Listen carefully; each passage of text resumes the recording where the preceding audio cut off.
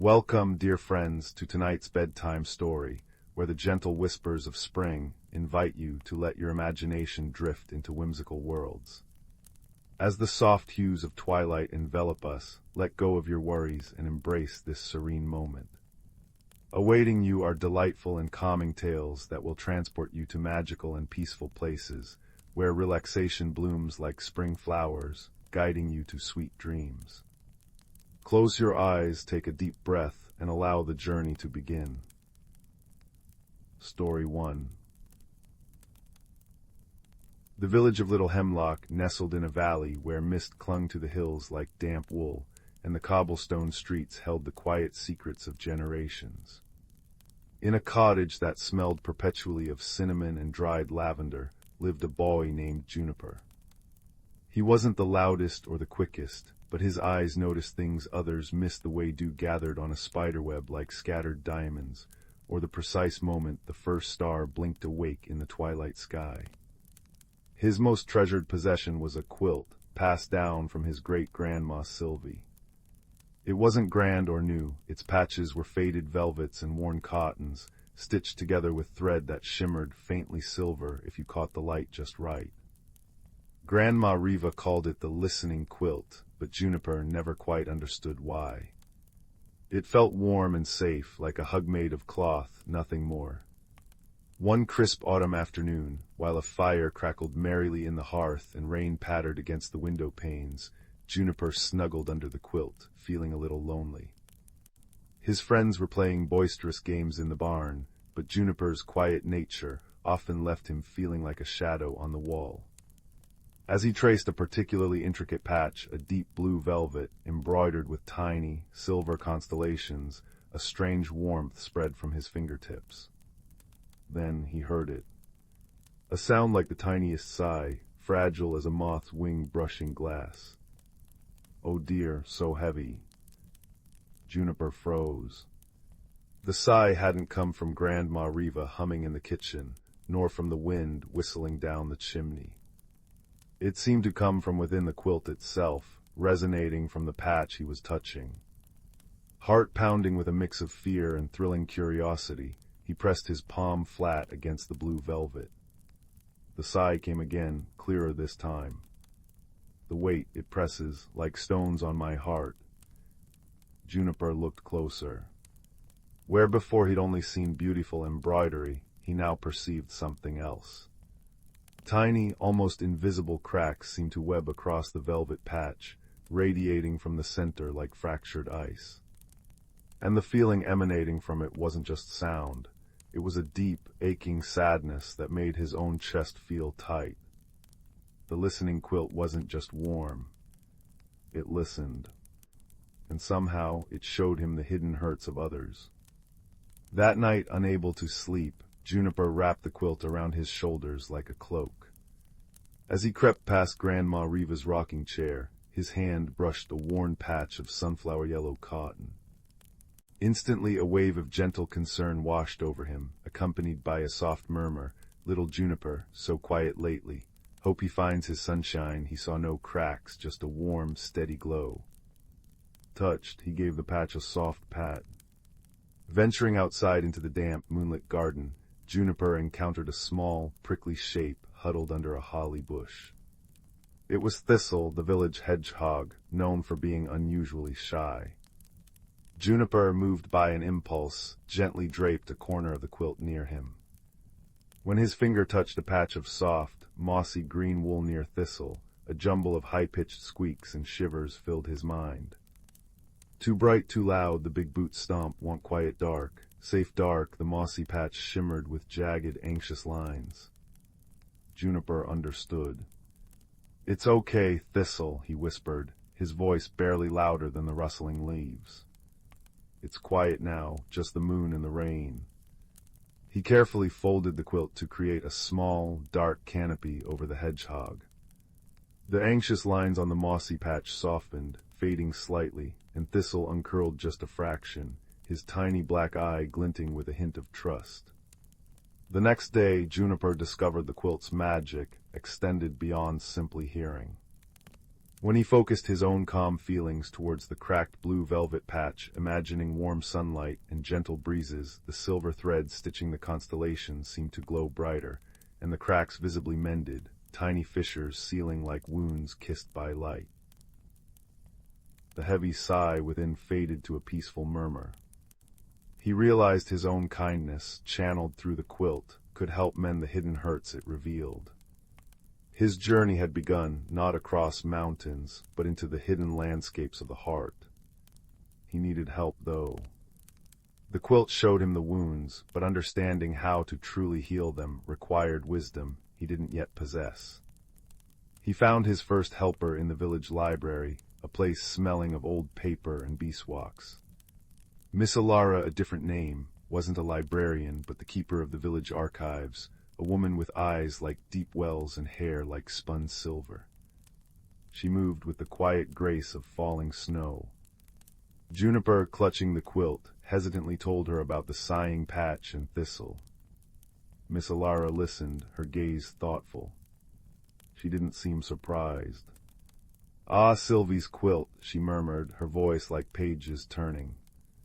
"It remembers, cloth holds memories, juniper, joys and sorrows woven into its very threads. It seems it shares those memories with a heart open enough to listen and to care." She gently touched a patch depicting a winding river. "The cracks you see, they are hurts unspoken, burdens carried in silence. Mending them isn't about force, child. It's about understanding the weight and offering a space for it to be lighter." She taught him about patience, about listening without judgment, about the different ways sadness or fear can manifest. His second helper was Thistle himself. The hedgehog, emboldened by Juniper's quiet kindness, began following him, a small, determined shadow. Thistle couldn't speak words Juniper understood, but through the quilt's connection, Juniper felt his perceptions, the tremor in the ground when someone anxious walked by, the scent of hidden fear like bitter herbs, the comforting vibration of a deep, contented purr. Thistle, in his shy way, helped Juniper feel the emotions around him, adding depth to what the quilt showed. The challenge arose when Juniper touched a patch of stark, white linen near the village square.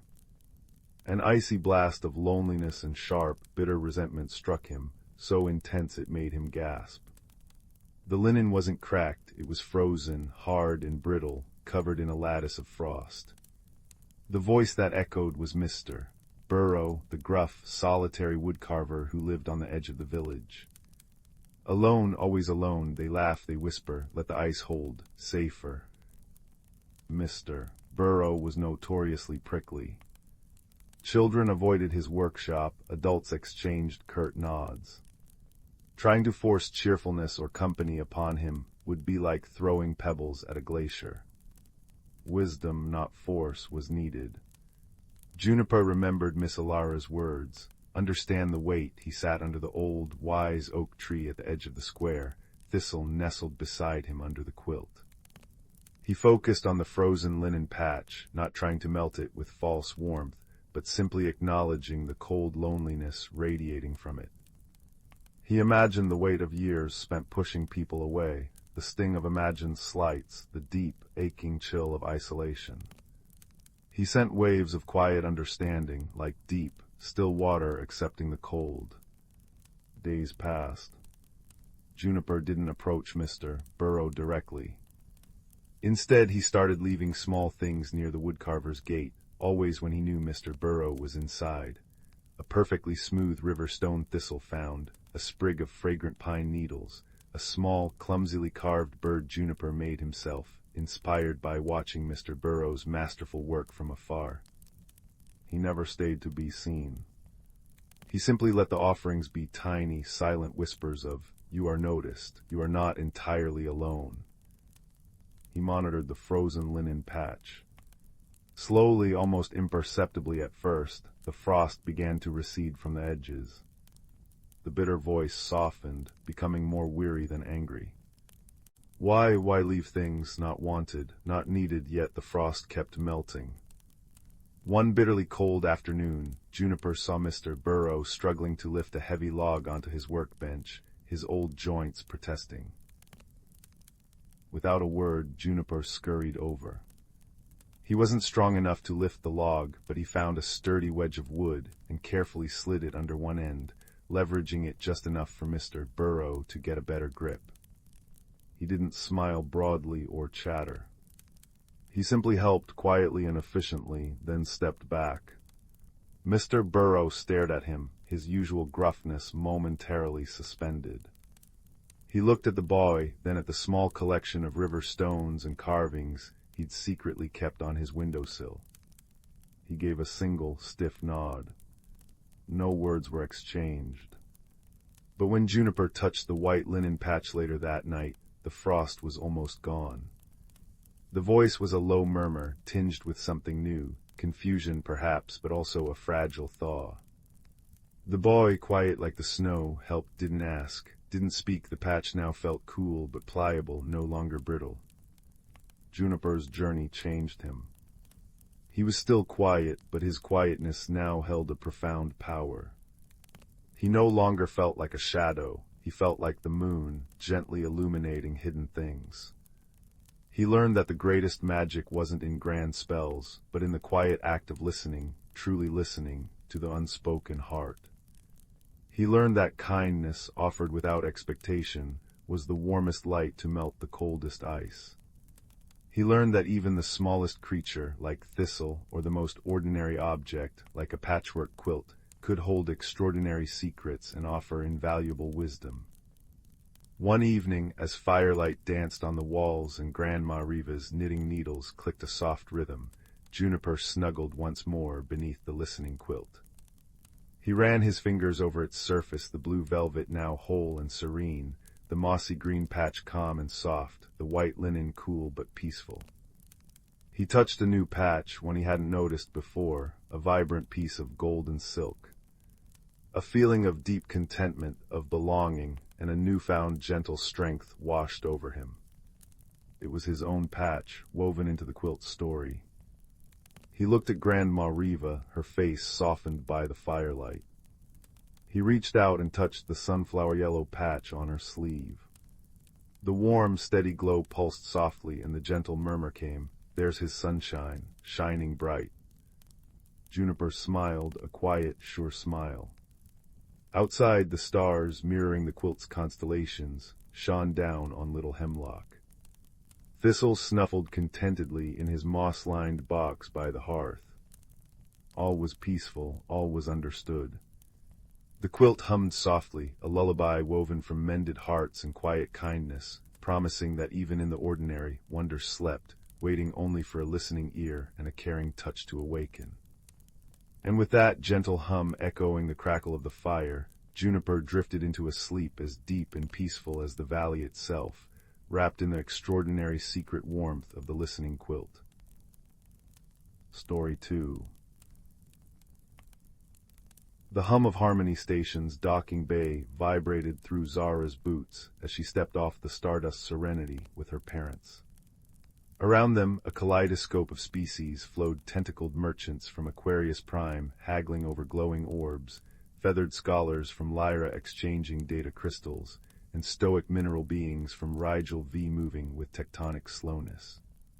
"Stay close, Starlight," her father murmured, but Zara's eyes were already wide, absorbing the symphony of alien scents, ozone, something like cinnamon spiced stardust, and the sharp tang of ion engines. Above, the curved viewports revealed the swirling nebula IC-349, painting the station corridors in ethereal purples and blues. Near a bubbling fountain of liquid light, Zara noticed a small, solitary figure.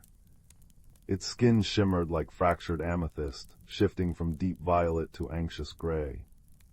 Two large, pupilless eyes blinked slowly beneath a ridge of crystalline spikes. A Glacian, her datapad informed her a species communicating through color shifts and soft chimes. The being clutched a cracked navigation orb, emitting distressed flickers of crimson. "Lost," Zara whispered, crouching slowly. The Glacian flinched, skin flashing warning orange. "Danger. Stranger." Its hues screamed. Zara remembered her xenobiology lesson. Direct eye contact was confrontational for Glesions. She averted her gaze, focusing instead on the fountain. "I'm Zara," she said softly. "From Earth, blue planet, oceans and trees." She pulled a small, woven grass bracelet from her pocket, a gift from her grandmother. "This is from home." The colors softened to curious lavender. A hesitant chime, like tiny bells, echoed. Kip, the hues seemed to form. Kip pointed a three-fingered hand toward a towering directory hologram, then to its broken orb, emitting a mournful blue pulse. "Lost. Family. Departure Bay 7. Bay 7, that's on the opposite spire," Zara exclaimed. "The mag trams are jammed because of the Nebula Festival, but I know a shortcut through the Arboretum." She offered her hand, palm up. Kip studied it, then gently placed its cool, crystalline fingers atop hers. A ripple of warm gold spread across Kip's skin. Trust. Their journey began through winding corridors lined with exotic flora. Kip recoiled from a floating pollen spore, its skin flaring defensive amber. "It's okay." Zara laughed. "Just a skybloom, see." She let a spore land on her sleeve, where it glowed softly. Kip mirrored her, letting a spore settle on its shoulder, shimmering with surprised silver. They shared a moment of wordless wonder, the air sweet with alien nectar. But misunderstandings lingered. When Zara pointed excitedly at a holographic nebula display, Kip chimed sharply, skin blotching stormy indigo. "False sky. Deception." Zara realized Glesions revered true celestial bodies. Holograms were considered disrespectful illusions. "It's just a picture, Kip," she explained gently. "Like a memory made visible to share beauty." She pulled up a holo image of Earth's sunset. Kip's colors calmed to contemplative teal. Shared memory. Beautiful. Deeper in the Arboretum, disaster struck. A tremor rocked the station, not uncommon near the nebula's energy fields, but this one fractured a coolant pipe overhead. Icy vapor billowed, plunging their path into a freezing fog. Alarms wailed. Kip's chimes turned frantic, skin pulsing, terrified scarlet. Cold. Blind. Zara's teeth chattered. "Hold on." She fumbled for her thermal blanket, wrapping it around Kip's shivering form. "Your skin, it conducts heat, right? Can you absorb warmth?" Kip understood. Pressing its hands to the station's wall, it drew residual heat from the conduits beneath, its body glowing like a gentle furnace. Zara huddled close, the crystalline warmth thawing her bones. Kip's chimes softened into a steady, comforting hum. Warmth shared. Shelter together. In the mist, they weren't human and Glesian, they were two small beings, shielding each other from the cold. Emerging near Bay 7, they found chaos. The tremor had damaged the docking clamps. Kip's family ship, the Sundrop Vale, strained against loose tethers, its departure delayed. Worse, a sparking conduit threatened the bay's oxygen recyclers. Station engineers scrambled, but the conduit was behind a collapsed service panel too narrow for most species. Zara noticed Kip staring intently at the panel. "What is it?" Kip chimed urgently, gesturing to its slender frame and dexterous fingers. "I fit. I fix." Zara's eyes widened. "The engineers don't understand Glesian color speech. I'll translate." She sprinted to the chief engineer, a burly session with bark-like skin. "Sir, my friend Kip can reach the conduit. They understand energy flows, their skin senses electrical currents." The session scoffed. A child in that raw creature. But desperation outweighed doubt. With Zara relaying Kip's instructions through color shifts, blue for safe, red for danger, gold for complete Kip wriggled into the gap. Inside, Kip's hands moved with precision, rerouting frayed wires. Zara watched Kip's skin flare cautionary red near a live circuit, then pulse steady gold as it secured the connections. Finally, Kip emerged, covered in soot but shimmering triumphant topaz. The recyclers whirred back to life. The session stared, then bowed deeply. Gratitude, little ones. At Bay 7's entrance, Kip's family rushed forward taller Glesians with skins of relieved emerald and sapphire. Kip chimed a rapid, glowing narrative, hues flowing like liquid rainbows as it pointed at Zara. Friend, guide, warmth giver. Kip's parent bowed, their colors forming complex patterns of gratitude. Earth child, our debt is written in light. The Sundrop Vale's departure chime echoed. Kip pressed something into Zara's hand, a small, smooth crystal that pulsed with soft, warm light. Part of me. Always warm. Zara fastened her grass bracelet around Kip's slender wrist. So you remember Earth's green places. They touched foreheads gently, a human gesture Kip had learned meant love. As the ship glided into the nebula's embrace, Zara stood at the viewport. Kip's crystal glowed steadily in her palm, a tiny sun against the cosmic dark. She understood now. Friendship wasn't about speaking the same words or sharing the same sky. It was the warmth shared in the cold places, the trust that turned fear into courage, and the quiet light that lingered long after the journey's end. Somewhere in the glittering expanse, Kip was watching the same stars, their bond woven not just across planets, but into the very fabric of the universe, a silent, shimmering promise that no one was ever truly alone. And as the station's lights dimmed for night cycle, Zara curled beneath her blanket, Kip's crystal glowing softly on her pillow, a beacon of friendship lighting her dreams among the stars. Story 3. The little village of Willowvale nestled in a valley where morning mist clung to dew-kissed meadows like silver lace. Here lived Rowan, a young gardener whose hands coaxed the shyest blossoms into bloom, yet whose heart clung fiercely to sameness. Rowan loved the predictable rhythm of seasons, the unfurling of crocuses in spring, the drowsy hum of bees in summer, the crisp decay of autumn leaves. But this year whispers of unsettling change rustled through the village. The old stone bridge needed rebuilding, the miller's son moved to the city, and Rowan's cherished moonflower vines, which always bloomed under the harvest moon, remained stubbornly closed, their buds tightly clenched fists of green against the trellis. Perhaps they're just shy this year, suggested Milo, Rowan's ever-optimistic friend, as they sat by Rowan's hearth one evening.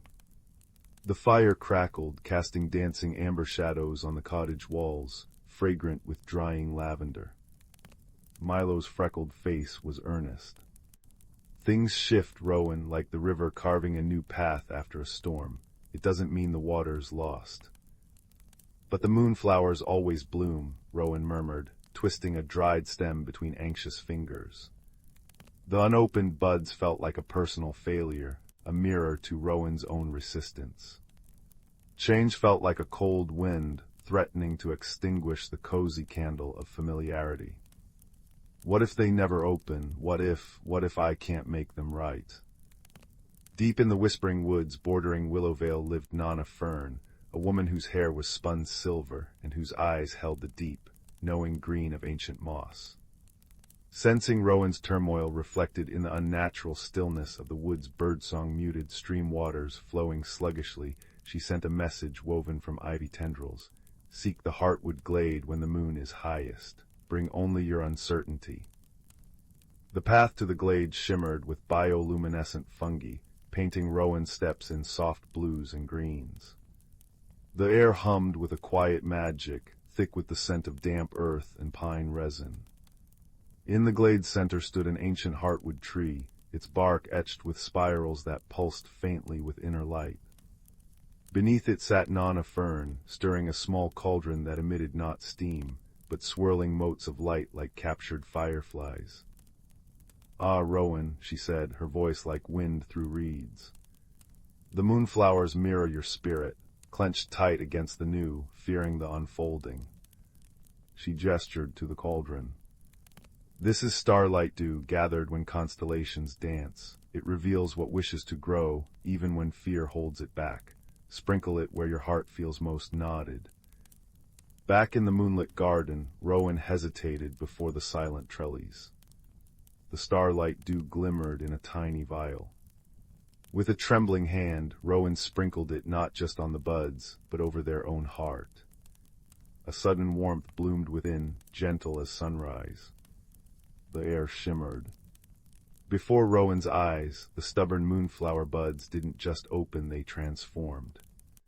Petals unfurled into luminous, intricate patterns resembling stained glass, each one catching the moonlight and casting prismatic reflections on the cottage wall. Soft chimes like tiny crystal bells resonated from each blossom, a sound Rowan felt deep in their bones, beautiful, strange, and utterly unexpected. Tears pricked Rowan's eyes, not of sadness but awe. They are different, not what they were. Different, Milo breathed, appearing quietly beside them, drawn by the chimes. And breathtakingly beautiful, Rowan, see how they make the whole garden glow. He pointed.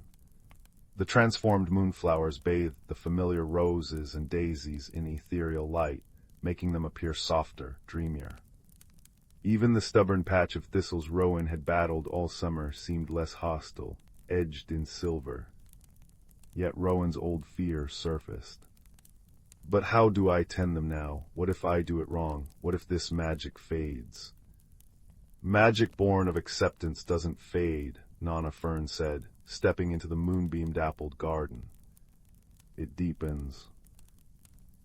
These moonflowers respond not just to soil and sun, but to the gardener's spirit.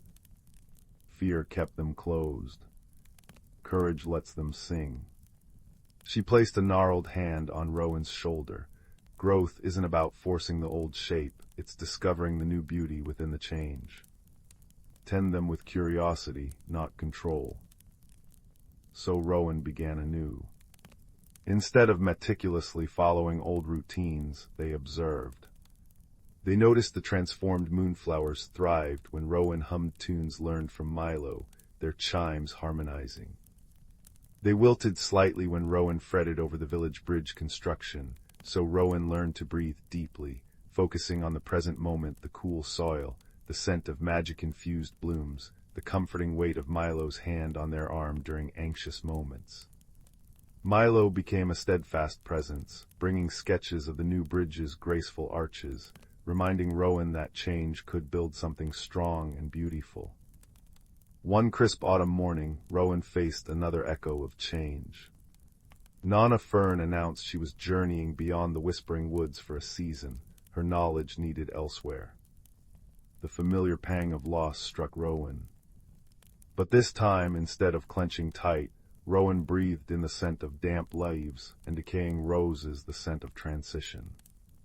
Remembering the moonflowers, they gathered seeds from the magical blooms, their pods now shimmering like opals. Take these, Nana Fern, Rowan said, pressing the seeds into her hand. Plant them where you go, let them carry a piece of Willowvale's courage and my gratitude. The act felt like releasing a held breath. Rowan wasn't clinging, they were sharing, trusting. Nana Fern's eyes softened. You gift more than seeds, child. You gift the understanding that roots deepen even as branches reach for new skies.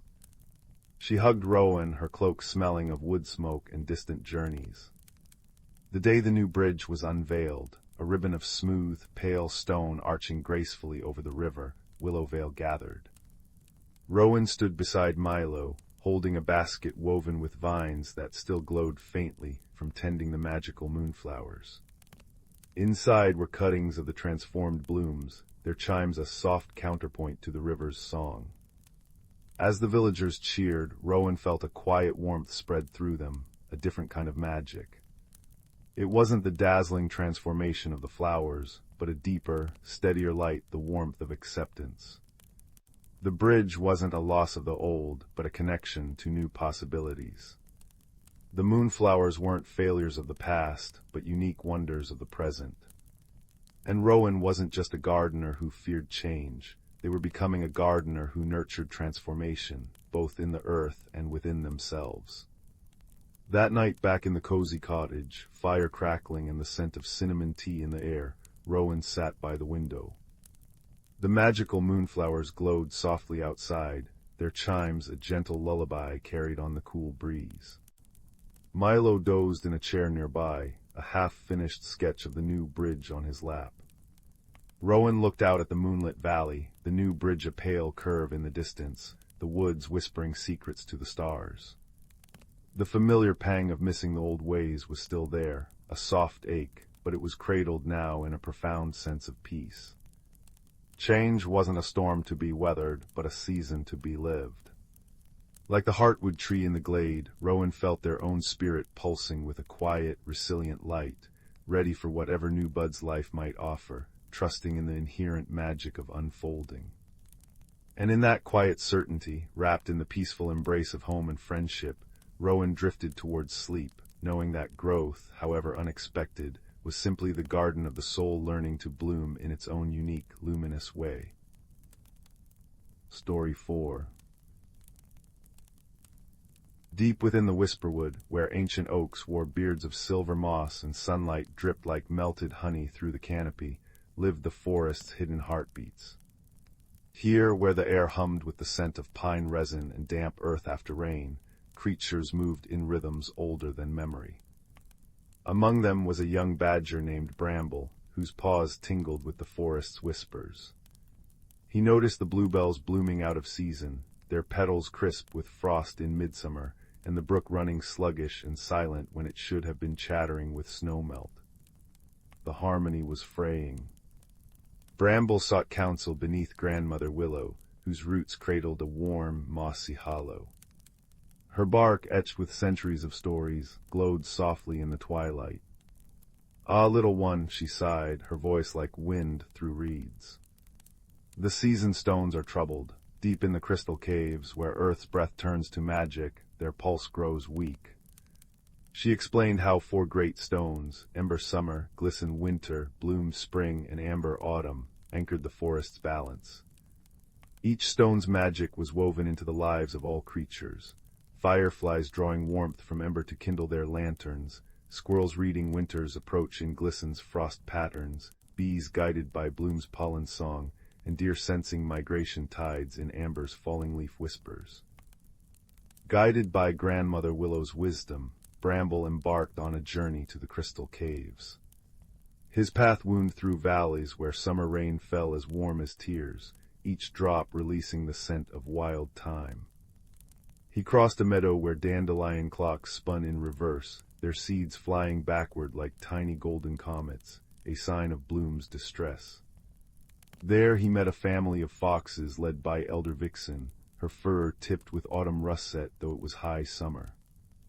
"The stones hunger for remembrance," she murmured, nuzzling her kits. "They thrive when we live by the old ways, sharing, tending, listening." She gifted Bramble a dew-kissed cobweb, strong as silk, to carry fragile things.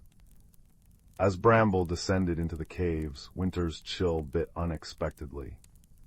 Icicles fanged the entrance, and Glisten's light flickered erratically, casting shivering blue shadows. A family of bats, their wings dusted with frost, huddled together. Eldest bat, blind but wise, whispered, "Glisten weakens when kindness freezes. Recall the warmth." Bramble remembered how badgers shared burrows with rabbits during blizzards, and as he hummed a lullaby his mother sang, the ice receded like a sigh. Deeper still, the air grew heavy with the scent of overripe apples, amber's magic decaying. Fallen leaves crunched underfoot, brittle and scentless. A stag named Rowan, his antlers woven with fading ivy, blocked Bramble's path. "Amber fades when gratitude is forgotten," he rumbled. Bramble bowed, recalling how deer left the sweetest mushrooms for foraging mice. He placed an acorn, a promise of new growth, at Rowan's hooves. ivy glowed anew and the path cleared. In the heart of the caves, the seasoned stones pulsed dimly on a dais of quartz. Ember's crimson light guttered like a dying fire. Bloom's petal soft green was muted. Cracks veined their surfaces. Grandmother Willow's voice echoed in Bramble's mind. Mend them with the forest song. Bramble gathered the gifts. Vixen's cobweb, eldest bat's lullaby, Rowan's acorn, and his own badger courage. He sang of summer's first raspberry, tart and sun-warmed, of winter's hush when snow blankets ferns, of spring's frog chorus in rain-swelled ponds, of autumn's bonfires scattering sparks like stars. As he sang, fireflies drifted in, their lights weaving threads of gold into Ember's cracks. Bats fluttered down, breathing warmth onto glisten. Deer pressed fallen leaves against amber, their vibrant hues returning. Bees hummed Bloom's pollen song until the stone shimmered like new grass. The cobweb bound the fragments, glowing with shared purpose. Outside, the forest sighed. Frost melted from bluebells as they curled back into sleep. The brook laughed over stones, carrying cherry blossoms that had waited patiently in ice. Seasons slid into their rightful places, gentle, seamless. That night, creatures gathered under Grandmother Willow. Fireflies painted stories in the air, tales of Bramble's journey stitched with light. Eldest bat nestled in warm fur, Vixen's kits chased dandelions spinning true, and Rowan drank from a stream sweet with spring. Bramble rested his snout on moss, the forest's breath steady around him. He understood now, harmony was not stillness, but countless small heartbeats, giving, receiving, remembering, woven into one eternal rhythm. And as the moon silvered the leaves, the whisperwood sang them all to sleep, its lullaby a promise, balance blooms where kindness roots. Stars watched over the mended stones, their light soft as dreams, and the ancient forest dreamed on, cradled in peace. Story 5. The village of Willowbrook nestled in a valley where sunlight always seemed to linger a little longer, painting the thatched roofs gold each evening. For generations, its cobblestone streets knew only the gentle rhythm of baking bread, chiming clock towers, and children's laughter. But one crisp autumn week, soft peculiarities began to stir the air. Mrs. Thimbleby's prize-winning rose petals vanished overnight, leaving stems bare as bone. Old Man Hemlock's freshly baked berry tarts disappeared from his windowsill, though the crumb-lined plate remained untouched. Most puzzling were the tiny silver footprints, no larger than acorn caps, that glimmered briefly on dewy cobblestones before vanishing at sunrise. Young Clara noticed these mysteries first, her quiet nature making her observe what others overlooked. With her faithful hedgehog companion, Pip, whose quills held a faint, comforting glow in twilight, she traced the shimmering footprints each dawn. They led always to the whispering woods, where ancient oaks sighed secrets to the wind. Something small and sad is doing this, Clara murmured to Pip one evening, watching the footprints fade like melting frost. Not a thief, a visitor who doesn't know how to knock. Seeking wisdom, Clara ventured into the woods, Pip nestled in her woolen scarf. Moonlight filtered through crimson leaves, casting lace patterns on mossy stones. Deep within the grove lived Alastair, a great horned owl whose feathers held constellations of silver spots. Perched on a gnarled branch, he blinked slowly as Clara described the vanishing petals and tarts. "Ah," he rumbled, his voice like wind through a hollow log. "The forest remembers, long ago, little ones lived here who fed on moonlight and kindness. They faded when bells and lanterns grew loud." Alastair advised patience and a gift, bake honey cakes, the sort that smell of home, place them where the footprints pause, then watch, but not with eyes alone. Clara baked all morning, filling her kitchen with the warmth of cinnamon and wildflower honey. At dusk, she arranged the cakes on a mossy stump near the village square, where the silver trails always hesitated. With Pip hidden in her pocket, she sat behind a hawthorn hedge, breathing softly. Hours passed. Owls called. Then a faint chime like icicles tapping glass. 3 tiny figures emerged from the roots of the old well. No taller than Clara's hand, they had skin like birch bark and hair like spun dandelions. Their eyes, wide and anxious, darted about as they gathered honey cakes into leaf-woven pouches.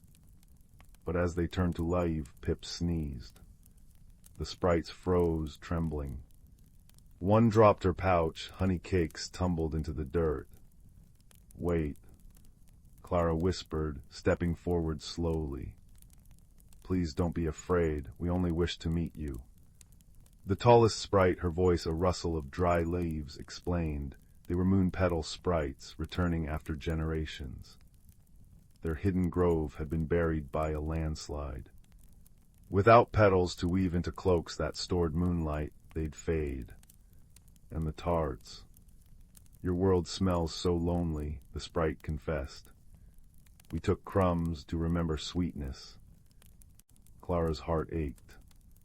That very night, she gathered villagers beneath the stars. With Alistair watching from the bell tower, they hatched a plan. Children left baskets of rose petals on doorsteps. Bakers set out miniature tarts on tiny plates.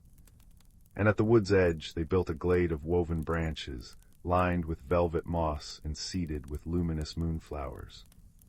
When the sprites returned, they found not accusations, but a new home, and neighbors who left lanterns dimmed so moonlight could bloom brighter. Now twilight in Willowbrook carries the scent of honey cakes and laughter like wind chimes. Silver footprints still appear, but they lead to shared picnics under the oaks, where sprites nestle in children's palms and tell stories of star migrations. And on quiet nights, if you press your ear to a rosebud, you might hear a faint, contented hum, the sound of petals remembering they're cherished and moonlight learning it's never truly alone. Story 6. The town of Willowbrook nestled in a valley where mist clung to the meadows like cobwebs in the morning, and the river sang a constant, burbling lullaby. In a small cottage at the edge of town lived a quiet boy named Finn. Finn wasn't particularly loud or adventurous. He preferred the company of his worn sketchbook, filling its pages with drawings of the world outside his window, the crooked oak tree, Mrs. Hemsley's plump tabby cat, the intricate patterns of frost on the pane. He often felt a bit invisible, like a shadow at noon. One damp Tuesday, while helping his grandfather clean the dusty attic, Finn stumbled upon a forgotten crate tucked beneath the eaves. Inside, wrapped in faded velvet, was a teacup. Not a grand, gilded thing, but simple porcelain, creamy white, adorned with a single, hand-painted forget-me-not near the rim. It felt cool and surprisingly heavy in his small hands. Grandfather chuckled, his voice like gravel underfoot. "Ah, your great-aunt Sylvie's cup. Odd one she was. Always claimed it held the whispers of the world, never saw her drink from it, mind you, more like she. Listen to it." Intrigued, Finn took the cup to his room. That evening, as rain pattered against the roof and the fire crackled low in the hearth, he placed the cup on his bedside table. He filled it with warm milk just to see. As the steam curled upwards, something remarkable happened. The steam didn't just rise, it seemed to shimmer and coalesce, forming tiny, swirling shapes, a miniature leaf drifting, a tiny bird in flight. Then, soft as a sigh, voices began to drift from the cup. Not words exactly, but feelings, impressions. The contentment of the cat curled by the fire downstairs, the sleepy rustle of the oak tree's leaves in the wind, the faint, rhythmic pulse of the river's song. The cup wasn't for drinking, it was for hearing. Finn spent enchanted evenings listening. He heard the cheerful chatter of sparrows planning their nests, the grumbling of the old stone bridge about aching joints, the lonely sigh of a lost button beneath the sofa. The world, he discovered, was brimming with quiet conversations he'd never noticed. But one night a new sound emerged from the cup, sharp and discordant against the usual peaceful murmur. It was a sound like cracking ice, brittle and full of sorrow. It came from deep within the whispering woods that bordered Willowbrook. Curiosity, stronger than his usual reserve, tugged at Finn. Armed only with the teacup tucked safely in his satchel, a sense of wonder and a slightly stale biscuit, he slipped out at dawn, the dew soaking his boots. The whispering woods lived up to its name. Ancient trees creaked softly, ferns unfurled with tiny sighs, and sunlight dappled the mossy floor in patterns that seemed to shift. Finn held the cup close, the steam from a small flask of warm water within it swirling gently. He listened. The sorrowful cracking sound grew louder, guiding him deeper. Soon he encountered his first helper. Perched on a mossy stump was a badger, her fur striped gray and black, her spectacles perched precariously on her snout. She was meticulously polishing a smooth river stone with a leaf. HMPH, she grumbled without looking up, her voice surprisingly crisp. Lost are we, or just deaf to the wood song? That racket up ahead is quite impossible to ignore. Name's Bracken, ideal in smoothness and quiet contemplation, unlike that. Finn explained about the cup and the sad sound. Bracken peered over her spectacles. The heartwood oak, she stated. Oldest tree in the woods, something's broken its peace. Nasty business, can't polish that away. She sighed, tucking the stone into a worn pouch. Well, standing here won't mend it. Come along, but mind the roots. Tripping disrupts the rhythm. Deeper into the woods they went, the air growing cooler, the light greener. The cracking sound was now accompanied by a low, mournful groan that vibrated through the earth. High above, flitting nervously between branches, was a small finch with feathers the color of sunshine. Oh dear, she chirped, her voice like tiny bells.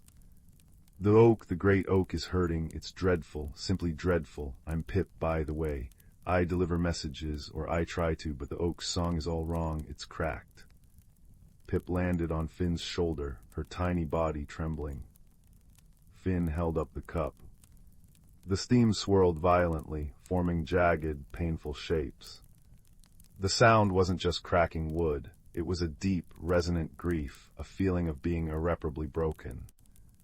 We need to see it, Finn said, his voice small but determined. Bracken led them to a small clearing dominated by the most immense tree Finn had ever seen. The heartwood oak was majestic, its trunk wider than 3 cottages, its branches like great arms reaching for the sky. But running down its ancient bark, splitting it nearly to the core, was a deep, dark fissure. The air around it hummed with palpable sorrow. Standing near the base, looking utterly helpless, was an ancient tortoise, his shell etched with patterns like a map of the stars. He moved with agonizing slowness. Ah, the tortoise rumbled, his voice deep and slow as continental drift. He was addressing the tree, stroking the bark near the fissure with a gentle claw. The sundering, deep, painful old friend, I feel it. Orion is my name, keeper of time's pace. I have watched the stars wheel above you for centuries. This wound, it grieves the forest's heart. He turned his ancient wise eyes towards Finn, Bracken, and Pip. The oak is sundered, not just its wood, but its spirit.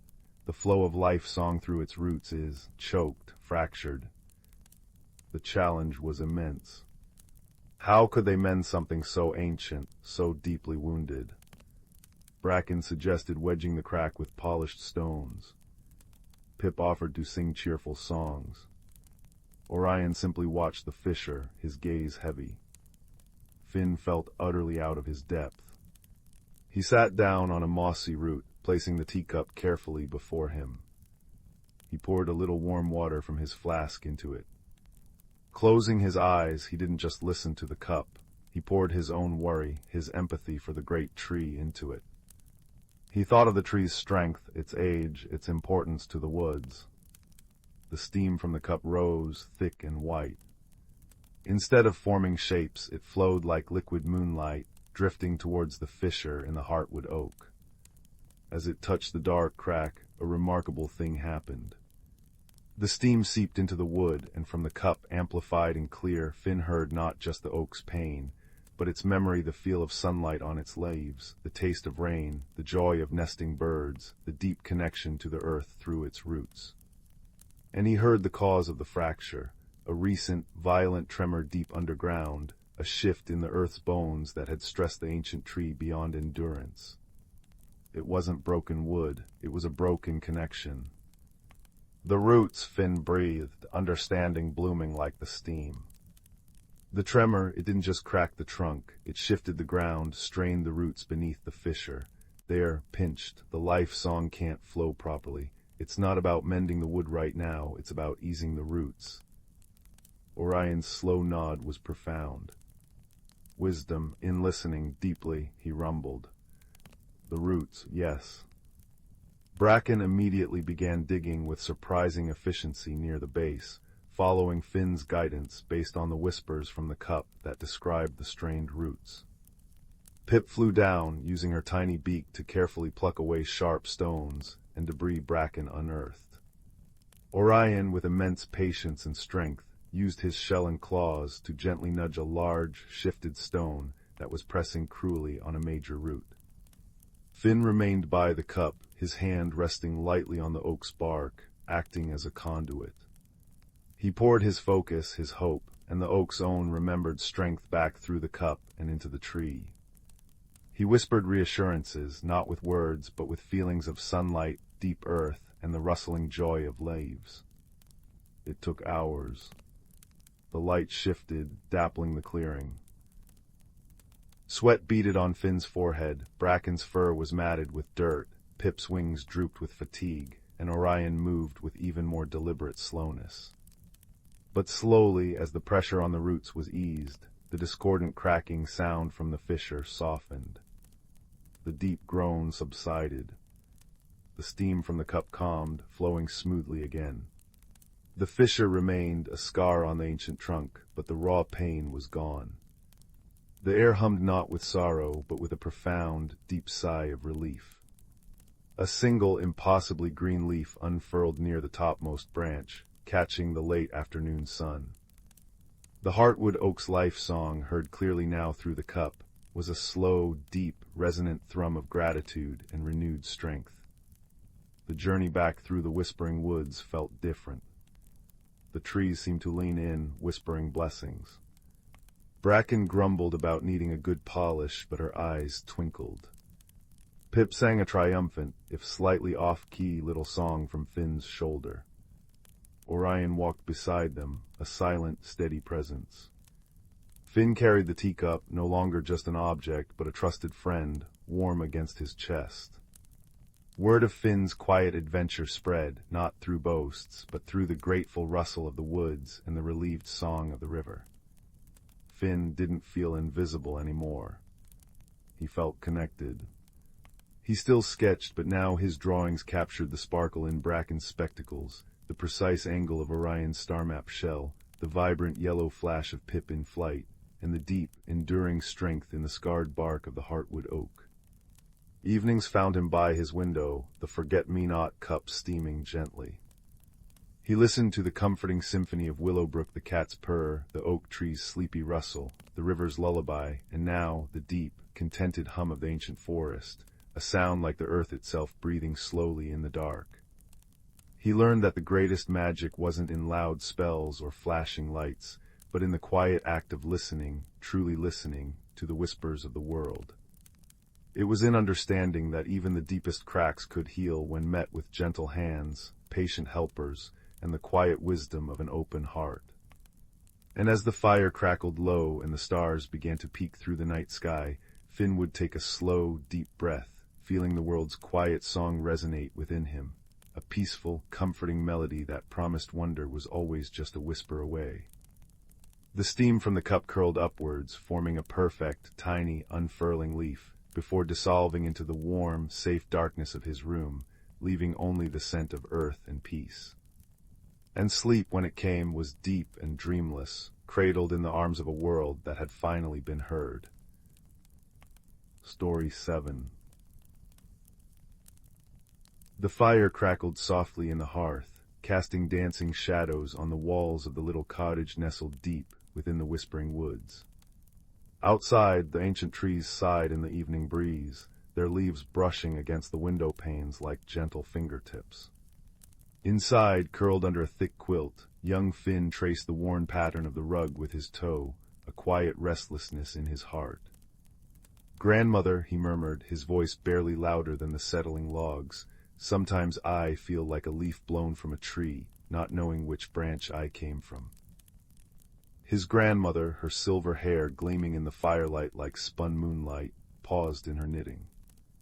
Her eyes, the color of deep forest pools, held a knowing warmth. "Ah, Finn," she said softly, setting aside her needles.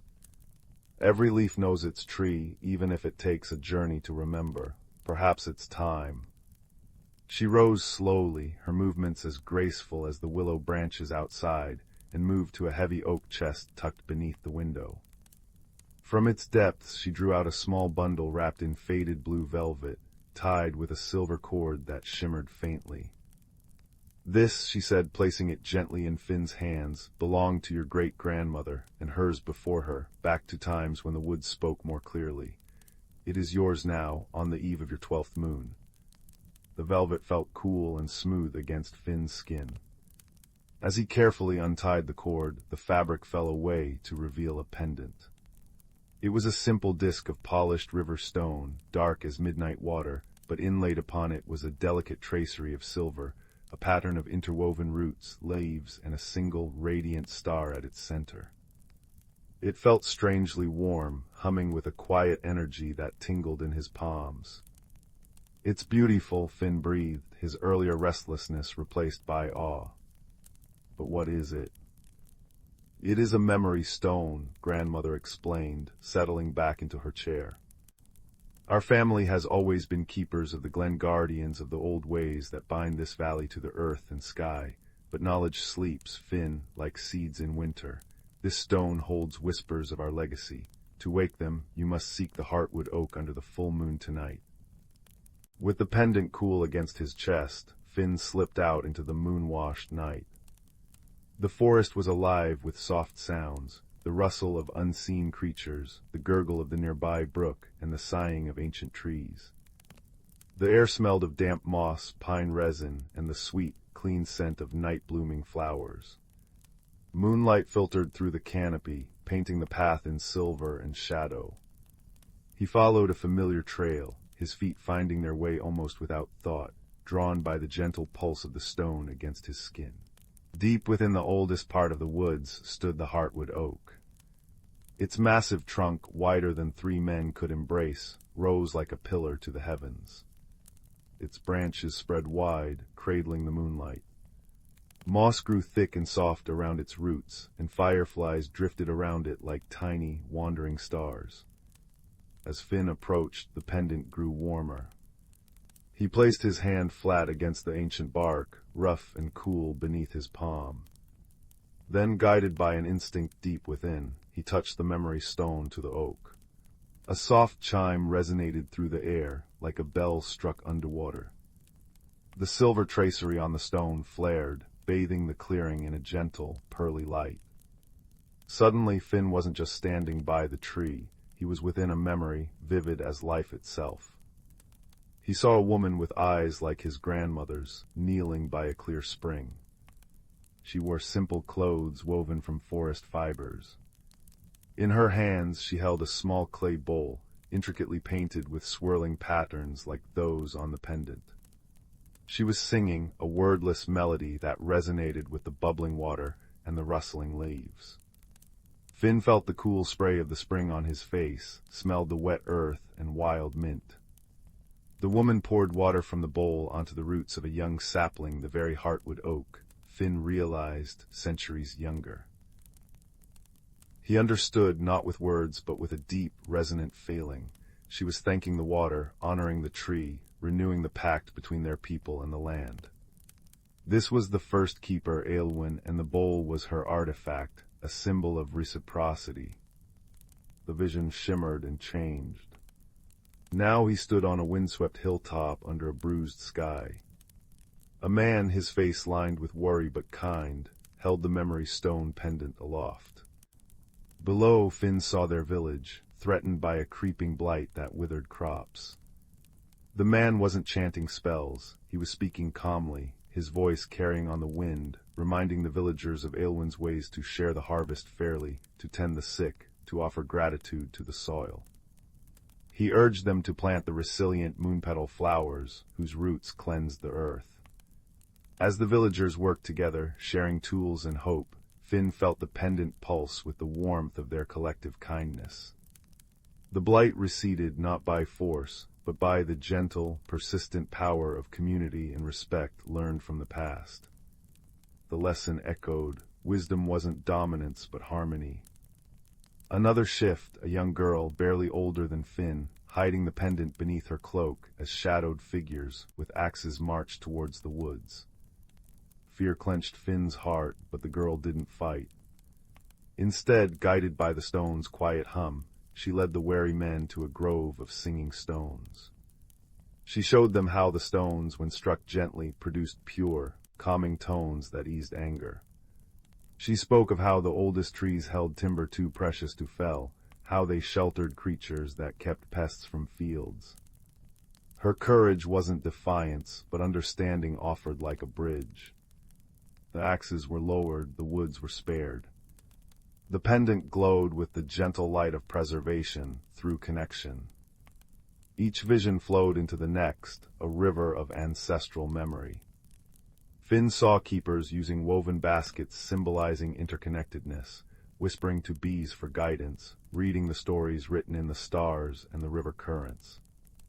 He witnessed moments of doubt like his own, overcome by reaching into the well of their heritage, by trusting the quiet wisdom passed down. The artifacts weren't weapons, they were keys to understanding, to empathy, to seeing the delicate threads binding all life. The lessons were clear: listen deeply. Act with kindness. Honor the past to nurture the future. Protect through understanding, not force. You are never alone, you are rooted in a story far greater than yourself. As the final vision faded, a keeper simply sitting beneath the heartwood oak, sharing stories with village children under a blanket of stars, Finn found himself back in the moonlit clearing. Tears traced warm paths down his cheeks, but they were tears of profound relief, of a deep, resonant belonging. The restlessness was gone, replaced by a peaceful certainty that settled in his bones like the roots of the great oak. He understood now. He wasn't a lost leaf, he was a vital part of the living tree, connected by roots stretching deep into time. He was a keeper of the glen. The memory stone rested cool and calm against his chest, no longer humming, but radiating a steady, comforting warmth. He touched it, feeling the intricate silver tracery, the roots, the leaves, the star. They weren't just patterns, they were a map of his heart, his heritage, his place. He looked up through the branches at the full moon, a silver coin in the velvet sky, and whispered his thanks to the ancestors, to the woods, to the quiet strength of continuity. Back in the cottage, the fire had burned low to glowing embers. Grandmother looked up as he entered, her face illuminated by the soft red light. She didn't ask, she simply smiled, the smile holding centuries of understanding. Finn walked to her, the scent of pine and cool night air clinging to him. He sat beside her chair, leaning his head against her knee. The warmth of the hearth, the faint scent of wood smoke and lavender from her shawl, the rhythmic clicking of her knitting needles, it all wove around him like the softest blanket. He didn't need to recount the visions aloud. The peace in his eyes, the quiet strength in his posture, spoke volumes. He touched the pendant. "I remember now, grandmother," he said softly, his voice thick with sleep and newfound certainty. "I remember the roots." She placed a gentle hand on his head, her touch as comforting as sunlight on stone. "Then rest, little keeper," she murmured, her voice a lullaby woven into the crackle of the embers. "The forest sings your name, the roots hold you fast. Your story is just beginning, and it is beautiful." As Finn's eyes drifted closed, the memory stone pulsed once, a soft, golden light that mingled with the fire glow, wrapping him in the deep, unshakable peace of belonging. The ancient legacy was no longer hidden. It lived in his breath, in his heartbeat, a quiet song of roots and stars echoing gently into his dreams. Story 8. Deep within the whispering woods, where ancient oaks stretched gnarled fingers toward a sky veiled in perpetual twilight, lived a young squirrel named Pip. His world was a tapestry of moss-cushioned paths, dappled sunlight, and secrets rustling beneath every fern. Here, the boundary between the ordinary and the magical was as thin as a spider's silk. Dewdrops held miniature rainbows, stones hummed lullabies when touched, and the seasons danced not by the calendar, but by the heartbeat of the forest itself. Pip's grandmother, Old Maple, had taught him that harmony flowed through all things, the burrowing badgers aerating the soil, the bees pollinating the bluebells, even the patient fungi weaving networks beneath their paws. Balance, she'd murmur, her voice like wind through dry leaves, is the forest's oldest song. One crisp autumn morning, Pip scampered along a birch branch, his nose twitching at the scent of ripening acorns. But something felt wrong. The air hung unnaturally still. No birds trilled their dawn chorus. Even the creek's usual giggle had faded to a listless murmur. As Pip reached the glimmering glade, a clearing where moonflowers bloomed by day and stardust settled on the grass, he froze. Frost coated the petals like shattered glass, and a chill deeper than winter gnawed at his bones. At the glade's heart stood the Heartstone, a mossy monolith pulsing with seasonal magic. Normally its surface shimmered with autumn's gold and crimson. Now it was dull and ice-cracked, leaking silvery cold that withered the ferns. Pip raced to Old Maple's hollow. Inside, the air smelled of dried herbs and warm earth. His grandmother sat by a glow-moss lamp, her eyes clouded with worry.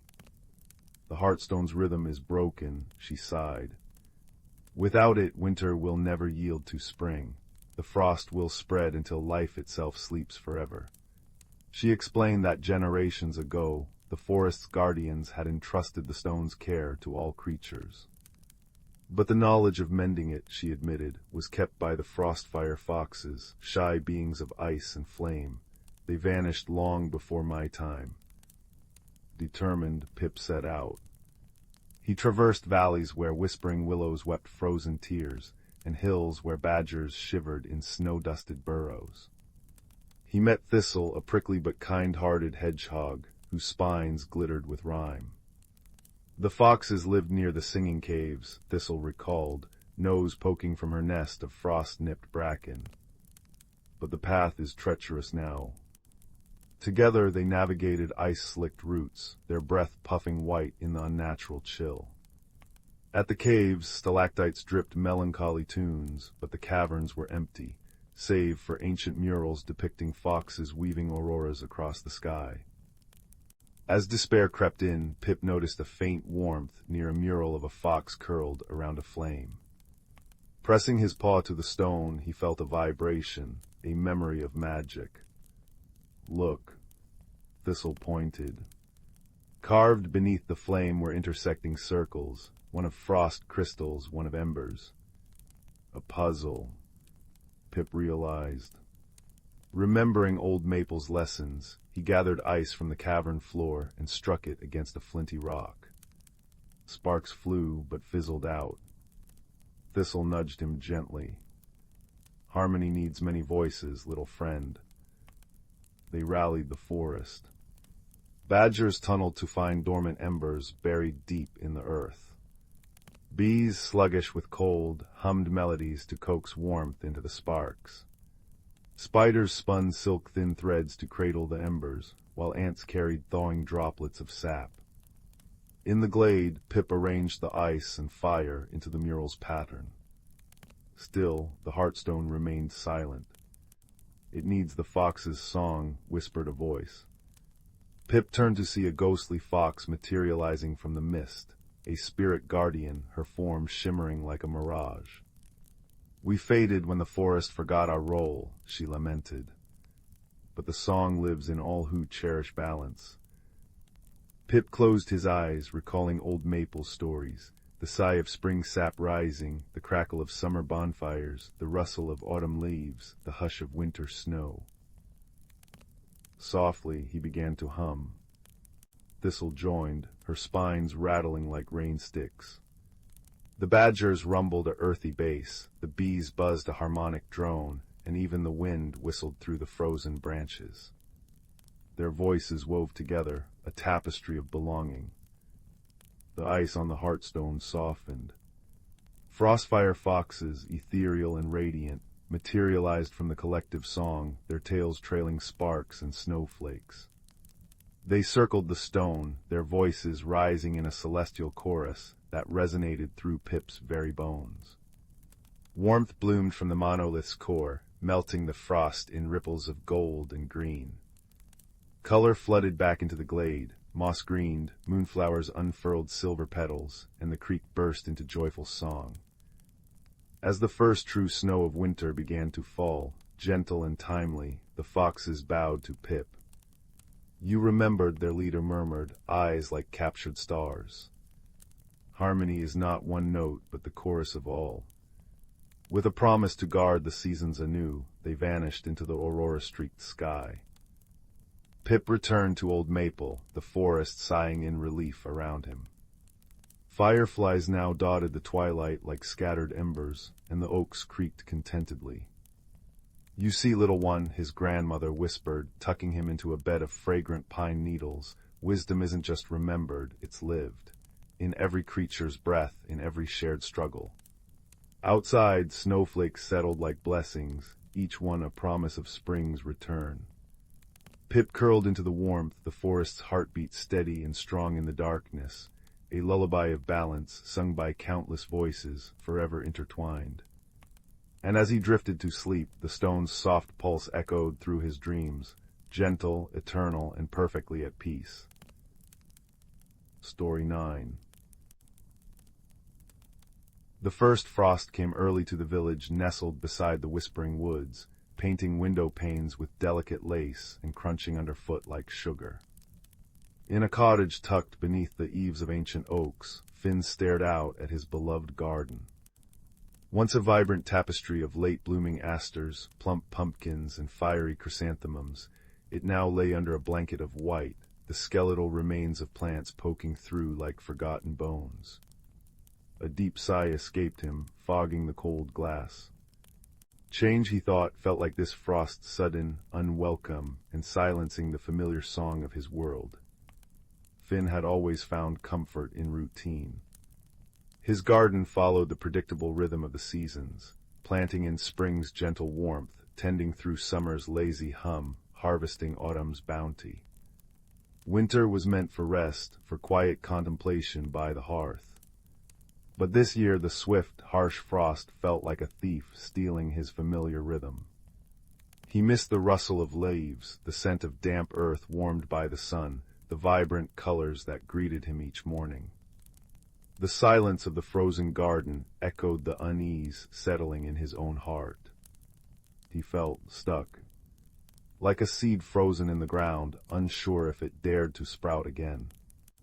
His friends Hazel with her kind eyes and wild, berry-brown curls, and Sela's, whose deep laugh was as comforting as the rumble of distant thunder, noticed Finn's quiet withdrawal. They found him one crisp afternoon, staring blankly at a patch of frozen earth where his prize-winning moonpetal roses had once bloomed. "Still mourning your beauties, Finn?" Hazel asked softly, placing a steaming mug of spiced apple cider in his hands. The warmth seeped into his chilled fingers. "It's not just the roses," Finn murmured, his voice rough with disuse. "It's everything. It feels too quiet, too changed. The garden sleeps, and I feel like I'm sleeping too, only less peacefully." Sela's clapped a gentle hand on Finn's shoulder. "Winter has its own music, my friend. The crunch of snow, the wind sighing through bare branches, the crackle of a good fire. And beneath it all," he added, kneeling and brushing snow from a small, stubborn patch of green moss, "life is waiting, resting, gathering strength. But what if it doesn't come back the same?" Finn whispered, the fear he'd been nursing finally spilling out. What if the frost took too much? What if I can't grow back the same? Hazel exchanged a knowing look with Sila's. Perhaps, she said gently, it's not about growing back the same. Perhaps it's about growing into something new. She reached into her woven basket and pulled out a small, unassuming burlap pouch. I found these near the Heartstone Spring, deep in the Whispering Woods. They're called memory seeds. Old Granny Willow says they only sprout for someone ready to listen to the quiet whispers of their own heart. They grow into what you need most, reflecting what's growing inside. Finn took the pouch hesitantly. The seeds inside felt smooth and cool, like polished river stones, but held a faint, comforting warmth. They didn't look magical, yet a tiny thrill, like the first hint of spring thaw, touched his spirit. What do I do? Plant them, Sila's encouraged. Where you feel the emptiness most, tend them not just with water, but with your thoughts, your hopes, and see what happens.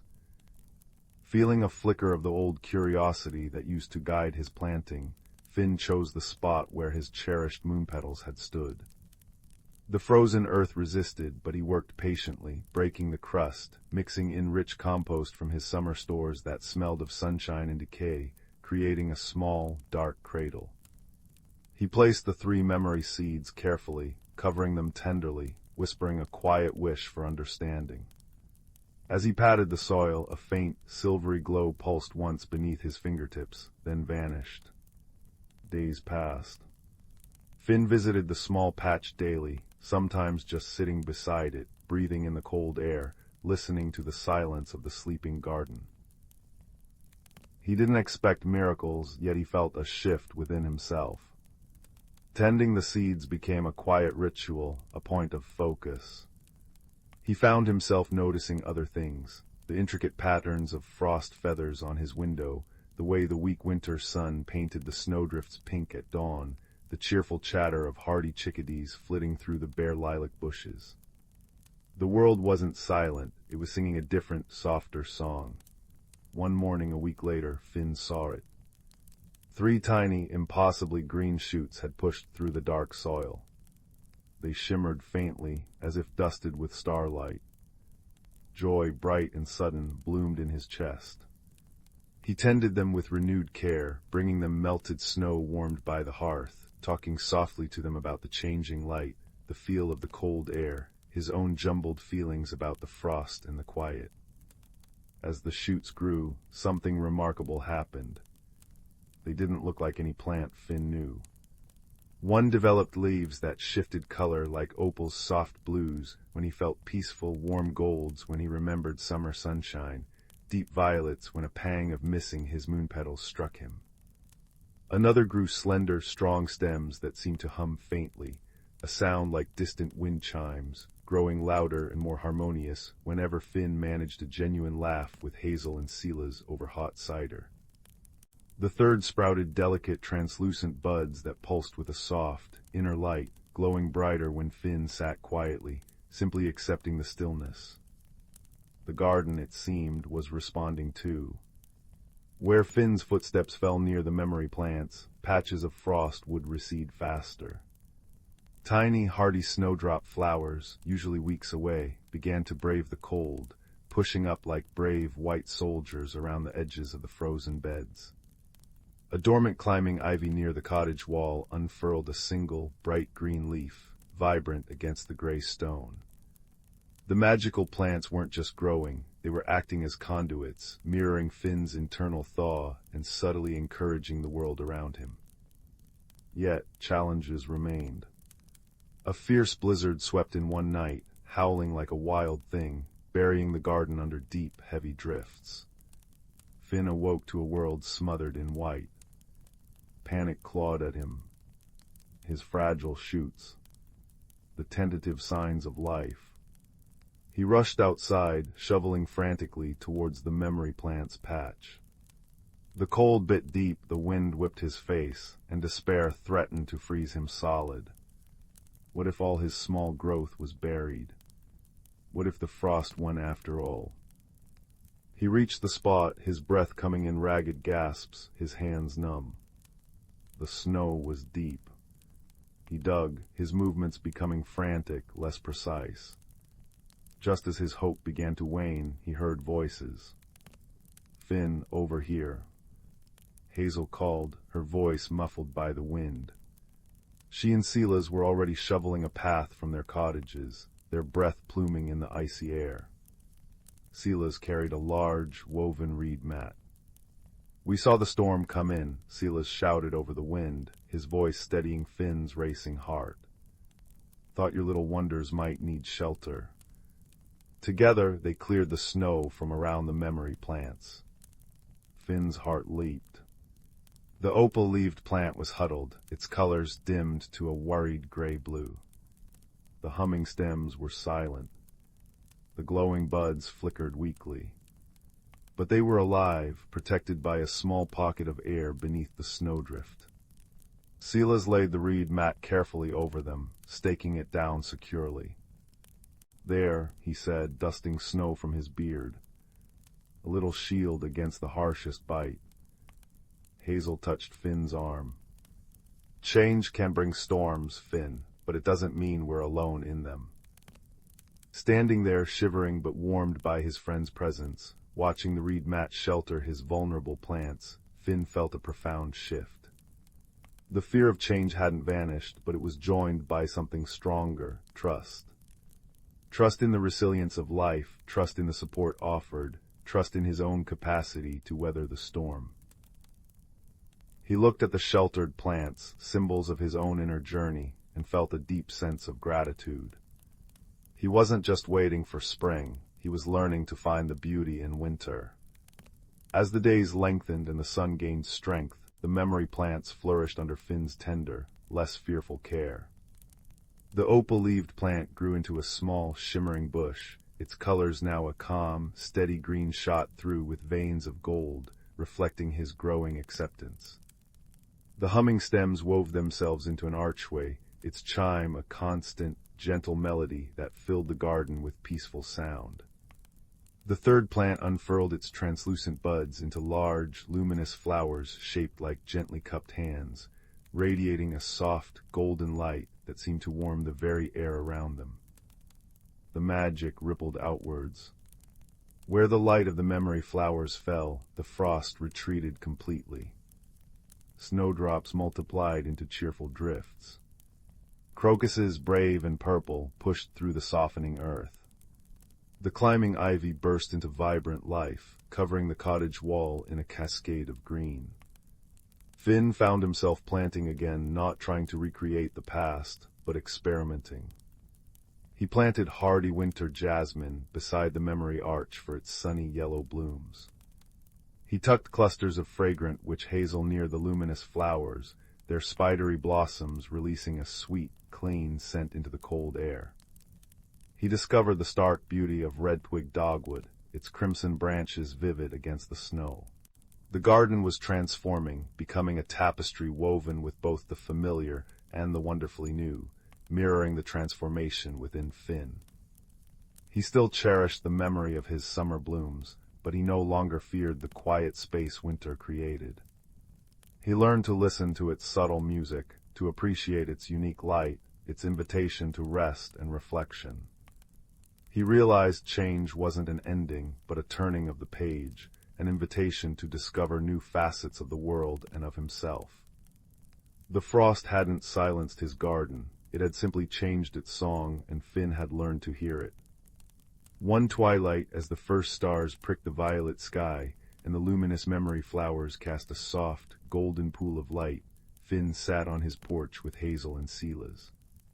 A mug of cider warmed his hands, the scent of wood smoke and cold earth mingling in the air.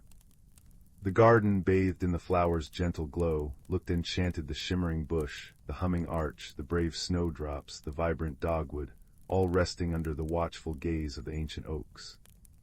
"It's beautiful, Finn," Hazel whispered, her voice filled with awe. "Different, but so very beautiful." Silas nodded, his face peaceful in the golden light.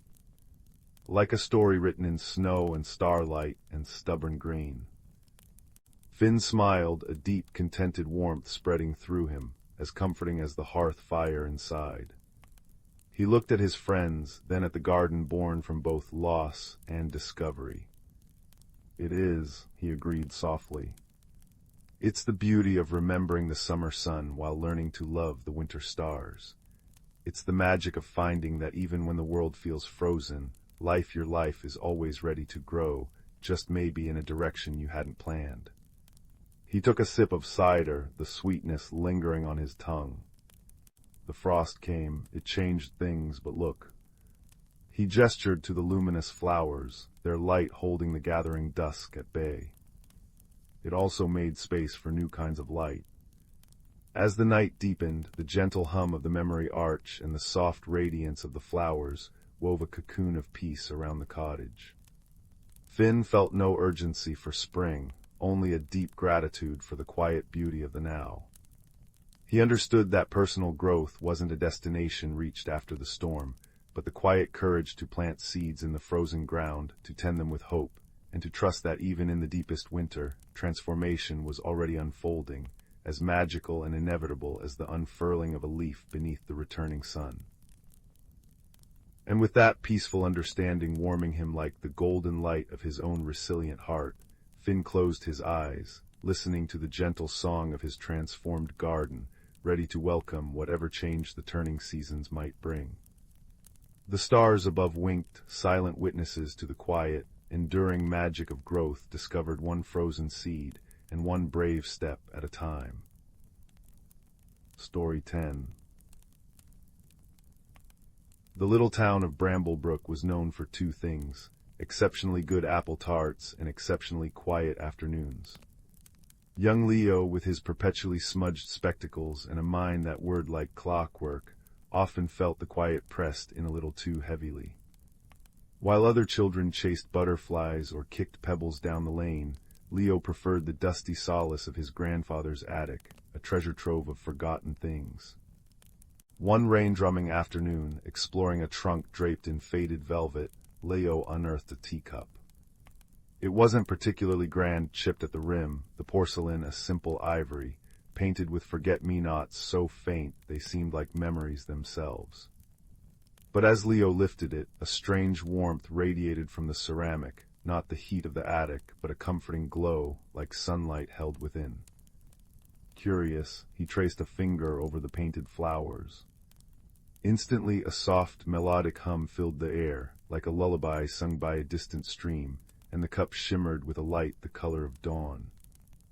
That evening, trying to show his preoccupied parents, the cup remained stubbornly ordinary. Only in Leo's hands, only when he truly looked at its simple beauty, did the magic stir. Disappointed but determined, Leo took the cup to bed. As moonlight spilled through his window, he held it close. The hum returned, softer this time, and within the curve of the cup, a tiny, swirling image appeared. It wasn't a reflection, it was a miniature forest path, dappled with golden light, winding into deep, inviting woods. Above the path, shimmering like dewdrops, hung three words: "The Whisperwood beckons." Leo felt a pull deep in his chest, a longing he couldn't name. This wasn't just a magic trick, it felt like an invitation.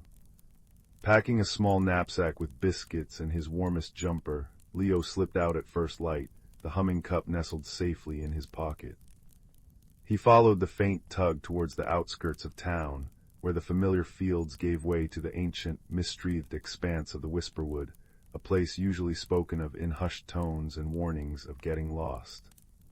Stepping beneath the towering, moss-draped oaks felt like entering another world. Sunlight filtered through the canopy in shafts of liquid gold, illuminating dancing dust motes. The air smelled rich and damp, of earth and decaying leaves and something sweet, like hidden berries. The path from the cup's vision was real, carpeted in soft moss that muffled his footsteps. But almost immediately, the gentle pull became confused. The path seemed to fork and twist, shadows deepening unnaturally. A low, mournful sigh seemed to come from the trees themselves, and the comforting hum of the cup faltered. "Lost already, little wanderer," a voice rumbled, surprisingly gentle for its depth. From beneath the gnarled roots of an ancient beech emerged a large, silver-furred badger. His eyes were dark pools of calm intelligence, and he wore a tiny, polished acorn cap perched jauntily on his head. "Name's Thorn," he said, sniffing the air. "The Whisperwood gets testy with newcomers. It likes to rearrange itself, especially when it senses uncertainty." "I'm Leo stammered, relieved. "This cup, it showed me the path, but now it feels all jumbled." He carefully drew the teacup from his pocket. As he held it, the humming strengthened slightly, but the image inside swirled chaotically. Thorn peered at the cup, his nose twitching. "Ah, the heart's echo cup, rare magic that. It doesn't just show any path, lad. It shows the path your heart needs to take. But hearts get muddled, especially in tricky woods. Needs a clearer signal." He nudged Leo gently. "Follow me. There's someone who might help untangle the whispers." Thorn led Leo off the main path, through ferns taller than Leo himself, towards a clearing bathed in perpetual twilight, where luminous mushrooms glowed like tiny lanterns. In the center, resting on a giant toadstool, was a creature made of moonlight and velvet. She had enormous, feathery antennae and wings patterned like stained glass, shimmering with soft blues and silvers. "This is Lumina," Thorn introduced. "She listens to the light." Lumina fluttered down, landing lightly on the rim of Leo's teacup. Her touch was cool and gentle. "The echo cup is sad," she whispered, her voice like wind chimes. "Its magic is tied to true feeling, to kindness witnessed. The Whisperwood is confused because you are unsure why you came. The cup brought you here for a reason deeper than curiosity. Look closely." Lumina's antennae brushed the faint forget-me-nots. Suddenly, tiny glowing scenes flickered above the cup's rim, Leo sharing his biscuit with a stray cat, helping Mrs. Gable carry her shopping, carefully mending a bird's wing. Each act of quiet kindness made the cup hum a little stronger. "The cup remembers the light you carry," Lumina murmured. "The Whisperwood responds to that light, but something dims it. Something troubles you, Leo." Leo looked down, scuffing his boot on the moss. "Everything's just quiet at home. In town, I feel unseen, like I don't quite fit." It was the first time he'd said it aloud. Thorn nodded sagely. "Ah, the lonely quiet. The Whisperwood knows that ache well. It gathers lost feelings like mist. That's what's tangling your path. The cup needs to see the source of that quiet, not just feel your sadness about it. Only then can it guide you truly." "But how?" Leo asked, the weight of his own words surprising him. "You must seek the pool of reflected tears," Lumina chimed. "Deep in the heartwood it shows not faces but hearts, but the way is guarded by the thorned sentinel. It tests not strength but understanding." The journey deeper was hushed and profound. Thorn navigated the shifting paths with uncanny instinct, his sturdy presence reassuring. Lumina flew ahead, her wings shedding soft motes of light that illuminated safe passages through patches of deceptive gloom. The forest grew denser, the air cooler and scented with pine resin. The comforting hum of the teacup became a steady pulse in Leo's hand, a constant reminder of the kindness within him. Finally, they reached the edge of a small, perfectly circular pool. Its water was black as obsidian, yet perfectly clear, reflecting not the trees above, but a deep, starry void. Guarding the only approach, a tangled archway woven from living briars, studded with wickedly sharp thorns, pulsed with a deep, angry red light. This was the thorned sentinel. As Leo approached, the thorns seemed to writhe, blocking the path completely. A low, grating voice emanated from the archway itself. "Why do you disturb the pool's solitude? What sorrow do you bring to its depths?" Leo's heart hammered. He thought of the cup, of Lumina's words about seeing the source. He didn't feel brave, he felt small. But he held the heart's echo cup tightly, its warmth seeping into him. I don't bring sorrow to give away," he said, his voice surprisingly steady. "I bring my own quiet to understand it." The cup showed me kindness, but it also showed me loneliness. The thorns shifted slightly, the red glow flickering. Loneliness is a heavy stone. Why should the pool bear its weight for you? Leo looked at the dark water, then back at the sentinel. He remembered Thorn's calm wisdom, Lumina's gentle insight. Maybe the pool doesn't bear it, he said slowly, an idea dawning. Maybe it helps you see it clearly, so it doesn't feel so heavy anymore. Like looking at a tangled knot properly helps you untie it. He held up the teacup.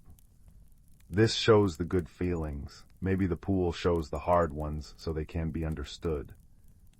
A profound silence fell. The angry red glow dimmed, replaced by a softer, deep amber light. The writhing thorns stilled.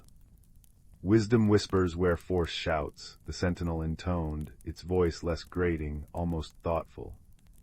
You seek not to drown your sorrow, but to understand its shape. Approach, seeker of clarity. The thorny archway parted silently, creating a safe passage.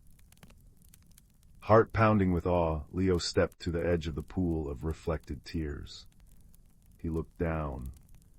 Instead of his own face, he saw his home, but not the physical walls. He saw the quiet moments, his father lost in work, his mother tired, their love present but distant, wrapped in their own unspoken worries. He saw himself in the attic, surrounded by treasures, yet feeling apart. The loneliness wasn't because he was unloved, it was because hearts, burdened, sometimes forget how to speak their warmth. He saw their quiet too. A single tear born of understanding, not sadness, escaped Leo's eye and fell into the pool. It rippled the starry void, and for a moment he saw his parents' hearts reflected to their love for him, their own struggles, their silent wish to connect. The weight in his chest didn't vanish, but it changed. It became a knowing, not a burden. As he turned away, the teacup in his hand flared with a brilliant, pure white light, humming a strong, clear, joyous note. The image inside stabilized, no longer showing a path, but showing his own home, glowing with a gentle, inviting light. The journey back felt lighter. The whisperwood seemed friendlier, the path clear and steady beneath Thorn's guidance, illuminated by Lumina's soft glow.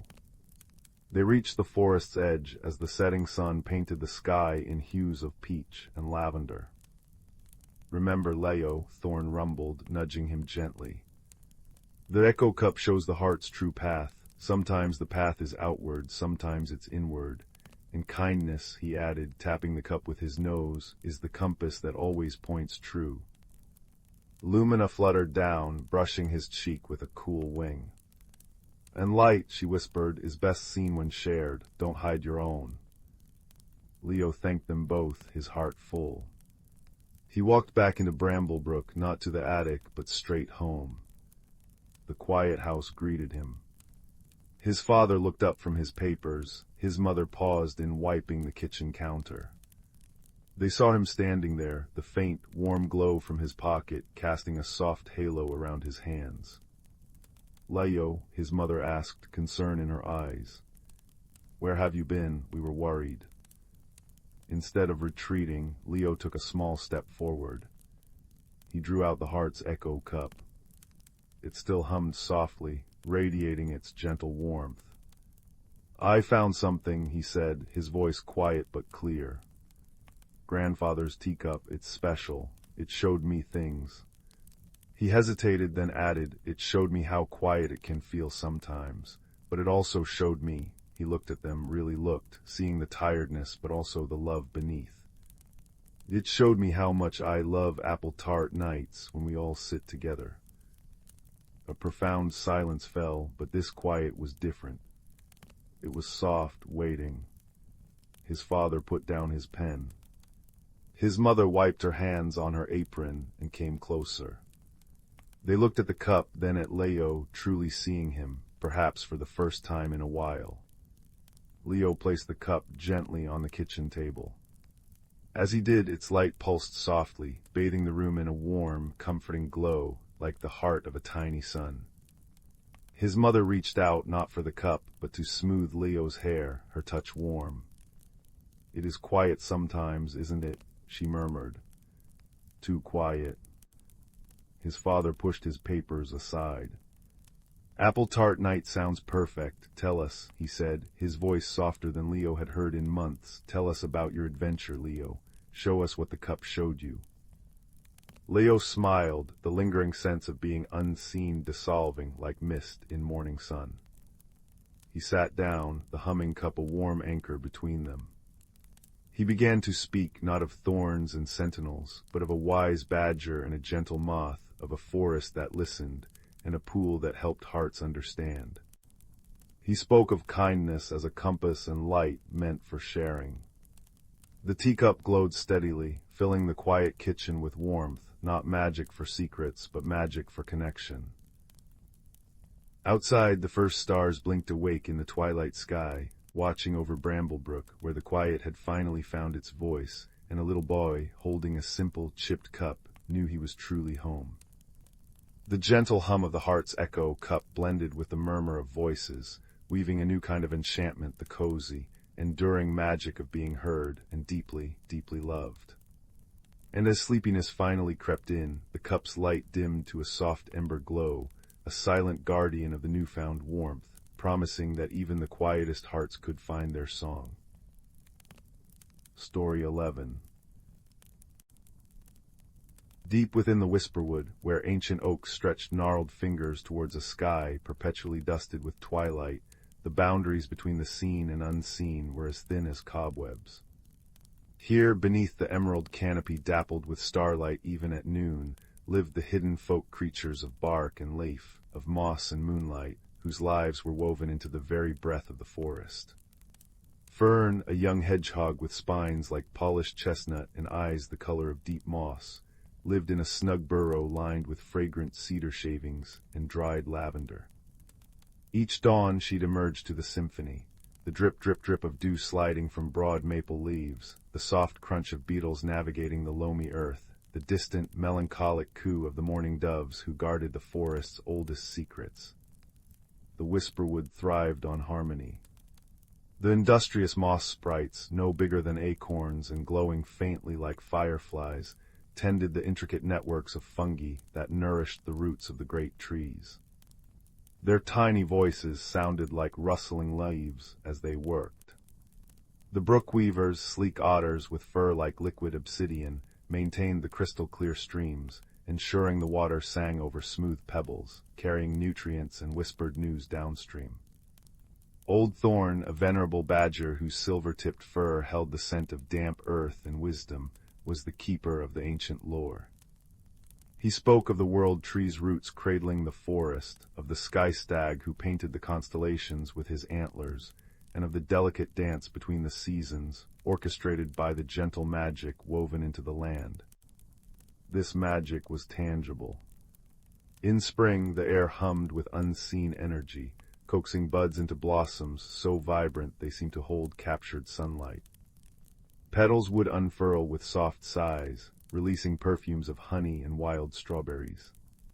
Summer brought the rain singers, translucent dragonflies whose wings chimed like tiny bells as they flew, summoning warm showers that turned the forest floor into a lush, steaming carpet of green. Autumn was painted by the wind dancers, invisible sprites who swirled through the canopy, turning leaves into a tapestry of burning gold, fiery orange, and deep russet, their passage a soft sigh that carried the earthy scent of decay and renewal. Winter belonged to the frost spinners, silent artisans who etched intricate lace onto every surface, turning the world into a hushed, glittering cathedral where the only sound was the creak of ancient boughs bearing their snowy burdens. Fern loved the turning of the seasons, the predictable rhythm that soothed her small heart. She especially loved the blooming, the moment deep in spring when the rare moon petals unfurled.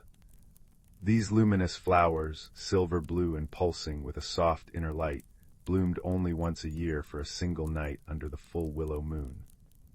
Their nectar was said to be the distilled essence of the forest's harmony, vital for the health of the hidden folk and the magic that sustained the whisperwood.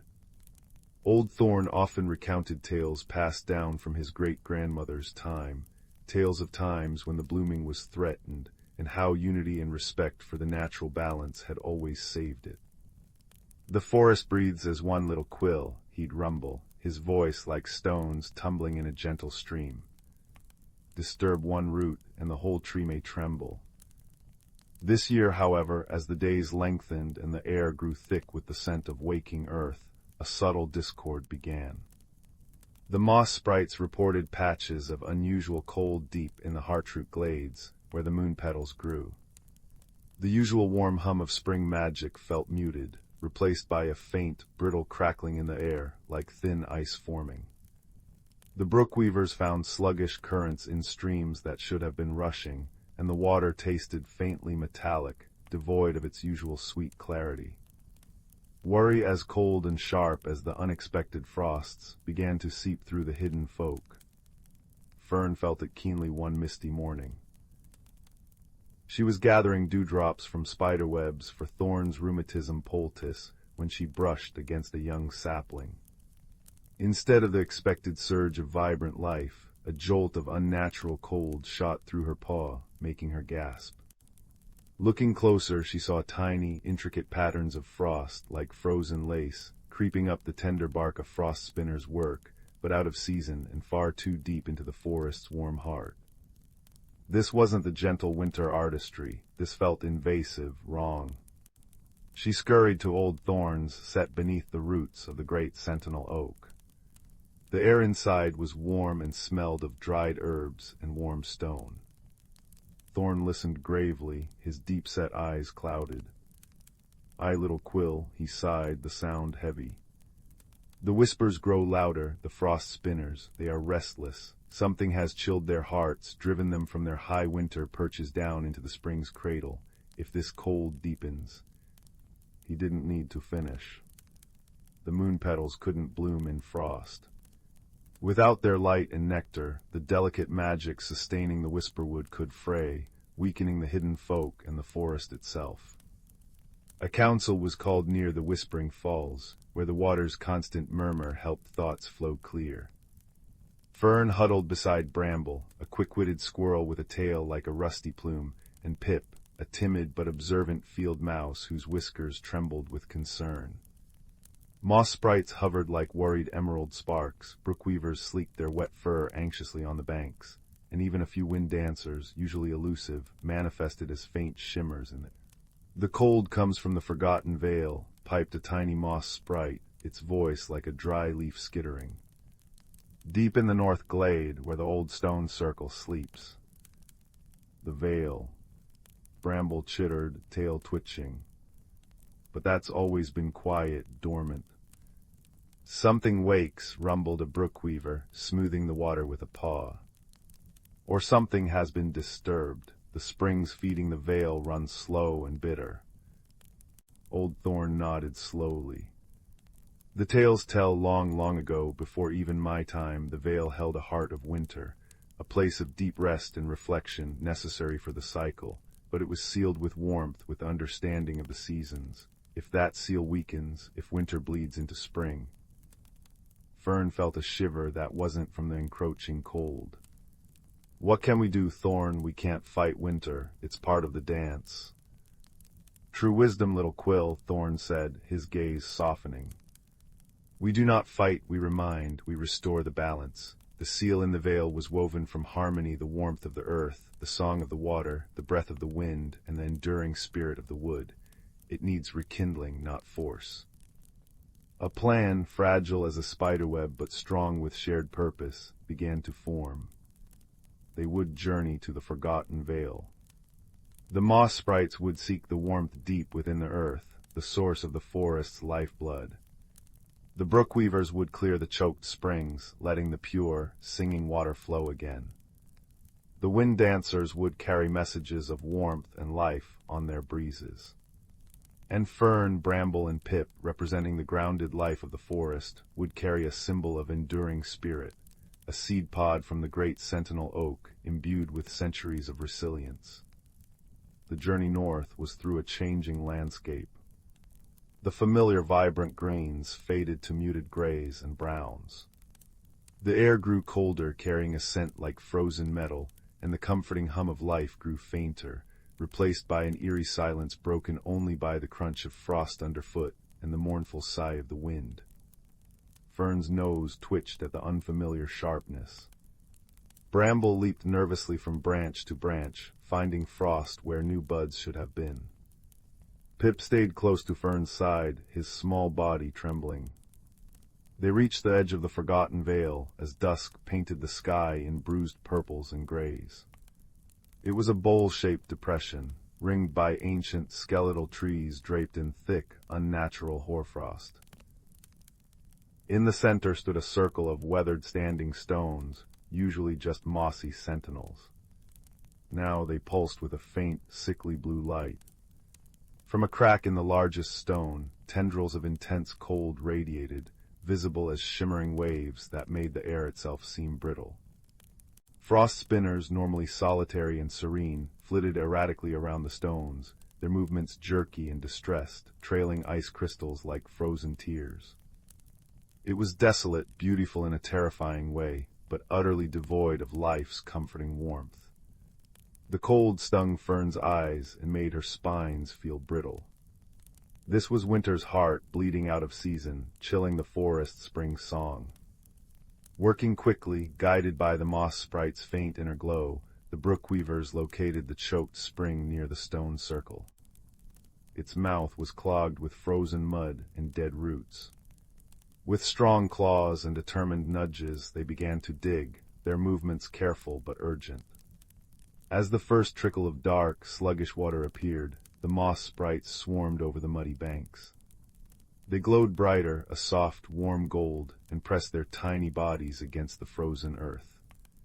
Where they touched, the frost receded minutely, leaving damp, dark soil that steamed gently in the cold air.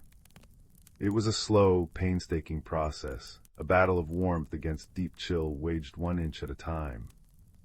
Fern, Bramble, and Pip approached the pulsing stone cautiously.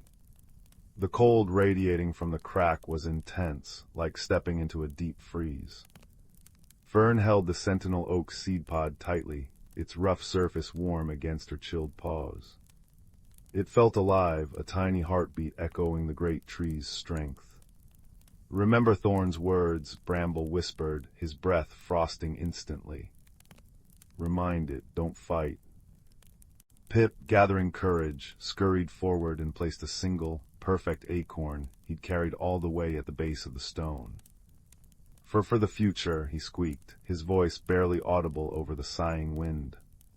Fern took a deep breath, the frigid air burning her lungs. She closed her eyes, focusing not on the cold, but on the memory of her warm burrow, the scent of lavender and cedar, the sound of the morning doves at dawn, the vibrant green of new ferns uncurling, the sweet taste of summer berries. She poured that feeling, that deep love for the living forest, into the seed pod. She thought of old Thorn's steady presence, Bramble's quick laughter, Pip's quiet courage, the moss sprite's tireless glow, the brook weaver's flowing grace. She thought of the harmony, the interconnectedness of it all. She gently placed the seed pod against the cold stone, right beside the pulsing crack. "This is our home," she whispered, her voice surprisingly steady in the frozen silence. "It needs its seasons, winter rests, spring wakes. Please remember the dance." Above them, the wind dancers swirled. They couldn't bring warmth directly, but they carried the scent of thawing earth from the south, the distant promise of blossoms, the faint, sweet perfume of the first violets blooming miles away. They wove these whispers into the frigid air currents around the stones. A low groan emanated from the earth. The pulsing blue light in the stone circle flickered. The tendrils of cold shivered. The frantic frost spinners paused in their erratic flight, hovering like frozen dewdrops, their tiny forms turning towards Fern and the seed pod. Deep within the stone, something shifted. Not with a bang, but with a soft, deep sigh, like a giant settling back into slumber.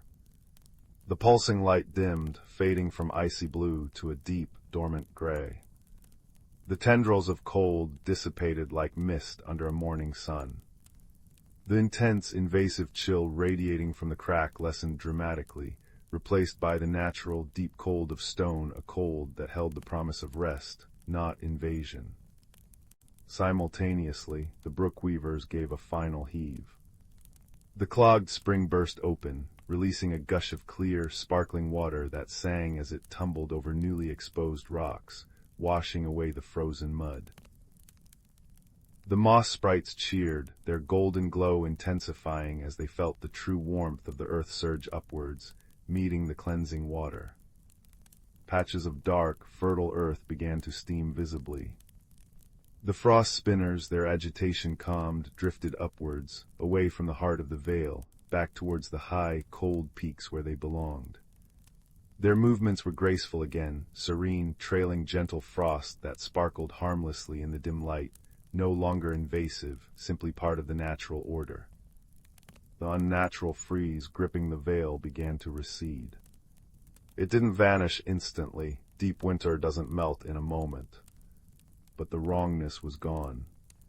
The air, while still cold, lost its biting edge, replaced by the clean, crisp scent of stone and melting ice. Life, held in suspended animation, began a slow, tentative return. Tiny green shoots, previously encased in ice, cautiously pushed through the thawing soil at the edges of the vale. The journey back through the whisperwood felt like a transformation. The muted grays slowly bled back into vibrant greens. The air warmed, carrying the rich scent of damp earth and waking vegetation. The comforting hum of insects and birdsong returned, growing louder with every step south. By the time they reached the heartroot glade, where the moon petals grew, the last vestiges of the unnatural frost had vanished. The air thrummed with the vibrant, expectant energy of true spring. That night, under the full, silvery gaze of the willow moon, the hidden folk gathered in hushed reverence. Fern, bramble, pip, the glowing moss sprites, the sleek brook weavers, the shimmering wind dancers, and old thorn watched as the tightly furled buds of the moon petals began to stir. With soft, almost inaudible sighs like the unfurling of silk, the luminous silver-blue petals opened. They pulsed with a gentle, cool light, bathing the glade in an ethereal glow. The air filled with an indescribable fragrance like moonlight made tangible, cool and sweet and infinitely soothing. Tiny droplets of nectar, glowing like captured stars, formed at the heart of each bloom. The harmony had been restored. The forest breathed a sigh of relief, a deep, contented rustle through the ancient leaves. The magic flowed strong and pure once more.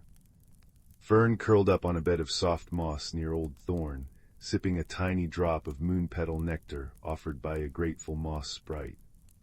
It tasted like peace, like resilience, like the deep, knowing comfort of the earth itself. Warmth spread through her not just from the nectar, but from the shared triumph, the reaffirmed connection. Old Thorn placed a gentle paw on her head, his eyes reflecting the soft glow of the moon petals. You see, little Quill, the forest remembers, it listens. Winter has its time, its deep and necessary rest. Spring has its awakening. True strength lies not in forcing one over the other, but in understanding the rhythm, in tending the balance together. He gazed around at the gathered hidden folk, bathed in the magical light. This harmony is our home, our song. Guard it well as it guards us. Pass this knowing on. As the moon petals shone their gentle light, the whisperwood settled into a profound, peaceful silence, broken only by the soft chirp of a cricket and the distant murmur of the brook, flowing clear and strong once more. The ancient forest, having weathered the chill, hummed with vibrant life, a testament to the enduring wisdom of balance, the quiet power of friendship, and the magic woven into every root, every leaf, and every creature who called its dappled shadows home. Fern closed her eyes, the scent of moonlit blossoms and warm earth cradling her, safe and sound in the heart of the harmonious wood. Story 12. Deep in the heart of the whispering woods, where sunlight dripped like honey through ancient oak leaves, lived a quiet child with eyes like curious stars. One amber afternoon, while following a butterfly with wings like stained glass, the child stumbled upon a path they'd never seen before. Mossy stones, glowing faintly with inner light, wound between ferns that hummed soft lullabies. Without a second thought, the child stepped onto the path, heart fluttering like a trapped bird. The air grew sweeter, tasting of wild strawberries and rain-kissed earth. Trees arched overhead, branches woven into living cathedrals where lantern bugs drifted, tiny creatures with bodies like blown glass, casting prism rainbows on the forest floor. One landed on the child's palm, chiming like a silver bell before floating away. "Where does this light?" the child whispered, and the wind answered with a sigh that smelled of cinnamon and pine. Soon, the path opened into the valley of floating stones. Great boulders hovered weightlessly above a meadow of velvet grass, some as small as apples, others big as cottages. Beneath them, pools of liquid moonlight shimmered, reflecting upside-down forests. A creature with fur like dandelion fluff and eyes like polished obsidian bounded over. "Lost little wanderer," it chirped, its voice like rustling pages. "I'm Pippin, the stones dance at twilight, but only if you ask kindly." Pippin showed the child how to tap a pebble against the floating rocks, each producing a different musical note. "They're shy," Pippin explained as the stones began to sway, harmonizing into a gentle waltz. But halfway across the valley, the music faltered. A jagged crack split the path where a river of liquid starlight now flowed, too wide to jump. The child trembled. The water looked deep and endless. "Ah," murmured Pippin, nuzzling their hand. "Starlight rivers only seem frightening. Watch." The creature plucked a glowing petal from a nearby dream flower and blew it onto the river. Where it touched, solid stepping stones of solidified light bloomed like lilies. "They appear when you trust them," Pippin said softly. "Step where your courage feels loudest." Taking a shaky breath, the child focused on the warmth in their chest, the same warmth that had led them down the mossy path. With each step, a stone sparked beneath their feet, singing softly. Midway, the river swirled faster, whispering doubts. What if you fall? What if you can't return? But the child remembered Pippin's eyes, kind and steady, and kept walking. On the far bank, they turned to see the stones glowing brighter, weaving a bridge of unwavering gold. Beyond the river lay the Heart Glade. Trees with bark like woven sapphires cradled a clearing where the wind spun stories from fallen leaves. Each gust painted pictures in the air, a fox teaching her kits to pounce, raindrops composing symphonies on lily pads. "This is where adventures rest before they become dreams," Pippin said, curling beside the child. Together they listened as the wind told of a shy mountain who learned to sing, and a tide pool that held the entire sky in its palm. As twilight deepened, the child's eyelids grew heavy. "Time to go home," Pippin murmured, placing a star-kissed feather in their hand. "Whenever the world feels too big, hold this. Remember the stones that appeared just for you." Back across the river and through the floating valley they went, the lantern bugs now lighting their way like benevolent stars. At the edge of the whispering woods, Pippin paused. "You carried courage in your pocket today. Don't forget it's always there." The child followed the humming ferns home, the feather warm against their palm. That night, curled beneath a quilt stitched with constellations, they whispered to the darkness, "Even the bravest journeys begin with a single step." Outside, the wind sighed through the oaks, carrying the faintest chime of floating stones and the sweet, cinnamon promise of paths yet to wander. And in their dreams, bridges of light stretched endlessly, waiting. Story 13. The salt-kissed breeze whispered through the open window of the little cottage by the sea, carrying the rhythmic sigh of the waves. Inside, young Finn traced the smooth, spiraled surface of a conch shell he'd found that morning. It wasn't like the others. This one glowed with a soft, inner light like captured moonlight and hummed faintly against his palm, a melody older than the cliffs themselves. His grandmother, Nana Aloan, watched him from her rocking chair, her knitting needles clicking softly like crickets in the twilight.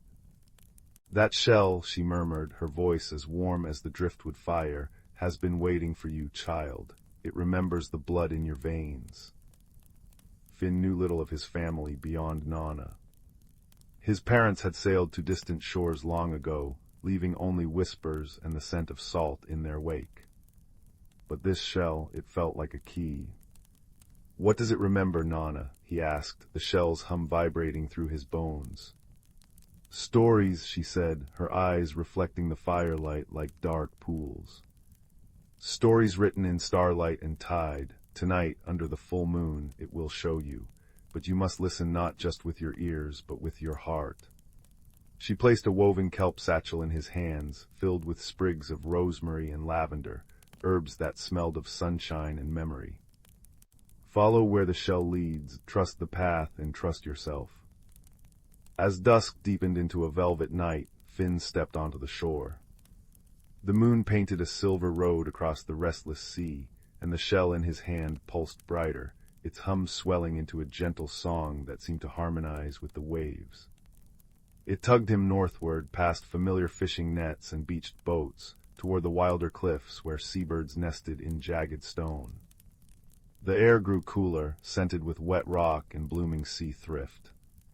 Crickets chirped in the maram grass, and the distant cry of a night heron echoed like a lonely flute. After an hour's walk, the shell's light flared, illuminating a narrow cleft in the cliff face, hidden behind a curtain of trailing ivy. Heart pounding, Finn pushed through. Inside, a cavern opened before him, its walls shimmering with embedded crystals that caught the moonlight filtering through cracks above. They glittered like 1,000 frozen stars.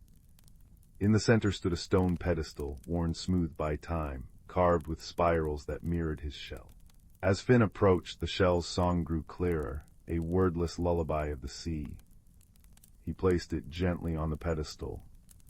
The carvings began to glow, and from the shadows emerged a figure.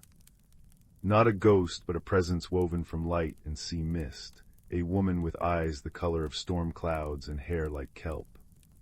She smiled, and her voice filled the cavern like the tide filling a pool.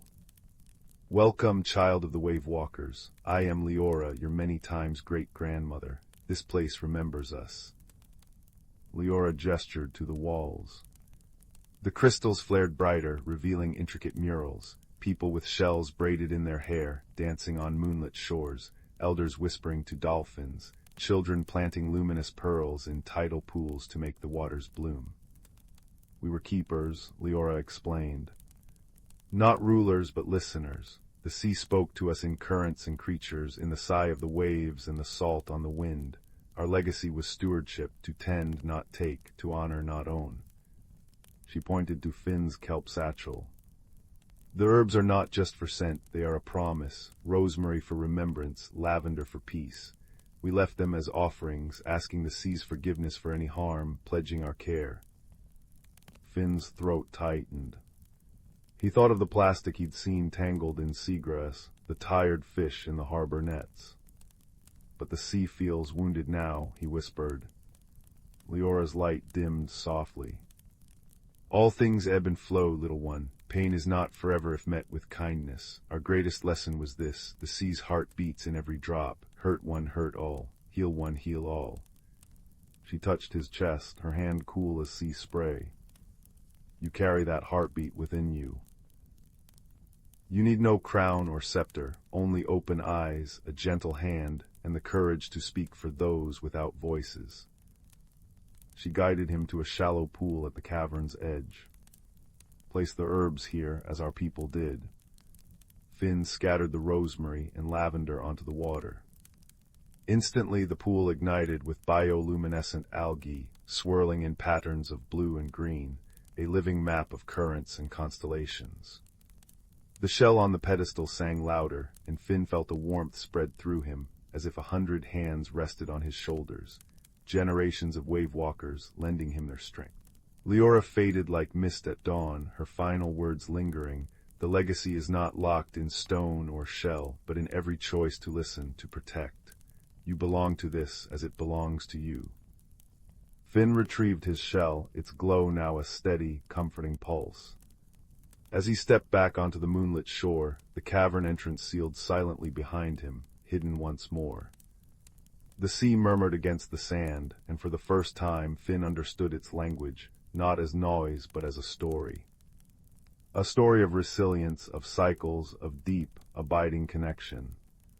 He knelt and scooped a stranded jellyfish back into the waves, its gelatinous body shimmering gratefully. Walking home, he felt different. Lighter yet rooted, like a seabird finding its nest after a long flight. The village lights twinkled ahead, but he paused, watching the moon's reflection dance on the water. He wasn't alone. He was part of a tapestry woven from salt and starlight, from grandmother's wisdom and ancestors' promises. The shell hummed softly against his heart, a reminder that every act of kindness rippled outward, touching shores he'd never see. Nana Aloan was waiting on the porch, her shawl wrapped tight. She didn't ask questions, only opened her arms.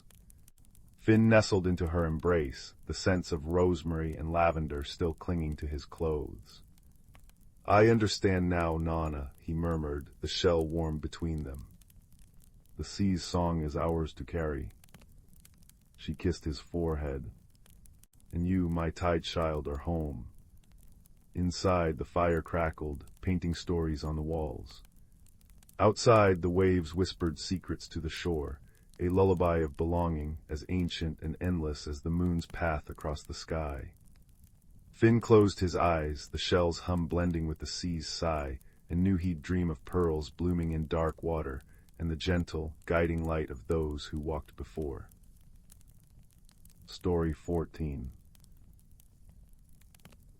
Once upon a quiet twilight, in the village of Willowbrook Hollow, nestled between whispering hills and a silver-bright river, strange little disturbances began to stir. It started subtly. Old Man Hemlock found his prize-winning moonberries missing from their carefully netted bush, only the faintest indentation of tiny, clawed feet left in the soft earth beneath. Then Miss Petunia's meticulously painted garden stones, each depicting a cheerful ladybug or bumblebee, were discovered every morning mysteriously shuffled, as if someone had been playing hopscotch with them in the dark. Whispers rustled through the willow trees like dry leaves. In a snug burrow beneath the roots of the grandfather oak lived a thoughtful young hedgehog named Thistle. Thistle noticed things the way the dew clung extra thickly to spiderwebs before rain, the specific chirp of a cricket announcing the last frost was past, and now these peculiar happenings. Unlike some villagers who murmured about mischievous sprites or grumpy goblins, Thistle felt a pang of curiosity, not fear. Someone or something seemed confused, perhaps even lost. One misty morning, Thistle decided to investigate.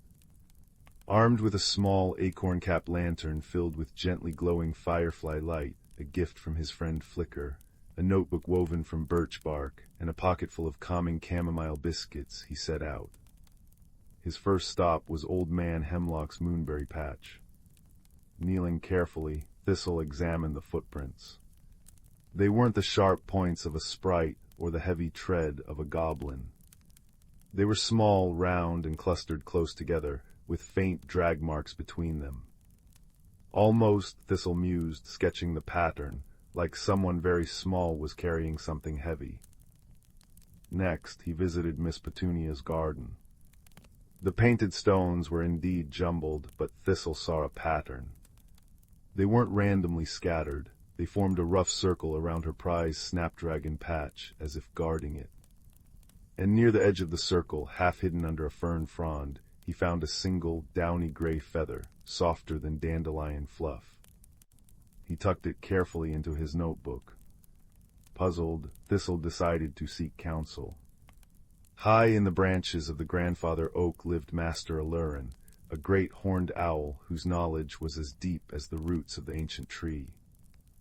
Thistle climbed the winding wooden stairs built into the trunk, his lantern casting dancing shadows on the knotted bark. He found Master Alurin perched on a comfortable branch, surrounded by scrolls and curious trinkets, his large eyes gleaming like polished amber in the dim light. "Ah, young Thistle," Alurin hooted softly, his voice like rustling parchment. "Troubled by the night's little mysteries." Thistle presented his findings, the sketch of the footprints, the description of the stone circle, and the soft gray feather. Master Alurin examined them with great care, turning the feather gently in his talons. Small, round feet carrying something heavy, a protective circle, and this feather. He closed his eyes, deep in thought.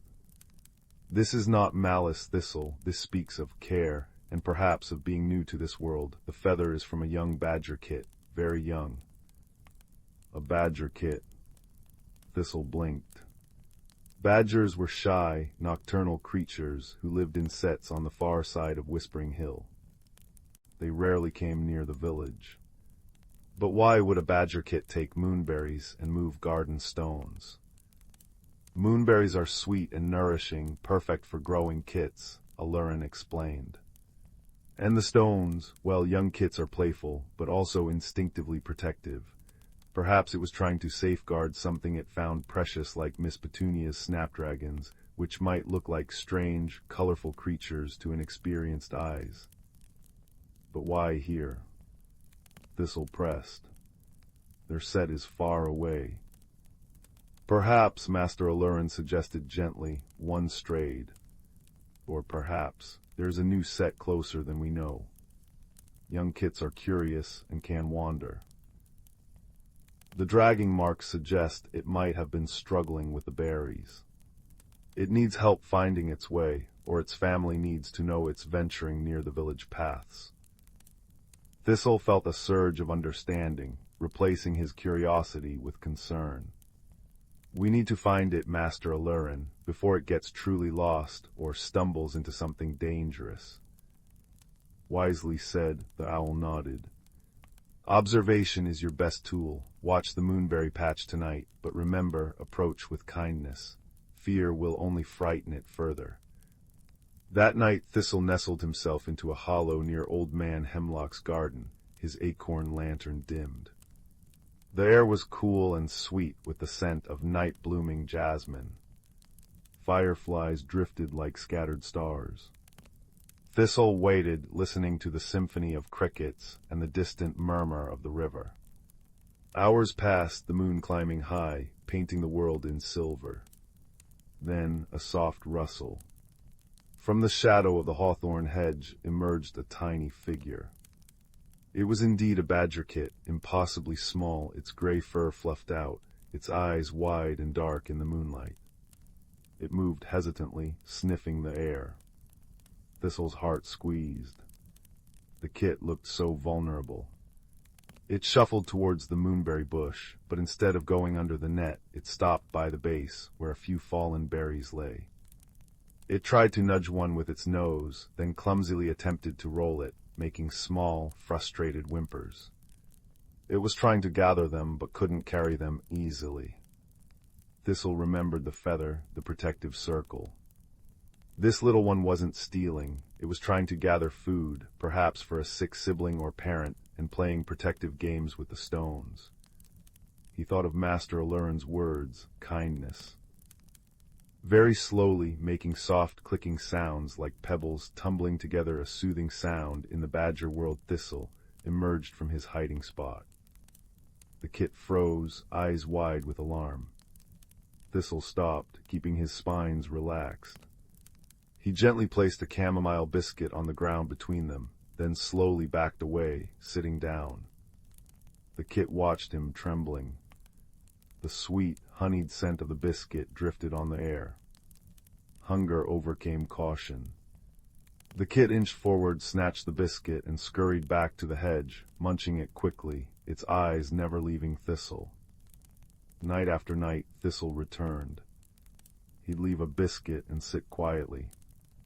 Gradually, the kit grew less fearful. One night, it didn't run away immediately after taking the biscuit. It sat, watching Thistle. Thistle softly spoke, not words, but gentle hums and clicks. He named the kit in his mind Pebble for its soft gray fur. On the fourth night, emboldened, Thistle slowly rolled a moonberry towards Pebble. The kit sniffed it, then looked at Thistle, a question in its dark eyes. Thistle nudged another berry towards it, then gently placed a small, sturdy leaf beside the berries. Pebble watched, then with surprising understanding, used its nose to push a berry onto the leaf. Thistle carefully pulled the leaf with the berry a little closer to Pebble. A spark of triumph lit the little badger's eyes. Thistle had helped it solve the carrying problem.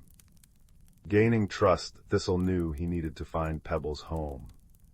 He noticed the direction Pebble always disappeared towards, not over Whispering Hill, but along the riverbank, towards the old, overgrown bramblewood thicket. That wasn't a known badger set. Following cautiously one moonlit evening, staying downwind and moving slowly, Thistle trailed Pebble. The kit moved with more purpose now, stopping occasionally to sniff the air. It led Thistle deep into the bramblewood, to a hidden entrance beneath a tangle of ancient roots and moss-covered rocks. Fresh digging marked the entrance a new set. From inside came soft, anxious chirring sounds, the call of a badger mother. Pebble chirruped back happily and disappeared inside. Thistle waited a respectful distance away. Soon a larger snout appeared, followed by the cautious, wise eyes of Pebble's mother. She sniffed the air, scenting Thistle, but also the lingering aroma of chamomile biscuits and moonberries that clung to Pebble. She looked at Thistle not with aggression, but with a weary gratitude. Thistle understood. He bowed his head slowly, a sign of peace in the woodland way, then quietly retreated. The mystery was solved. Pebble had simply been exploring, finding food near the village when the Bramblewood's offerings were scarce for the new set, and playing protective games with the pretty stones. The next day, Thistle visited Old Man Hemlock and Miss Petunia. He explained about the young badger kit and its new family in the Bramblewood. He showed them the feather and described Pebble's clumsy attempts to gather berries and protect flowers. The villagers, their fears replaced by understanding, listened intently. "Why, the poor little mite was just hungry," exclaimed Old Man Hemlock, stroking his beard, "and trying to help its family." "And those stones," Miss Petunia smiled, tears glistening in her eyes. "It thought my snapdragons needed guarding. How terribly sweet." Together they devised a plan. Old Man Hemlock began leaving a small pile of fallen moonberries and other safe fruits near the edge of his garden, closer to the Bramblewood path. Miss Petunia painted 2 special, larger stones with images of a little badger and a hedgehog sitting peacefully together. She placed them near the entrance to the Bramblewood, a welcoming sign. The strange occurrences ceased. But sometimes, on moonlit nights, villagers might glimpse a small, gray shape carefully gathering berries left out for it, or see the painted stones subtly rearranged into a happy little circle around a patch of wildflowers. And often, sitting quietly nearby, observing the peaceful night, was Thistle, a small lantern glowing beside him, a contented smile hidden in his spines. He knew Pebble was safe, the new badger family was welcomed, and the village had learned that even the strangest occurrences often bloomed from simple needs and innocent hearts, best understood with patience, observation, and a sprinkle of kindness.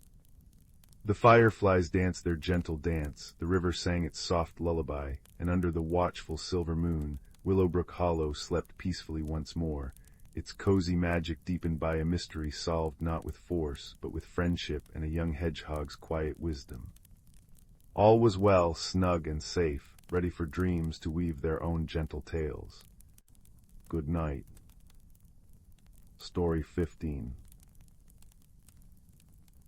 The fire crackled softly in the hearth, casting dancing shadows that seemed to weave stories of their own on the walls. Outside, the world slept under a velvet sky dusted with a million silver stars, but inside, young Leora sat wide-eyed beside her grandmother. Nana's hands gnarled like ancient roots, smoothed a heavy, faded blanket woven in shades of deep forest green, twilight blue, and the warm gold of sunrise. "Tonight, little moonbeam," Nana murmured, her voice like wind through dry leaves, "I have a different kind of story. Not of distant lands, but of roots that run deep beneath our very feet. It's about the weaver's legacy." Leora leaned closer, the scent of wood smoke and dried lavender clinging to Nana's shawl. "Our roots." "Yes, child, ours." Nana pointed to a complex pattern near the blanket's edge, a spiral that seemed to shift and shimmer in the firelight. "This isn't just a blanket, Leora, it's the echo cloth, passed down through generations of our family, the weavers of Whisperwood. Each thread holds a memory, a lesson, a whisper from those who came before." Leora traced the intricate design with a reverent finger. It felt surprisingly warm, humming faintly against her skin like a sleeping bee. "What does it echo, Nana?" "Stories of belonging," Nana said softly. "Stories of learning who we are by understanding where we began. But the deepest whispers, those have been quiet for many years. Some say the final thread, the one that unlocks the heart of the legacy, was lost long ago." A pang of sadness touched Leora's heart. She'd always felt a quiet yearning, a sense of being tethered to something vast and beautiful she couldn't quite grasp. "Lost, how?" Nana sighed, her gaze distant. "Times changed, child, people moved away. The old ways, the deep listening, it faded like mist in the morning sun. But the legacy isn't truly lost. It's waiting for someone willing to listen with their heart wide open." That night, as Leora lay in her bed beneath the echo cloth, the fire's warmth replaced by moonlight spilling through the window, she couldn't sleep. The blanket felt alive, the woven threads whispering secrets just beyond her hearing. She closed her eyes, focusing not with her ears, but with the quiet center inside her, the way Nana had taught her to listen to the wind in the pines. And then she felt it, a gentle tug, like an invisible thread pulling her towards the old oak chest in the corner of her room. Heart pounding softly, Leora slipped out of bed. Moonlight painted silver pathways on the worn wooden floor. Kneeling before the chest, its cedar scent mingling with the night air, she lifted the heavy lid. Inside, nestled amongst forgotten linens smelling faintly of rosemary and thyme, lay a small, unassuming wooden box. It was plain, unvarnished, but etched onto its lid was the same spiral pattern from the echo cloth. Her fingers trembled as she lifted the box. It felt light, yet humming with a quiet energy. Opening it, she gasped. Inside, resting on a bed of soft, dried moss, was a single, impossibly smooth river stone. It wasn't large, fitting perfectly in her palm, but it pulsed with a soft, inner light the color of moonlight on water. And coiled around it, almost like a living vine, was a thread. Not wool or cotton, but a shimmering strand that seemed spun from starlight itself. The moment her skin touched the stone, warmth flooded her, gentle and profound. Images bloomed in her mind, not sharp pictures, but feelings, sensations. The cool rush of the Whisperwood River, the scent of damp earth after rain, the sound of women singing low, rhythmic songs as their fingers flew over looms. And then a voice, ancient yet clear, like water over stones. "The legacy is not the cloth, nor the stone, nor the thread. The legacy is the connection. The thread binds past to present. The stone anchors memory to earth. The cloth holds the stories woven by heart and hand. To know your roots, child, is to weave yourself into the tapestry of belonging." Suddenly, the echo cloth on her bed began to glow softly. The spiral pattern pulsed in time with the stone in her hand. Leora understood. The starlight thread in the box was the final piece. It needed to be woven back into the cloth. But how? She wasn't a weaver. Doubt flickered. Then the voice returned, gentle but firm. "Seek the keeper of the loom." Leora knew. Gathering the box with the stone and thread and the echo cloth around her shoulders like a mantle, she stepped quietly out of her room and padded down the hallway to Nana's door.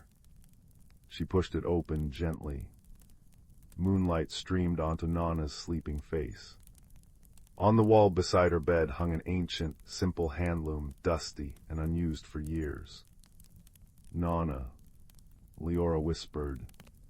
Nana stirred, her eyes fluttering open. Seeing Leora holding the box and wrapped in the glowing cloth, her breath caught. "Oh, little moonbeam," she breathed, tears welling in her eyes.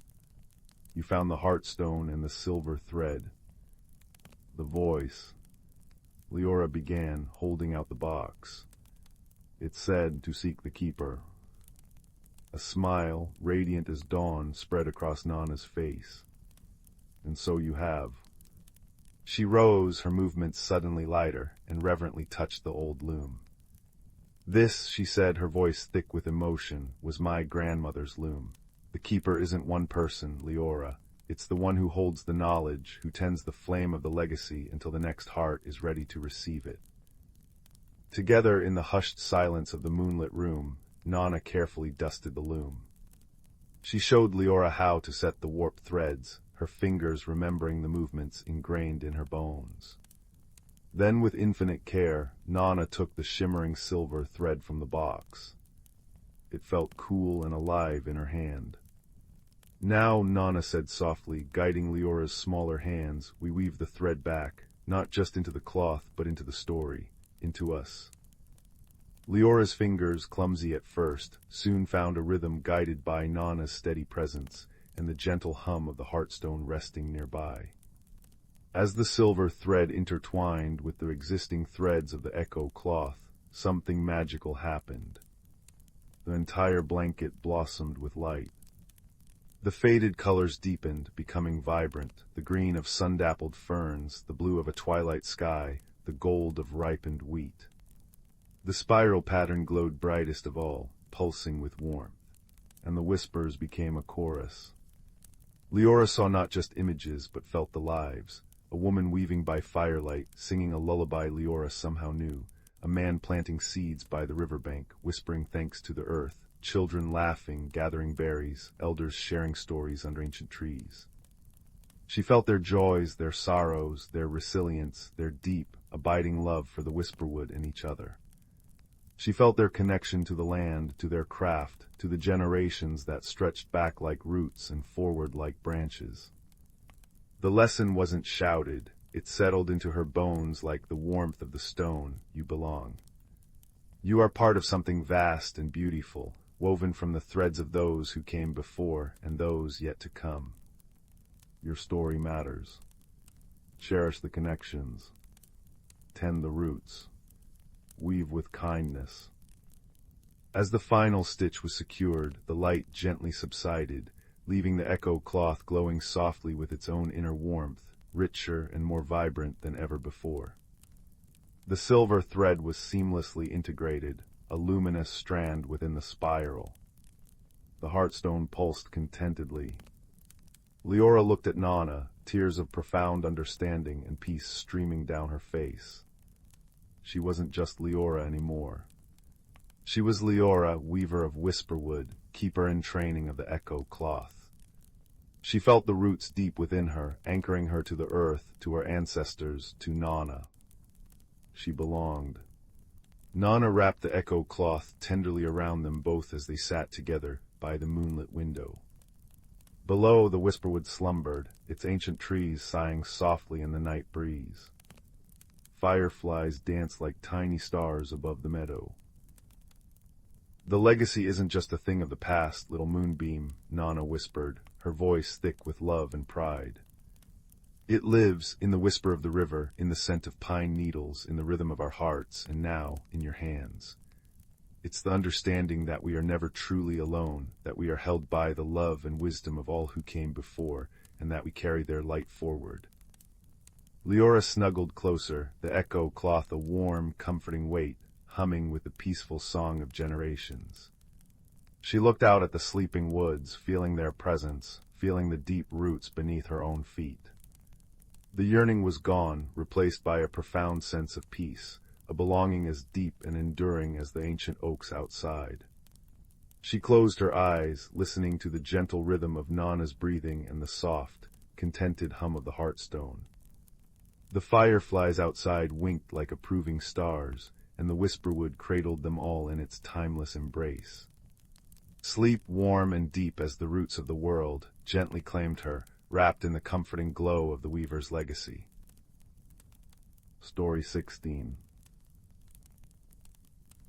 The old oak wardrobe in Leo's attic held more than dusty coats and forgotten hats. Behind a loose panel at the back, tucked away like a shy secret, Leo discovered a small, tarnished brass compass. Its needle didn't point north. Instead, it quivered persistently towards the overgrown thicket at the bottom of his grandmother's garden. Leo, a boy with a quiet spirit and eyes that noticed the way cobwebs caught the afternoon sun, felt a familiar itch of curiosity. The compass felt warm in his palm, humming with a faint, almost sleepy vibration. That evening, as fireflies began their lantern dance in the twilight, Leo slipped out. The garden air was thick with the scent of honeysuckle and damp earth. Following the compass's insistent pull, he pushed through a curtain of willow branches into a hidden clearing he'd never seen before. Moonlight spilled onto a carpet of velvety moss, and in the center stood a small, perfectly smooth stone, shaped like a heart, glowing with a soft, internal light. As Leo reached out, the stone pulsed gently, and a voice, like wind chimes and rustling leaves, echoed softly in his mind, "The mirror's light is fading. Find the keepers." Suddenly, the compass needle spun wildly and settled, pointing deeper into the woods. Leo's journey had begun. He pocketed the warm hearthstone, its gentle light a comforting beacon in the gathering dark. The woods beyond the garden were ancient and watchful. Towering pines whispered secrets overhead, and the path was dappled with silver moonlight. Leo hadn't gone far when a low, rumbling voice stopped him.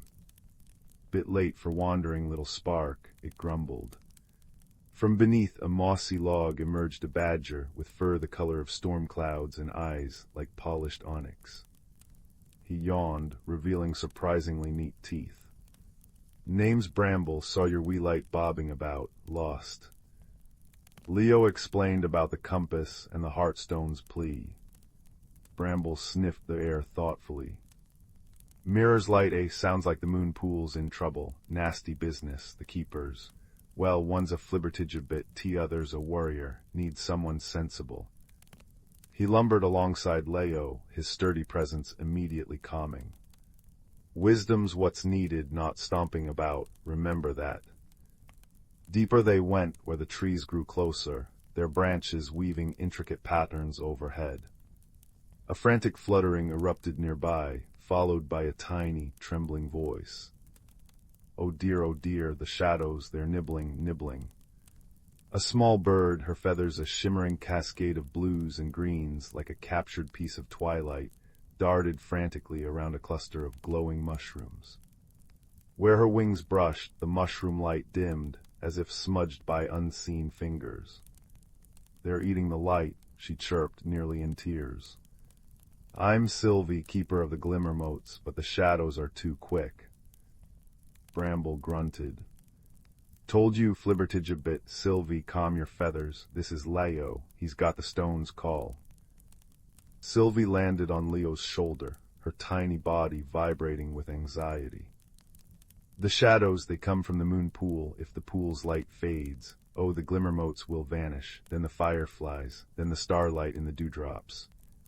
Her panic was palpable, a frantic energy buzzing against Leo's neck. The compass led them further, the air growing colder, the natural sounds of the forest hushed. They reached a rocky outcrop overlooking a small, perfectly circular pool. Moonlight should have danced on its surface, but instead the water was dull, murky, and thick. Viscous shadows writhed just beneath the surface, like ink spreading in milk. Standing by the pool's edge, radiating a quiet despair, was a tall, slender figure, seemingly woven from willow branches and starlight. His leafy hair drooped, and his bark-like skin looked ashen. Thorn, Bramble introduced quietly. Keeper of the deep reflection, the shadows, they've anchored themselves to the pool's heart. I cannot pull them free without shattering the reflection itself. The challenge was immense. Force would destroy the delicate magic of the moon pool, the source of reflected light for the entire hidden glen. Sylvie fluttered nervously. We must do something, but the shadows bite. Bramble studied the murky water, his brow furrowed in thought. Leo felt the warm pulse of the heartstone in his pocket. Wisdom, not force. He remembered Sylvie's frantic energy dimming the mushrooms, and Thorn's quiet sorrow. He looked at the compass, its needle now pointing directly at the troubled pool. An idea, fragile as a cobweb, began to form.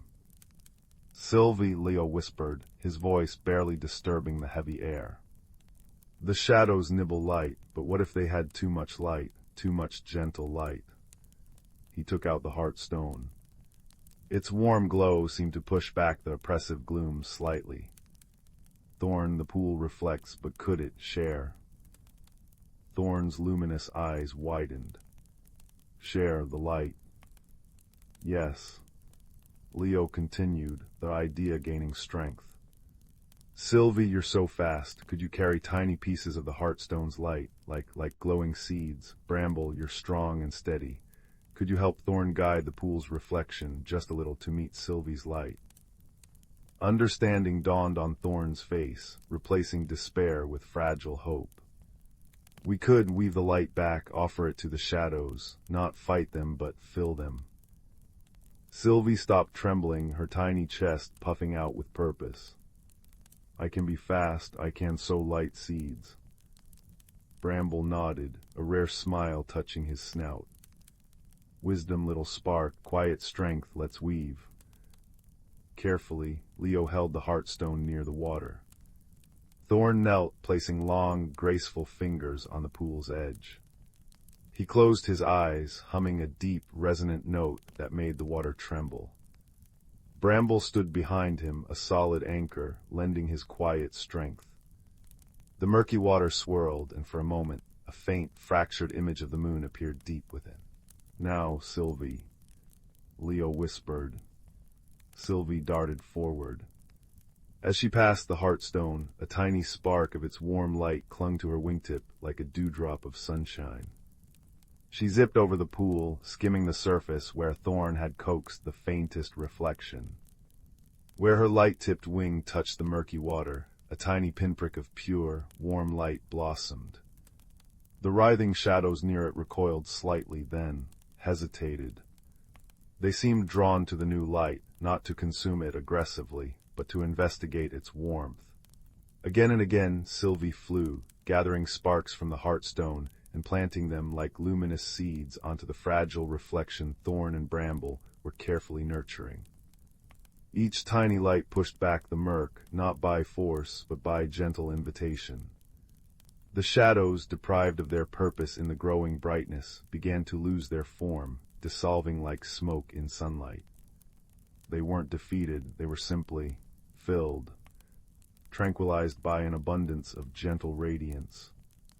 Slowly, steadily, the murk cleared. The fractured moon image grew stronger, brighter, reflecting fully on the surface. The water became crystal clear, mirroring the star-strewn sky above. The oppressive cold lifted, replaced by the soft, cool breath of the night. Thorn stood tall, his bark-like skin now gleaming with health, his leafy hair vibrant. Sylvie landed, panting but radiant, her blue-green feathers sparkling with residual light. Bramble gave a satisfied rumble. Well woven, he said, nodding at Leo. The heartstone in Leo's hand pulsed warmly one last time, its light softening to a comforting ember glow. The voice echoed again, gentle in content, light shared is light multiplied, well remembered, keeper of the quiet heart. Leo felt a profound change within himself. He hadn't fought, he had listened, observed, and brought others together. His quiet curiosity had blossomed into quiet courage and wisdom. The journey back was filled with soft sounds, Bramble's steady tread, Sylvie's happy chirps as she darted ahead to check on her now bright glimmermotes, and Thorn's deep, contented hum that seemed to make the trees sigh in relief. They reached the garden clearing. The Heartstone, its task complete, nestled back onto its mossy pedestal, its light now a soft, constant nightlight for the hidden glen. Bramble nudged Leo gently. "Home now, little spark, you've done good work." Sylvie brushed his cheek with a wing. "Remember the light seeds." Thorn simply bowed his head, a silent thank you glowing in his eyes. Leo slipped back through the willow branches, the compass now cool and still in his pocket, pointing peacefully north. He climbed into bed, the scent of honeysuckle drifting through his open window. Outside, the fireflies danced brighter than ever, the dewdrops held perfect, tiny stars, and the moonlight streamed in, pure and clear, painting silver patterns on his floor. He held the feeling of the Heartstone's warmth, the quiet strength of Bramble, Sylvie's bright courage, and Thorn's deep connection. He hadn't just found a magical stone, he'd found his own place in the gentle magic of the world. And as sleep claimed him, wrapped in the soft glow of the restored moonlight, Leo knew that sometimes the greatest power lay not in force, but in the quiet wisdom of sharing your light. The night held no shadows, only peace, and the comforting certainty that kindness, woven together, could mend even the deepest darkness. Story 17. The rain pattered against the window pane of Leo's little attic room, a steady rhythm that usually lulled him to sleep. But tonight, sleep wouldn't come. His 10th birthday had passed quietly, marked only by a small cake shared with his elderly neighbor, Mrs. Figgins. The one gift he'd received, tucked away in the bottom of an old trunk, lay forgotten until now a heavy, patchwork quilt passed down from his great-grandmother. It wasn't new or fancy, just squares of faded velvet, worn corduroy and soft flannel, stitched together with thick, uneven thread. Feeling a sudden chill, Leo pulled the quilt from the trunk and spread it over his narrow bed. As he snuggled beneath its weight, expecting only warmth, something extraordinary happened. The rough texture of the corduroy square beneath his fingertips seemed to shift. A faint scent like sun-warmed earth and old paper filled the air. And then the patch he touched, a deep blue velvet square, stitched with a simple silver thread star, began to glow. Not brightly, but with a soft inner light, like moonlight on snow. Tentatively, Leo traced the silver star with his finger. The world dissolved. One moment he was in his familiar, rain-drummed room. The next he stood beneath a vast, indigo sky shimmering with countless, impossibly large stars. He wasn't cold, the air was crisp and clear, smelling of pine and distant snow. Beneath his bare feet, soft moss cushioned each step. He gasped, looking down. He was still wearing his pajamas, but he was here, wherever here was. And the quilt. It lay beneath him, a small, familiar island in this immense, star-drenched meadow. This was no ordinary blanket. It was a gateway. Before fear could truly take hold, a soft rustling came from nearby. A creature emerged from behind a cluster of luminous mushrooms, a hedgehog, but unlike any Leo had seen. Its spines weren't brown, but shimmering shades of emerald and topaz, catching the starlight. It blinked large, thoughtful eyes at Leo. HMMPH, it grunted, its voice surprisingly deep and gravelly. "New traveler, a bit small for the starlight meadow, aren't you?" It introduced itself as Bramble. Leo stammered out his story, the quilt, the touch, the sudden journey. Bramble listened intently, tapping a tiny claw on the moss. "Ah, the patchwork passages," he rumbled. "Haven't seen it activated in, well, a very long time. Tricky thing. Each patch leads somewhere different. Getting back requires finding the right patch at the right time, takes patience, something you younglings often lack." Leo's heart sank. How would he get home? Bramble, sensing his distress, nudged his leg gently with a surprisingly soft nose. Don't fret just yet, you activated it with intent, I reckon, probably seeking warmth, comfort. The passages respond to that, but they also test it. Come on, the meadow's safe enough for now, but we need to find the listening pool. It might show you the way home. Their journey across the starlight meadow was filled with gentle wonders. Glowing moths the size of Leo's hand drifted past, leaving trails of soft gold dust. Trees with bark like polished silver whispered secrets in the breeze. They encountered another helper, Wisp, a playful ball of soft blue light that bobbed merrily beside them. Wisp couldn't speak, but communicated through feelings, warm pulses of encouragement, cool waves of caution. It illuminated their path, revealing hidden, fragrant night-blooming flowers. Bramble explained the rules of the passages as they walked. The magic isn't about strength, lad. It's woven with kindness, curiosity, and quiet attention. Trying to force a patch open or rushing will only tangle the threads. You have to listen. To the place, to the object, to yourself. After what felt like hours but could have been minutes, time flowed strangely here. They reached the listening pool. It wasn't water but a still, dark surface like polished obsidian, reflecting the starry sky above. Bramble instructed Leo to kneel and place his hand gently on its cool, smooth surface.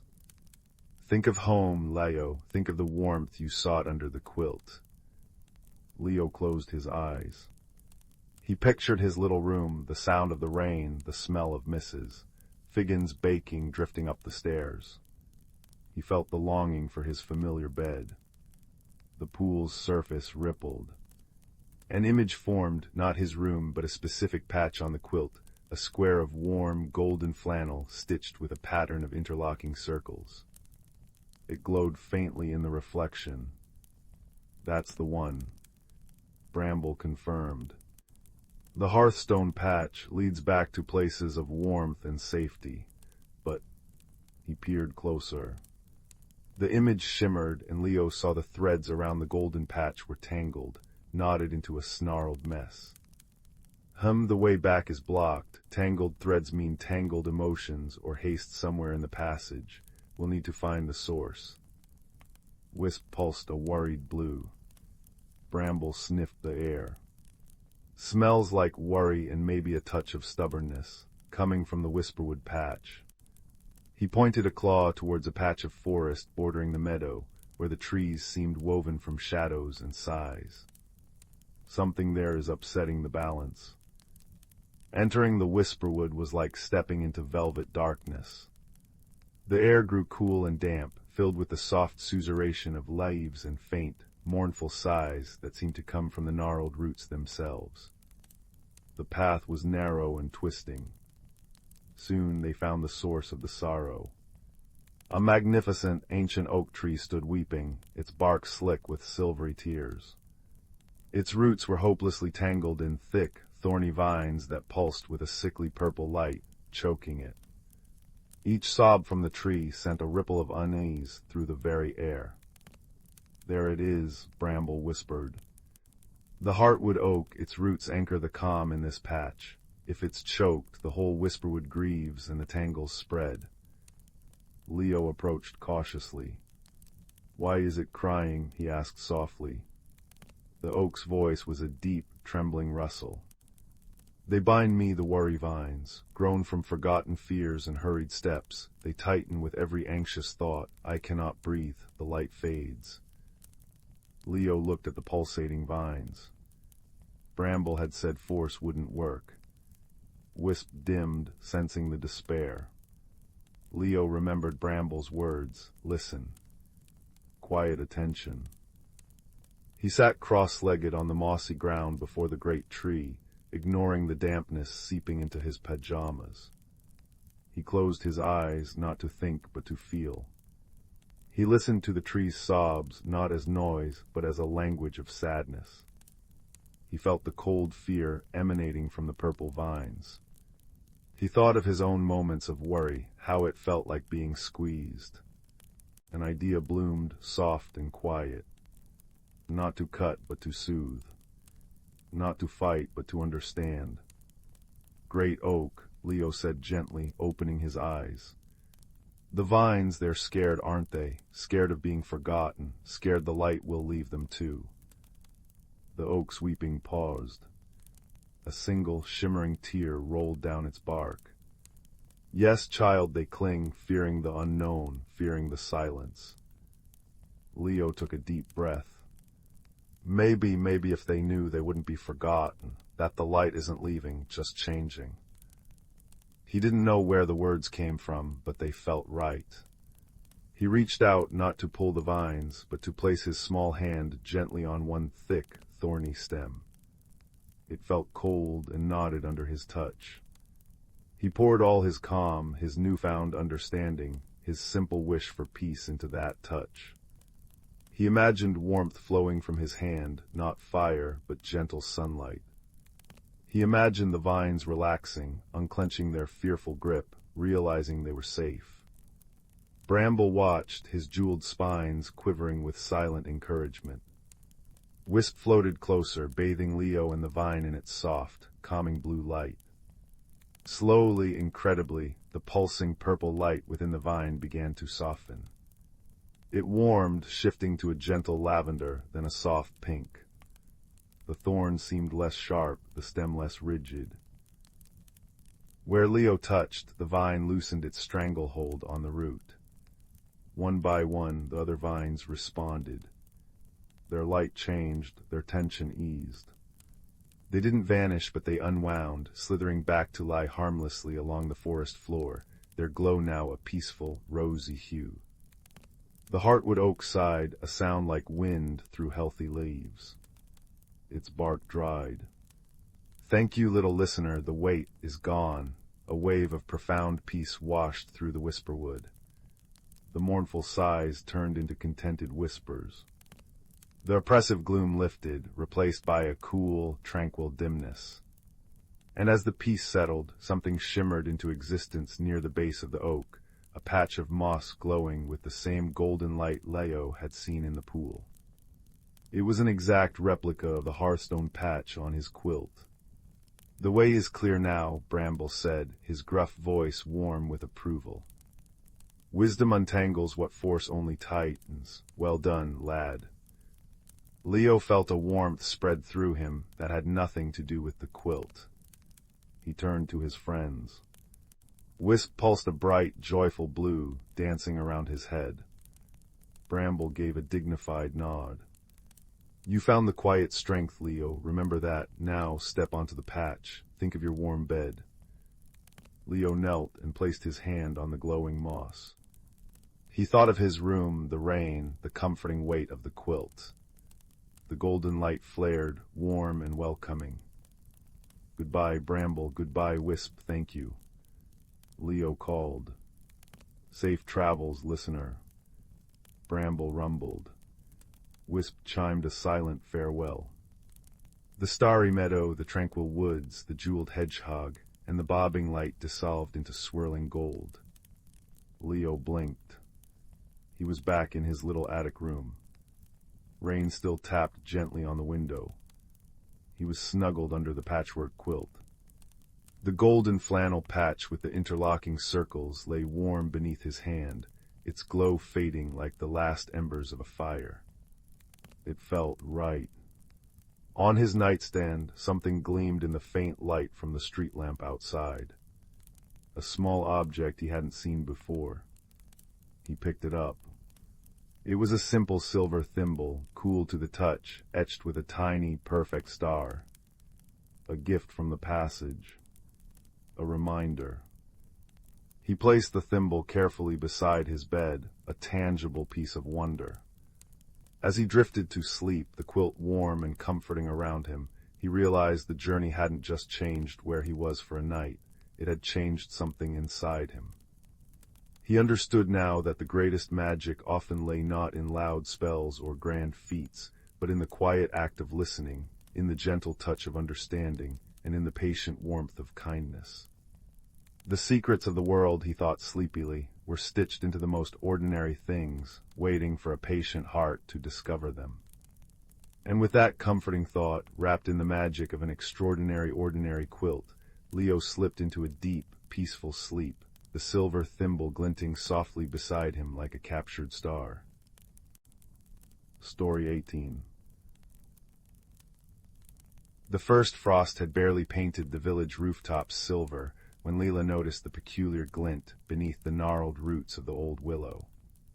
She'd always felt a little different in her sleepy village of Briarwood Hollow, where everyone seemed content tending sheep or mending fences. Her restless spirit yearned for something more, something whispered in the rustle of autumn leaves and the distant call of geese flying south. Digging through the damp earth, her fingers closed around cool, smooth wood. It was a compass, but unlike any she'd seen. Its face held no letters, just a single, slender needle made of shimmering moonlight, encased in a casing of dark, polished oak carved with intricate spirals that seemed to shift when she blinked. The needle didn't point north, it quivered insistently towards the heart of the whispering woods, the vast, ancient forest everyone avoided. That night, tucked beneath her patchwork quilt, the compass pulsed gently on her bedside table, casting dancing moonbeam patterns on the wall. It seemed to hum a silent song only she could feel, a melody of beckoning and quiet urgency. The next morning, with a heart pounding like a trapped bird, Leela packed a small satchel, a wedge of cheese, an apple, her worn water flask, and the compass. She slipped out before dawn, the frost crunching underfoot as the compass needle glowed brighter, pulling her towards the towering trees. The forest swallowed her whole. Inside, the world transformed. Sunlight filtered through the canopy in dusty gold columns, illuminating moats dancing like tiny fairies.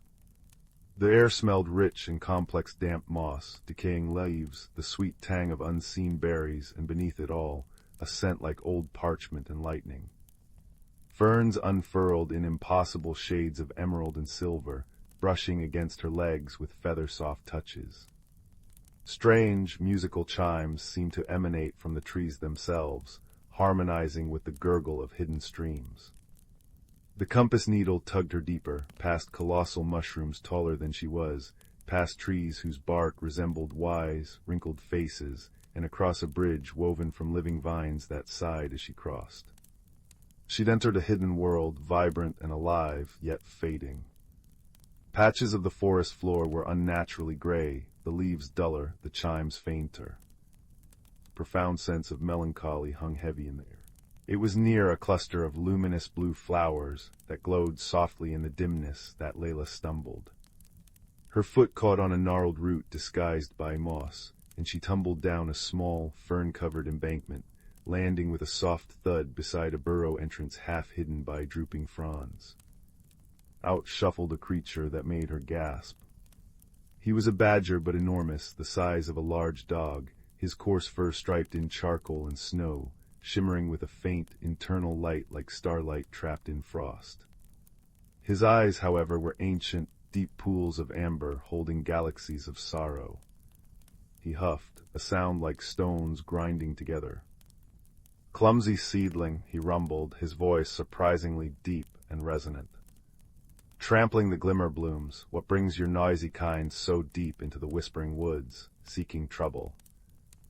Leela scrambled up, clutching her compass, which now pulsed with a warm, steady light aimed directly at the badger. I didn't mean to. I was following this." She held out the compass. "My name's Lila." The badger, whom she learned was named Thorn, squinted at the compass. His large, wet nose twitched. "HMPH, the Heart Seeker. Haven't seen one of those in, well, longer than your fragile little bones have been knit together."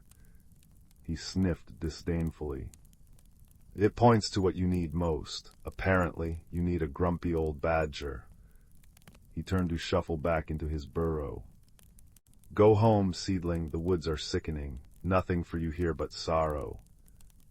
But the needle stayed fixed on Thorn. Lila, feeling a surge of defiance mixed with the compass's insistent pull, didn't move. "Why is it sickening, the gray patches, the quiet?" Thorn paused, his broad back to her. He sighed, a sound like wind through bare branches. The heartstone is gone. He turned, his amber eyes filled with a profound grief that mirrored the forest's own. The heart of the whispering woods itself, a smooth, warm stone humming with the life of every root, every leaf, every creature. It kept the balance, the magic, the life, stolen by something cold, something that leaves silence and gray dust in its wake. Without it, the woods fade, we all fade. He gestured with his snout towards the gray patches. The glimmer blooms dim first, then the singing trees fall silent, then us. The mystery unfolded like a dark blossom. The heartstone, the source of the forest's vibrant magic, stolen. The fading wasn't just melancholy, it was a slow death. The compass hadn't led her to Thorn for company. It had led her to the guardian who knew the truth, the one who needed help most. Thorn, proud and solitary, had been searching fruitlessly, his spirit as dimmed as the glimmer blooms. He needed hope. He needed a friend who saw with fresh eyes. Despite Thorn's gruff warnings about shadow shamblers and silence walkers, Layla refused to leave. The compass needle, now pointing decisively northeast, deeper into the fading woods, seemed to agree. An unlikely alliance was forged. Thorn, with his ancient knowledge of hidden paths and forest lore, and Leela, with her human curiosity and the mysterious pull of the heart-seeker. Their journey was a tapestry woven with wonder and creeping dread. They navigated valleys carpeted in luminescent mushrooms that cast shifting blue light, guided by Thorn's low grumbles. They crossed the Mirror River, whose surface reflected not the sky, but scenes from the forest's vibrant past, herds of starlight deer bounding, trees singing in full chorus, a painful contrast to the present silence. They avoided the gray glades where the silence was absolute and the air tasted of dust and despair.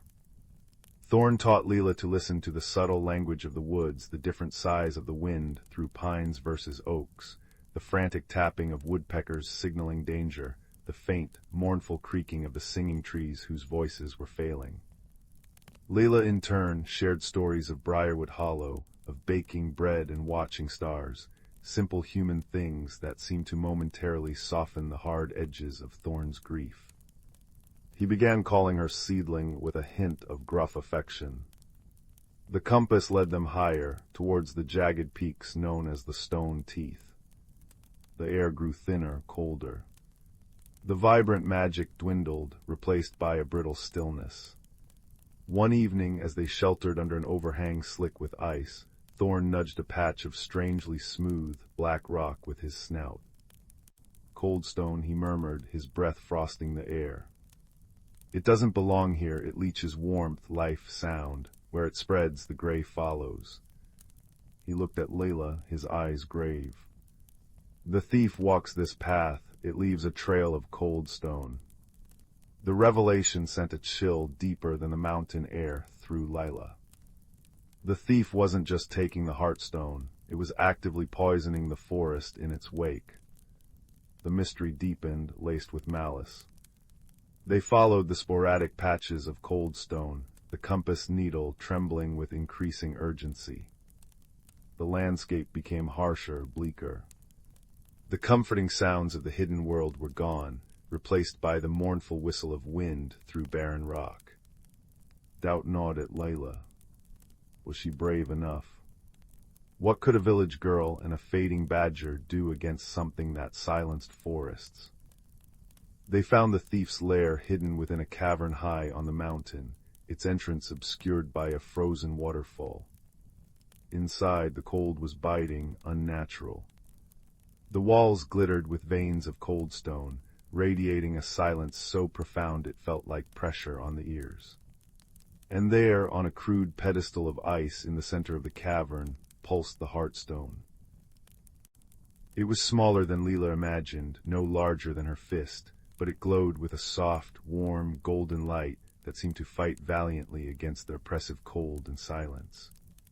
Tendrils of frost crept towards it, trying to smother its warmth. Guarding it was the thief. Not a monster of fang and claw, but a creature of profound emptiness. It resembled a tall, gaunt figure sculpted from shadow and packed snow. It had no distinct features, just hollows where eyes might be, radiating an aura of chilling silence and utter desolation. It was a void walker, a being born from forgotten places of cold and stillness, drawn to the Heartstone's vibrant warmth only to extinguish it, spreading its domain of gray death. It sensed them immediately, turning its featureless head. The silence deepened, becoming a physical force that pushed against them, making thought difficult, breath labored. Thorn roared, a sound that shattered the immediate silence like breaking glass.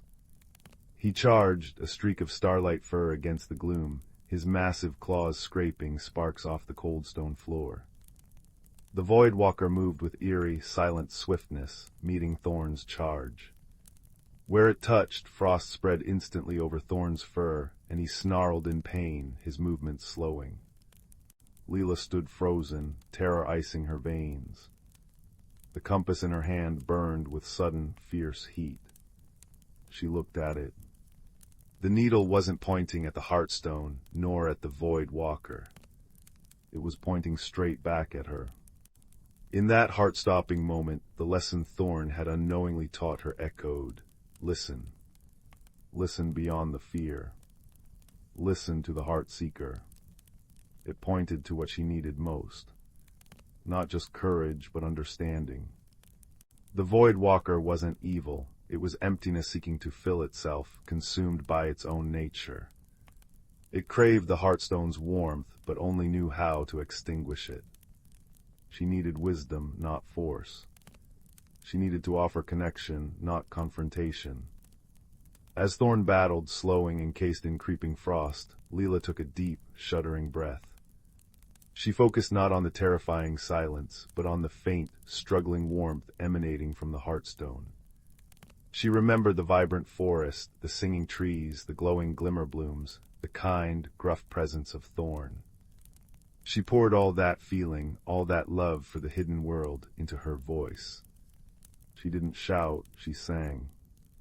A simple, wordless melody her grandmother used to hum, a tune of comfort and hearthlight, utterly alien in this place of frozen silence. The Void Walker hesitated, its form flickering. The oppressive silence wavered. Leela's voice, thin but determined, filled the cavern, a tiny spark of defiant warmth. She sang of sunlight on leaves, of babbling brooks, of badgers grumbling in their burrows, of the compass's gentle pull. She sang of life. The Void Walker shuddered. It turned fully towards her, the hollows where its eyes should be seeming to deepen. The frost spreading on Thorn slowed. Leela kept singing, pouring every ounce of her newfound courage, her love for the forest, her gratitude for Thorn's gruff friendship, into the melody. She took a step forward, then another, towards the Heartstone, still singing. The Void Walker didn't attack. It seemed confused. The silence it emitted softened, becoming less a weapon, more a profound sadness. Leela reached the pedestal. The Heartstone's warmth washed over her, a comforting counterpoint to the cavern's chill. She didn't grab it. Instead, holding the singing note, she gently touched the cold stone pedestal near the Heartstone. She poured the warmth of her song, the warmth she felt from the stone, into the cold stone itself. Not to fight it, but to offer it a memory of warmth, a possibility of something other than emptiness. A tiny patch of the black cold stone beneath her fingertips shimmered. For a fraction of a second it cleared, revealing ordinary, warm granite beneath. The Void Walker let out a sound, not a roar, but a soft, keening sigh, like wind through a crack. It looked at the transformed spot, then at Lila, then at the Heartstone. The aura of desolation around it lessened, replaced by a profound weariness, a deep, ancient loneliness. It didn't move to stop her as Leela carefully, reverently, lifted the Heartstone. It was warm and smooth, humming with a gentle, powerful rhythm against her palm, like the heartbeat of the world. The moment the Heartstone left the pedestal, the Void Walker seemed to dissolve, not in a burst of violence, but like mist evaporating in sunlight, leaving behind only a lingering chill and a profound sense of release. The creeping frost on Thorn cracked and fell away. He shook himself, groaning but whole, his amber eyes wide with awe as he looked at Leela holding the pulsing stone.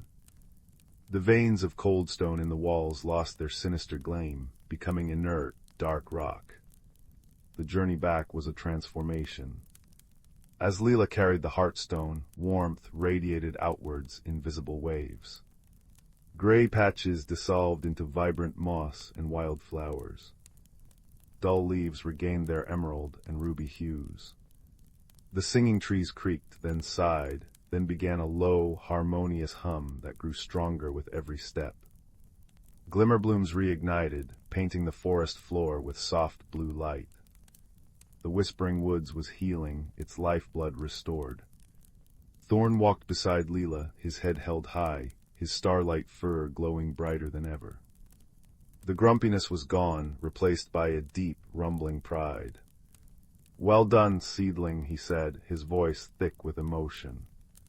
"You found more than a stone, you found the forest's song and your own." When they reached the edge of the whispering woods near the old willow, dawn was breaking, painting the sky in peach and lavender. The forest behind them thrummed with restored life, the chorus of the singing trees a beautiful symphony on the crisp air. Thorn nuzzled her hand gently. "Your path lies that way now, Leela," he rumbled, nodding towards Briarwood Hollow. "But the woods, remember, you carry a piece of its heart always." Leela knelt and hugged the great badger, burying her face in his surprisingly soft, starlit fur. "I'll visit," she whispered. "I promise." Thorn chuffed softly. "See that you do, seedling, and mind the glimmer blooms." With a final fond look, he turned and melted back into the vibrant green shadows, becoming one with the reawakened forest. Leela walked back into Briarwood Hollow as the village stirred. The compass hung cool and silent around her neck on a leather cord, its needle now still. She looked the same, yet utterly changed. She saw the familiar thatched roofs, the smoking chimneys, the sheep in the meadows, not with restless dissatisfaction, but with a new depth.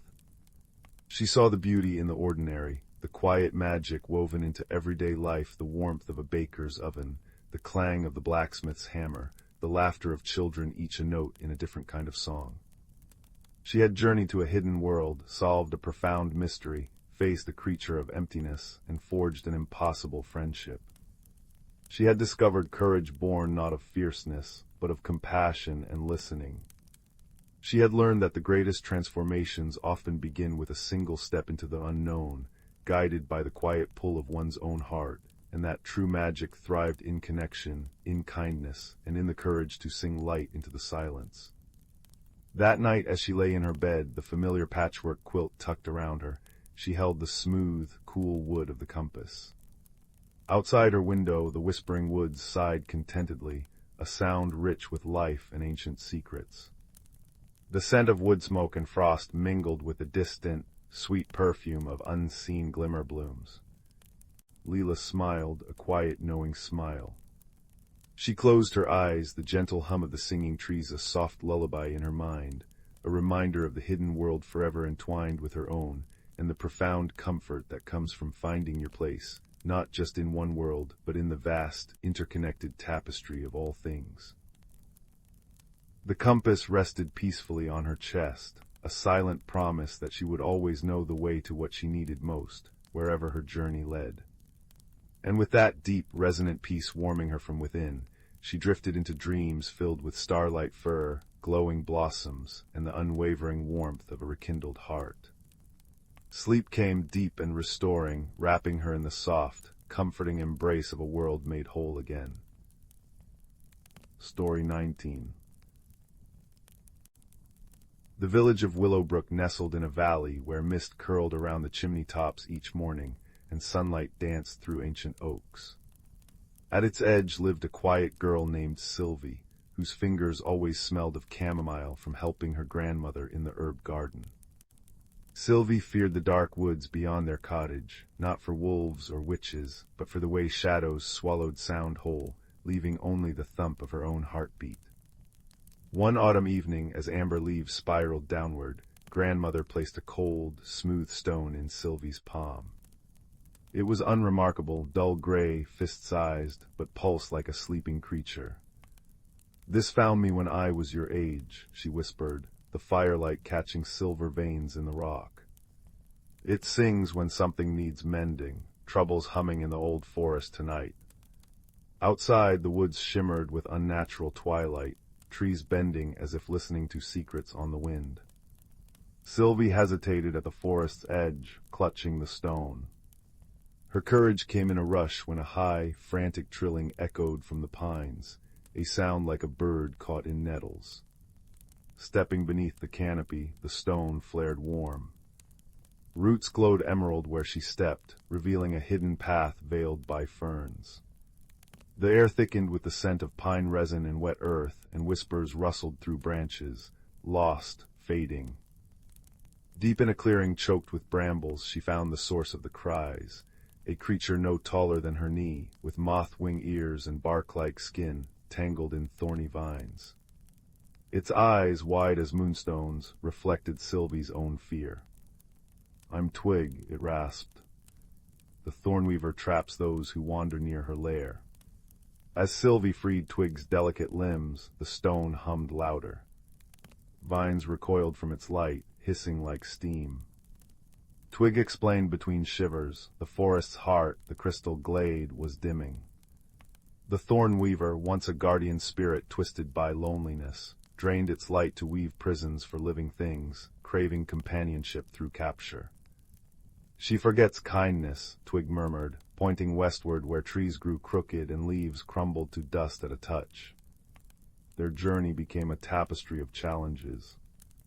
They crossed a river on the backs of giant turtles whose shells bore star maps, the water singing lullabies in bubbling tongues. In a valley where illusions preyed on fears, the stone's glow steadied Sylvie as phantom wolves dissolved into mist.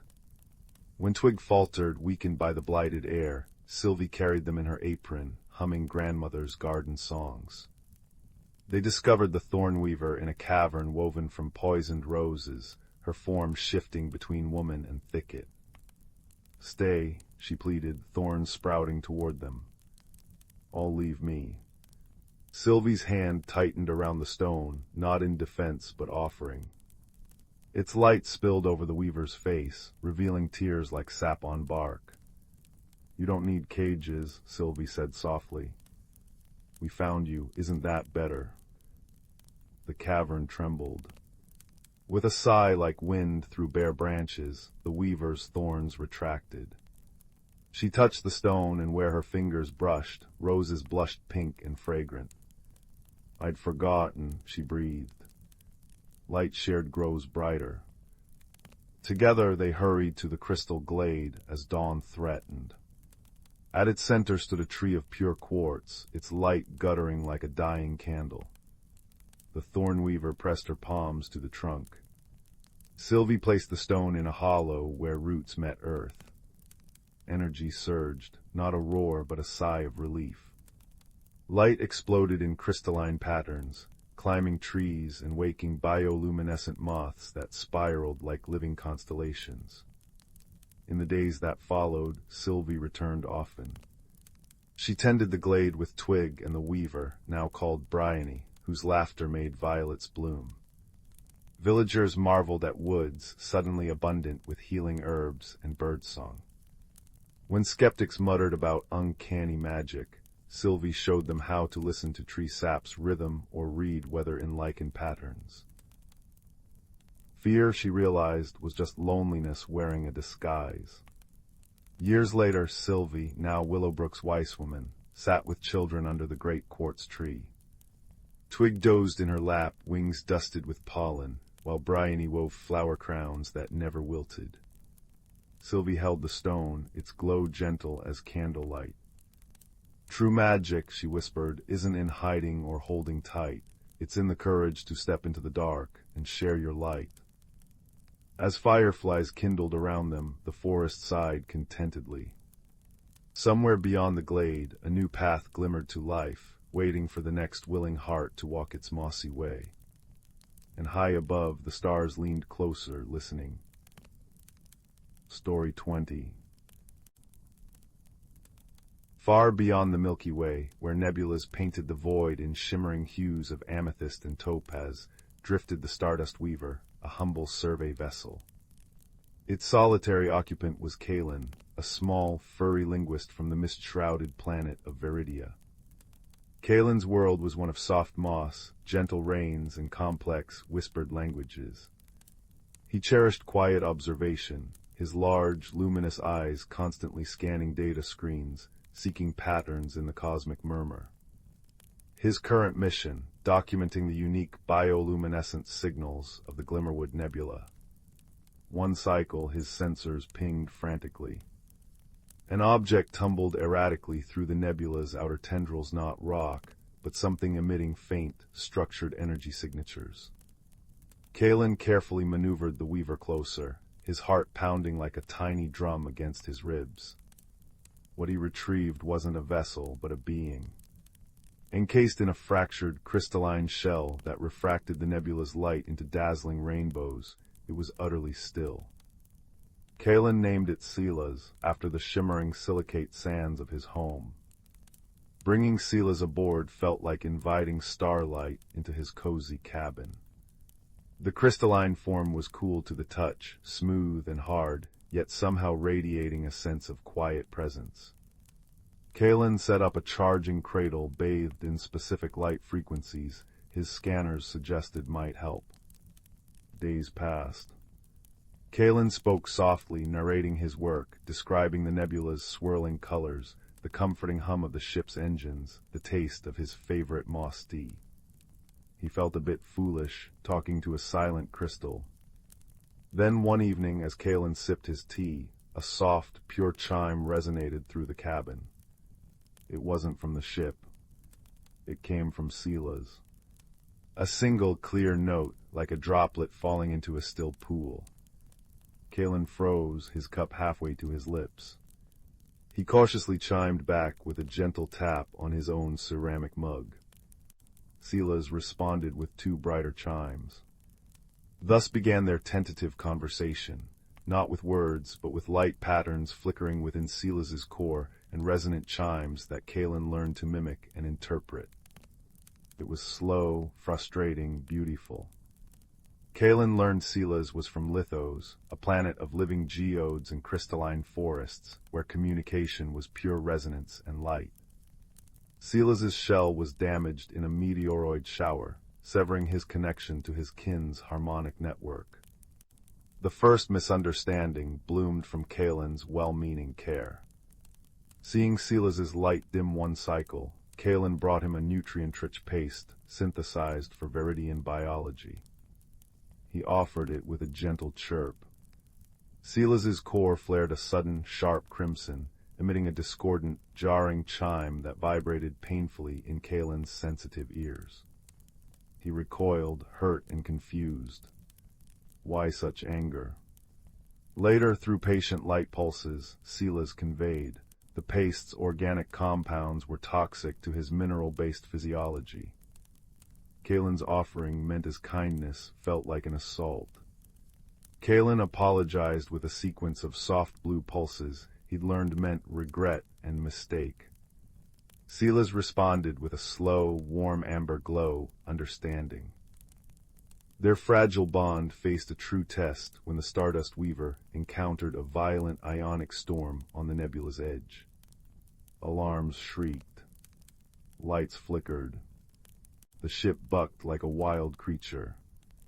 Power conduits overloaded, plunging the cabin into near darkness, save for Silas's own gentle, panicked pulsing. Kalen, trembling but focused, scrambled to manual controls. He needed to plot an escape vector, but the main navigation array was fried.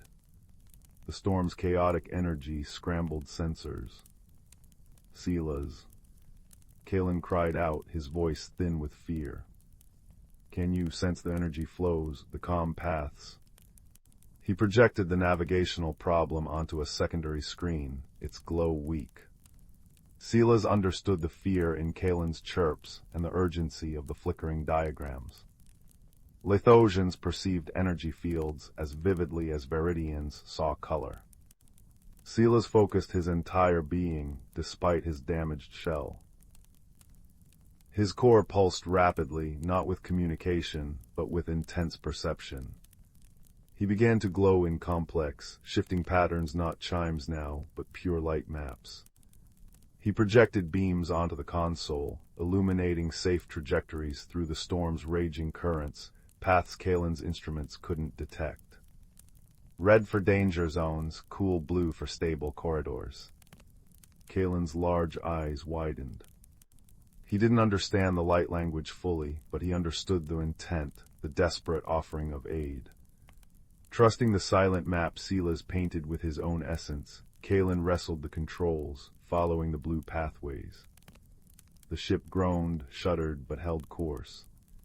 Outside the viewport, lightning forks of plasma energy licked past, illuminating Silas's determined glow and Kalen's tense, furry face. They were a tiny island of shared purpose in the cosmic fury. Hours later, they emerged into calm, star-speckled space. Exhausted, Kalen slumped in his chair. Silas's light was dim, flickering weakly. The effort had drained him. Kalen, without hesitation, rummaged through his supplies. He knew Lithosians drew energy from specific mineral salts and focused light.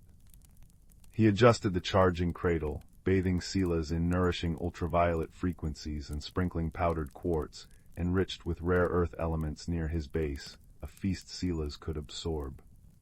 As Silas's light steadied and grew stronger, bathing the cabin in a warm, golden radiance, a profound silence settled, thick with unspoken gratitude. Kalen approached the cradle. He didn't chirp or tap. Slowly, gently, he placed one small furred paw against Silas's cool, smooth surface. It was a gesture beyond species, beyond language. A simple touch conveying, "You are safe, I am here." Silas responded not with light or sound, but by subtly warming the spot beneath Kalen's paw, a gentle, resonant thrum vibrating through the crystal and into Kalen's bones. It was a frequency Kalen hadn't learned, but he felt its meaning deep in his core: connection, solidarity, friendship. Days turned into weeks. Their communication blossomed. Kalen learned the intricate symphony of Silas's light, the joyful sparkle for a beautiful nebula formation, the slow pulse of contentment during quiet study, the protective flare when Kalen stumbled. Silas learned the nuances of Kalen's chirps and clicks, the excited trill for a new discovery, the soft hum of Moss-D appreciation, the worried warble when Silas seemed tired. They shared meals, Kalen sipping tea, Silas basking in light baths, and watched the cosmos unfold through the viewport. Kalen described the velvet darkness and distant suns in soft Viridian metaphors. Silas responded with harmonic impressions of stellar vibrations and the color songs of distant quasars. One cycle, while exploring a dense cluster of bioluminescent algae, Kalen voiced a quiet fear. "My mission ends soon, Silas. The Weaver must return to Viridia. Your home, Lithos, it is far, my ship cannot take you." He projected star maps showing the vast gulf between their homeworlds. Silas's light dimmed momentarily, swirling with deep indigo hues Kalen recognized as sorrow. A single low chime resonated, mournful as a distant bell. Then a complex sequence of light pulsed, images of the Weaver's cabin, Kalen's furry form, the shared viewport. Followed by a pure, clear tone Kalen instinctively knew meant here. Silas projected another concept, not Lithos, but the feeling of warmth, safety, and resonant understanding he had found here, with Kalen. Home wasn't just coordinates, it was connection. Tears, warm and salty, welled in Kalen's large eyes. He hadn't realized how deep his own loneliness had been before finding the silent crystal drifting in the void. He projected his own understanding, a sequence of joyful green pulses mixed with the warm amber of Silas's earlier understanding glow. He chirped a soft, complex melody, a Viridian lullaby, about roots finding purchase in unexpected soil. Their final challenge was bureaucratic. Viridian regulations prohibited non-sentient mineral specimens beyond quarantine. Kalen knew Silas was far more than a specimen. He spent sleepless cycles compiling data recordings of their communication, analyses of Silas's energy patterns, the navigational logs from the ionic storm proving his sentience and invaluable assistance. He presented his case not as a scientist, but as a friend, his voice trembling with conviction. He projected Silas's own light language interpretations alongside his translations. The Viridian Council, initially skeptical, was presented with undeniable proof of cross-species communication, mutual aid, and profound bond. Silas, during the hearing, didn't chime. He simply projected a complex, beautiful light pattern that mirrored the Glimmerwood Nebula. They documented together a shared memory, a testament to their journey. The warm, golden glow that suffused the council chamber as he did so seemed to melt their reservations. Permission was granted. Silas was recognized as a sentient being and Kalen's companion. Now on the verdant surface of Viridia, in a cozy dwelling built into the side of a moss-covered cliff, two unlikely friends watched the twin moons rise. Kalen nestles in a cushion woven from soft reeds, sipping moss tea.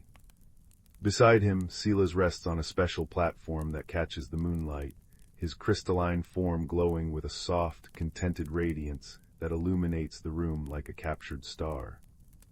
They communicate in a quiet symphony of chirps, resonant chimes, and gentle pulses of colored light, a language unique to them. The mist rolls in from the valleys, smelling of damp earth and sweet blossoms. The only other sound is the gentle crackle of a small, contained fusion heater, mimicking the warmth of a fireplace. Kalen recounts the day's observations of Viridian sky squid migrations.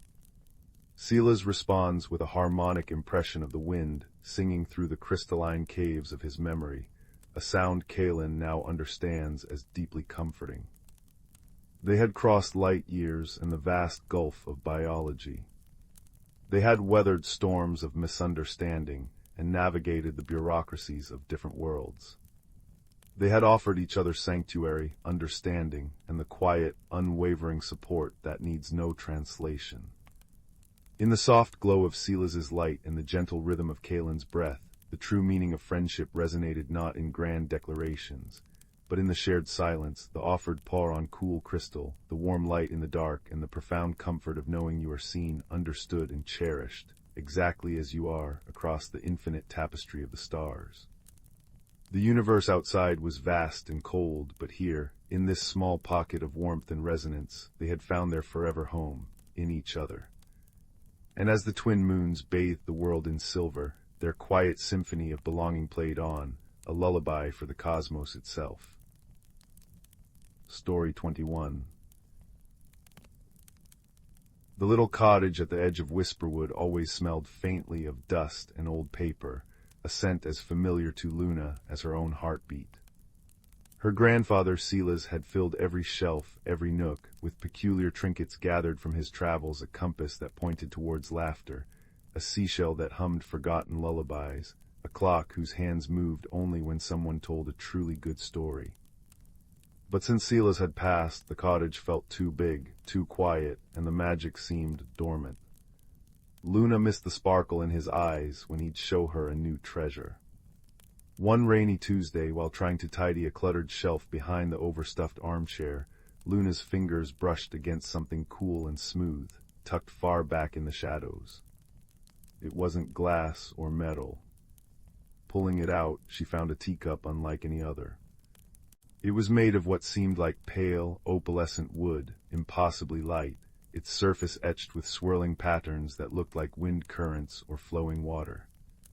It felt warm in her hands, a gentle, comforting heat that pulsed softly, like a tiny, sleeping heart.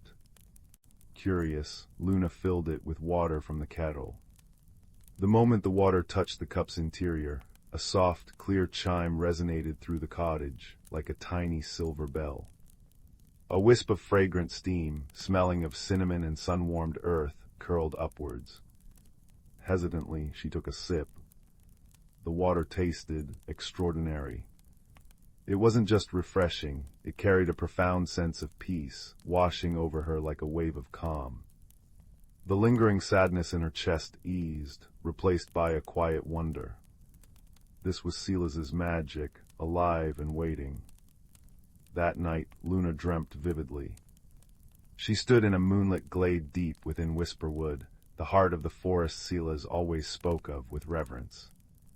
In the center stood a magnificent, ancient tree, its bark shimmering like the teacup.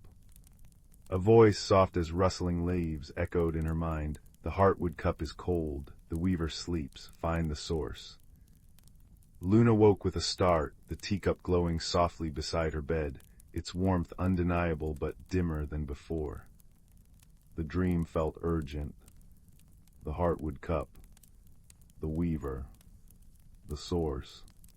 She knew deep in her bones she had to journey into Whisperwood. Her journey began at dawn. She packed a small knapsack, bread, cheese, her grandfather's sturdy walking stick, and the precious cup wrapped in soft flannel. The familiar path into Whisperwood soon gave way to deeper, less trodden trails. The air grew thick with the scent of pine needles and damp earth. Sunlight filtered through the dense canopy in dappled patterns. She felt small, but the cup's gentle warmth against her chest was a constant companion. Her first helper appeared quite unexpectedly. A large, rather grumpy-looking badger with a distinctive white stripe across his snout blocked her path near a bubbling brook. He huffed, eyeing her suspiciously. "HMPH humans, always stomping about. What brings you so deep, youngling, lost your way?" His voice was a low rumble. Luna, remembering Silas's tales about the forest's inhabitants, bowed slightly. "I seek the source, Mr. Badger. The heartwood cup grows cold." The badger's eyes widened, his gruffness melting into surprise. The cup, Silas's girl, well now. He sniffed the air. "Name's Thorn, and you're right to worry. The woods feel thin, cold spots where there shouldn't be. Follow me. The path ahead is tricky, full of whisper willows that twist your sense of direction. I know the true way." Thorn proved invaluable. He guided her through deceptive clearings where paths seemed to double back on themselves, and past groves of silvery trees whose leaves murmured confusing directions. He shared stories of Silas, who had always brought Thorn a particularly pungent cheese he loved. Luna felt a pang of warmth hearing these tales, a connection to her grandfather she hadn't expected. Deeper still, they encountered a challenge. A wide chasm spanned only by a rickety bridge made of woven vines and ancient, groaning wood. Luna's heart sank. Thorn scratched his chin. "Old bridge, been years since anyone crossed, looks unstable." Just then, a melodious voice called from above. Oh dearie me, don't fret, little travelers." A large, vibrantly colored songbird, feathers like molten copper and emerald, fluttered down, landing gracefully on a nearby branch. "Maple at your service, that old thing, needs a song to wake it up properly. It's been napping." Maple, it turned out, was the forest's most cheerful gossip, and knew every song ever sung under the canopy. She trilled a complex, lilting melody full of high, clear notes and deep, resonant hums. As she sang, the vines of the bridge seemed to sigh and stretch, becoming thicker, stronger, and more vibrant.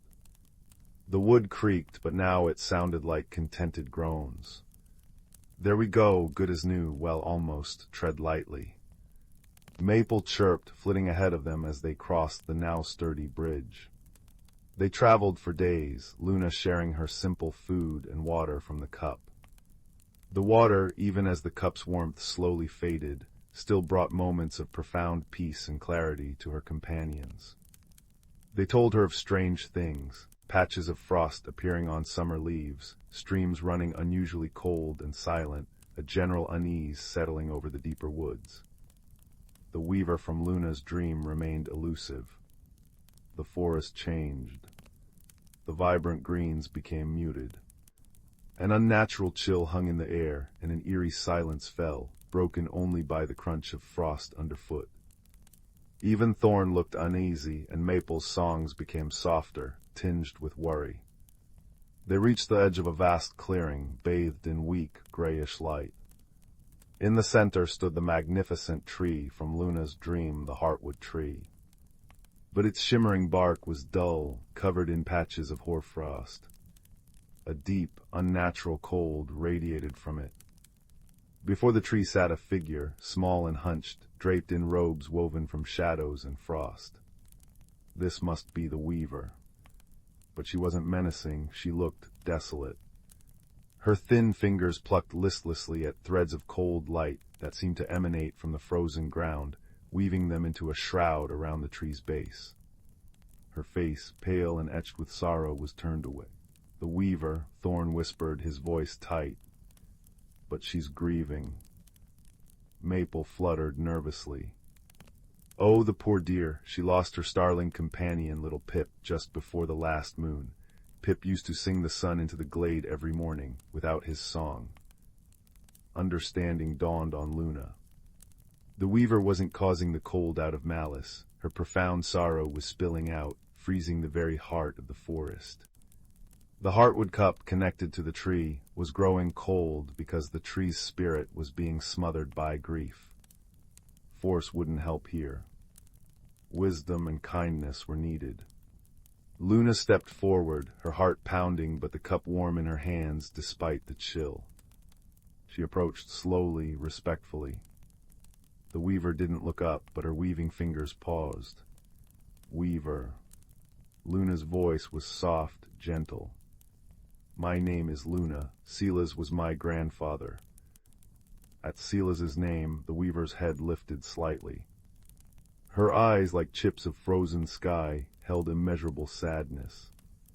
She gave a tiny, almost imperceptible nod. I have the heartwood cup, Luna continued, holding it out slightly. It's growing cold. The forest feels your sorrow. A single crystalline tear traced a path down the weaver's frosty cheek. She gestured weakly towards the tree, then towards the empty branch where Pip once sang. Luna understood. She looked at Thorn and Maple. She needs Pip's song, but Pip is gone. A thought struck her. She remembered the water from the cup, how it brought peace, how it eased her own sadness. And she remembered Maple's incredible songs. Maple, she whispered urgently. Could you sing Pip's song, the song that welcomed the sun? Maple puffed up her feathers, looking determined. I knew Pip knew every trill, every warble. I can try, little Luna. She flew to the highest branch she could find, near the frozen heart of the tree. Luna knelt before the weaver. She poured water from her flask into the heartwood cup. It chimed softly, a weaker sound now, but the fragrant steam still rose. She held it out towards the weaver. Please, drink, it brings peace. Hesitantly, the weaver reached out a trembling, frost-covered hand. She took the cup.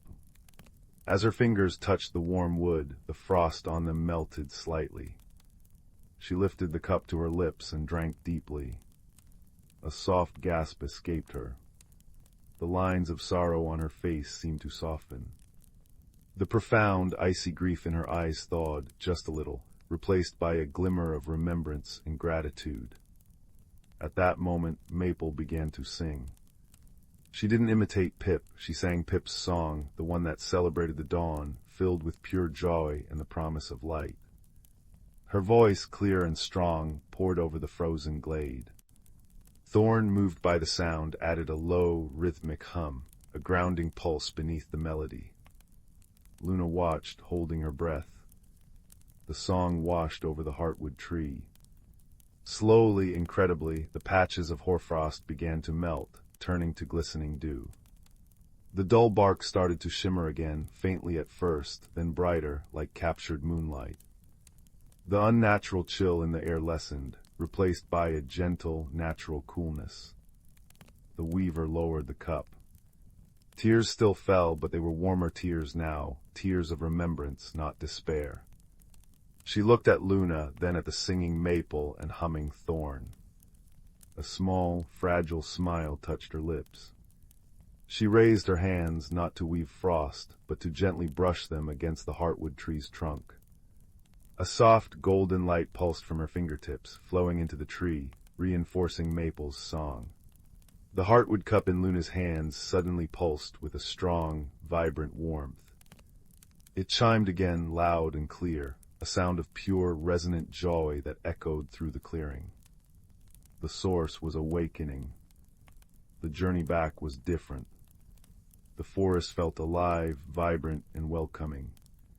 Frost had vanished, streams babbled cheerfully, and birdsong filled the air. Maple flew ahead, singing triumphant tunes. Thorn walked with a proud swagger. And Luna. She carried the heartwood cup, now radiating a constant, gentle warmth, its surface shimmering with renewed life. She felt changed, no longer just Silas's granddaughter, but a guardian of Whisperwood's quiet magic. She had learned that the greatest strength often lies not in force, but in understanding, in offering comfort, and in the courage to share kindness with even the deepest sorrow. Back in the cottage, the dust motes danced in the afternoon sun, slanting through the window. Luna placed the heartwood cup on the mantelpiece, right beside her grandfather's favorite pipe. As she did, the other trinkets seemed to sigh contentedly. The compass needle quivered, pointing towards Luna's heart. The seashell hummed a soft, happy tune. The clock's hands gave a little jump forward. The cottage no longer felt empty. It felt full of memories, full of peace, and full of the quiet, extraordinary magic that lived in ordinary things, waiting for a kind heart to discover it. Luna curled up in Silas's old armchair, the heartwood cup's gentle warmth a comforting presence, listening to the happy murmur of the cottage settling around her. Outside, the first stars began to twinkle over Whisperwood, a forest once again held safe in the gentle embrace of its renewed heart. And Luna knew, as sleep gently pulled her under, that she had found not just the source, but her own place in the grand, quiet story of the world. Story 22. Far beyond the swirling nebulas and diamond-ringed planets, nestled in the quiet arm of the galaxy, floated the space station known as the Stardust Haven. It was a place of refuge and trade, a glittering jewel where beings from countless worlds mingled under its domed, star-streaked sky. The air hummed softly with the low thrum of engines, carrying scents of ozone, alien spices, and the faint, sweet fragrance of hydroponic gardens. Warm, golden light pooled from lanterns shaped like captured suns, casting long, dancing shadows across the bustling promenade. It was here, amid the comforting murmur of distant stars and the gentle clatter of commerce, that two very different souls found themselves adrift. Pip was a small, fur-covered creature from the lush world of Verdantia, a place of towering, luminous trees and whispering ferns. His fur was the soft brown of tree bark, dappled with flecks of emerald green that shimmered like dewdrops. Large, liquid black eyes, adapted to Verdentia's twilight forests, darted nervously around the crowded market square. He clutched a woven satchel filled with precious glimmer seeds, tiny orbs that pulsed with a soft, internal light, prized across the galaxy for their calming properties. Pip moved with quick, skittering steps, his heart a rapid flutter against his ribs.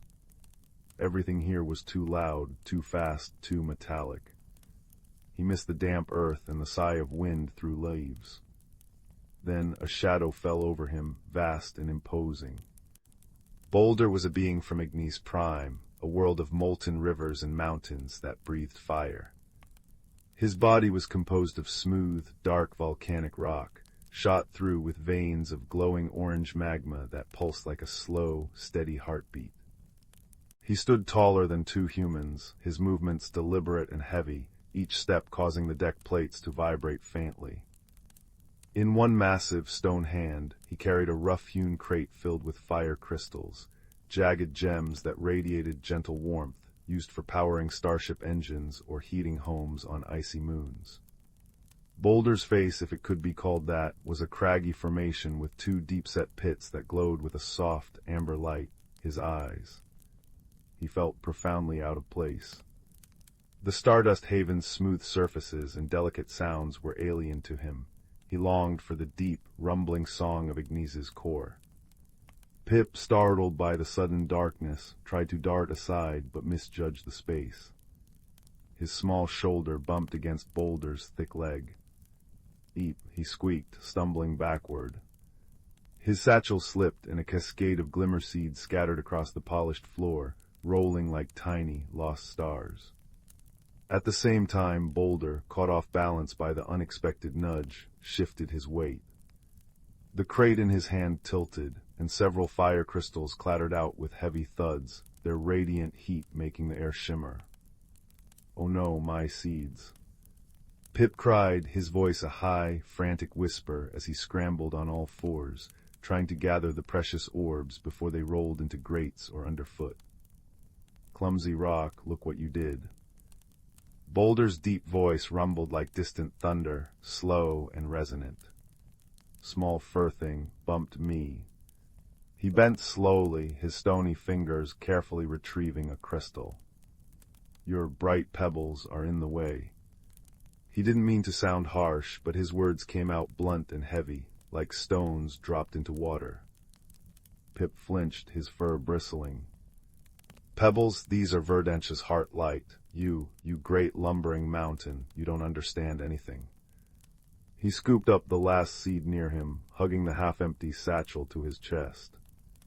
Hurt and frustration prickled behind his eyes. Boulder simply stood there, a silent monolith, radiating confusion. He hadn't intended harm, he'd only stated fact. But Pip's rapid speech and skittish movements felt chaotic, disrespectful. To Pip, Boulder's slowness seemed like indifference, his rumbling voice like disapproval. A wall of misunderstanding, thick and cold, rose between them. Suddenly, the Haven's soothing ambience shattered. A deafening klaxon blared, sharp and insistent, while crimson emergency lights flooded the promenade, replacing the warm gold with an urgent, pulsing red. The station shuddered violently, a deep, groaning tremor that rattled Pip's bones and made Boulder sway. Overhead speakers crackled, gravity fluctuation in Sector Gamma. All non-essential personnel evacuate immediately, seal bulkheads. Panic erupted. Crowds surged towards exits, a chaotic river of aliens. Pip, terrified, was swept off his feet by the jostling throng, tumbling into a shadowy maintenance corridor just as a heavy security bulkhead slammed down with a final clang, sealing him inside. Trapped. He whimpered, pressing himself against the cold wall. The corridor was narrow and dim, lit only by flickering blue emergency strips along the floor. The air smelled of lubricant and stale recycled oxygen. Then a grinding sound echoed from the other end. Boulder stood there, partially blocking the dim light, having been pushed into the corridor just before the seal closed. He straightened slowly, his magma veins pulsing brighter with alarm. "Great," Pip muttered, his voice trembling. "Trapped with a mountain." Boulder took a heavy step forward, the deck vibrating. "We are contained." He scanned the corridor. "Must find exit." His glowing eyes settled on a sealed hatch at the far end, marked with a faded symbol. "Obviously." Pip snapped, his fear sharpening his words. "But how? You're too big to fit through vents, and I can't lift anything heavy." He hugged his satchel tighter, the glimmer seeds inside offering no comfort now. Boulder rumbled, a sound that might have been a sigh. "Your speed, my strength, together perhaps." He pointed a thick finger towards a control panel beside the hatch. It was sparking erratically, clearly damaged. Panel broken. Can you see small wires? Pip hesitated. Distrust warred with desperation. But the station shuddered again, a reminder of the danger outside. Swallowing his fear, he scurried forward, his small claws finding purchase on the wall. He peered at the tangled mess of wires behind the cracked panel. It's complicated. The red one is loose and the blue one is fused. I think if we reconnect the red and bypass the blue. He trailed off, realizing Boulder wouldn't understand the technical terms.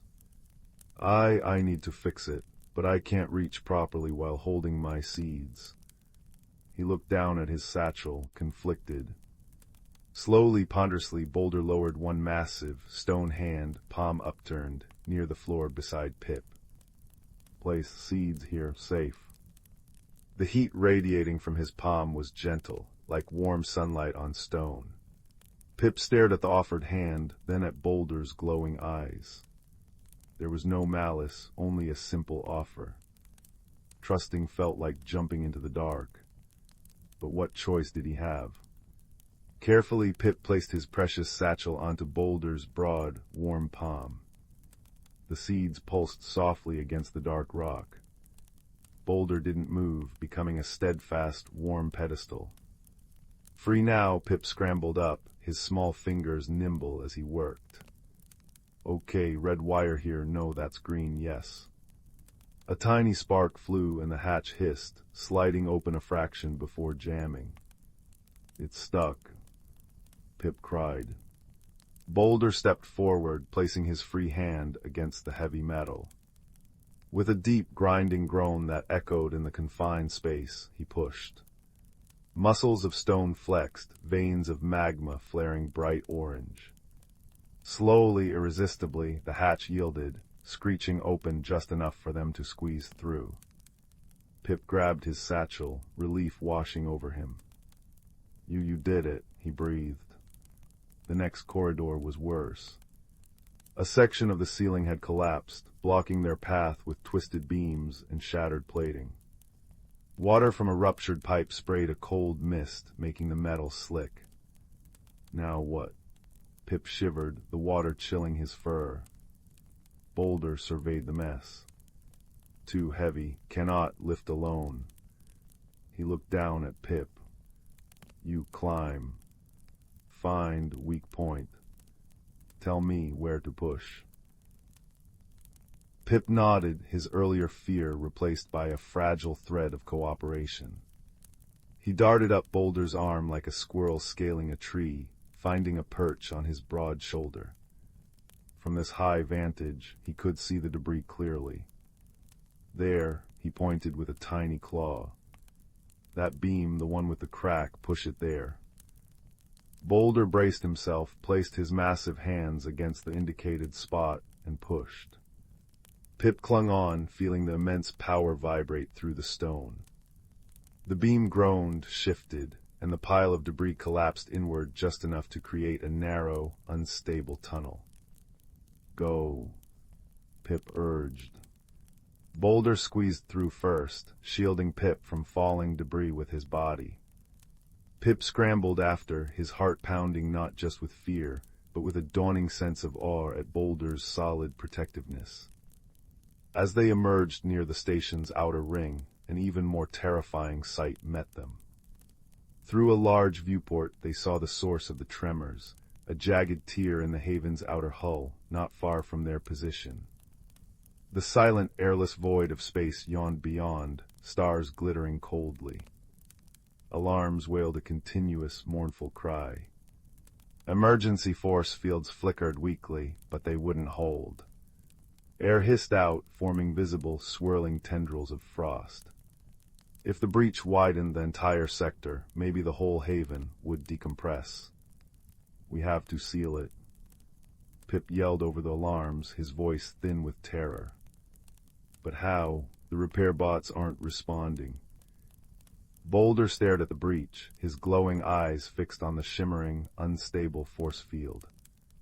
Temporary seal, need material, strong grows fast. His slow mind worked methodically. He looked down at Pip's satchel, then at his own crate of fire crystals nearby, miraculously intact after their journey. "Your light pebbles.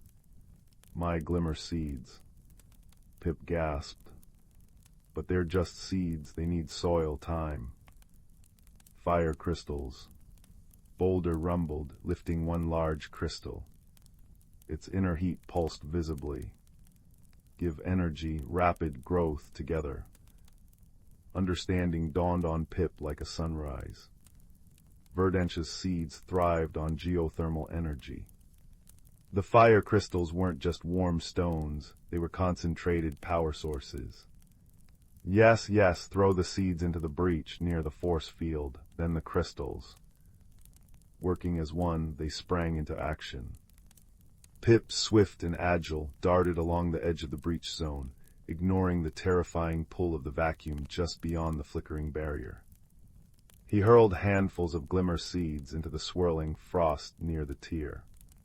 They scattered like glowing dust, catching on the edges of the metal. Boulder followed, his movements surprisingly precise despite his size. He placed fire crystals carefully among the seeds, their intense heat radiating outward. Their effect was instantaneous and magical. Where the seeds touched the superheated energy of the crystals, they erupted. Tendrils of vibrant, bioluminescent green shot out, thick and strong as cables. They wove themselves together with astonishing speed, knitting across the jagged tier in the hull. The vines pulsed with light, fed by the crystal's energy, forming a living, breathing patch. The hiss of escaping air lessened, then stopped. The force field stabilized, bathing the repaired section in a soft, emerald and amber glow.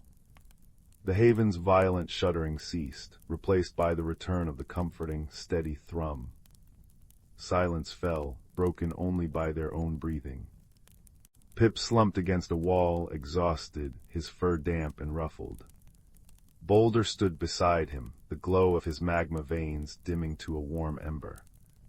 They looked at the living seal they'd created, a tapestry of verdant life and volcanic power, holding back the void. It was beautiful. Pip looked up at the giant being who had been his reluctant companion, his enemy, his shield, and now, you saved us," he whispered, his voice thick with emotion. "Your strength and your fire." Boulder slowly lowered himself, sitting heavily on the deck. He looked at the small creature beside him. "Your light," he rumbled, his voice softer than Pip had ever heard it. "And your quick mind, without you, I would be lost in the metal." He extended a large, warm finger towards Pip. Not a demand, just an offer. Pip didn't hesitate this time. He placed his small, furry paw against the rough, warm stone. It wasn't the damp earth of Verdantia, nor the fiery heart of Ignis Prime. It was something new. Solid. Warm. Safe. I thought you were just a clumsy rock," Pip admitted, a small, sheepish chirp in his voice. "I thought you a noisy pebble," Boulder confessed, a low rumble that might have been a chuckle. "But pebbles and rocks together." He paused, searching for the words. "Make strong ground."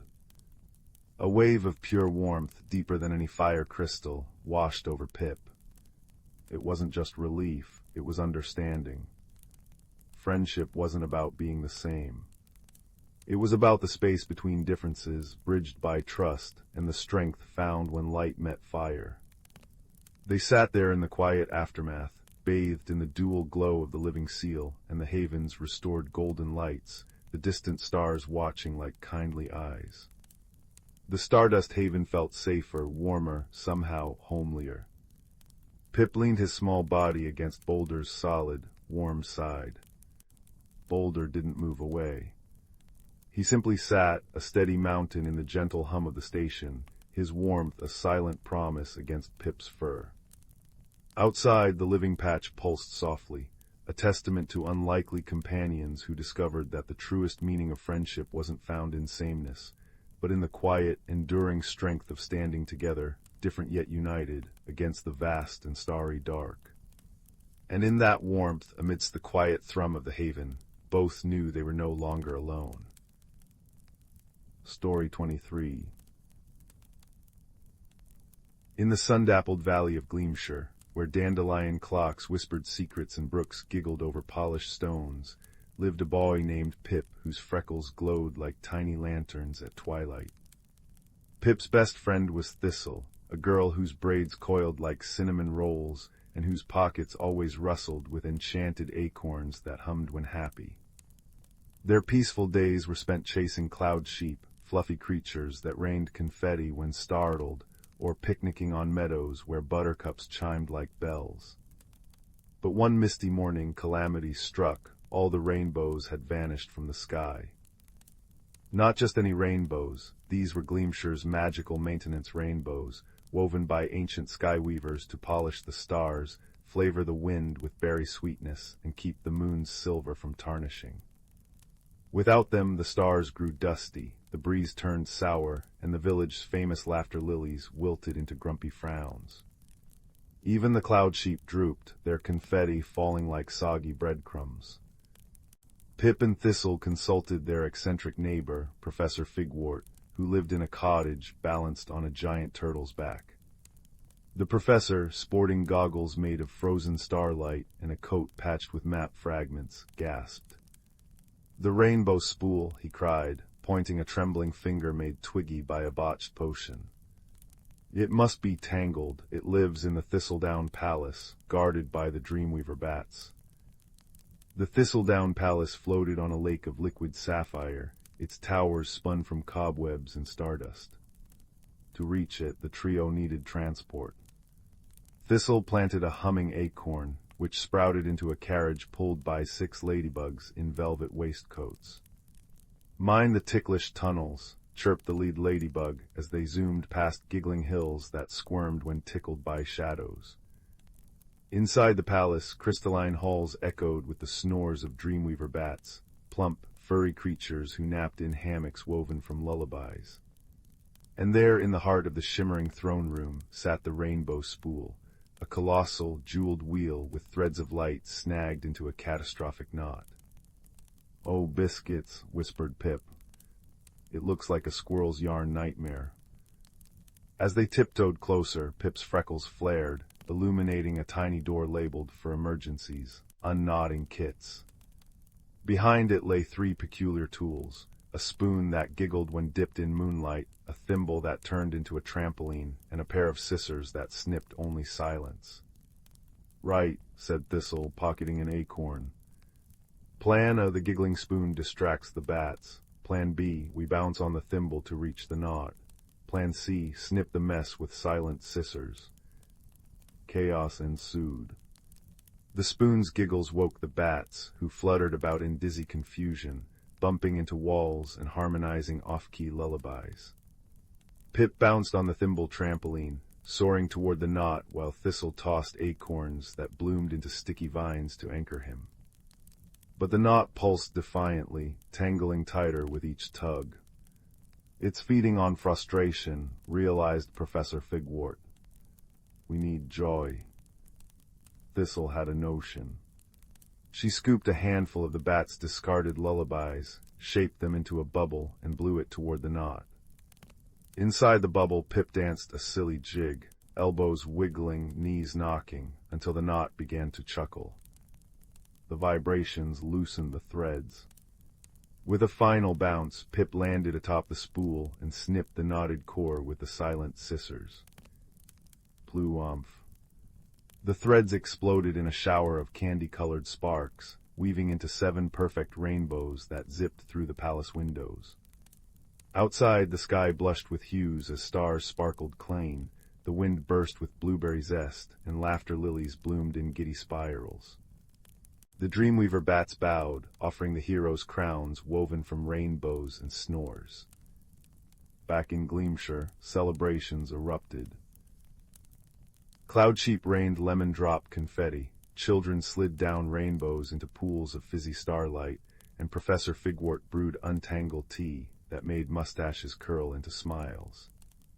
Pip's freckles glowed brighter than ever, and Thistle's braids now held strands of woven light. As the moon gleamed like polished silver, the friends snuggled under a quilt stitched with sunset threads, listening to the wind's berry-sweet song. They'd learned that even the naughtiest troubles could be undone, not by force but by a spoonful of giggles, a bounce of courage, and the quiet snip of joy. And so, cradled by the chuckling night, Gleamshire dreamed in Technicolor, where every problem was just a dance away from becoming confetti. Story 24. The village of Meadowhaven nestled in a valley embraced by whispering pines, where cobblestone paths wound between cottages with thatched roofs and gardens blooming with starlight lilies.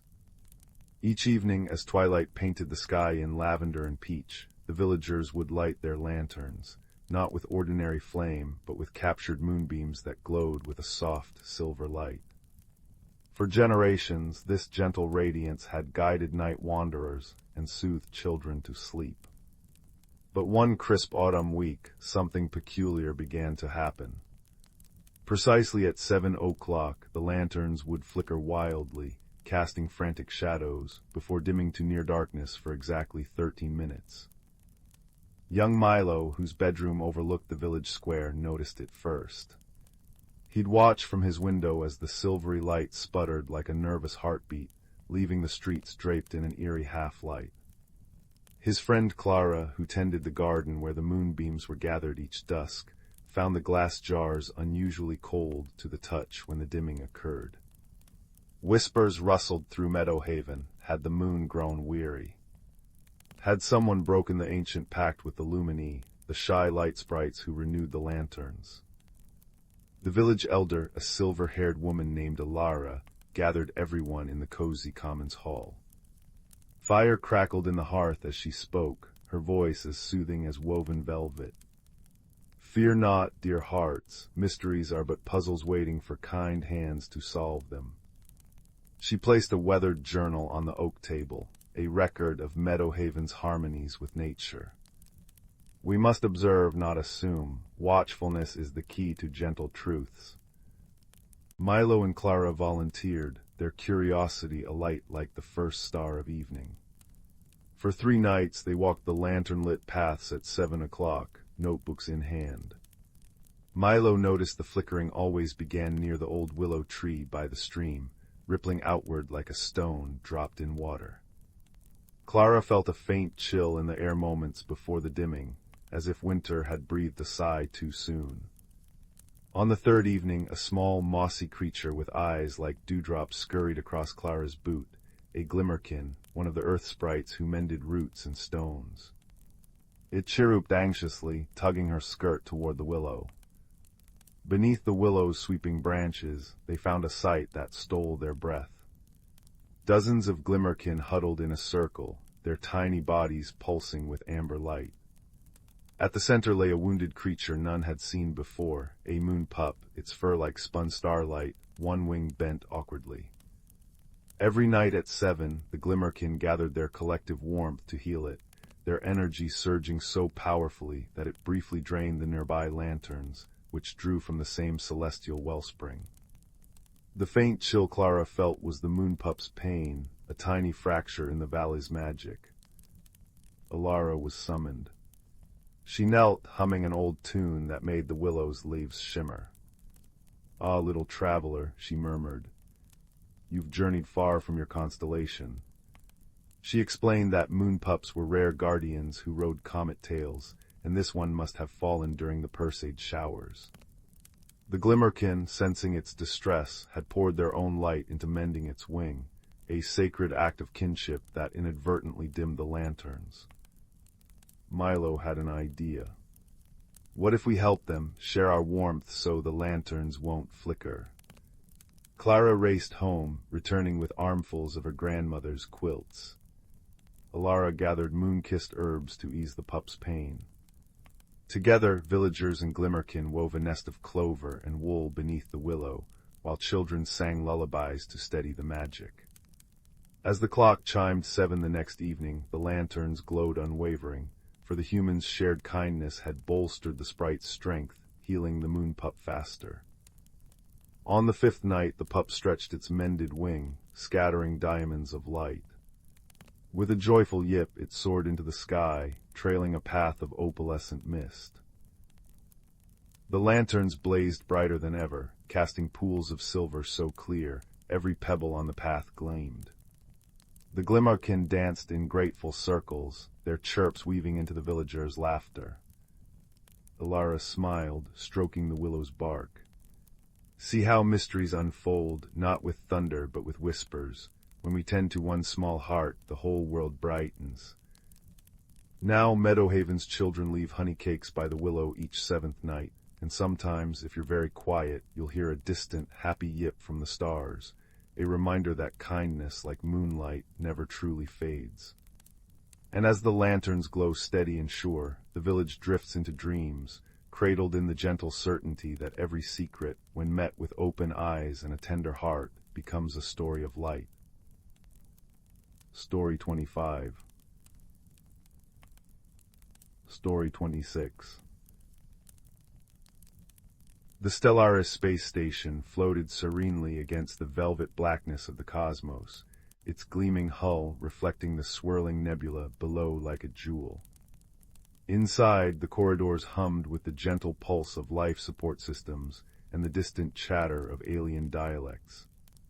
Near observation deck 7, young Zara sat curled on a padded bench, her nose pressed to the thick viewport. Earth felt impossibly far away. Here, surrounded by diplomats and traders from a dozen worlds, she felt alone. A soft clink echoed nearby. Zara turned to see a creature she'd never encountered before. It stood on 3 sturdy legs, its body covered in dense, velvety fur that shimmered like moonlight on water, shifting from soft blue to anxious violet as it noticed her. 6 delicate antennae twitched above large, liquid black eyes. It was fiddling nervously with a malfunctioning environmental panel, tools clutched in 3-fingered hands. Zara remembered her father mentioning the Valonians' brilliant engineers, but notoriously shy. This one seemed to radiate discomfort. "Hello," Zara whispered, not wanting to startle it. The creature flinched, its fur flashing bright crimson. A series of rapid, melodic chirps escaped it, sounding distinctly like flustered apologies. Zara smiled gently. "It's okay, I'm Zara. Are you fixing the air recycler? It's been whistling all week." She mimicked the whistling sound. The creature, whom she learned later was named Bramblebrook, tilted its head. Its fur softened to a curious lavender. It pointed a tool at the panel, then at Zara, chirping a questioning tone. Thus began their hesitant dance of communication. Zara learned Bramblebrook's name through patient pointing and shared smiles. Bramblebrook learned Zara's through the careful shaping of her lips. He communicated through complex chirps, whistles, and the ever-changing hues of his fur, a language of color and sound Zara found mesmerizing. She'd share her Earth stories, sketching pictures on her datapad. Bramblebrook would respond by projecting intricate holographic schematics of Valonian star sailors, his fur pulsing warm gold with pride. Yet misunderstandings bloomed like unexpected nebulas. Once Zara playfully tossed a ration bar towards Bramblebrook. On Velen, such a gesture was a challenge. His fur flared defensive scarlet, and he retreated for a whole cycle, leaving Zara bewildered and hurt. Another time, Bramblebrook's enthusiastic chirping near a sleeping Zara was misinterpreted as aggression by a security drone, causing a minor panic he didn't understand. Their fragile bond was tested when disaster struck. A micrometeor shower, undetected by the station's sensors, peppered the outer hull near the central power nexus. Alarms shrieked, harsh and blinding emergency lights replaced the soft ambient glow, and the station shuddered violently. Gravity fluctuated, sending Zara tumbling. The main lights died, plunging the deck into near-total darkness, broken only by the frantic red strobes and the soft, steady glow emanating from Bramblebrook. His fur shone like captured starlight, a beacon in the chaos. Grumblik, Zara called, her voice trembling.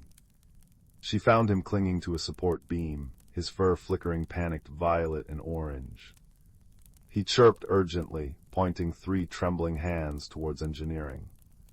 Zara understood. The power core. If it destabilized, her father was on the other side of the station. They were close. They had to try. Navigating the darkened, shuddering corridors was terrifying. Debris cluttered the path. Gravity would fail entirely for moments, sending them floating, only to slam back down. Zara used her knowledge of the station's layout, guiding them. Grumblik, his fur now a determined, steady blue-white, used his incredible dexterity and strength to clear heavy panels and reroute sparking cables with astonishing speed. When Zara's foot caught in a twisted conduit, Grumblik was there instantly, his strong limbs gently freeing her, his fur pulsing a reassuring, warm gold against her skin. When Grumblik faced a complex control panel written in standard script he couldn't read, Zara leaned close, translating the warnings, her voice steady despite her fear. Finally, they reached the auxiliary engineering bay. The main power conduit was cracked, spewing dangerous energy arcs. The backup stabilizers were offline. Grumblik chirped frantically, projecting a hologram showing the critical sequence needed to reroute power through secondary circuits, a sequence requiring simultaneous activation of 3 widely spaced manual overrides. Impossible for one being. "We do it together," Zara said, meeting Grumblik's large, worried eyes. She pointed to herself, then to the farthest override lever. "I'll take that one, you take the middle, on 3. She mimed the countdown on her fingers. 1, 2, 3. Zara sprinted, her small legs burning. She saw Grumblik blur with Valonian speed towards his lever. She reached hers, a heavy switch high on the wall. Gripping a handhold, she jumped, throwing her whole weight onto it. Clunk. It engaged. She looked across the bay. Grumblik was already at his station, fur blazing blue-white. He slammed his lever down. Only the 3rd remained unmanned. Zara's heart sank. They'd failed. Then a flash of movement. Grumblik, using his powerful legs, leaped across the intervening space. He hit the wall beside the final lever, rebounded with impossible agility, and slammed his body against it as he spun midair. Clunk. The lever engaged. A deep hum resonated through the station. The harsh red lights vanished, replaced by the warm, gentle glow of the main systems coming back online. Gravity stabilized. The shuddering ceased. They'd done it. Zara stumbled towards Grumblik, who lay winded on the floor, his fur slowly shifting from exertion red to a soft, relieved silver. She knelt beside him. "Grumblik, you were amazing." He chirped weakly, a sound like wind chimes, and reached out a 3-fingered hand. Zara placed her small human hand in his. His fur was warm, softer than velvet, and pulsed with a gentle, comforting rhythm. No words were needed. The shared terror, the desperate trust, the combined effort, it had woven a bond stronger than any language barrier.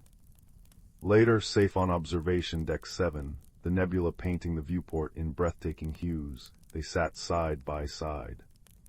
Zara shared her last Earth chocolate bar. Grumblik offered a Valonian moon pebble that glowed with a soft inner light. They didn't speak much. Grumblik's fur shimmered in peaceful patterns, swirls of contentment blue and friendship green.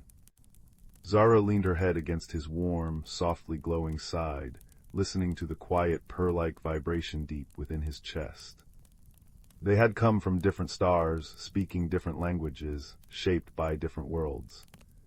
Yet in the vast, silent expanse of space, huddled together on a bench warmed by starlight and shared courage, they had discovered a universal truth.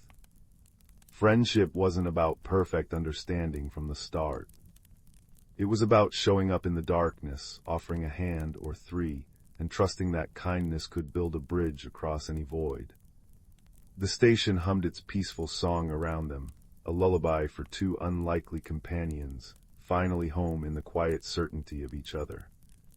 The stars outside glittered, countless and bright, witnesses to a bond forged not in sameness, but in the beautiful, resilient harmony of difference. And as sleep gently claimed them, the only light needed was the soft, shared glow of trust, warm and enduring against the infinite night. Story 27. The village of Willowbrook nestled in a valley, where cobblestone paths wound like sleepy serpents between cottages crowned with thatch. Here moss grew thick on ancient stone walls, and the air always carried the scent of damp earth and baking bread. Finn, a boy with eyes the color of storm clouds and a quiet nature, spent his days helping his mother in their small, cluttered shop, odds and ends. Dust motes danced in sunbeams that slanted through the warped windows, illuminating shelves crammed with forgotten things, chipped teacups, mismatched buttons, tarnished candlesticks, and 1,000 other fragments of lives lived elsewhere. One rainy Tuesday, while sorting through a crate of donations left by Old Man Hemlock, Finn's fingers brushed against something cold and solid at the very bottom. It wasn't a button or a spoon. He pulled it free, an old key. It was surprisingly heavy for its size, forged from dark, unidentifiable metal that seemed to drink the light rather than reflect it. Its bow was shaped like a tiny, intricate tree with roots curling around the stem, and the bit was unusually complex, like a miniature labyrinth. It felt expectant in his palm, humming with a faint, almost imperceptible warmth. "Just another old key, Finn," his mother said kindly, polishing a brass bell nearby. "Probably doesn't fit a lock in 3 counties." But Finn felt differently. That night, tucked beneath his patchwork quilt, he held the key. Moonlight spilled through his window, catching the tree-shaped bow. As he traced its roots with his thumb, a soft, silvery light bloomed within the metal, illuminating tiny veins like starlight running through the branches. A whisper-thin melody, like wind through distant leaves, seemed to vibrate in the air around him. "Find the door," it seemed to sigh. "Find the roots of the old sorrow." The next morning, Finn knew he had to follow the key's call. He packed a small satchel with bread, cheese, and his worn notebook, leaving a note for his mother. The key, now cool and dark again, hung on a leather cord around his neck. Its gentle pull led him away from the village, past the last cottage where Mrs. Fig was pinning washing to a line strung between apple trees. Off on an adventure, young Finn. Mrs. Fig called, her voice warm as cinnamon. She was known for her endless knitting and endless kindness. I think so, Mrs. Fig," Finn replied, feeling a little foolish. "I found a key." Mrs. Fig's bright eyes twinkled. "Ah, keys, they open more than just locks, you know. Sometimes they open paths." She rummaged in her vast knitting bag, pulling out a small, impossibly soft pouch woven from shimmering gray yarn. "Take this for luck, and remember, the hardest doors to unlock are often those hidden within." She pressed the pouch into his hand. It felt comforting, like holding a warm stone. Finn thanked her and followed the key's insistent tug towards the whispering woods that bordered the valley. The woods lived up to their name. Ancient oaks groaned softly, ferns rustled secrets, and unseen creatures chirped and clicked. The air was thick with the scent of pine resin and decaying leaves. The key's warmth intensified, guiding him deeper along a path barely visible beneath the canopy. Suddenly, a frantic chittering erupted from a holly bush. A small, trembling creature tumbled out, a field mouse with fur the color of toasted hazelnuts, one ear slightly torn. It looked up at Finn with huge, terrified eyes, then squeaked frantically, pointing a tiny paw back into the bush. Peering in, Finn saw the problem. The mouse's nest, a cozy construction of moss and feathers, was precariously perched on a branch directly above a muddy puddle formed by the recent rain. Below, half hidden by ferns, lurked a sleek, dark weasel, its beady eyes fixed on the nest. Finn's heart hammered. He was no warrior, but the key pulsed warmly against his chest. Wisdom, not force. He remembered Mrs. Fig's words about hidden doors. Looking around, he saw a large, smooth river stone nearby. He picked it up, not to throw, but to use its weight. Carefully, silently, he rolled the stone towards a cluster of dry twigs, a little distance away from the weasel. It made a soft, scraping sound. The weasel's head snapped towards the noise, momentarily distracted. In that instant, Finn scooped up the trembling mouse and its nest, cradling them gently against his chest. He backed away slowly, keeping his eyes on the weasel, which, after a confused moment, slipped away into the ferns. The mouse, whom Finn decided to call Thimble, nestled gratefully in the shimmering pouch Mrs. Fig had given him. He became Finn's constant companion, his tiny nose twitching as he perched on Finn's shoulder, offering quiet squeaks that somehow felt like encouragement. Thimble seemed attuned to the key's subtle vibrations, often nudging Finn's cheek when the path diverged or danger, like a suspiciously large badger or a patch of slippery moss, lay ahead. The woods grew wilder.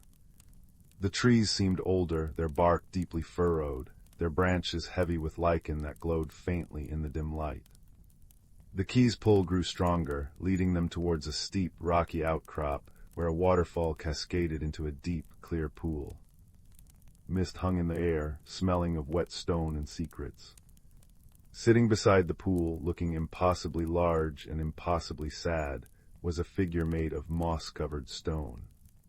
He had kind, deep-set eyes that seemed to hold the weight of centuries, and his stony fingers gently traced patterns in the water. Hello. Finn ventured, Thimble peeking nervously from the pouch. The stone figure turned slowly, his movements accompanied by a soft grating sound. Greetings, small one, his voice rumbled like distant thunder, surprisingly gentle. I am Boulder. Few find their way to my pool. His gaze fell on the key around Finn's neck. Ah, the root key. I have not felt its call in many seasons. The root key, Finn asked, touching it. It pulsed warmly in response. Boulder nodded, moss shifting on his shoulders. It opens the way to the Heartwood, the oldest place in these woods, but the way is broken. He gestured sadly towards the waterfall. Behind the curtain of water, Finn could just make out the crumbling arch of an ancient stone bridge, its path fractured and treacherous. The bridge remembers a great sadness, a wound that cracked its spirit long ago. It no longer trusts itself to hold. None may pass. The challenge was clear. Finn couldn't force the bridge to mend itself. He couldn't build a new one. He needed to heal the sorrow that held the bridge broken. The key hummed against his skin, whispering the same word, listen. Remembering Mrs. Fig's advice about hidden doors, Finn sat down on a smooth rock near the pool's edge, facing the fractured bridge behind the waterfall. Thimble curled up beside him, a warm, comforting presence. Boulder watched silently, his stony face patient. Finn closed his eyes, not trying to see the bridge, but to feel it. He focused on the key's warmth, letting it spread through him, connecting him to the earth beneath him, the water's song, the ancient stones. He listened deeper than the roar of the falls. He listened past the fear of falling, the pain of the break. He listened for the memory the bridge held. Slowly, images began to form in his mind, not with his eyes, but with his heart. He saw the bridge whole and strong, proud and welcoming, covered in flowering vines. He felt the joy of countless small creatures, squirrels, badgers, birds crossing safely. Then a deep tremor shook the earth, a violent cracking sound. He felt the bridge's shock, its terror, as a massive section tore away, tumbling into the chasm below. He felt its profound grief not just for its own brokenness, but for the lives lost in the collapse, for the connection it could no longer provide. It felt useless, dangerous, a reminder of failure. Its spirit had fractured along with its stones. Finn opened his eyes, tears blurring the sight of the broken arch. He understood. The bridge wasn't just broken, it was grieving, ashamed, afraid to try again. He stood up, thimble scrambling onto his shoulder. He approached the edge of the pool closest to the waterfall's veil. The roar was deafening, the spray icy. Holding the root key tightly, he didn't speak to the bridge with words, but with the feeling he had gathered the feeling of shared sorrow, of understanding its pain, and most importantly, the memory of its former purpose and joy. "You were strong," Finn whispered, his voice lost in the falls, but his intent clear as starlight. "You held so many safe, the earth shook, it wasn't your fault. The creatures remember the safe crossings, not the fall. Your roots are still deep, you can still connect, we need you." He poured all the compassion he felt, all the understanding gleaned from listening, into the key. It blazed with a soft, silver-green light, illuminating the falling water like liquid emeralds. He held the key out towards the broken bridge. A deep, resonant groan echoed from the stone arch. Not a groan of pain, but of release. Moss-covered stones began to shift, not violently, but purposefully. Cracks filled with shimmering, root-like tendrils of pure light that pulsed with the same rhythm as Finn's key. Stones lifted and settled, knitting together with seams of glowing energy. Vines, responding to the surge of life, snaked out from the cliffs, weaving through the stone, reinforcing it with living green. Slowly, miraculously, the fractured arch mended. A solid, beautiful bridge emerged from behind the waterfall, its surface now covered in soft moss and tiny, glowing white flowers that hadn't been there before. It hummed softly, a sound of profound relief and quiet strength. Boulder let out a deep, resonant sigh that sounded like contentment. "You listened to the heart of the stone, small one. You offered understanding, not force. The root key found its true bearer." He gestured towards the newly mended bridge. "The path to the heartwood is open." Crossing the bridge felt like walking on living history. The stones felt warm and welcoming beneath Finn's feet. Thimble squeaked in awe. On the other side, the woods opened into a small, circular grove bathed in golden light, filtering through leaves the size of shields. In the very center grew a tree unlike any other. Its trunk was vast and gnarled, shimmering with colors that shifted like mother-of-pearl. Its roots spread deep and wide, cradling glowing crystals that pulsed with a gentle light. This was the heartwood. The air shimmered with pure, peaceful energy, smelling of ancient soil, blooming honeysuckle, and deep, abiding calm. As Finn stepped into the grove, the root key on his chest grew warm. He understood now.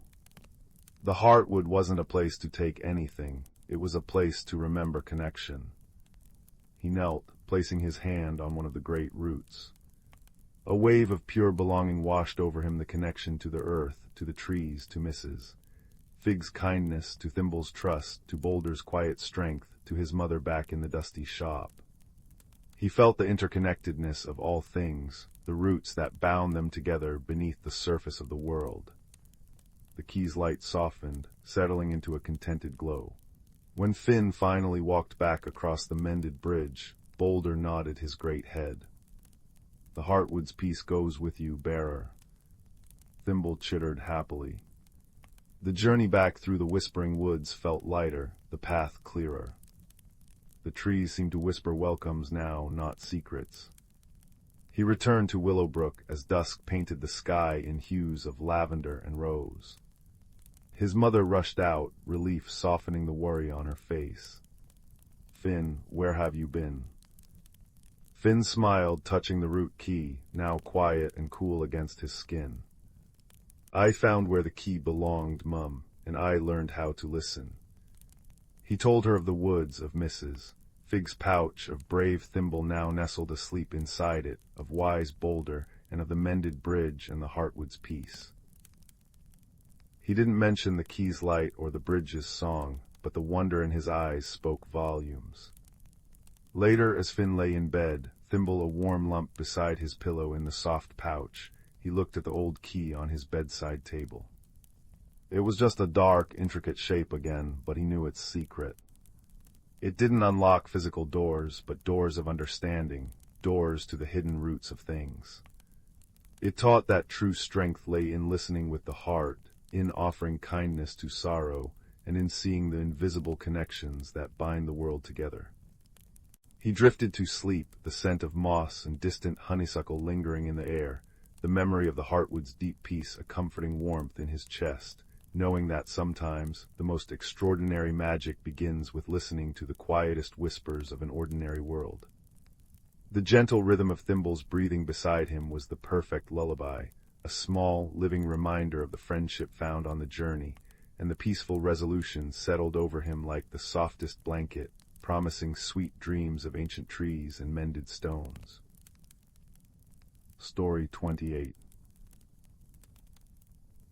The old cottage nestled at the edge of Whisperwood Forest always smelled of cinnamon and damp earth. 10-year-old Maya traced the frost patterns on her bedroom window, her breath fogging the glass.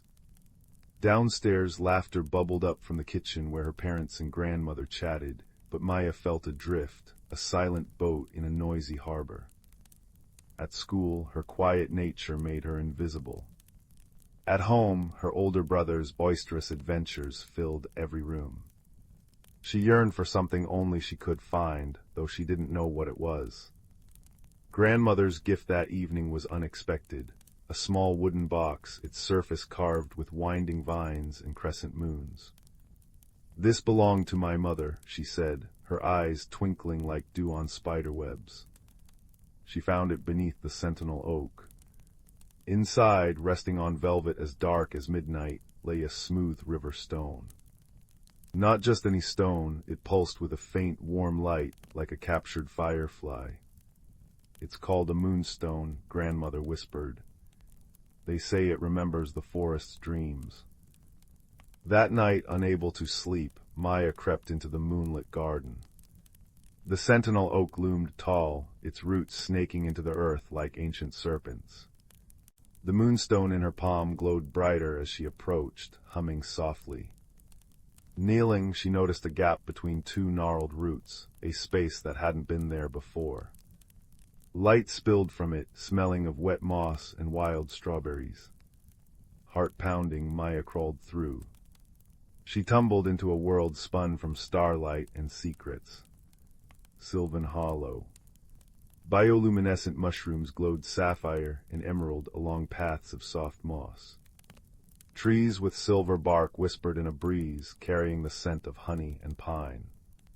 Above, a sky of intertwined branches shimmered with captured constellations. Maya gasped, the moonstone's light now a steady beacon in her hand. A rustle came from a thicket of ferns. Out stepped a creature no taller than her knee, with fur like moss-covered stone and eyes like polished amber. It tilted its head, chirping a series of musical clicks.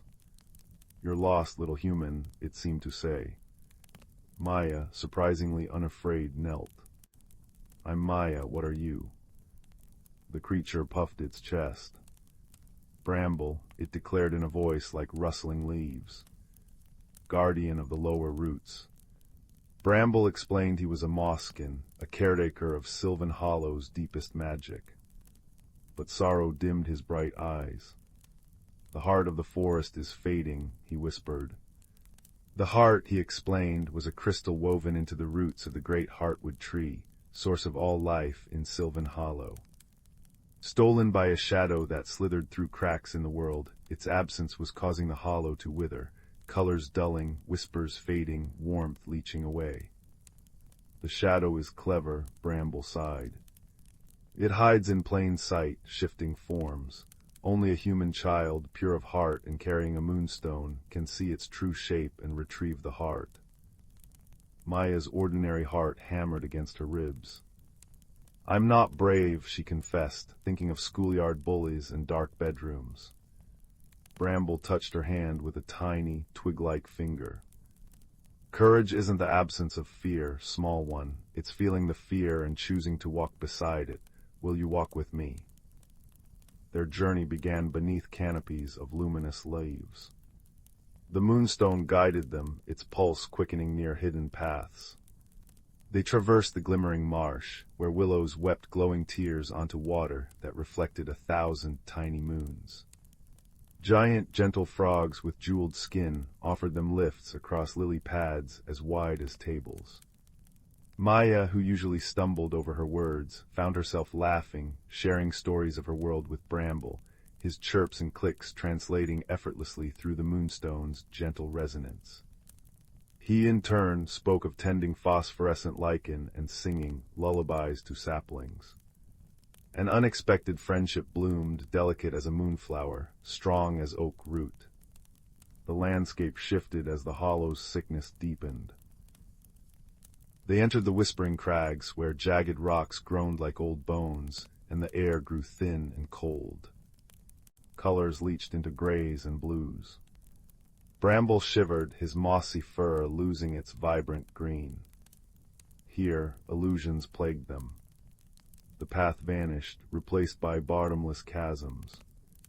Voices echoed, mimicking grandmother's call, trying to lure Maya back. Fear clawed at her, but she clutched the warm moonstone and focused on Bramble's steady presence beside her. Trust the light within, he urged. Not just the stones, but yours. Maya closed her eyes, breathing deep. The illusory chasms wavered, revealing solid rock beneath. She led them forward, her quiet focus becoming her strength. Deep within the crags, nestled in a cavern dripping with cold obsidian tears, they found the shadow's lair. It coiled around a pedestal where the heart of the forest should have pulsed, a crystal as large as Maya's head, radiating pure, warm light. The shadow itself was a swirling vortex of darkness, but as Maya focused, the moonstone flared. The shadow solidified, revealing not a monster, but a creature of fractured light, a shardling made of broken mirror fragments reflecting distorted, lonely scenes. It wasn't evil, just profoundly lost and cold, drawn to the heart's warmth like a moth to flame, accidentally trapping it. Please, Maya spoke, her voice surprisingly steady in the cavernous gloom. You're hurting the hollow, everyone is fading, even Bramble. She held out the moonstone, not as a weapon, but as a beacon. This remembers dreams, what do you dream of? The shardling pulsed, reflecting fragmented images, vast, empty voids, chilling silence, a desperate longing for warmth and connection. Bramble, understanding flickering in his amber eyes, chirped softly. It's alone, Maya, cold to its core. He nudged a small, glowing moss spore from his fur towards the shardling. The spore landed on a fractured edge, emitting a tiny, comforting warmth. The shardling flinched, then stilled, reflecting the spore's gentle glow instead of emptiness. An understanding passed between them, wordless yet profound. The shardling didn't need the heart, it needed a home, a source of gentle, sustainable warmth. Maya remembered the glimmering marsh frogs, their bellies warm from sun-baked stones. Can we take it to the sunken springs, she asked Bramble, where the thermal vents are. Bramble chirped agreement. The shardling, sensing their intent, slowly uncoiled from the pedestal. Maya carefully lifted the heavy, radiant heart. It felt like holding pure sunlight, warming her hands and flooding her with a sense of profound peace and connection. Returning the heart to the roots of the great heartwood tree was like returning a soul to a body. As Maya placed it into a hollow shaped like a starburst, light erupted. It raced through the roots like liquid gold, surging up the silver bark, exploding into the canopy. Color flooded back into Sylvan Hollow, vibrant greens, impossible blues, fiery reds. The air hummed with renewed life, buzzing insects, and the joyful songs of unseen birds. The whispering crags ceased their groaning, their stones now streaked with veins of warm amber light. Bramble danced, his mossy fur a vibrant tapestry once more. "You did it, Maya, you saved us." They guided the shardling to the sunken springs, where warm water bubbled from the earth, steaming gently.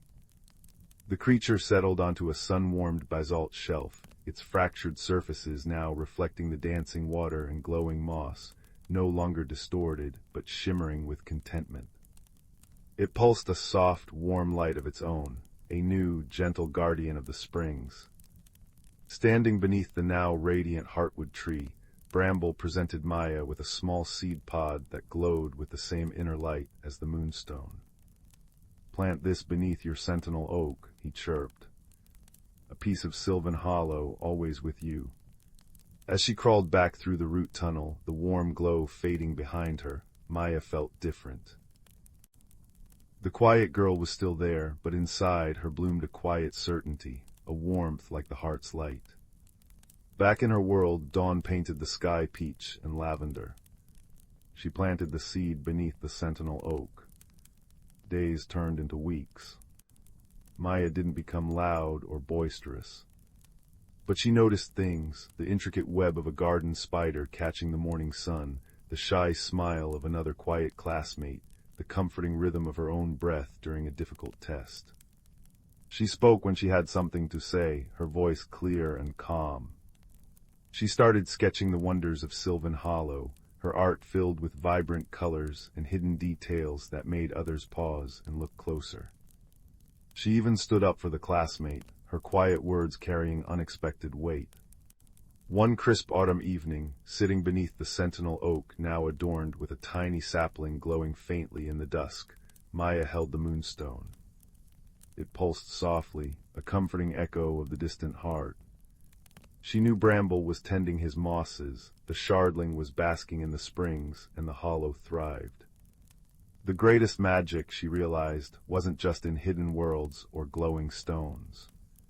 It was in the quiet courage to step into the unknown, the warmth of unexpected friendship, and the profound transformation that came from seeing the world and oneself with wonder and kindness. She traced the carving on the wooden box, feeling the deep, abiding peace of the forest's dreams now woven into her own, a silent promise that even the smallest light could guide the way home. The fireflies in the garden blinked like distant stars, and Maya smiled, knowing she belonged, quietly and completely, to both worlds now, forever held in the gentle embrace of the magic she carried within. Story 29. The Firefly Nebula glowed with soft violet and amber light beyond the viewport of the Stardust Drifter, a small research vessel adrift in the silent vastness. Inside, the air hummed with the low thrum of failing life support and the anxious clicks of a small, moss-furred creature named Kalen. He huddled near a flickering console, his large, luminous eyes reflecting the warning glyphs scrolling past. Kalen was a Zorian, a species from the humid jungles of Veridia Prime, where communication flowed through subtle shifts in bioluminescent patterns in their fur and the scent of pollen they released.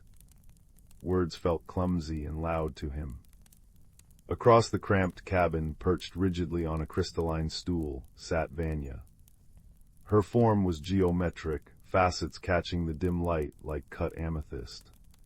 A thalassine from the mineral deserts of Kithra, she processed information through precise harmonic resonances within her structure. To her, Kalen's frantic pollen clouds and flashing fur were chaotic noise, an assault on her need for crystalline order. Their universal translators, damaged during a micrometeoroid shower, spat out fragmented, nonsensical approximations of each other's languages. They were companions only by circumstance, two xenobiologists stranded together after their pilot pod malfunctioned en route to a conference. Life support critical, estimated functionality, 12 standard hours, the ship's monotone voice announced. Kalen released a puff of anxious blue pollen that shimmered briefly. Vanya emitted a sharp, discordant chime, a sound Kalen interpreted as irritation. Fear particle emission unnecessary, Vanya's translator, garbled into Kalen's auditory receptors. Panic harmony counterproductive. Kalen's fur rippled in a complex wave of indigo and green confusion and frustration. Ship breath failing, we fix must, you stone sit why, his translator spat back at Vanya. Vanya's facets dimmed slightly. Stone sit observation pattern essential for solution harmony. You fur flash disrupts resonance path. The misunderstanding was profound. Kalen saw Vanya's stillness as indifference. Vanya saw Kalen's expressive fur as a distracting impediment. Fear, cold and metallic, began to seep into the recycled air, thicker than Kalen's pollen. Suddenly, the ship lurched violently. A proximity alarm shrieked, not micrometeoroids this time, but a dense debris field from an ancient comet, invisible on their damaged sensors. Conduits overhead sparked, plunging a section of the cabin into near darkness. Kalen yelped a high-pitched trill, instinctively darting towards the shadows where his kind felt safest. A large, jagged piece of hull plating, shaken loose, tumbled directly towards him. Before Kalen could react, a brilliant pulse of lavender light filled the space. Vanya had moved with startling speed, her crystalline body projecting a focused energy field that deflected the debris with a resonant thrum. The effort left a hairline fracture across one of her upper facets, glowing faintly with internal stress. Silence fell, broken only by the ship's groans and Kalen's rapid, frightened breaths. He stared at Vanya, his fur slowly shifting from terrified crimson to a soft, odd gold. He hadn't understood her stillness, he'd mistaken it for coldness. But she had acted instinctively to protect him. He cautiously approached, releasing a gentle cloud of warm, golden pollen, carrying the scent of Viridian sunbloom's gratitude and concern. Vanya registered the shift in the ambient atmosphere. The chaotic pollen suddenly carried a harmonic warmth that resonated surprisingly well with her own internal frequencies. The golden light reflecting off her facets felt comforting. She emitted a soft, pure chime, lower in pitch than before. Threat path diverted, integrity minor compromised, functionality preservation essential. Kalen understood the tone, if not every word. He gently touched the air near her fractured facet with a soft, padded paw, careful not to make contact. His fur pulsed a gentle, healing turquoise light. You hurt, we help. The shared crisis had cracked the shell of their mutual incomprehension. Survival depended on cooperation. Kalen, guided by instinct and a deep sensitivity to energy flows, began investigating the sparking conduits. His fur patterns shifted rapidly, mapping thermal signatures and electrical surges invisible to Vanya's optical sensors. He trilled softly, pointing with a delicate claw towards a specific overloaded junction. Vanya, translating his bioluminescent cues and the intent behind his sounds, focused her crystalline mind. She analyzed the ship's schematics humming within her core, cross-referencing with Kalen's map. With precise sonic pulses, she recalibrated a failing regulator, her fractured facet humming with the effort. The sparks died down. They worked through the long, tense hours. Kalen used his sensitive nose to detect leaking coolant, a sweet, acrid smell Vanya couldn't perceive. He guided her to the source with pulses of amber light in his fur. Vanya, understanding the pattern now, used her resonance to temporarily seal the microfracture. When Kalen shivered as the temperature dropped, Vanya projected a gentle field of warmth from her core, a frequency that resonated deep within his mossy fur, mimicking the comforting infrared glow of Viridia's twin suns. Kalen responded by releasing calming pollen scented like night-blooming vines, which settled around Vanya like a soft, fragrant mist, damping the harsh edges of the ship's alarm sounds for her. The challenge of the life support system was their greatest test. The primary regulator was deep within a tangled, scorched access shaft. Kalen, small and agile, could squeeze in, but the delicate repair required Vanya's precision. Communication was paramount. Kalen crouched at the entrance, his fur becoming a living instruction manual. He pulsed sequences of light blue for power conduit, green for coolant flow, a slow ripple of yellow for caution high heat. He mimed actions with his paws and released specific pollen scents, ozone for electrical, mint for stabilized. Vanya watched, her facets absorbing the complex, silent language. She chimed sequences back, a high note for confirmation, a low drone for understood, a complex chord for ready. Inside the cramped, hot shaft, guided by Kalen's silent light show from the entrance and the subtle shifts in the pollen-scented air, Vanya worked. Her crystalline fingers, precise as laser cutters, reconnected fused wires, her internal resonances humming to test circuits. When she encountered an unexpected blockage, she emitted a specific, questioning harmonic. Kalen, sensing her hesitation, pushed his muzzle closer, sniffing deeply, then pulsed a rapid sequence of red and white mineral deposit, brittle, sonic fracture possible. Vanya applied a focused, low-frequency pulse. The blockage crumbled. Finally, with a resonant click-hum from Vanya and a triumphant burst of silver starlight patterns across Kalen's fur, the regulator whirred back to life. Fresh, cool air sighed through the vents. The warning lights on the console flickered and died, replaced by steady, reassuring greens and blues. They emerged from the access panel, covered in grime and soot. Kalen's normally vibrant moss fur was dull, Vanya's facets smudged. They looked at each other, not through the broken lens of translation, but with newfound understanding. Kalen slowly raised a paw. Vanya extended a smooth, crystalline hand. They didn't touch, their forms were too different for that, but Kalen let his fur brush the energy field Vanya gently projected, a tactile vibration of warmth and safety. Vanya resonated, a soft, continuous chime that vibrated in harmony with Kalen's own contented purring trill. Later, repairs complete enough for a slow journey home, they sat together by the main viewport. The Firefly Nebula painted the cabin in ethereal hues. Kalen nestled comfortably on a thermal pad, his fur emitting soft, contented pulses of blue and gold.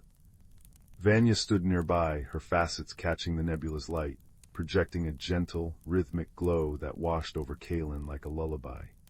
They had learned each other's languages, not the words, but the heart behind them. Kalen understood Vanya's stillness as deep focus, and her precise chimes as care. Vanya understood Kalen's expressive fur as a map of his feelings, and his pollen as a shared atmosphere of comfort. The misunderstandings hadn't vanished, but they had become stepping stones, not walls. They had faced the cold void together, protected each other, and found warmth not in sameness, but in the quiet acceptance of their profound difference. As the Stardust Drifter sailed peacefully through the stardusted night, Kalen released a final, sleepy puff of pollen, smelling like warm earth and starlight. Vanya resonated a final, deep, soothing chime that seemed to vibrate in time with the ship's engines and Kalen's slowing breath. The true meaning of their friendship wasn't found in shared words or even shared form. It was found in the quiet certainty that in the vast, sometimes frightening cosmos, they were no longer alone. They were a small, warm point of light, a fuzzy, mossy pulse, and a steady, crystalline chime singing different songs, yet perfectly in tune beneath the same endless, beautiful stars. And that, the silent ship seemed to agree, was more than enough. Sleep, little travelers, sleep. Story 30. Deep within the Whisperwood, where sunlight dappled the forest floor like scattered gold coins and the air hummed with the ancient song of the earth, lived a community unseen by hurried human eyes. Here, beneath the gnarled roots of the sentinel oak and amidst curtains of emerald moss, thrived the wee folk and the creatures of quiet magic. Among them was Fern, a young hedgehog with prickles the color of twilight and eyes that held the perpetual curiosity of a spring morning. Fern's world was a symphony of subtle senses. She knew the velvety softness of newly unfurled fern fronds brushing against her snout, the sharp, clean scent of pine resin after a summer shower, and the comforting, damp earth aroma of her burrow lined with dried lavender and thyme. She could taste the faint sweetness of dew-on clover at dawn and feel the gentle vibration of the earth as the badger family padded homeward in the twilight. But lately, a faint discord had entered the symphony. The stream near the dewdrop glade ran thinner, its usual merry gurgle subdued. The wild raspberry bushes bore fewer berries, and the fireflies' nightly dance seemed less exuberant. One crisp autumn evening, as the setting sun painted the sky in hues of apricot and lavender, Fern sat with her grandmother, Elder Moss. Moss was ancient, her spine silvered with age and wisdom, her movements slow and deliberate. They sat on a smooth, sun-warmed stone beside the quiet pool, its surface reflecting the first brave stars. The air carried the comforting scent of wood smoke from distant hearths mingled with the rich decay of fallen leaves, cinnamon bark, damp earth, and something faintly sweet. "Grandmother," Fern ventured, her voice barely louder than the rustle of a falling leaf, "the stream, the berries, the air feels thinner, like the forest is holding its breath." Elder Moss nodded slowly, her dark eyes gazing into the still water. "Ah, little Fern, your senses speak true. The veil of seasons is shifting out of harmony." She gestured with a weathered claw towards the towering sentinel oak. "Deep within its heartwood, held safe by the roots that drink from the world spring, lies the heartstone. It is the pulse of the whisperwood, tied to the turning of the seasons and the breath of the sky. When the seasons flow smoothly, the heartstone hums and all is well, but when the balance is strained—" "What strains it, grandmother?" Fern asked, leaning closer, her small body absorbing the warmth radiating from the stone and the elder's presence. "Many things, child," Moss sighed, a sound like wind through dry reeds. "The great storms that rage unchecked, washing away the topsoil the seedlings need, the long droughts that parch the earth deeper than the badgers dig, the forgetting that every leaf, every drop of rain, every creature, great and small, is a thread in the great tapestry. When the threads fray, the pattern weakens." Fern thought of the delicate web she'd seen spun between two hazel branches that morning, glistening with dew. One broken strand and the whole structure sagged. "What can we do?" "The heartstone needs tending," Elder Moss explained. "Its light needs rekindling with the pure essence of the season's change. For autumn's turn, it requires 3 gifts, gathered with reverence and offered at the moon's highest point on the equinox night." She paused, her gaze softening. A tear of pure joy shed under the hunter's moon, a leaf released willingly by the oldest maple, touched by the first true frost, and a whisper of the north wind captured in an acorn cup. Fern's eyes widened. The task seemed immense, magical. "Who gathers them?" "Those whose hearts hear the forest sigh," Moss said gently. "The wee folk know the paths, but their steps are too light to carry the weight alone. The squirrels know the treetops, but their thoughts are often on hoarding. The badgers are strong, but their sight is for the earth, not the sky. It needs one who walks between, who listens deeply." She placed a gentle paw on Fern's head. "The forest whispers your name, little one." A flutter of nervousness, like a trapped moth, beat in Fern's chest. But beneath it, a deeper feeling stirred a sense of belonging, a fierce love for the moss beneath her paws and the starlight above. She took a deep breath, inhaling the scent of wood smoke and damp leaves. "I will try, grandmother." Her journey began at dawn the next day. The forest greeted her with a symphony of sensory details. Crisp air nipped at her nose, carrying the pungent scent of mushrooms pushing through the loam.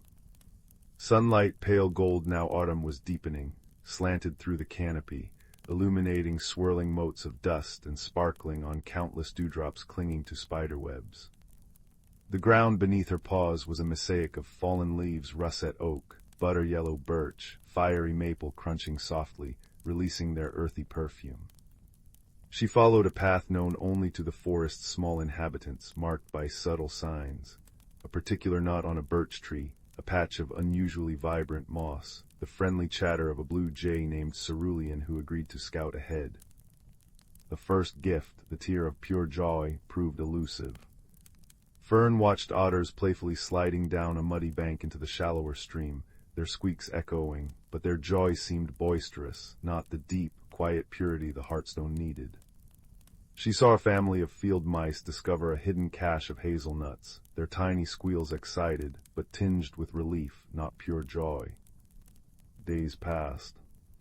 The hunter's moon, full and heavy like a ripe peach, rose higher each night.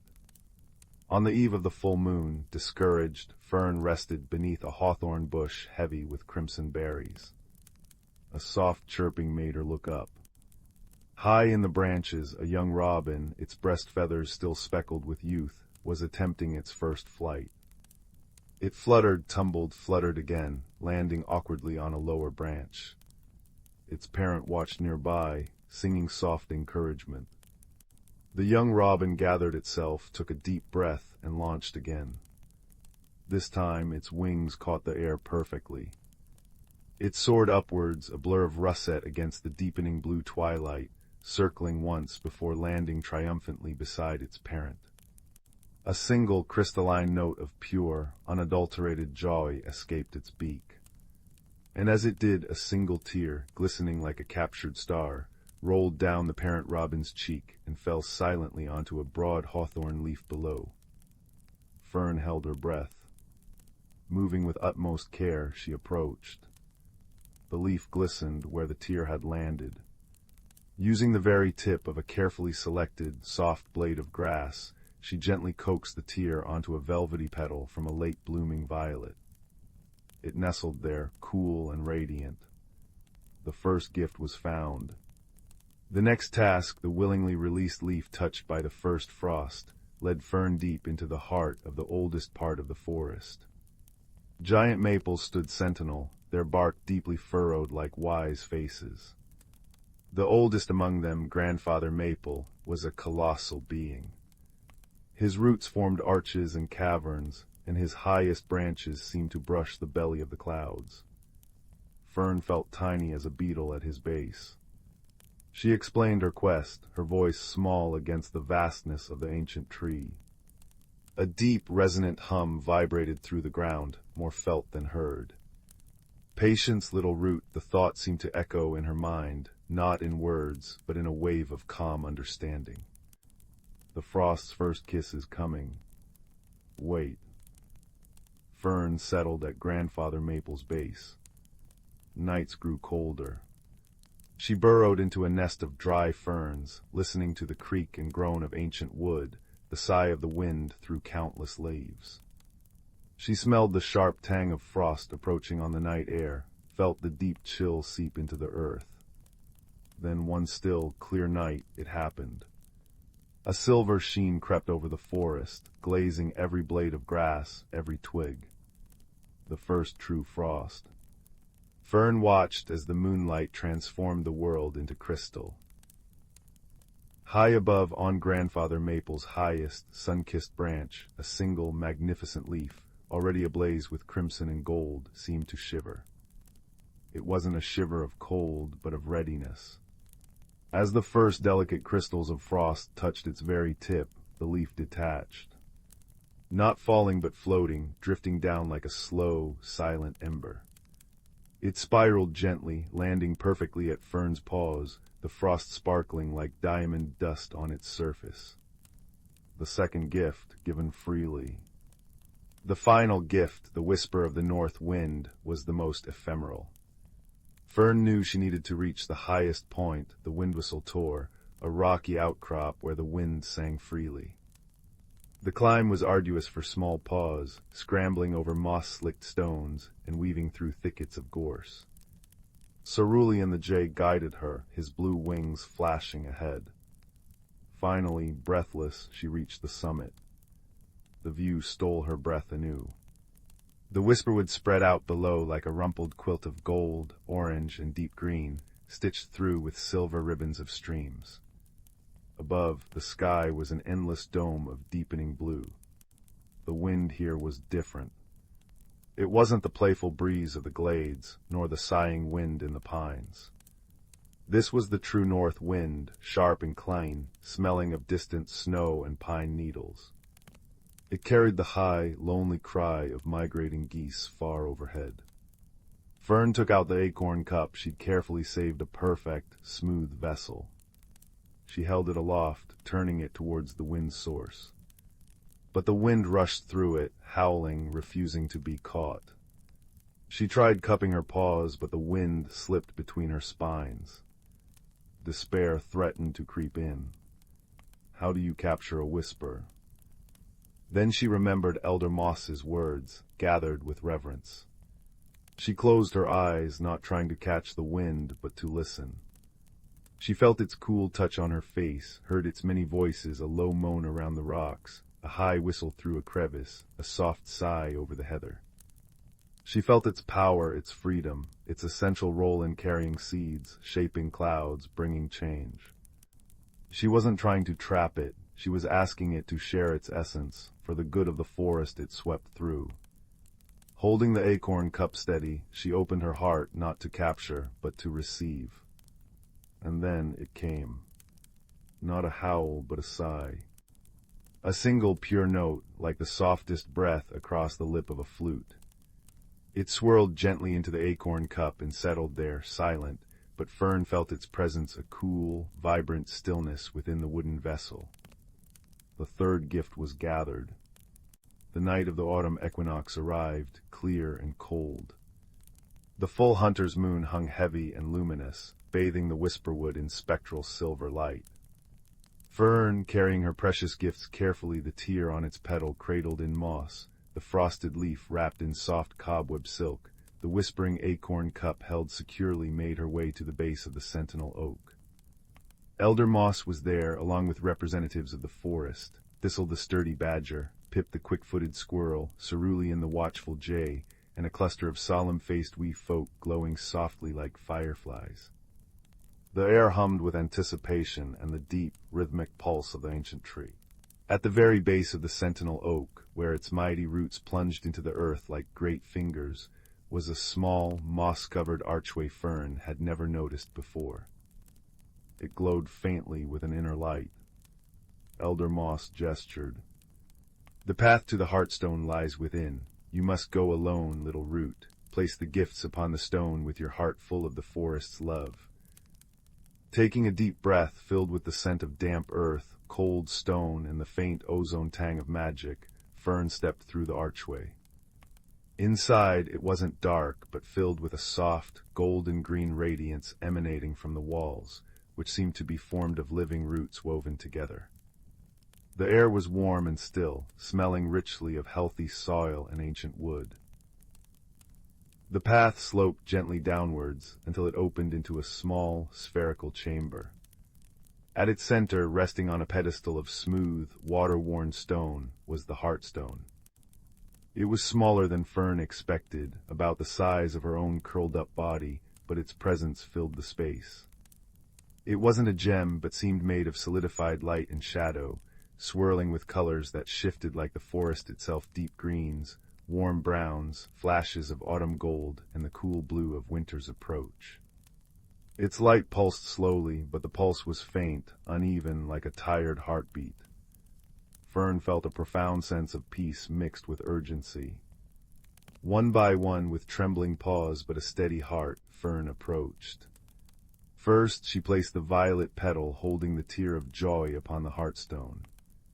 As it touched the swirling surface, the tear sank in and the stone flared with a soft, rose-gold light. A wave of pure, uplifting warmth washed over Fern. Next, she laid the frosted maple leaf upon it. The frost crystals sparkled brilliantly, then dissolved, and the leaf seemed to melt into the stone, leaving behind a streak of vibrant crimson and gold. The stone's pulse strengthened, becoming more rhythmic. Finally, holding the acorn cup, she tilted it gently over the Heartstone. The captured whisper of the north wind escaped not as sound, but as a visible breath of shimmering silver mist. It curled around the stone, sinking into its depths. The heartstone flared with a brilliant, pure white light, then settled into a steady, radiant glow, pulsing with strong, healthy beats. The colors within swirled harmoniously, deep and vibrant. A deep, resonant hum filled the chamber, vibrating up through Fern's paws, a sound of profound contentment and restored balance. She felt the forest sigh a collective release of tension. The warmth in the chamber intensified, smelling now of sun-warmed pine needles and rich, fertile earth. Her task was done. When Fern emerged back into the moonlight, the forest felt different. The air seemed richer, easier to breathe. The distant gurgle of the stream sounded stronger, more confident. A gentle breeze, smelling sweetly of decaying leaves and promise, rustled the canopy. Elder moss beamed, her eyes reflecting the heartstone's renewed glow. Well done, little root, the balance is restored, the forest breathes easy once more. The following days proved it true. The raspberry bushes, though past their prime, seemed to hold a final, unexpected flush of deep red berries. The fireflies danced with renewed vigor, their lights weaving intricate patterns in the deepening twilight. The stream flowed with a fuller, clearer song. The animals moved with a lightness Fern hadn't seen in weeks. Fern, sitting once more beside the quiet pool with elder moss, as the first snowflakes began to drift down soft, silent feathers of winter, understood the deeper lesson. Harmony wasn't just the absence of trouble, it was the active tending of connections. It was listening to the sigh of the stream, feeling the tremor in the earth, respecting the gifts freely given like the maple leaf, and offering reverence like the captured whisper. It was knowing that joy, like the robin's tear, was essential sustenance for the world's heart. The wisdom of the whisperwood wasn't just passed down in stories. It was woven into the very fabric of existence, the scent of frost, the taste of a wild berry, the feel of moss underfoot, and the quiet strength found in listening and caring. As the snow gently blanketed the forest, muffling sound and painting the world in soft white, Fern curled contentedly beside her grandmother, the deep, steady pulse of the heartstone echoing the peaceful rhythm of the ancient, balanced wood, a lullaby for the sleeping world. The veil of seasons turned smoothly, watched over by creatures who understood their place in the grand, whispering tapestry. Story 31. The little cottage at the edge of Willowbrook had always been a place of quiet predictability for Milo. He liked knowing that the kettle would whistle at precisely 7 minutes past 6 each morning, that the bluebirds would visit the windowsill feeder at 8:45, and that the path through the whispering pines behind his house always smelled of damp earth and pine resin. Change, like an unexpected gust of wind, unsettled Milo. He preferred the gentle rhythm of the familiar. But that spring, change arrived not with a gust, but with a whisper. It started with the old garden. Tucked behind the cottage, long neglected and overgrown, it belonged to Milo's great-aunt Ilara, a woman whispered to have possessed a touch of the uncanny. Milo had inherited the cottage and the garden, but he'd kept the garden gate firmly latched, its tangled vines and silent mysteries safely contained. Until one morning he awoke to find a single, impossible flower blooming right outside his kitchen window. It was a star-whisper bloom, its petals like spun moonlight, shimmering with soft silver light. The scent it carried wasn't floral, but like the crisp air after rain and the faintest hint of distant chimes. According to Aunt Ilara's dusty journal, star-whispers hadn't bloomed in Willowbrook for 50 years. The sight filled Milo not with wonder, but with a sharp pang of unease. Why now? What does it want? The unexpected beauty felt like a demand, an intrusion into his carefully ordered world. His unease deepened when he noticed the rest of the old garden stirring. Tendrils of ivy snaked across the previously clear path overnight. Strange, luminous moss began glowing softly beneath the ancient oak tree. The air hummed with a subtle energy, like the vibration before a storm. It felt as if the garden itself was waking up, and it expected something from Milo. He confided in his two steadfast friends. First there was Layla, whose laugh was like sunshine breaking through clouds. She lived in the village proper and brought news, fresh bread, and boundless optimism. Then there was old Tomas, who lived in the woodsman's cabin deeper in the pines. Tomas knew the language of roots and stones, the patience of ancient trees, and had been a friend to Aunt Alara. "Change is just the world breathing, Milo," Leela said, her eyes wide as she admired the Star Whisper. "This garden, it feels like magic, real, gentle magic. Maybe it needs you to breathe with it." She handed him a spade, her smile encouraging. But the thought of digging into the chaotic wilderness made Milo's palms sweat. Tomas, sitting on Milo's porch whittling a piece of cedar, simply nodded towards the garden gate. "Things slumber, things wake. A garden remembers its caretaker, lad, especially this one. Your aunt, she had a pact with the green things. Seems they remember you." His voice was like gravel smoothed by a river, calm and steady. Fear of the unknown makes the known feel safer, but safety isn't always growth. Milo felt trapped. The garden's awakening mirrored the disquiet growing within him, a yearning he couldn't name, tangled with fear. He couldn't ignore it. The Star Whisper's light dimmed noticeably whenever he tried to shut the curtains. The luminous moss pulsed more urgently.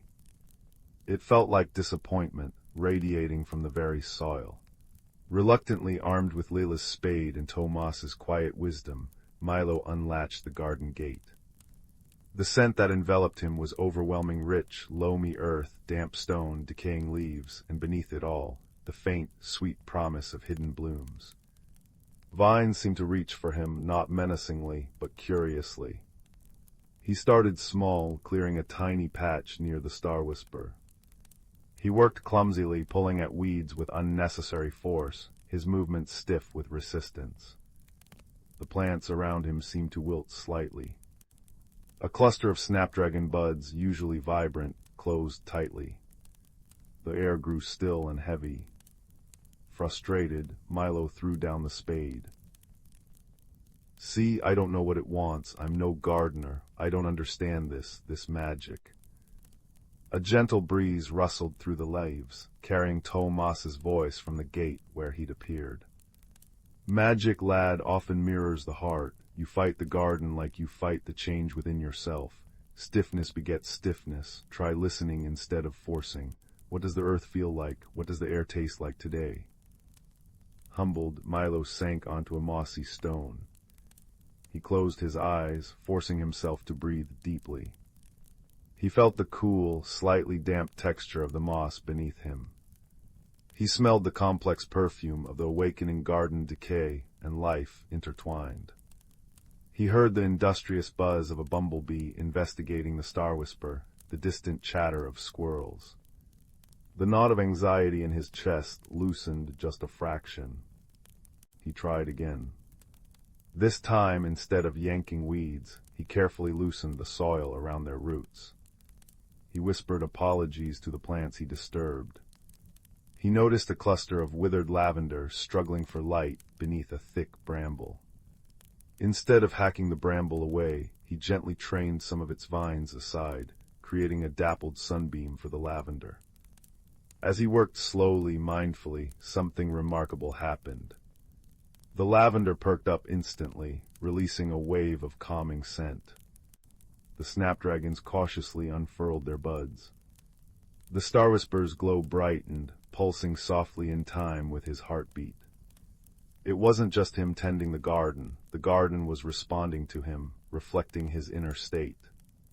Leela visited often, bringing seed packets and cheerful chatter. She didn't dig, but she sang while she watered, her voice seeming to make the thirsty soil drink deeper. She pointed out tiny sprouts Milo would have missed, celebrating each new green shoot like a victory. Her presence was like sunshine, warming the soil in Milo's resolve. Tomas taught him the language of the garden. He showed Milo how the curl of a fern frond indicated the direction of underground water, how the bark of the ancient oak held stories in its grooves, and how stillness often invited shy woodland creatures who helped with pests. "Growth isn't always loud, Milo," Tomas murmured one afternoon as they watched a caterpillar inch its way up a stalk. "Sometimes it's the quiet unfurling, the patient push towards the light. It requires trust, not control." Milo began to see the magic not as a frightening demand, but as a delicate conversation. The garden's transformations mirrored his own. When he felt overwhelmed, a patch of calming clover would suddenly flourish nearby, its scent easing his mind. When he felt a spark of joy watching a butterfly emerge, clusters of bright, cheerful buttercups would bloom overnight. The chaotic wilderness began to reveal a hidden order, a rhythm that responded to care and presence, not rigid schedules. The true test came with the summer storm. Dark clouds rolled over the pines, and the wind howled like a wild thing. Rain lashed down, threatening to flatten the tender seedlings Milo had nurtured. Panic seized him. All his hard work. He ran into the garden, desperately trying to prop up plants with sticks, shielding them with his body against the driving rain. It was futile. The wind tore the sticks away, the rain soaked him to the bone. Exhausted and despairing, he sank to his knees in the mud beside the Star Whisperer. "Help them," he whispered, not to anyone in particular, but to the garden itself, to the magic he was only beginning to understand. "Please, I can't do this alone." It was a surrender, an admission of his limits, and a plea for partnership. As his tears mixed with the rain, a soft, golden light emanated from the Star Whisperer. It spread, gentle but firm, forming a shimmering dome of warmth and calm over the most vulnerable plants.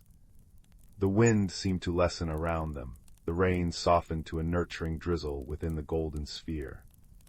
Milo sat back, awestruck.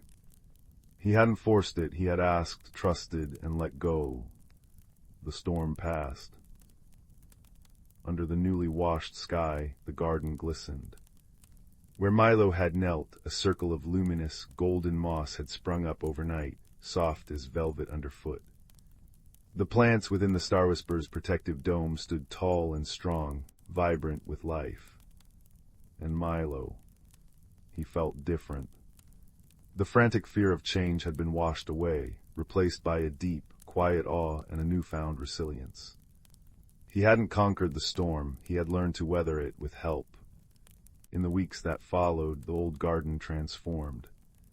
It wasn't tamed, but it was harmonious. Wildflowers danced beside orderly herb beds, climbing roses embraced the ancient oak. The Star Whisperer bloomed continuously, its light a soft beacon in the twilight. Milo's routines remained, but they were softer, woven with the garden's rhythm. The kettle whistled, but sometimes he'd be outside greeting the dawn chorus. The bluebirds visited, but now they often perched on a flowering vine he'd trained near the feeder. One evening, as the fireflies began their luminous dance, Milo sat on his porch with Layla and Tomas. The air was thick with the scent of honeysuckle and warm earth. The garden pulsed with a soft, living light silver, gold, and the gentle green glow of contented plants. "You found the pact, Milo," Tomas said softly, his eyes reflecting the garden's light. "The pact isn't control but conversation, not resistance but response. The garden grew because you grew." Layla squeezed his hand. "It's beautiful, Milo, just like watching you become, well, more you." Milo looked out over the luminous, thriving wilderness that had once frightened him. It was a mirror reflecting his own journey, the fear, the struggle, the surrender, the patient tending, and the unexpected blossoming. The magic hadn't transformed the garden alone, it had transformed him. He understood now that personal growth wasn't about eradicating the old self, but about integrating the new, about learning the language of one's own heart and the world around it. It required trust, vulnerability, the support of kind hearts, and the courage to listen to the quiet stirrings within. As the moon rose, bathing the garden in silver, Milo felt a profound peace settle over him, warm as the embers in the hearth. The star whisper glowed a little brighter, its gentle chime-like scent carrying on the night breeze, a lullaby of transformation and the enduring comfort of having found his place, not by resisting change, but by growing beautifully alongside it.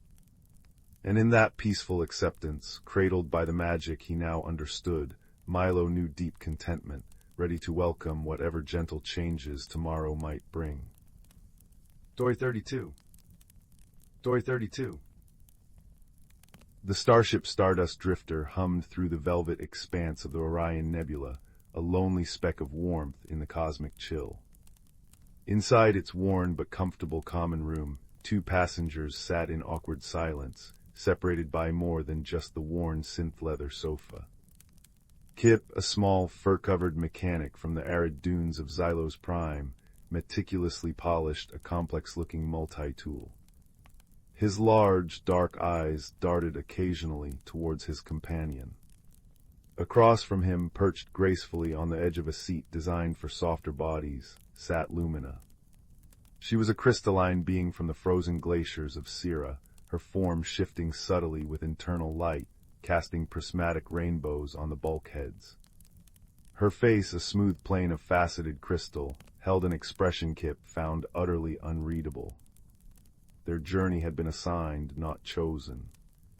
Both were en route to the bustling trade hub of Nova Veridia, Kip to repair vital terraforming equipment, Lumina to negotiate delicate mineral treaties. Captain Bryn, a gruff but kind-hearted human, had hoped proximity might foster understanding. So far, it had fostered only profound misunderstanding. Kip found Lumina cold and aloof. She rarely spoke, and when she did, her voice chimed like distant bells, unsettling to his desert-tuned ears. He mistook her stillness for disinterest, her luminous displays for vanity. Lumina, in turn, perceived Kip's constant fidgeting and gruff, monosyllabic replies as signs of aggression and impatience. His warm body temperature made her instinctively recoil on Syrah. Such heat meant danger, melting ice and collapsing structures. She saw his practical grease-stained fur as chaotic, contrasting sharply with her own precise, geometric form. The tension broke, not with words, but with a shuddering groan that vibrated through the drifter's deck plates. The comforting hum of the engines sputtered, then died into an eerie silence, punctuated only by the frantic beeping of warning lights that bathed the common room in an urgent red glow.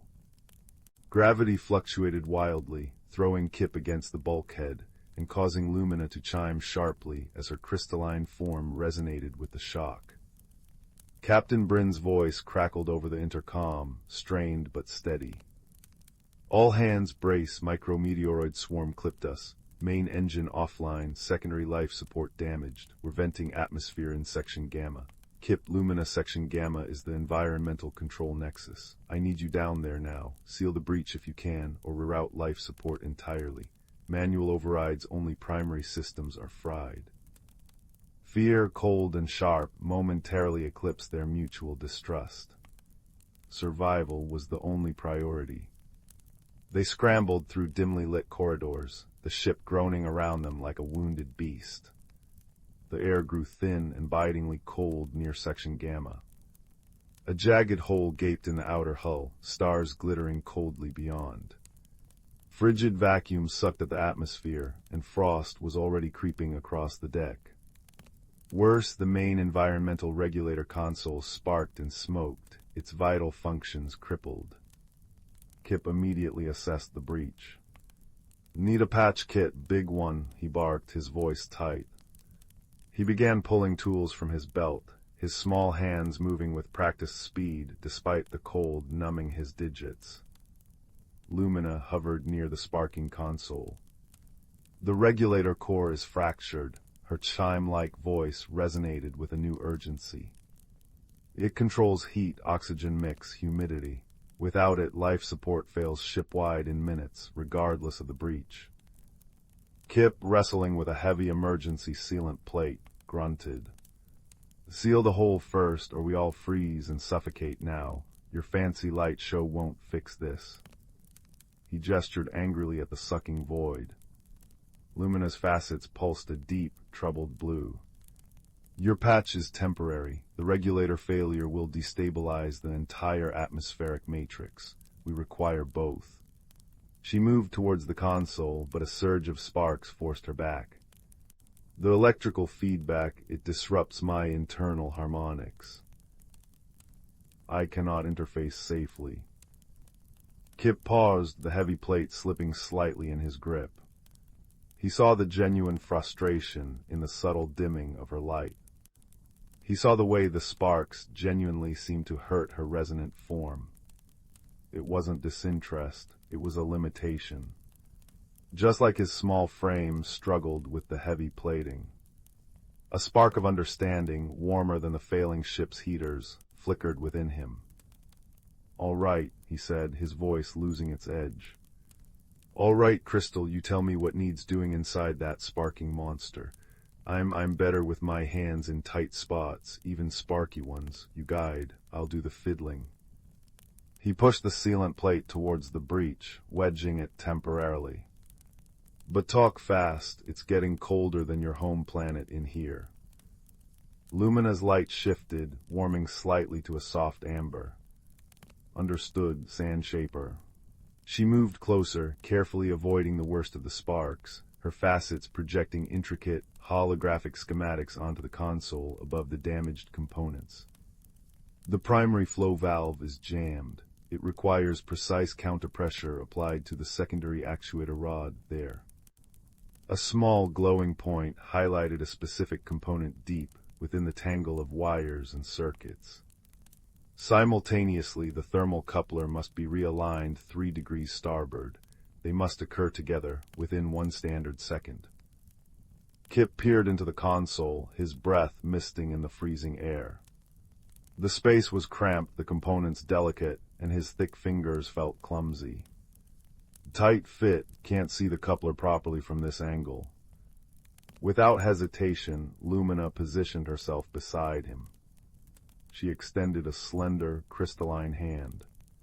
From her fingertips streamed a beam of pure, focused light, illuminating the exact spot Kip needed.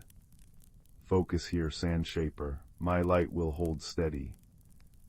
The cold was seeping into Kip's bones, his fur offering little insulation against the vacuum's chill. Lumina's light, however, held a surprising warmth where it touched his fur. Not physical heat, but a resonant energy that fought back the numbness. He took a deep, shaky breath, the thinning air making him lightheaded. "Okay, on your mark." "Now," Lumina chimed softly.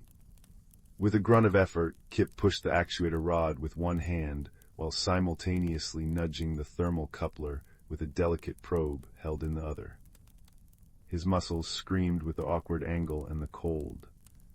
For a terrifying second, nothing happened. Then with a smooth click hum, the regulator console flared back to life. Lights blinked green across its surface. A gentle whirring started deep within the ship as fans began pushing warm, oxygenated air back into the section. They'd done it. Together. Kip slumped back, exhaustion hitting him hard. Lumina dimmed her light slightly, a sign of shared fatigue. The immediate danger was past, but the breach still needed permanent sealing.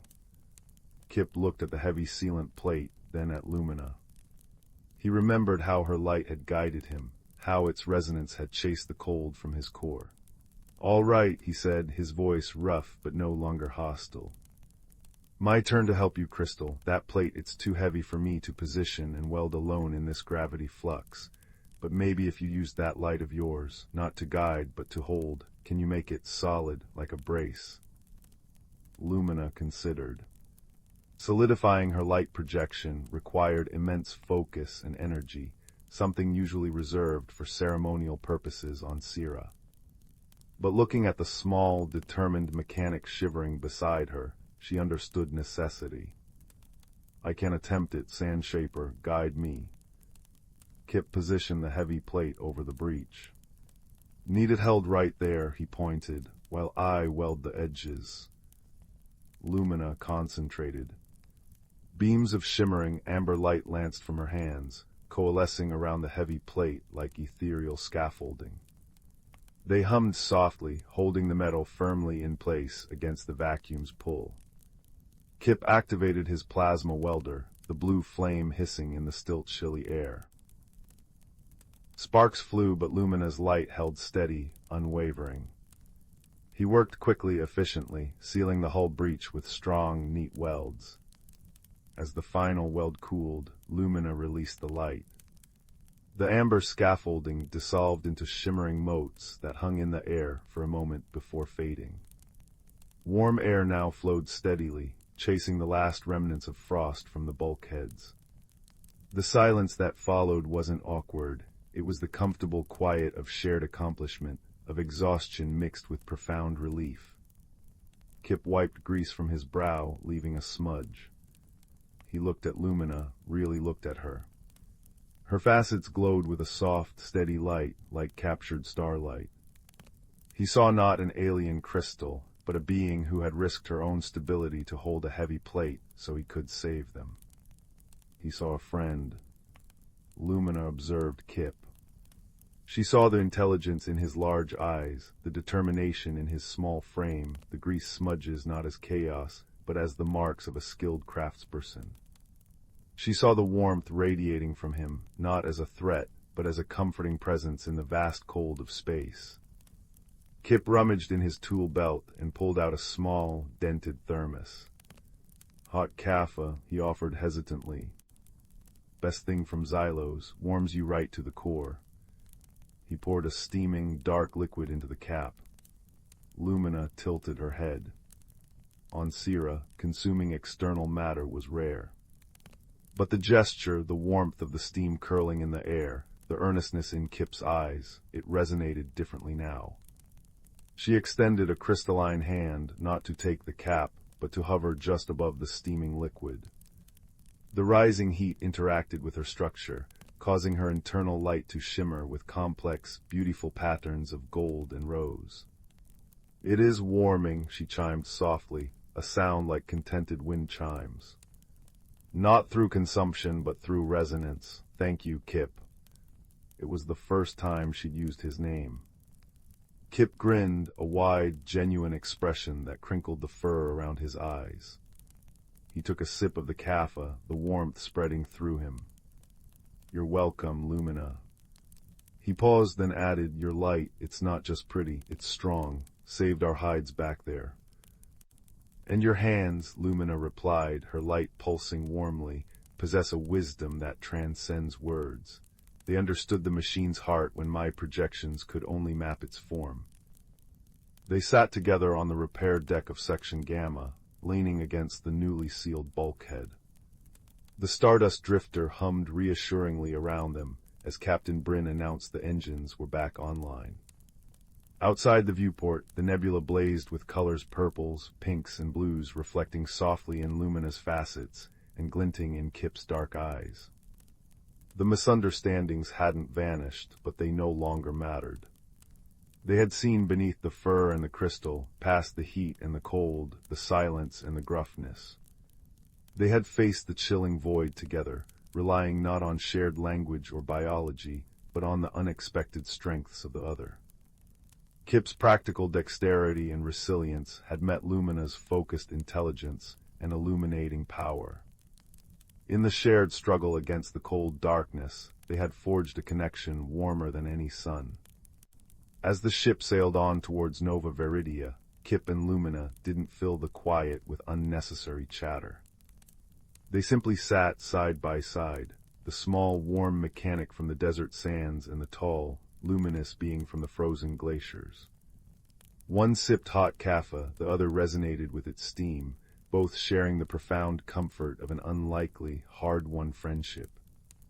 The stars outside glittered like scattered diamonds, and the ship hummed a lullaby of safety and motion. In the vast, often lonely cosmos, they had discovered a simple, enduring truth. Friendship wasn't about being the same. It was about fitting together, perfectly and unexpectedly, like a missing piece finally found, bringing warmth and light against the endless night.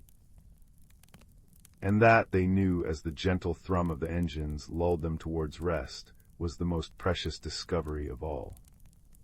Story 33. Story 34. Story 35. Title: The Whispering Wood's Secret. In the tranquil village of Elderglow, nestled within the embrace of a lush, ancient forest, there lived a young girl named Mabel.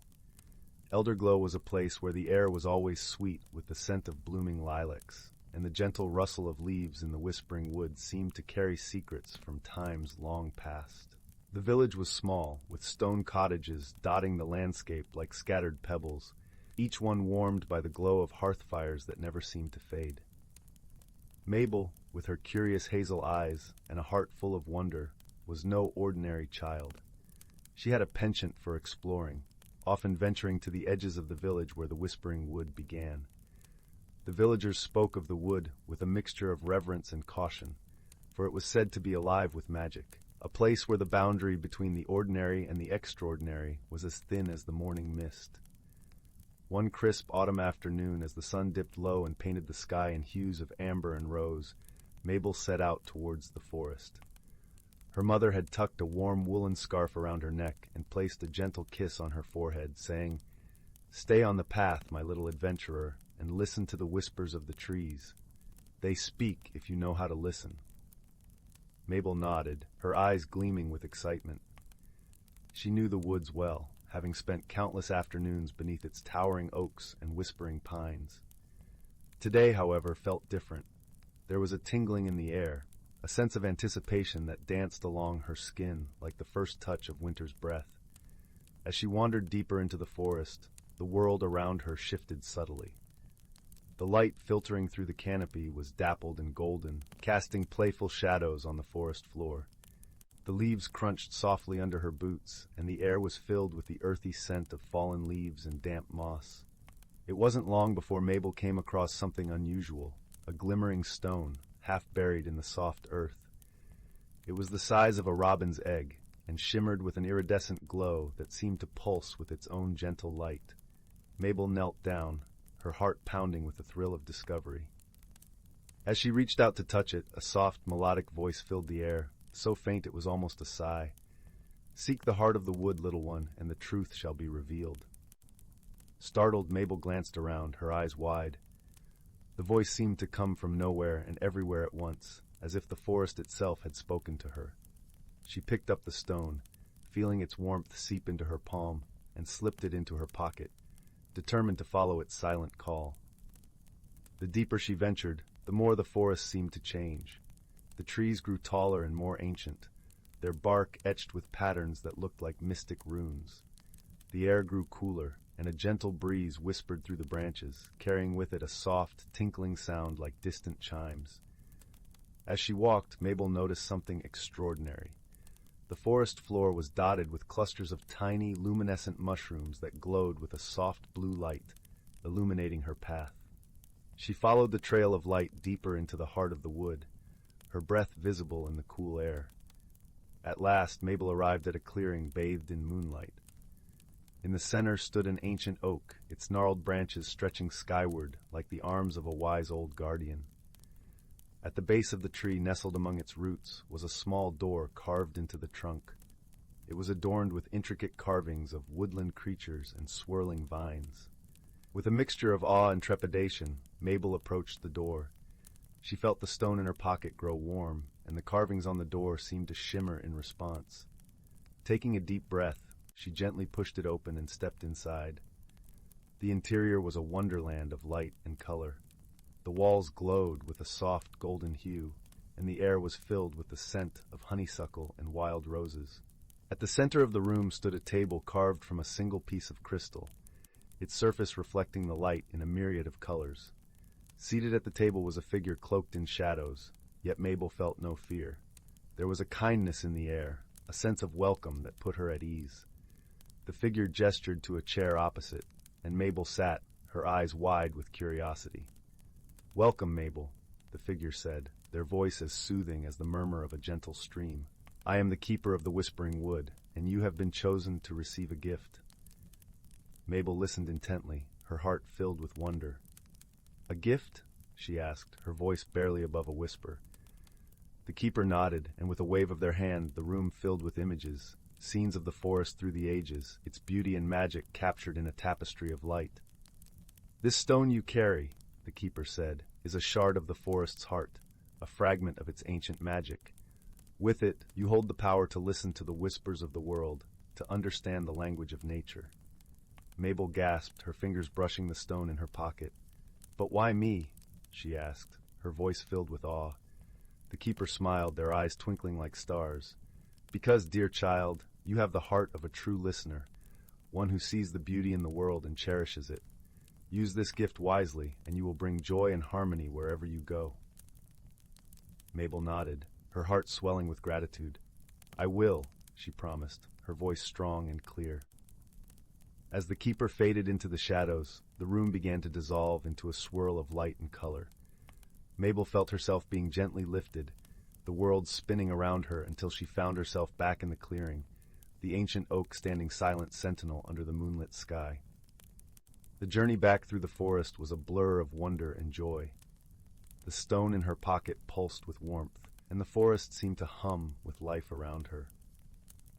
As she emerged from the woods, the village of Elderglow lay ahead, its lights twinkling like stars in the gathering dusk. Mabel returned home, her heart filled with the magic of the Whispering Wood. She knew that her life would never be the same, that she had been forever changed by the gift she had received. And as she lay in bed that night, the stone glowing softly on her bedside table, she listened to the whispers of the world, her heart open to its secrets. In the days that followed, Mabel discovered that her new gift allowed her to communicate with the natural world in ways she had never imagined. She could hear the songs of the birds, the gentle murmur of the brook, and even the soft sighs of the wind as it danced through the trees. The village of Elderglow seemed to come alive with magic, its beauty magnified by Mabel's newfound ability to listen and understand. Word of Mabel's gift spread quickly through the village, and soon people began to seek her out, eager to hear the stories she could tell and the wisdom she had gained. Mabel, ever kind and generous, shared what she had learned, helping those around her see the world with new eyes. One day, a young boy named Oliver approached Mabel with a look of worry etched on his face. Oliver was known for his mischievous spirit, often getting into trouble with his playful antics. He was well liked, but his restlessness sometimes got the better of him. Mabel, Oliver said hesitantly, there's something strange happening in the meadow near my house. The flowers have stopped blooming, and the bees are nowhere to be found. Can you help? Mabel nodded, her heart filled with determination. Of course, Oliver. Let's go see what we can do. Together, they made their way to the meadow, the soft grass whispering beneath their feet. As they arrived, Mabel noticed the silence that hung heavy in the air, the absence of the usual buzz of life that filled the summer days. Closing her eyes, Mabel reached out with her senses, listening to the whispers of the earth beneath her feet. She felt the pulse of the meadow, its energy dampened and subdued. Slowly the truth revealed itself. A patch of tangled brambles had grown unchecked, their thorny vines choking the life from the flowers and blocking the bees' path. We need to clear the brambles, Mabel said, her voice filled with certainty. Once the flowers can breathe again, the bees will return. With Oliver's help, they carefully cleared away the brambles, their fingers working gently to free the delicate blooms hidden beneath. As they worked, Mabel could feel the meadow's energy shift, the life returning to the soil and the air. By the time they finished, the sun had begun to set, painting the sky in shades of pink and gold. Mabel and Oliver stood together, watching as the first bees returned, drawn by the sweet scent of the newly freed flowers. You did it, Mabel, Oliver exclaimed, his eyes shining with gratitude. We did it, Mabel corrected, smiling at her friend. Sometimes all it takes is a little listening and a lot of heart. As the days turned to weeks, Mabel's gift continued to bring joy and harmony to Elderglow. She helped the villagers understand their connection to the natural world, teaching them to listen to its whispers and cherish its beauty.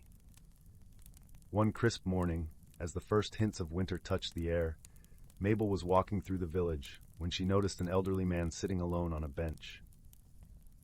His eyes were clouded with sorrow, and Mabel's heart went out to him. "Hello," Mabel said softly, sitting down beside him. "Is there something troubling you?" The man sighed, his voice tinged with sadness. "I used to play the violin," he said, his gaze distant, "but my hands are no longer steady, and the music has left me." Mabel reached out, her hand gently resting on his.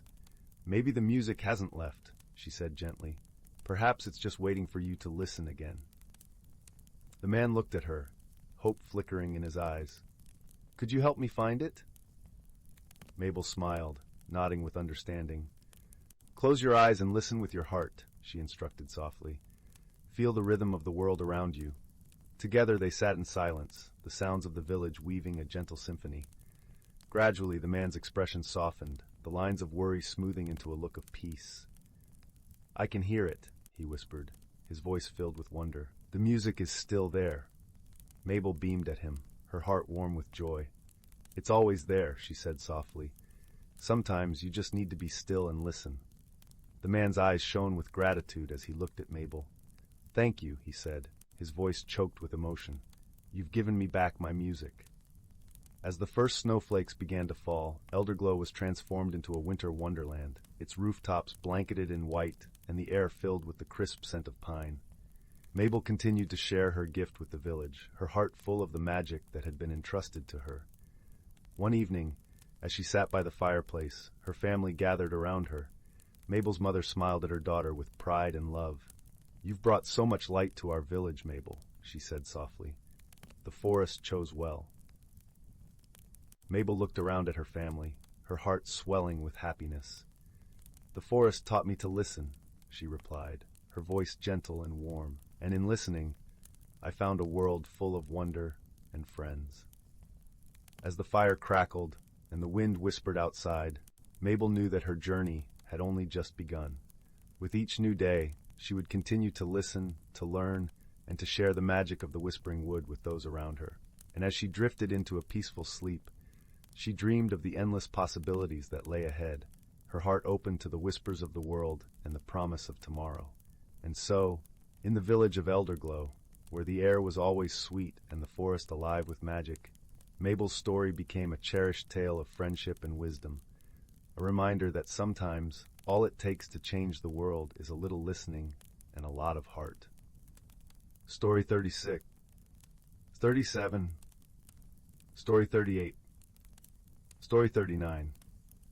Story 40. Story 41. Story 42.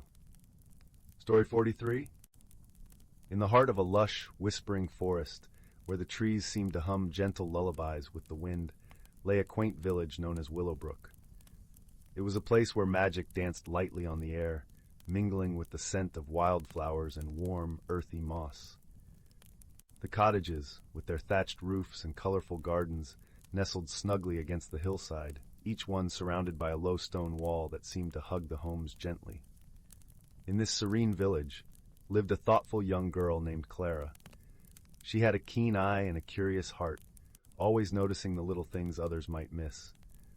Her days were filled with adventures and discoveries, but lately something peculiar had been happening.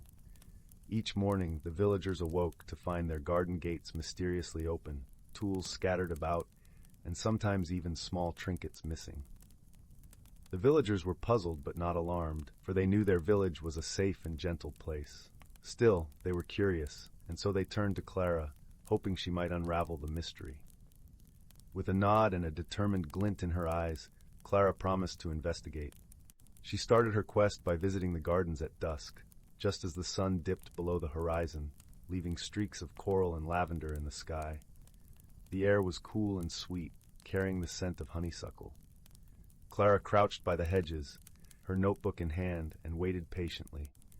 As the moon rose, casting silver beams across the village, Clara noticed something unusual. From the corner of her eye, she saw a soft glow weaving through the gardens. It wasn't the light of fireflies which flickered gently above her, but something more deliberate. She followed it quietly, her footsteps muffled by the soft grass. To her surprise, Clara discovered a small group of creatures, no taller than her knee, with shimmering wings and bright, curious eyes. They were busy at work, tending to the gardens with care, though their methods were a bit chaotic. Clara watched as they rearranged stones, polished leaves with tiny cloths, and gathered forgotten trinkets into neat piles. "Hello there," Clara called softly, not wanting to startle them. The creatures paused, their wings fluttering like the pages of a book caught in a breeze, and then they turned to face her. "We mean no harm," one of them spoke, its voice like the tinkling of a bell. "We are the Glimmerfolk, caretakers of the night." Clara smiled warmly, her heart filling with understanding. "But why open the gates and scatter things about?" she asked gently. The Glimmerfolk exchanged glances, their eyes twinkling in the moonlight. "We were trying to help," explained another, its voice soft and melodic. "But we did not understand the ways of your village. We thought the tools were to be used, and the gates should breathe with the gardens." Clara chuckled softly, touched by their sincerity. "Your intentions are kind," she assured them, "but perhaps we can learn from each other. I could show you how we tend our gardens, and you can teach me the ways of the night." And so began a delightful exchange of knowledge. Each evening, as the stars blossomed in the sky, Clara and the Glimmerfolk worked together. The creatures taught Clara about the secret language of plants and the songs of the earth, while Clara explained the villagers' ways, showing them how to care for the gardens in harmony with the day. As the days passed, the mystery of the open gates was resolved, and the village thrived with newfound magic. The Glimmerfolk, now understanding the balance between night and day, helped the gardens flourish in ways the villagers had never imagined. Flowers bloomed with vibrant colors, and the air was filled with a melody of nature's own making. The villagers, grateful for Clara's wisdom and the Glimmerfolk's friendship, held a small celebration under the twinkling stars. There was laughter and joy, a gentle reminder that misunderstandings could be mended with kindness and cooperation. And so, under the watchful gaze of the moon, Willowbrook continued to be a place where magic and harmony danced hand in hand, a cozy haven where mysteries were welcomed as friends and solved with the warmth of understanding. As Clara lay in bed that night, her heart full of contentment, she knew that the world was a little brighter and a little more magical, thanks to the friends she had found. And as she drifted into dreams, the village slept peacefully, cradled in the gentle arms of the forest, where the trees sang their lullabies to the stars above. Story 44. Story 45. Story 46. Story 47. Story 48. Story 49. In the heart of the ancient forest, where the trees whispered secrets older than time itself, there lay a hidden glen cloaked in perpetual twilight. Here, the canopy of lush emerald leaves allowed only the gentlest dapples of golden sunlight to kiss the forest floor, illuminating the soft carpet of moss and the delicate ferns that danced with the slightest breeze. The air was filled with the earthy aroma of damp wood and the sweet perfume of wildflowers, creating a symphony of scents that wrapped around the senses like a comforting embrace. In this enchanted realm, the creatures of the forest lived lives intertwined with the rhythms of nature, each playing its part in the delicate balance of their world. Among them was a wise old turtle named Bramble, whose shell was etched with the patterns of 100 seasons. Bramble was revered among the forest dwellers for his deep understanding of the natural world and his gentle, patient counsel. Bramble's closest companions were a sprightly squirrel named Pippin and a graceful deer called Lyra. Pippin, with her fur the color of autumn leaves, was full of boundless energy and curiosity, always eager to explore every nook and cranny of their woodland home. Lyra, on the other hand, moved with the serene grace of a river flowing through a quiet valley, her eyes as deep and calm as a forest pool. One crisp morning, as the first hints of autumn painted the leaves in shades of amber and crimson, Bramble gathered his friends beneath an ancient oak. Its branches stretched wide and strong, offering shelter and wisdom from the ages past. "The time has come," Bramble began, his voice as steady and soothing as the rustle of leaves in the wind, "for us to prepare for the changing of the seasons. We must ensure that the balance of our forest is maintained." Pippin's eyes sparkled with anticipation. "What must we do, Bramble?" she chirped, her tail flicking with excitement. Bramble smiled, his eyes crinkling at the corners. Each season brings its own magic and challenges. Autumn is a time of harvest and preparation. We must gather the bounty of the forest and ensure that all creatures have what they need to sustain them through the winter. Lyra nodded thoughtfully, her ears twitching as she listened to the gentle hum of the forest around them. "And how do we maintain the balance, Bramble?" The wise turtle looked out across the glen, where sunlight danced through the leaves, casting intricate patterns on the ground. "We must work together, each of us using our strengths to support one another. Pippin, your nimble paws can gather the acorns and berries that will feed many. Lyra, your keen senses will guide us to the hidden caches of food and safe havens for the colder months." With their roles clear, the friends set about their tasks, moving through the forest with a sense of purpose and unity. Pippin scampered up and down the trees, her cheeks full of acorns as she chattered happily to herself. Lyra glided silently through the underbrush, her hooves barely making a sound on the soft earth as she searched for hidden treasures among the leaves. As they worked, the forest seemed to come alive around them. Birds sang sweet melodies that echoed through the trees, and the gentle rustle of leaves created a peaceful harmony with the bubbling of a nearby brook.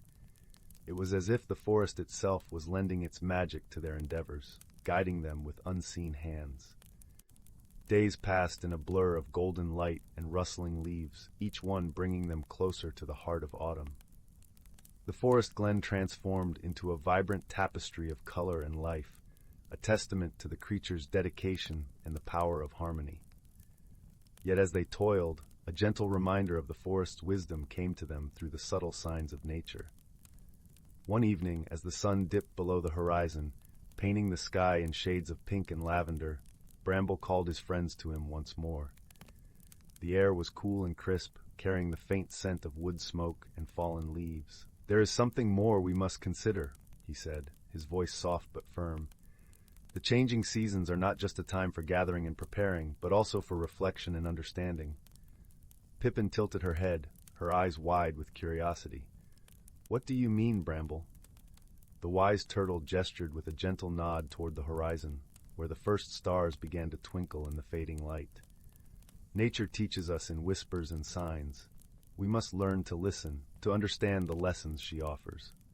Balance is not just about physical preparation, but also about harmony within ourselves and with each other."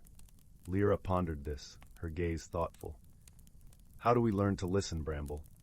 With a knowing smile, Bramble replied, "By being present, by observing the world around us with our hearts as well as our eyes. The forest speaks to those who are willing to hear its song." And so, as the seasons continued their dance, the companions embraced this new wisdom. They spent their days not only gathering and preparing, but also pausing to appreciate the beauty and magic of their forest home. They watched as the leaves fell in a gentle cascade of color, listened to the songs of the wind through the trees, and felt the cool touch of the earth beneath their feet. In time, they came to understand that true balance was found in the harmony of all things. Each creature, each leaf, each breath of wind was part of a greater whole, a tapestry woven by the hands of time and nature. Through their efforts and understanding, they ensured that the forest thrived, not just for themselves, but for generations to come. As winter's chill began to creep into the air, the glen lay blanketed in a soft quilt of fallen leaves, the forest at peace in its slumber. Bramble, Pippin, and Lyra gathered once more beneath the ancient oak, their hearts filled with the warmth of friendship and the wisdom they had gained. "Thank you, Bramble," Pippin said, her voice a soft whisper in the twilight, "for teaching us to see the magic in our world." Lyra nodded, her eyes reflecting the soft glow of the setting sun, and for showing us that we are part of something much greater than ourselves. The old turtle smiled, his gaze tender as he looked upon his dear friends. "It is you who have taught me," he replied gently. "For in your companionship and kindness, I have found the truest form of harmony." And so, as the stars filled the night sky with their silvery light, the forest glen lay wrapped in a peaceful silence, a testament to the enduring power of wisdom, friendship, and the gentle balance of nature. The creatures of the forest slept soundly, their dreams filled with the promise of spring and the eternal cycle of life, knowing that within their hearts lay the magic of the seasons and the whispers of the ancient trees. Story 50. Story 51. Story 52. Story 53. Story 54. Story 55. Story 56. Story 50. The village of Willowbrook nestled in a valley where mist often clung to the cobblestones like sleepy cats. Young Leo, with eyes the color of moss after rain, lived in a cottage at the edge of the woods, a place filled with the comforting clutter of generations. His favorite spot was the attic, a treasure trove of forgotten things, dusty books with gilded titles, trunks smelling of camphor, and oddities like a music box that played a tune only butterflies seemed to hear. One rainy afternoon, seeking shelter from the downpour, Leo rummaged through an old cedar chest.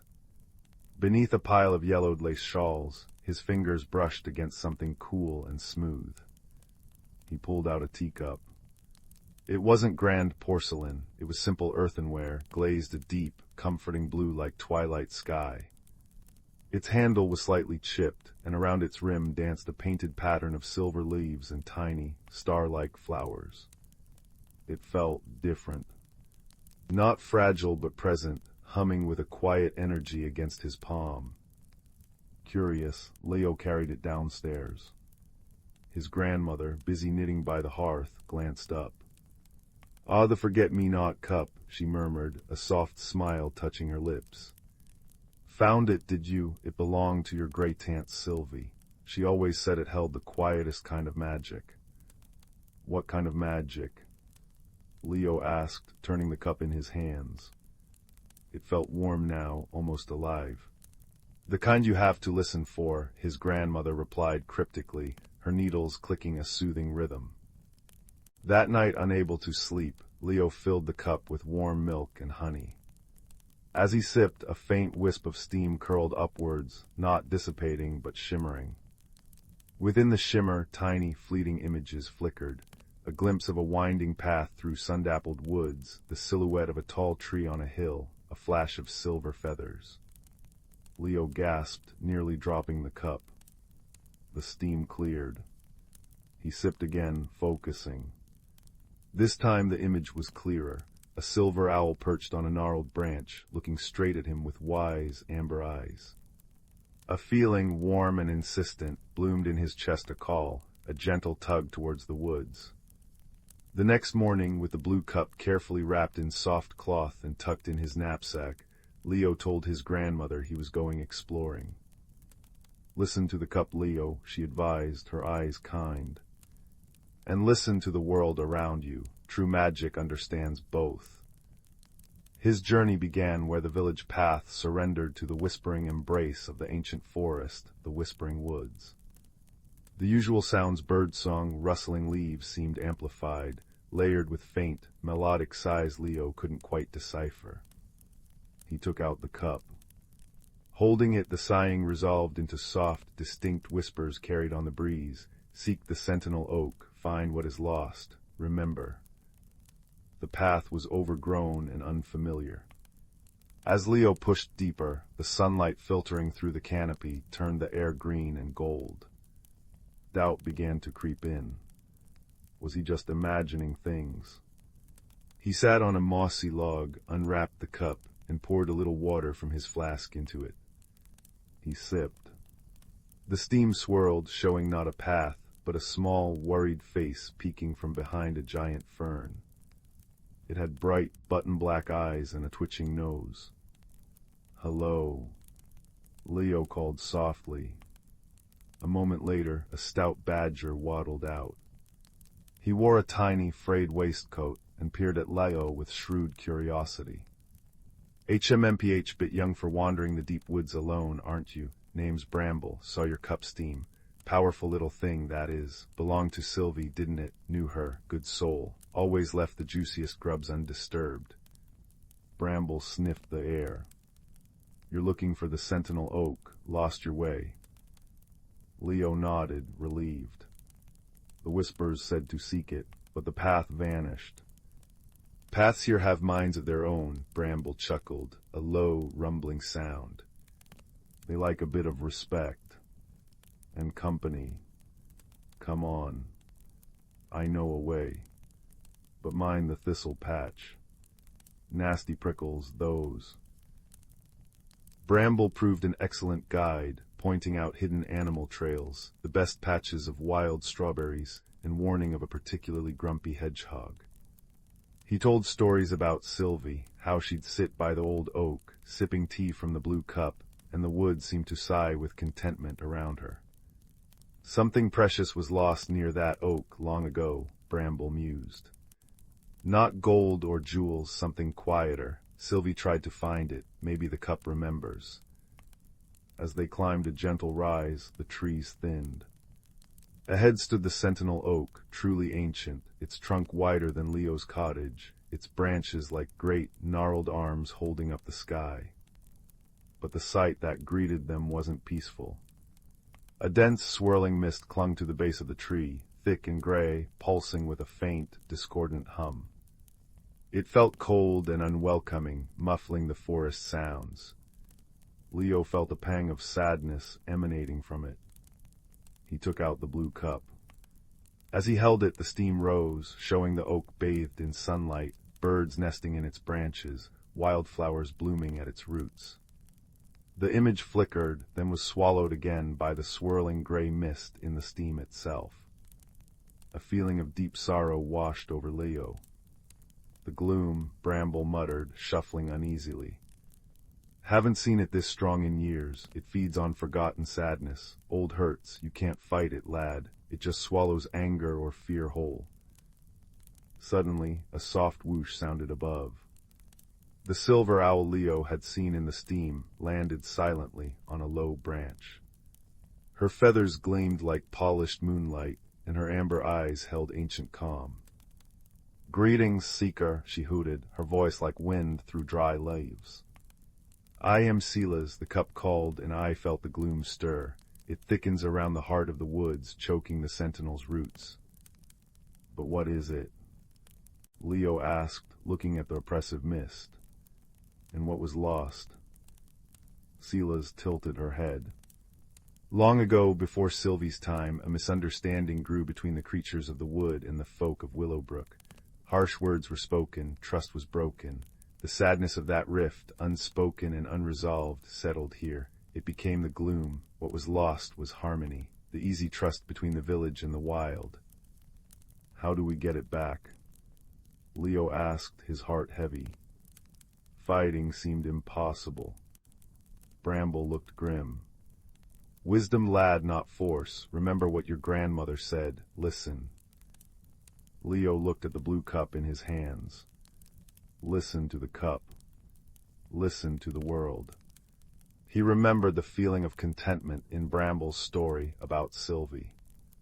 He thought of the warm milk, the honey, the steam showing peaceful images. An idea sparked, fragile as a spider's web. "Silas," he asked, "could you find the sweetest wild honeycomb nearby? Bramble, could you gather the freshest, clearest spring water?" The owl blinked. "An unusual request, seeker, but yes." She soared silently into the trees. Bramble nodded. "There's a spring just yonder, clean as crystal." He trundled off. Leo gathered dry twigs and moss at the very edge of the gloom, building a small, neat fire. When Bramble returned with water in a large leaf, and Silas dropped a piece of golden honeycomb glistening with sweetness, Leo carefully poured water into the blue cup. He held it over the small fire until the water steamed gently. He added a generous piece of honeycomb, stirring it slowly with a clean twig, watching the honey swirl and dissolve, filling the air with a warm, comforting scent of flowers and sunshine. He thought of his grandmother's kindness, Bramble's gruff guidance, Silas's serene wisdom, and Sylvie's gentle presence. He poured the warm, fragrant liquid into the cup. Holding the forget-me-not cup carefully, Leo stepped right to the edge of the swirling gloom. The cold, discordant hum intensified, pushing against him. He closed his eyes for a moment, focusing not on fighting, but on the feeling in the cup: warmth, sweetness, connection. He held the cup out towards the mist. "It's okay," he whispered, his voice steady but gentle. "It's okay to remember the hurt, but remember the good things too. Remember the sunshine through the leaves. Remember the taste of wild strawberries. Remember the stories shared. Remember harmony." He poured a small stream of the warm honey water onto the ground at the very edge of the gloom. The liquid didn't vanish, it pooled for a moment, glowing faintly with a soft, golden light. The thick mist seemed to recoil slightly from the light and the scent. The discordant hum faltered, replaced by a softer, questioning sigh. "Your turn," Leo said softly to Bramble and Silas. "Remember something good, something kind." Bramble shuffled forward. He cleared his throat. Remember Sylvie sharing her apple pie crust with the field mice on Midsummer's Eve." A small, warm glow, like a fallen autumn leaf, pulsed from him towards the gloom. Silas spread her wings slightly. "Remember the night the lost fawn was guided home by the glowworms, and the whole wood sighed with relief." A soft silver light, like moonlight on snow, drifted from her. Leo poured another small stream of the honey water. "Remember the sound of laughter from the village green carrying on the summer breeze," he added, pouring again. "Remember the badgers and the rabbits sharing the best digging grounds after the spring rains." Another pour. Each stream of warm liquid created a small pool of golden light.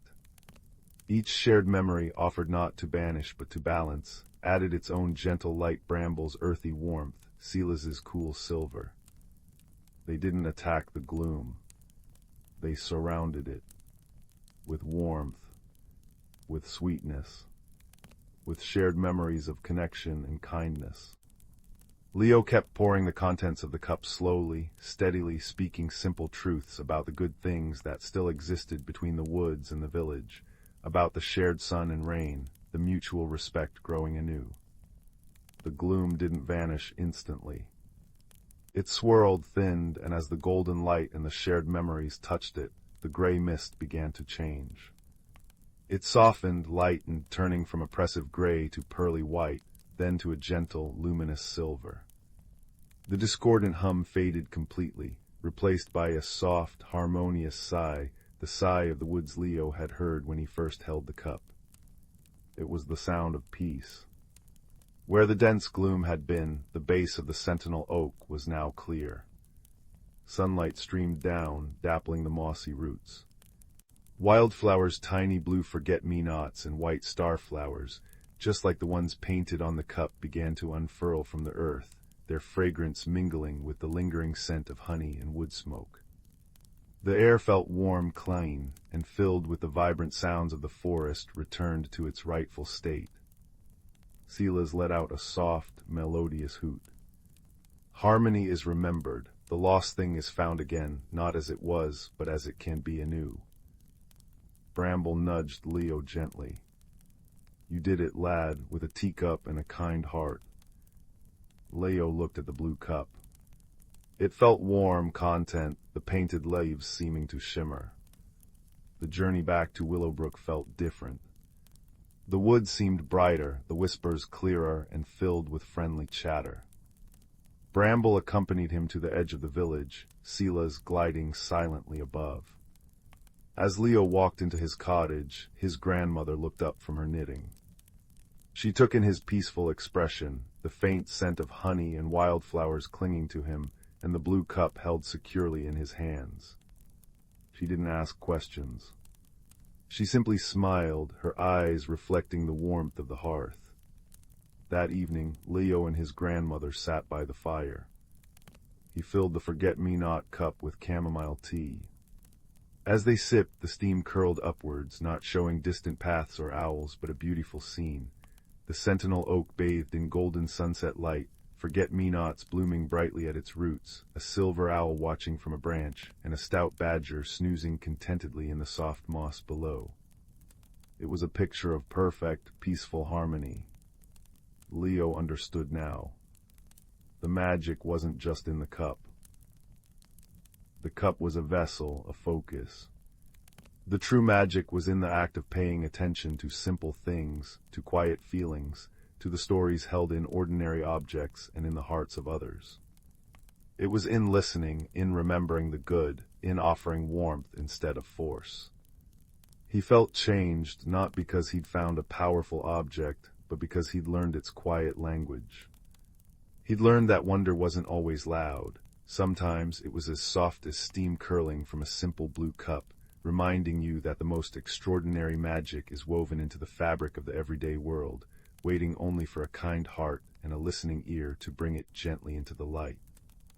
And as the fire crackled and the steam from the cup painted pictures of peace on the warm air, Leo knew that the greatest journeys often began not with a roar, but with the quiet, comforting chime of a teacup finding its way home. The wood sighed contentedly beyond the window, a lullaby of leaves and harmony, wrapping the cottage in a blanket of deep, enchanted peace. Story 58. Story 59. Story 60. 61. Story 62. Once in a village hugged by hills that turned amber at sunset, there lived a girl with a cloak the color of moss after rain. Her name was Layla, and she carried curiosity in her pockets like pebbles, always collecting questions, often wandering beyond the cobblestone paths to seek answers.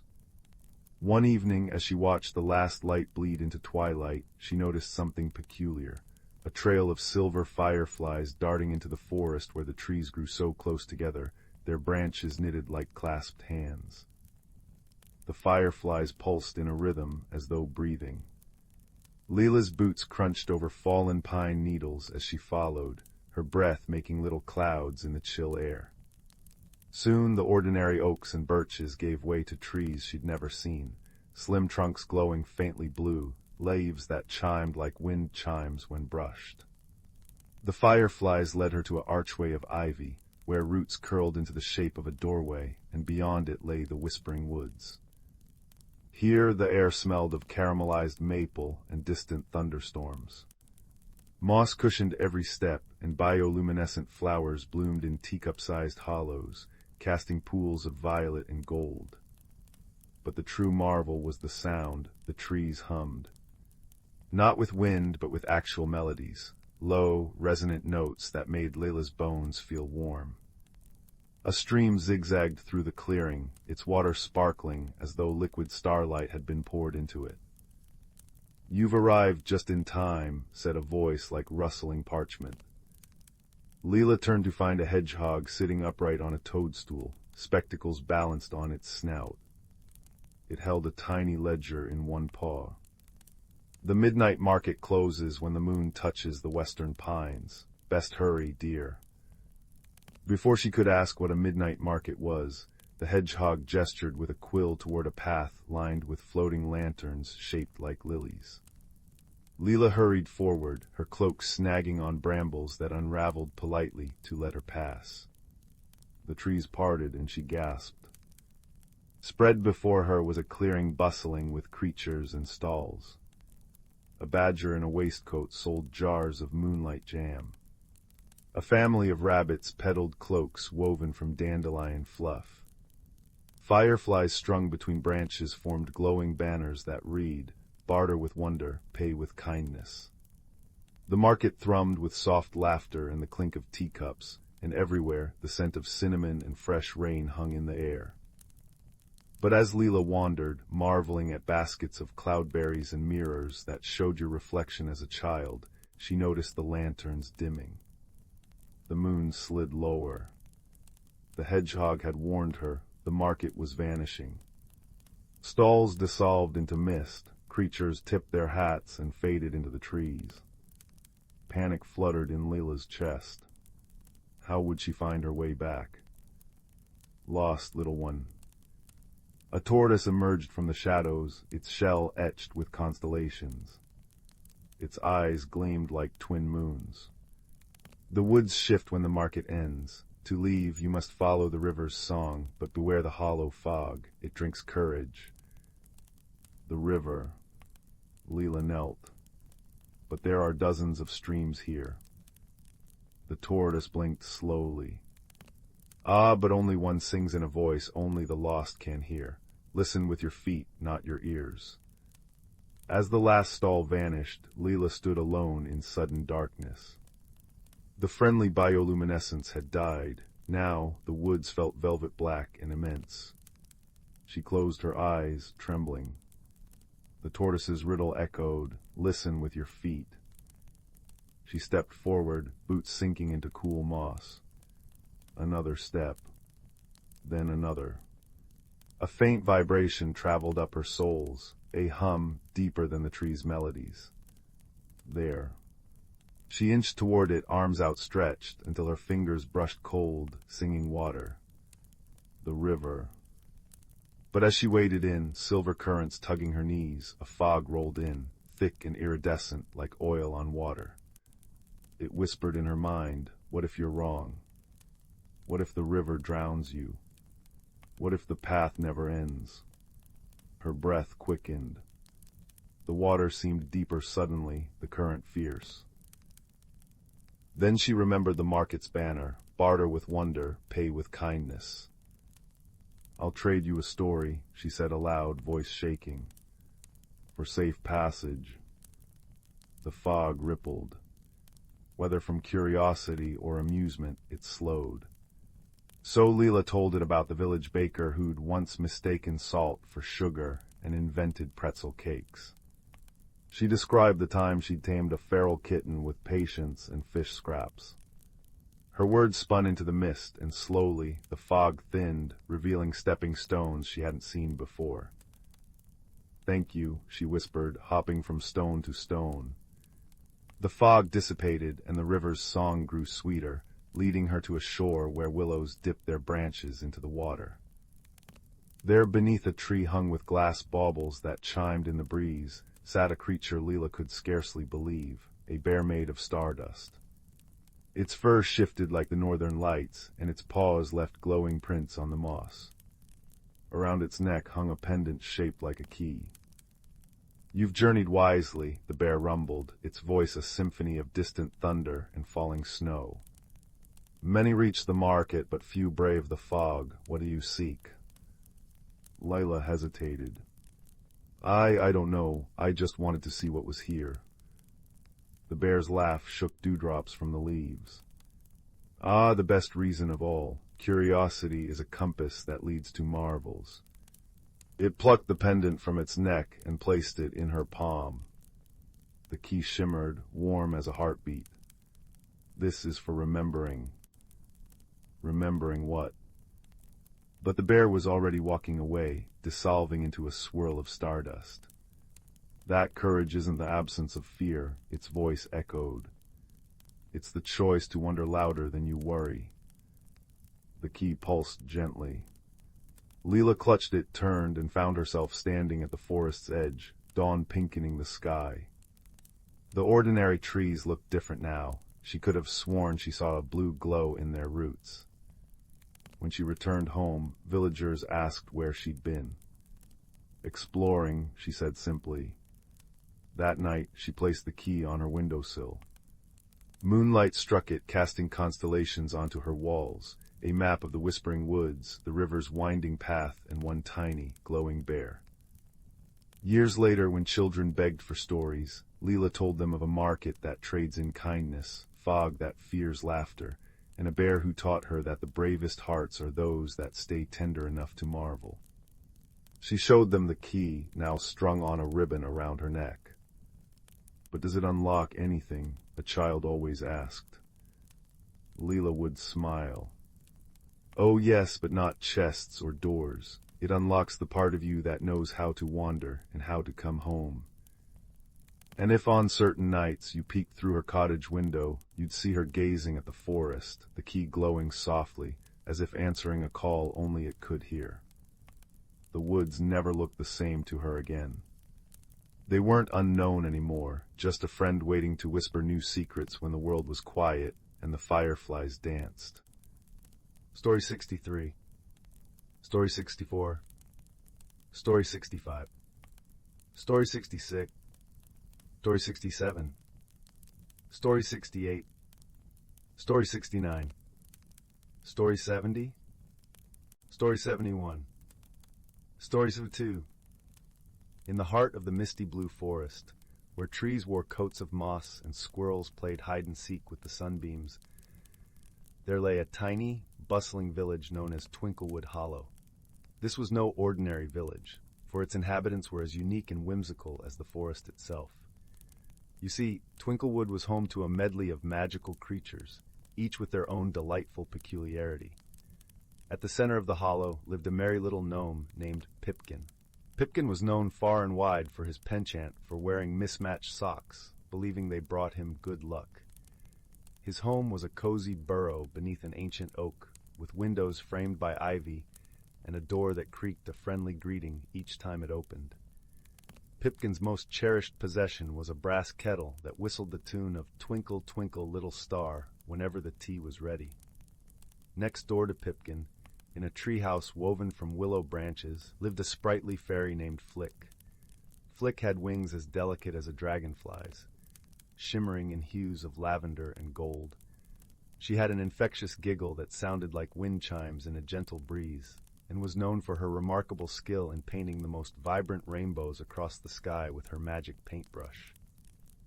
A little further down the cobblestone path, one would find the abode of Terence, the talking tortoise.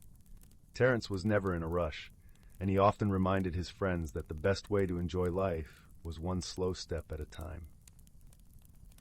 His shell was a patchwork of colors, each tile a memory from his travels around the world. Terence was a master storyteller, his tales as rich and layered as the forest floor in autumn.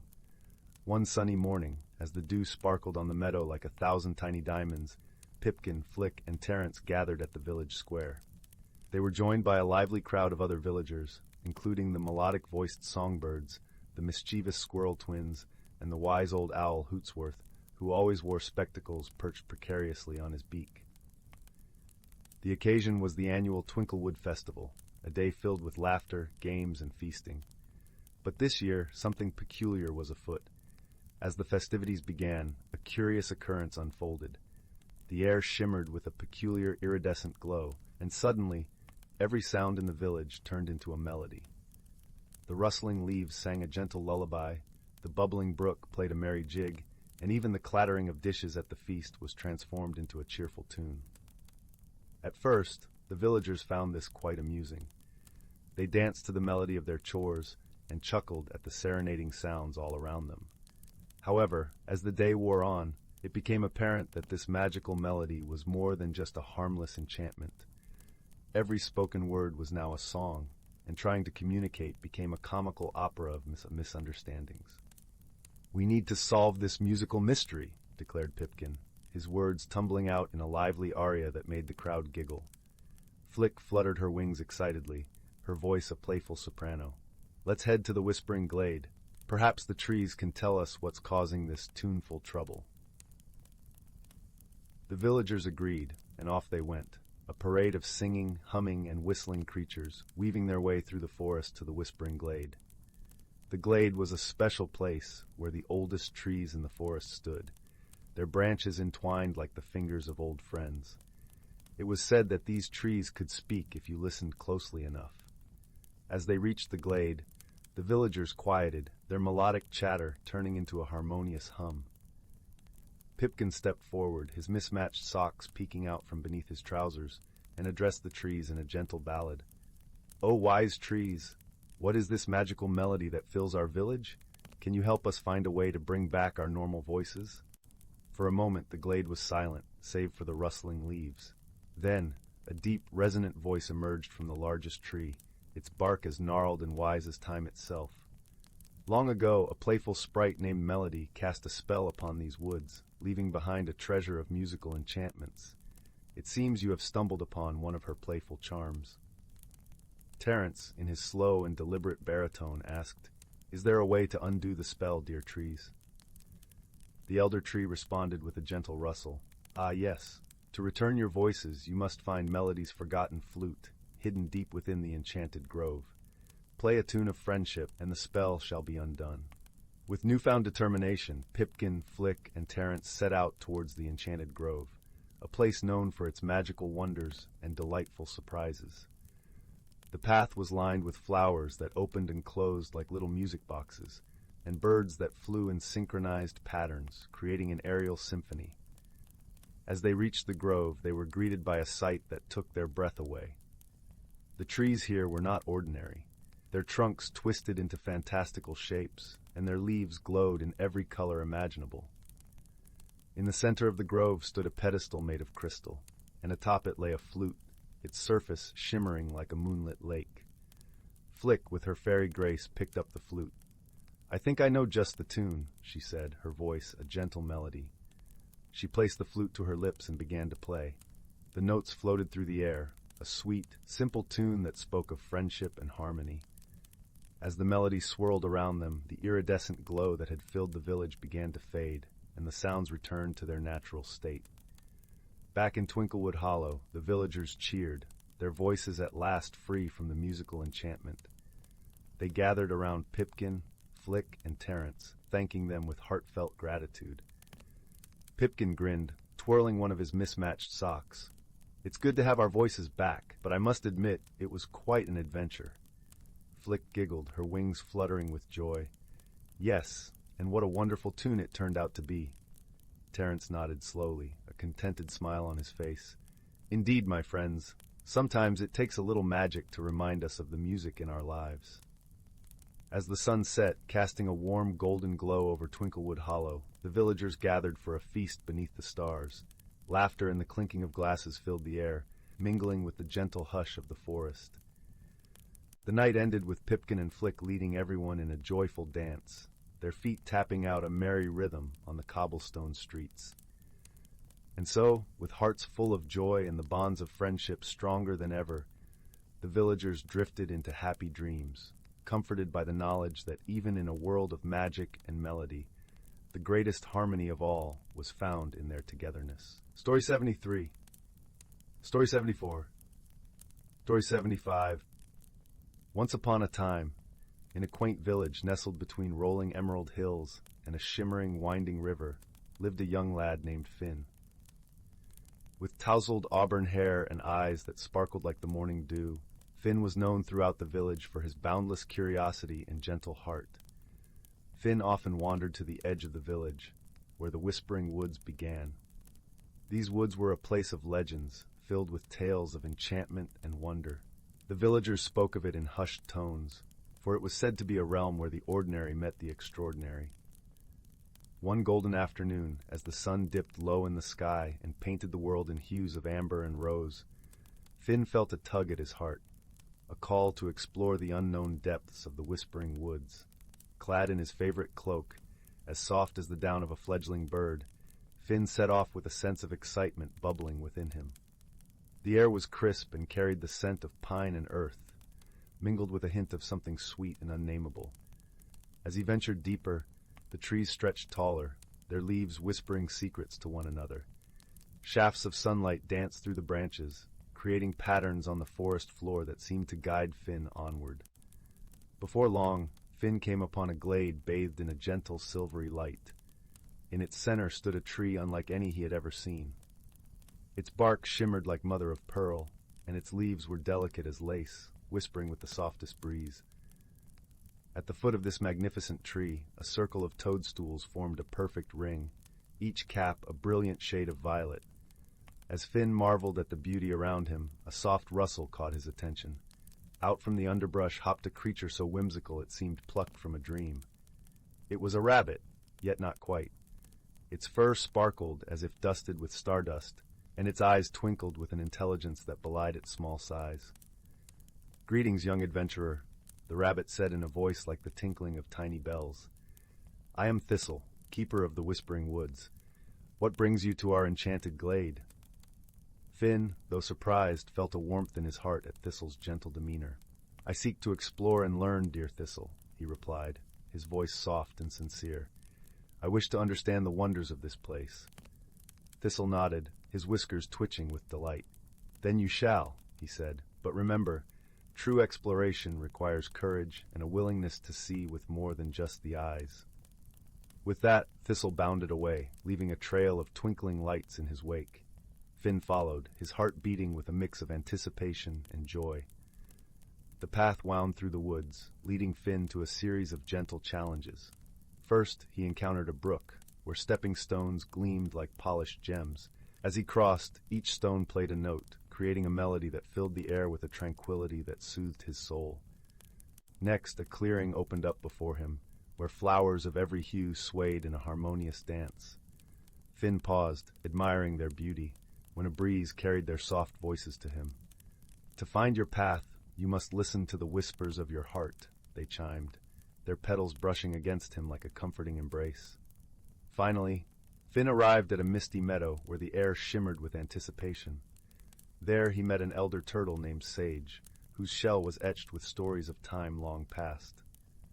"Ah, young Finn," Sage greeted, his voice deep and resonant as a distant drum. "You have journeyed far and learned much. But tell me, what is it you seek most?" Finn pondered Sage's question, feeling the warmth of the sun and the coolness of the grass. "I seek to understand the courage within me," he answered, realization dawning in his eyes like the first light of dawn.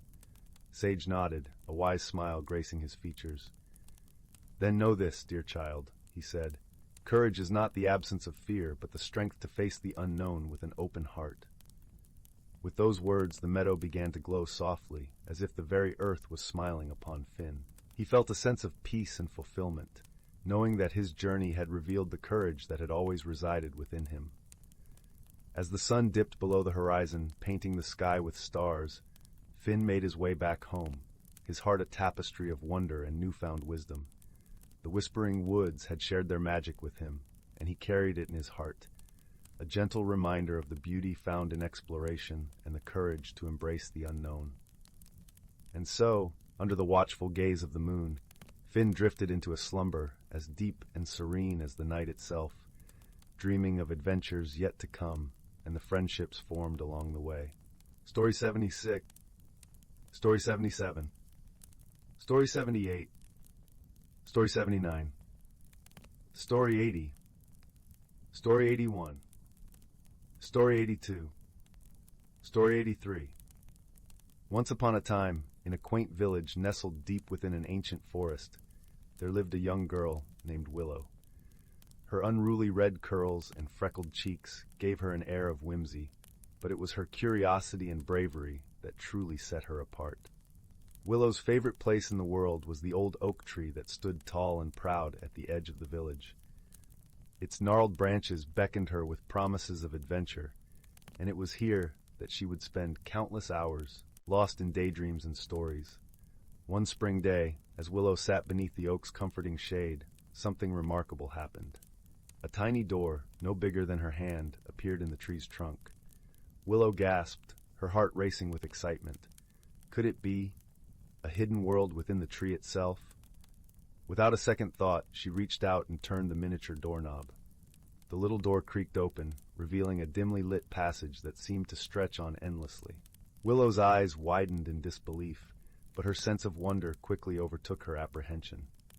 Taking a deep breath, she crouched down and stepped through the doorway, emerging into a magical realm unlike anything she had ever imagined. The world within the oak tree was alive with vibrant colors and the sweet fragrance of wildflowers. Tiny mushrooms dotted the mossy ground, and streams of crystalline water trickled over smooth pebbles. As Willow wandered deeper into this enchanting place, she encountered creatures she had only heard of in stories. Fairies with gossamer wings, pixies with mischievous grins, and talking animals who greeted her with kindness. One such animal, a wise old badger named Bramble, took Willow under his wing and introduced her to the wonders of this hidden realm. He explained that the oak tree was a magical gateway, and only those with pure hearts and open minds could enter. Bramble became Willow's guide, teaching her about the delicate balance of nature and the importance of protecting this secret world. Together, they embarked on countless ventures, exploring every nook and cranny of the oak tree's inner sanctum. On one particularly memorable journey, Willow and Bramble stumbled upon a clearing where a cluster of glowing mushrooms grew. Bramble warned her that these were no ordinary fungi. They possessed the power to grant wishes, but only to those who truly understood the weight of their desires. Willow, ever the curious soul, couldn't resist the temptation to make a wish. She closed her eyes and wished for the ability to understand and communicate with all living things. In an instant, the world around her came alive with a symphony of voices, the whispering trees, the chattering squirrels, and even the soft melodies of the wind itself. At first, this newfound ability was overwhelming, but with Bramble's guidance, Willow learned to embrace her gift and use it to forge deeper connections with the natural world. She became a bridge between the hidden realm and the human village, advocating for the protection of the forest and its inhabitants. As the seasons changed and years passed, Willow's friendship with Bramble and the other creatures of the oak tree grew stronger. They faced challenges together, solving mysteries and overcoming obstacles with wisdom and courage.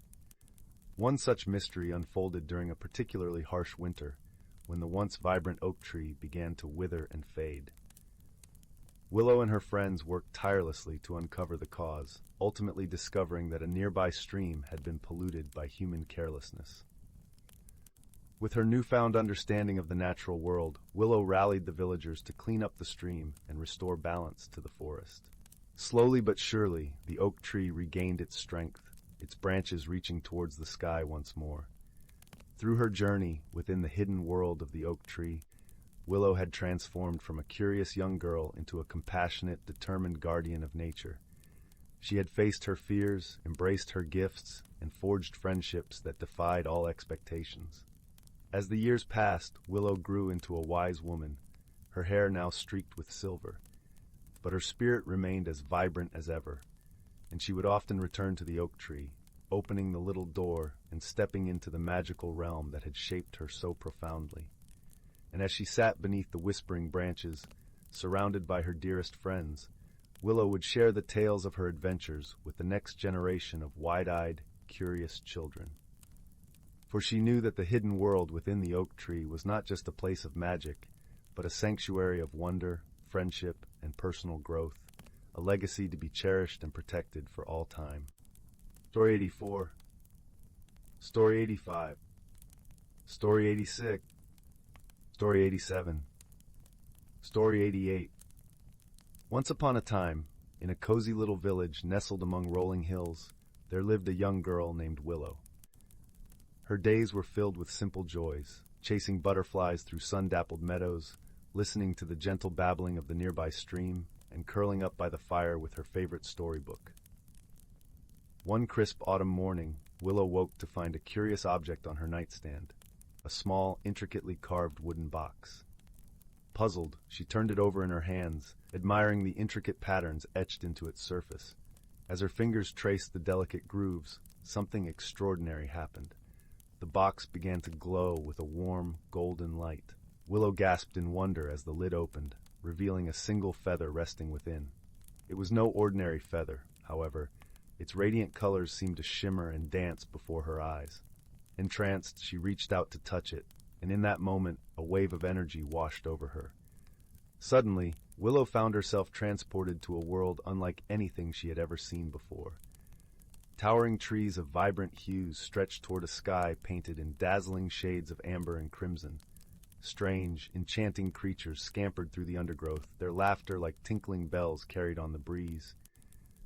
As Willow marveled at her newfound surroundings, a gentle voice called out to her, "Welcome, dear child, to the realm of wonders." Turning, she found herself face to face with a kindly old oak tree, its branches stretching wide and its trunk etched with ancient runes. "I am Elderwood, guardian of this realm," the tree continued. "The feather you found is a key, unlocking the door to a world of magic and adventure, but it is also a test, for only those with pure hearts and open minds can truly embrace its wonders." Willow listened, captivated, as Elderwood explained that a dark force threatened to consume the realm of wonders, casting its beauty into shadow. "You have been chosen, young Willow, to embark on a journey of self-discovery and courage, where you will face challenges that will shape your very soul." With a wave of his branches, Elderwood summoned two companions to guide Willow on her quest. First appeared Zephyr, a mischievous breeze spirit with an infectious giggle and a penchant for playful pranks. Then came Ember, a wise and gentle salamander whose flickering flames cast a warm, comforting glow. Together, the trio set off into the heart of the realm of wonders, venturing through landscapes that seemed to shift and swirl with every passing moment. They traversed crystal-clear rivers that sang with the voices of 1,000 tiny fish, and climbed towering peaks wreathed in clouds of multicolored mist. Along the way, they encountered wondrous beings, chattering pixies who wove gossamer tapestries from moonbeams, and lumbering stone giants whose rumbling footsteps shook the very earth. Each new encounter brought with it a lesson, a whisper of wisdom imparted by the realm itself. Yet their journey was not without its trials. Dark shadows lurked in forgotten corners, jealous of the light and beauty that thrived in the realm of wonders. Time and again, Willow and her companions found themselves faced with challenges that tested their resolve and their hearts. In one particularly dire moment, they found themselves trapped in a maze of twisting, thorny vines that seemed to shift and contort with malicious intent. As Willow's fear threatened to overwhelm her, Ember's gentle flames illuminated a path forward, not by burning through the obstacles, but by coaxing the vines themselves to bloom with vibrant, fragrant flowers. It was then that Willow realized the true power of the realm of wonders, a power rooted not in brute force, but in kindness, patience, and understanding. With each challenge they faced, she grew stronger, her heart opening wider to the wonders that surrounded her. At last, after what seemed like an eternity of adventure, Willow and her companions stood before the source of the darkness that threatened the realm, a great, shadowy entity that fed on fear and doubt. But Willow was no longer the timid girl who had first stumbled into this magical world. Drawing upon all she had learned, she reached out with her heart, offering compassion and empathy to the entity. And in that moment, the darkness began to recede, transforming into a shimmering aurora of light and hope. As the realm of wonders was restored to its former glory, Elderwood's voice echoed through the land, filled with pride and gratitude. "Well done, young Willow. You have proven yourself worthy of the wonders that surround us, and in doing so have discovered the greatest wonder of all, the boundless strength and resilience of your own heart." With a final embrace for Zephyr and Ember, Willow found herself back in her own cozy room, the feather clutched tightly in her hand. But she knew that the magic of the realm of wonders would forever be a part of her, a guiding light in the years to come. As she drifted off to sleep, Willow smiled, her dreams filled with the laughter of pixies and the gentle crackle of Ember's flames. For she had learned that true wonder lies not in extraordinary realms, but in the extraordinary courage and kindness that burns within us all. Story 89. Story 90. Story 91. Once upon a time, in a cozy village nestled among rolling hills, there lived a young doe named Willow. She was a gentle creature with a soft brown coat and eyes that shone like amber in the sunlight. Willow loved the comfort of her daily routines, nibbling on sweet clover in the meadow, resting in the dappled shade of the ancient oak, and listening to the soothing melodies of the woodland birds. Yet lately, Willow couldn't shake a restless feeling stirring within her. She watched as her friends shed their winter coats, their new fur glistening with renewed vibrancy. But Willow's coat remained dull and threadbare, clinging to her like an itchy reminder that change was afoot, whether she was ready or not. One crisp morning, Willow wandered to the forest's edge where she often found solace among the ferns and wildflowers. There she met an old friend, a wizened tortoise named Sage, who moved with great care and contemplation. "You seem troubled, little one," Sage said, her voice as gentle as the rustling leaves. Willow confided her fears about the impending change. "I feel stuck, like this tattered coat is weighing me down. I'm afraid if I let it go, I'll lose a part of myself forever." Sage smiled knowingly. The cycle of rebirth can be daunting, but it's nature's way of helping us grow. Think of the butterfly emerging from its chrysalis. A wondrous transformation takes immense courage. As if on cue, a shimmering light danced through the trees, catching Willow's eye. It was a radiant sprite named Glow, one of the forest's fabled guardians. "Don't fret, dear Willow," Glow chimed, her ethereal voice like a tinkling brook. "Every ending is a new beginning in disguise." With a wave of her tiny hand, Glow conjured a glittering pool of water before them. Images began to swirl across its surface, a kaleidoscope of vibrant colors representing the stages of growth and renewal. Willow was transfixed, seeing reflections of her own journey mirrored in nature's eternal rhythm. Glow gestured toward the water. You'll know when you're ready to embrace the change within you. Trust in the magic that guides all living things. Heartened by her friend's wisdom, Willow realized her fears were rooted in resistance to the unknown. As the days passed, she moved through the transition with newfound grace, allowing her tattered coat to shed naturally. Beneath the weathered exterior, a lustrous new coat emerged, its rich chestnut hues shimmering like sunlight on autumn leaves. Willow felt lighter, revitalized, as if she were seeing the world through fresh, wondering eyes. From that day on, she greeted each season as a wondrous teacher, honoring the continual cycle of transformation as the greatest magic of all. For in surrendering to change, Willow discovered her truest self, resilient, radiant, and beautifully renewed. Story 92. Story 93. Story 94. Story 95. In the serene village of Willow Grove, nestled amidst rolling green hills and surrounded by whispering woods, lived a gentle soul named Lyra. Lyra was known for her caring heart and love for nature, yet she often felt a whisper of unease deep within her, a longing for something she couldn't quite name. This feeling was like a tiny pebble in her shoe, persistent and urging her to change, though she feared the unknown. Lyra lived in a quaint, ivy-covered cottage at the edge of the forest. Her days were filled with the simple joys of tending her vibrant garden and listening to the melodies of the wind as it danced through the leaves. The villagers adored her for her kindness and often sought her wisdom, but Lyra secretly wondered if she was missing out on a greater adventure. One crisp autumn morning, as the golden sunlight poured through the canopy of trees, Lyra decided to wander deeper into the forest than ever before. She followed the path as it wound like a playful ribbon through the woods, the air rich with the scent of pine and earth. It was there she met a creature unlike any she had ever seen, a small, shimmering dragon named Finn. Finn was a curious and cheerful dragon, his scales glistening with a spectrum of colors that shifted and changed like the sky at sunset. He had been watching Lyra for a while, drawn to her gentle spirit and sensing her inner turmoil. With a voice as soft as a summer breeze, he greeted her. "Greetings, dear Lyra. I am Finn, a guardian of these woods. I sense you are seeking something, perhaps even without knowing what it is." At first, Lyra was startled by the dragon's presence, but his warm eyes and gentle demeanor quickly set her at ease. "I don't know," she admitted, her voice barely louder than a whisper. "I feel as though there's something more I should be doing, something I should become, but I don't know what it is." Finn nodded knowingly. Change can be daunting, but it is through change that we grow. Perhaps a journey of discovery is what you need. And with those words, Finn promised to accompany Lyra on a magical journey, one where she would learn not only about the world, but also about herself. Their journey began that very day. Finn led Lyra through hidden paths and enchanted glens, where the sunlight filtered through the leaves like golden rain.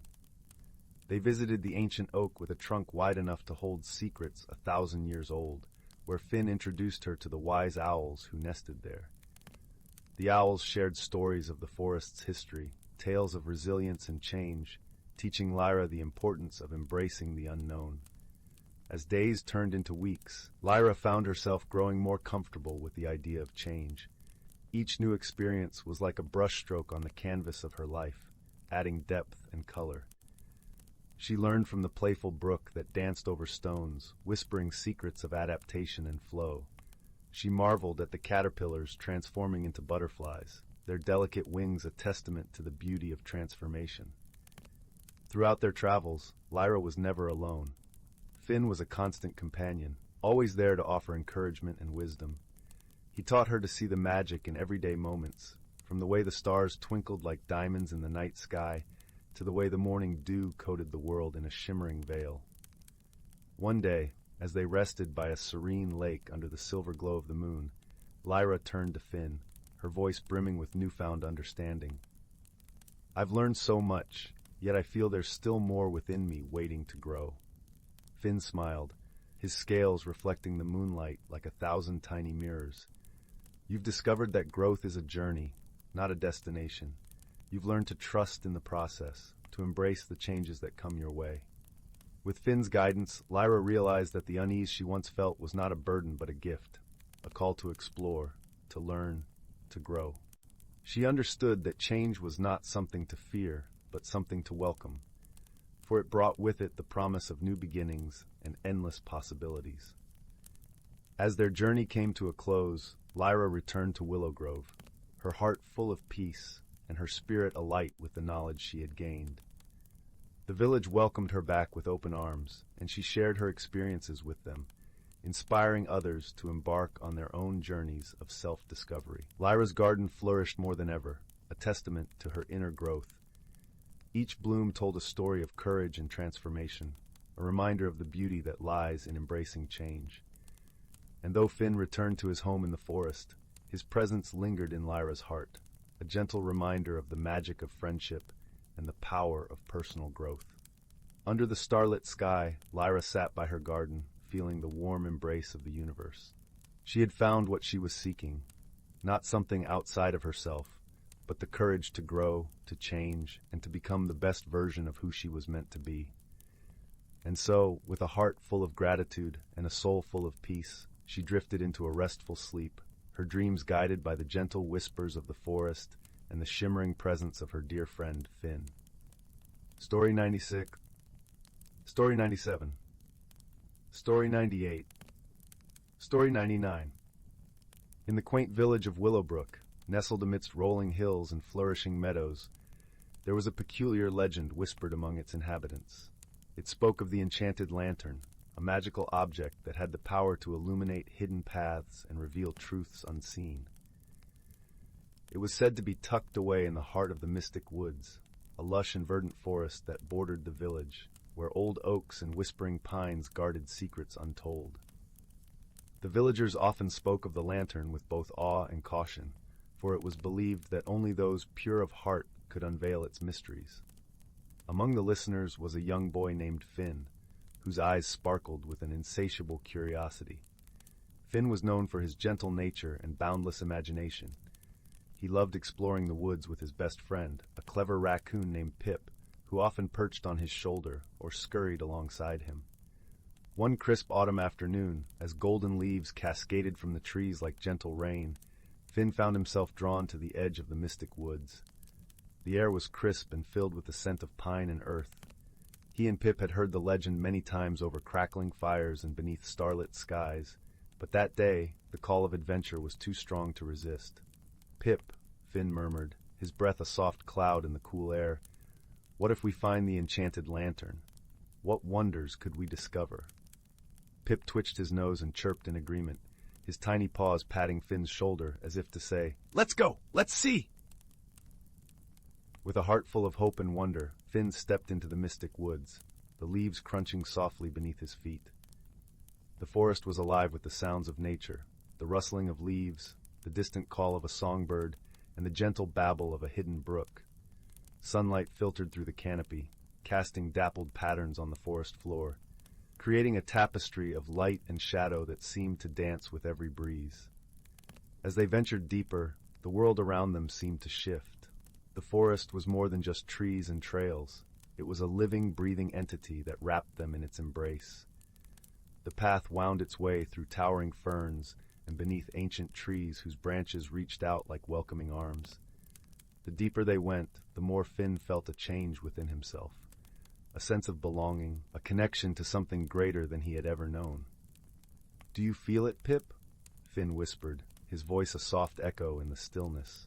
Pip nodded, his eyes wide with wonder as they peered into the depths of the forest, where shadows played and light danced. Hours passed like minutes as they wandered, until they came upon a clearing bathed in a gentle golden glow. In the center stood an old stone pedestal, and upon it rested the enchanted lantern. Its glass was etched with intricate patterns that seemed to shift and shimmer, reflecting the colors of the forest around it. Finn approached with reverence, his heart pounding with a mix of excitement and trepidation. He reached out a tentative hand, and as his fingers brushed the cool metal, a warm light blossomed from within the lantern, casting a soft radiance that filled the clearing. In that moment, Finn felt a warmth spread through him, a gentle reassurance that whispered of possibilities and dreams yet to be realized. The world seemed to hold its breath, and the forest hushed as if in anticipation. Pip chirped softly, his eyes reflecting the light of the lantern as he watched his friend with unwavering trust. With the lantern in hand, Finn turned to the path ahead, which now glowed with a luminescent trail that beckoned them onward. It was a path that wove through the heart of the forest, revealing vistas of breathtaking beauty, hidden groves where flowers bloomed in riotous colors, and crystal-clear streams that sang as they danced over stones. As they walked, the lantern's light revealed more than just the path. It illuminated memories and dreams, hopes and fears, all woven together in the tapestry of Finn's heart. He saw moments of kindness and courage, laughter shared with friends, and the quiet strength that came from knowing he was never truly alone. The journey was not without its challenges, but Finn faced them with a newfound wisdom and the steadfast companionship of Pip. They crossed rickety bridges that swayed over deep chasms, clambered over rocky outcrops that tested their resolve, and weathered sudden storms that sought to turn them back. Yet through it all, the lantern's light never wavered, guiding them with unwavering certainty. As they ventured further, they discovered a hidden world within the forest, a place where the magic of nature thrived in harmony. They met creatures of all shapes and sizes, each with stories of their own. There was Luna, the wise old owl who spoke of the stars and the secrets they kept, and Thistle, the mischievous squirrel who shared tales of acorn feasts and daring escapades. In this hidden world, Finn and Pip forged friendships that defied expectations. They learned that true friendship knew no bounds, that it was a bond that transcended differences and celebrated the unique gifts each brought to the world. Through their journey, they came to understand that the greatest magic lay not in the lantern itself, but in the connections they made along the way. The days turned into weeks, and the forest became a second home, a place of peace and discovery. Yet, as all journeys do, theirs too had to find its end. One evening, as the sun dipped below the horizon and painted the sky in hues of lavender and gold, Finn and Pip found themselves back at the edge of the mystic woods. The enchanted lantern, now a part of their story, rested gently in Finn's hands. He knew that its light was meant to be shared, that it was a gift for all who sought its wisdom. With a heart full of gratitude, he placed the lantern back upon its pedestal, where it would await the next seeker of dreams. As they made their way home, the village welcomed them with open arms, the warmth of familiarity and love wrapping around them like a cozy blanket. Finn's journey had changed him in ways he could not have imagined. He carried with him the lessons of the forest, the importance of friendship, the courage to face the unknown, and the magic that dwells within every heart. And so, with Pip by his side, Finn returned to the world he knew, forever changed by the journey he had taken. The enchanted lantern remained in the heart of the mystic woods, a beacon of hope and wonder, its light waiting to guide those with the courage to seek it. In the quiet of the night, beneath a sky strewn with stars, Finn and Pip lay in the warmth of their home, knowing that the magic of their adventure would live on in their hearts and in the stories they would share. And as they drifted into a peaceful slumber, the gentle glow of the lantern lit the path for the dreams yet to come, promising new adventures, new friendships, and the enduring magic of a kind heart. Beneath a sky the color of steeped chamomile tea, where twilight painted the clouds in lavender and apricot strokes, a girl named Leela discovered a path she'd never seen before. It wound behind the old willow tree at the edge of her village, its entrance hidden by cascading vines strung with bioluminescent berries that glowed like fallen stars. The air hummed with the scent of rain-soaked moss and distant wood smoke, and though every sensible bone in Leela's body whispered turn back, her fingers brushed the vines aside and she stepped through. The path unfurled into a forest unlike any she'd known.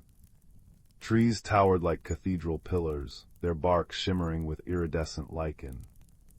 Leaves the size of rowboats rustled overhead, filtering the moonlight into dappled patterns that danced across the forest floor. A stream meandered alongside the trail, its water clear as liquid crystal, carrying petals that flickered like tiny lanterns. Leela knelt, cupping a handful, and the petals glowed warmer at her touch, as though greeting her. "Where are you taking me?" she murmured, and the stream bubbled a melody in reply. She followed the water's song until the trees thinned, revealing a meadow bathed in the silvery light of 1,000 fireflies. At its center stood a cluster of mushroom houses, their caps striped in candy red and buttercup yellow, chimneys puffing cinnamon-scented smoke. Before Leela could marvel further, a small voice piped up, "You're just in time for tea."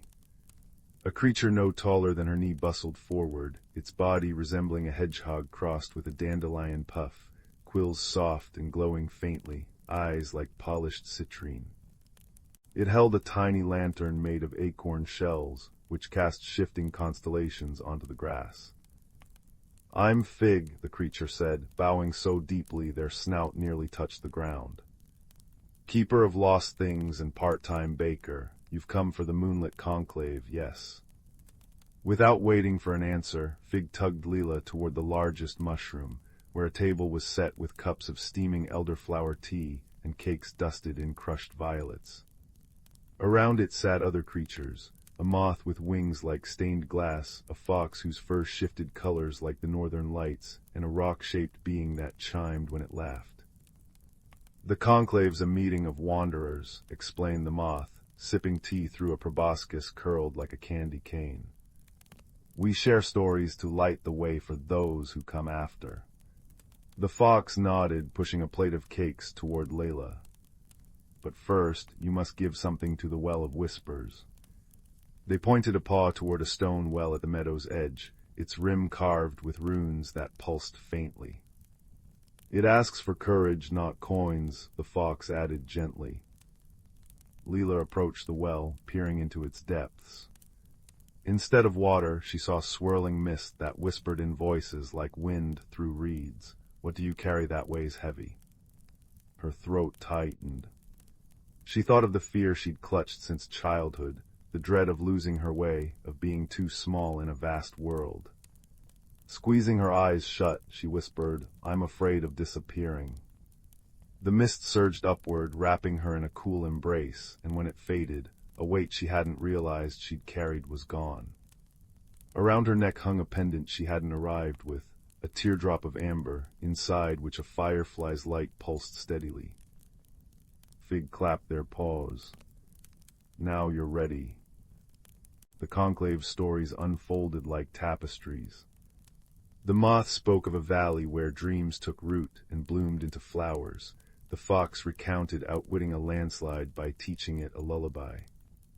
When Leela's turn came, her words stumbled at first, but the amber at her throat glowed brighter, and she found herself telling of the willow tree, the hidden path, the shimmering forest. "I thought I'd be lost," she admitted, "but I think being lost is just another way of finding something new." The Well of Whispers hummed approvingly. As dawn tinged the horizon, Fig pressed a paper-wrapped bundle into Leela's hands. "Mapleberry scones for the road," they said. "Mind the Bridge of Echoes on your way back, it likes to play tricks." The return journey led Leela to a gorge, where a bridge of woven moonlight arched over a rushing river. As she stepped onto it, the bridge shivered, and her own voice echoed around her. "You'll never be brave enough. You'll forget your way." Layla froze, her pulse a frantic drumbeat, until she remembered the stories. Kneeling, she touched the bridge and said, "I'd like to hear your story." The echoes stuttered, then shifted. The river's roar softened into a song about mountains it had carved and valleys it had nourished. The bridge steadied and Leela crossed, the pendant at her throat gleaming like a captured star. When she pushed through the willow's vines once more, dawn had broken over her village. The path behind her vanished, but the amber pendant remained, warm against her skin. That night, as she lay in bed, the firefly's light flickered in time with her heartbeat, and she realized something. The world was vast, yes, but so was her place in it. Years later, villagers would speak of a woman who could find paths no one else could see, who carried a light that never dimmed. But Leela knew the secret. That courage was not the absence of fear, but the choice to whisper yes when the world invited you to wonder. And sometimes, if you listened closely, the stream in the forest still sang her name, a reminder that no journey ever truly ends. It simply becomes part of someone else's beginning. The rain whispered secrets against the window pane of old Mr. Thimblebee's clockwork shop. Inside, the air hummed with the steady tick-tock of 100 timepieces and smelled of oiled brass, polished wood, and the faintest hint of cinnamon from the tea mister Thimblebee always kept brewing. His apprentice, a quiet boy named Leo with ink-smudged fingers and a head full of cogs and springs, was sorting through a dusty box of forgotten parts. He sighed. Nothing but broken mainsprings and chipped gears. Then his fingers brushed something smooth and cool beneath the tangle of metal. He pulled out a teacup. Not brass or porcelain, but something else entirely like polished moonlight held in a curve. It felt impossibly light, yet solid. Delicate swirls like captured smoke danced just beneath its surface. Leo held it up, utterly bewildered. How had this ended up in a box of clock parts? He carried it to Mr. Thimbleby, who peered over his spectacles. "Ah," the old man murmured, his voice like a well-oiled gear. The luminous cup thought it was lost to the dust bunnies years ago. He didn't seem surprised, only thoughtful. Not for telling time, that one, for finding things. Finding things. Leo echoed. "Lost things," Mr. Thimbleby clarified, tapping the cup gently. "Pour warm tea into it, see what appears." Intrigued, Leo filled the small kettle, lit the spirit lamp beneath it, and selected Mr. Thimblebee's special chamomile blend. As the water heated, filling the shop with its gentle, floral scent, he placed the luminous cup carefully on the workbench. He poured the steaming tea.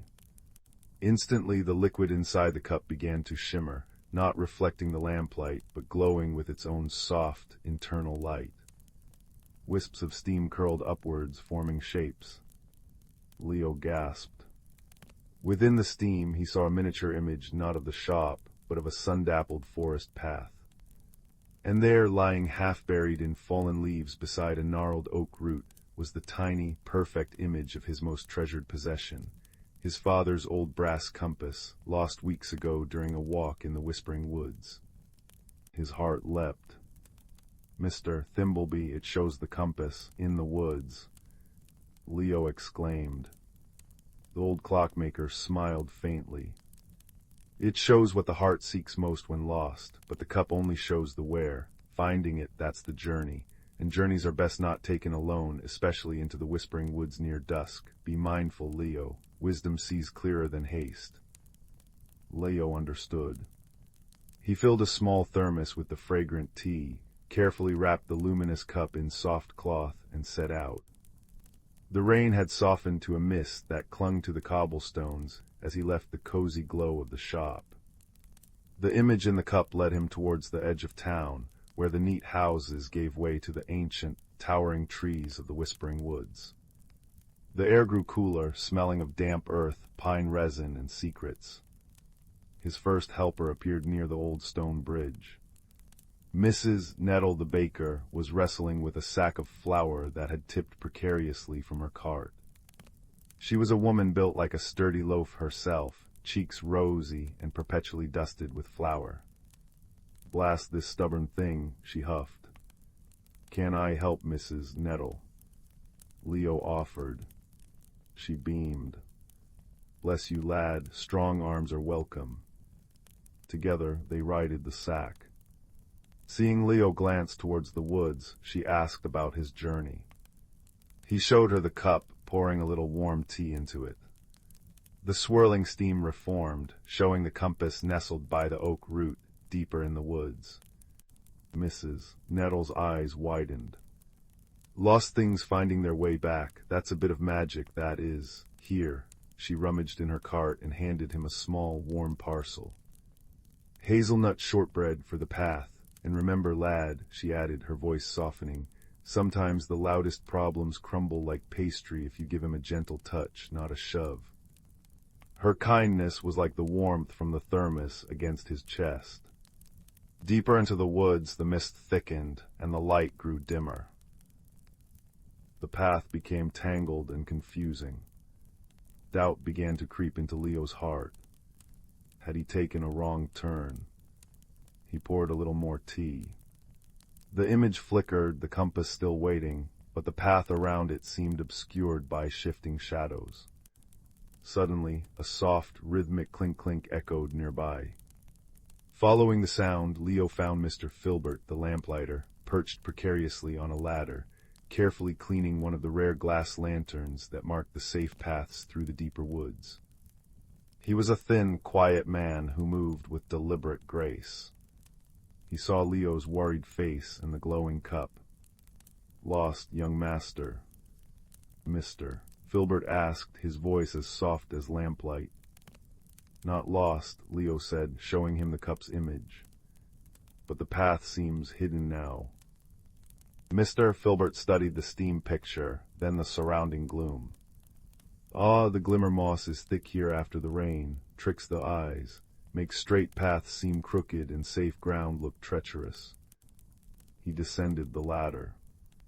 "Come, I'll walk with you a ways. These old lamps need tending deeper in, regardless." Walking beside the quiet lamplighter was calming.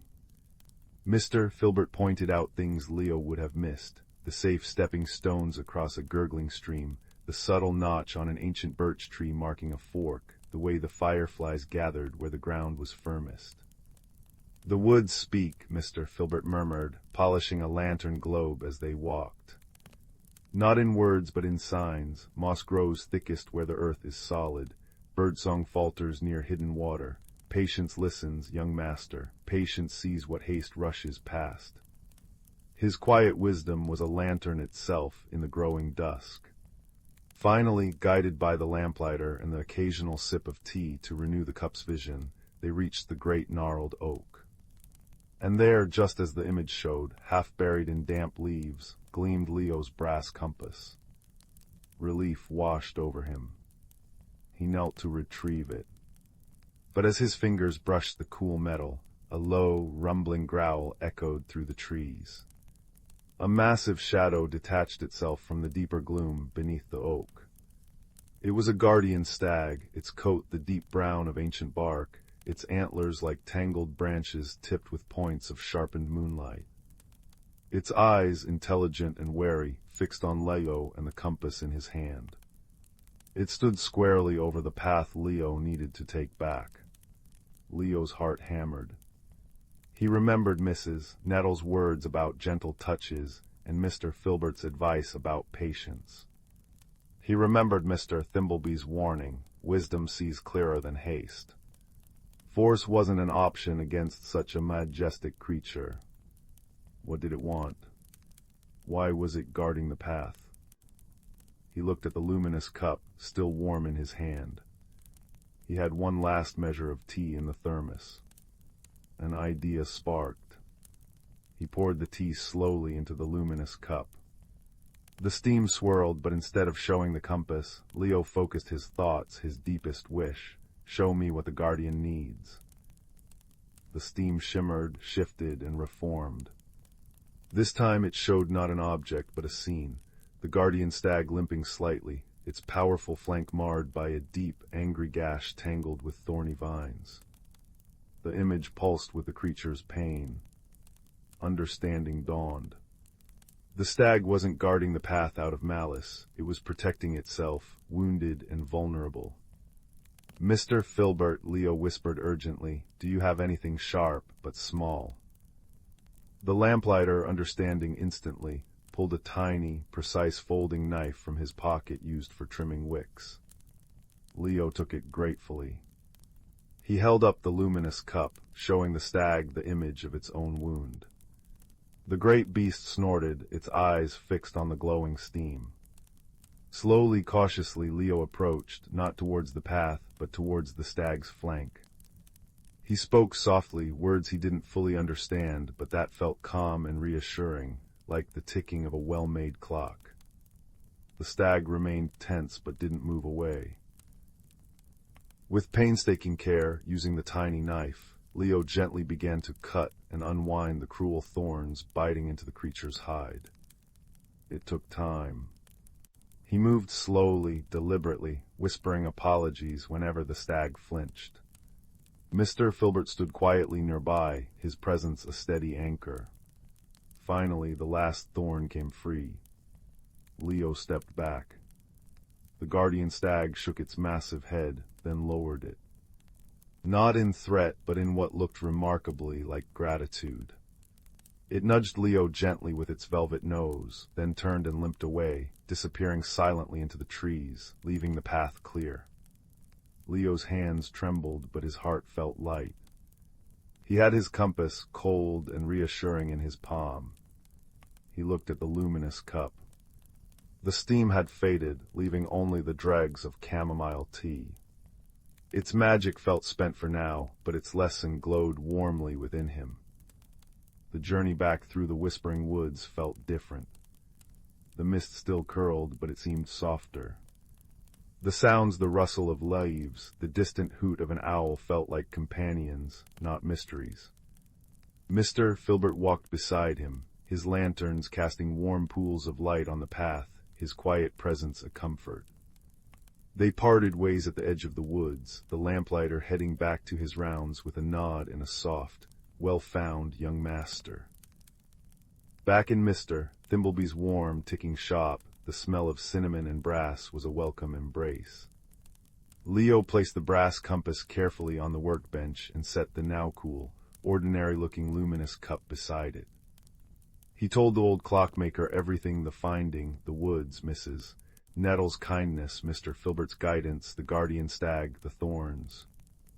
Mr. Thimbleby listened, polishing a gear with a soft cloth. When Leo finished, the old man nodded, a slow, satisfied smile spreading across his face. "Extraordinary secrets hide in ordinary things, lad," he said, his voice a soft rumble. "But the greatest magic isn't always in the object. Sometimes it's what the object helps us find within ourselves. Wisdom, patience, kindness, and the courage to use them." He poured fresh tea chamomile into 2 ordinary mugs. "You found more than a compass today, Leo. You found your own true north." Leo sipped the warm tea, the gentle floral taste soothing. He looked at the luminous cup, now just a beautiful, silent vessel on the bench. It had shown him the way, but the journey, the helpers, the gentle wisdom to overcome the challenge, that had all been his own. The steady tick-tock of the clocks filled the cozy room, a comforting rhythm marking the peaceful end of an extraordinary day.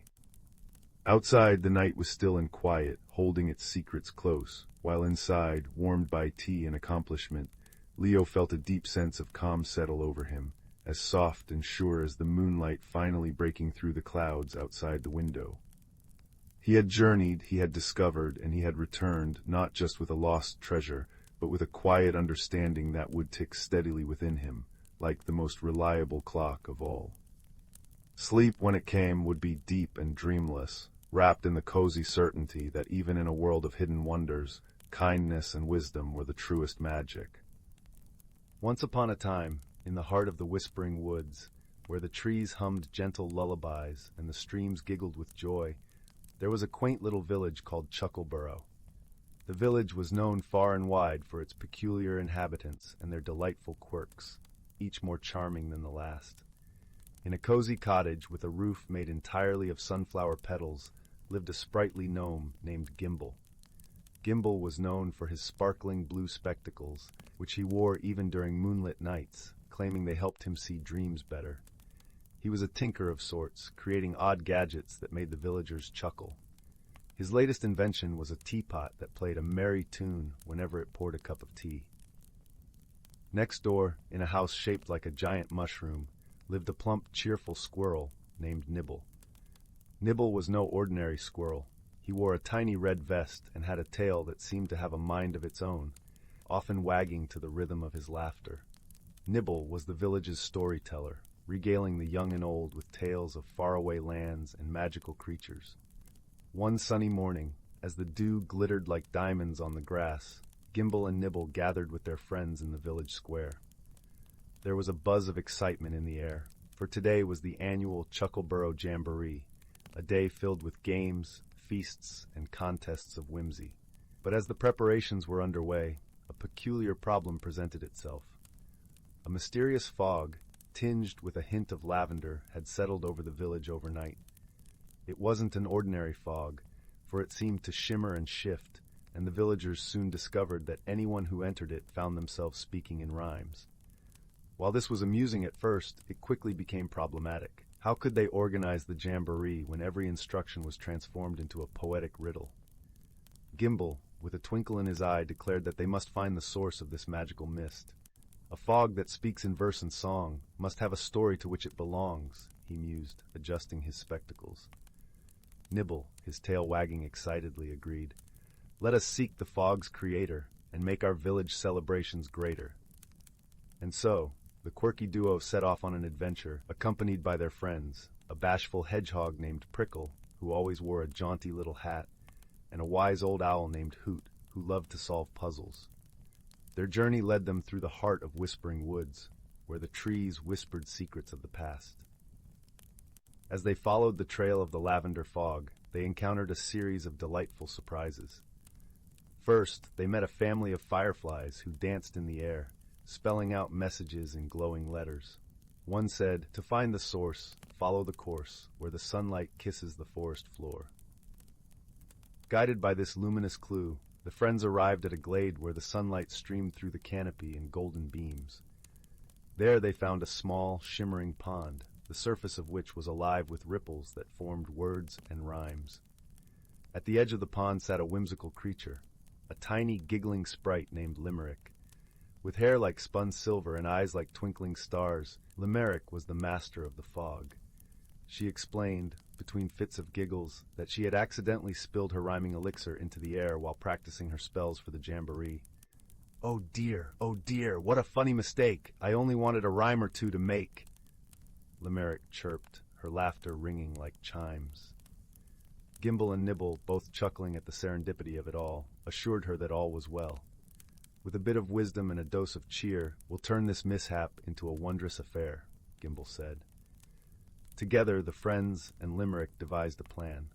Using Gimble's clever tinkering skills, they crafted a series of rhyming games and contests for the jamboree, turning the fog into a feature rather than a flaw.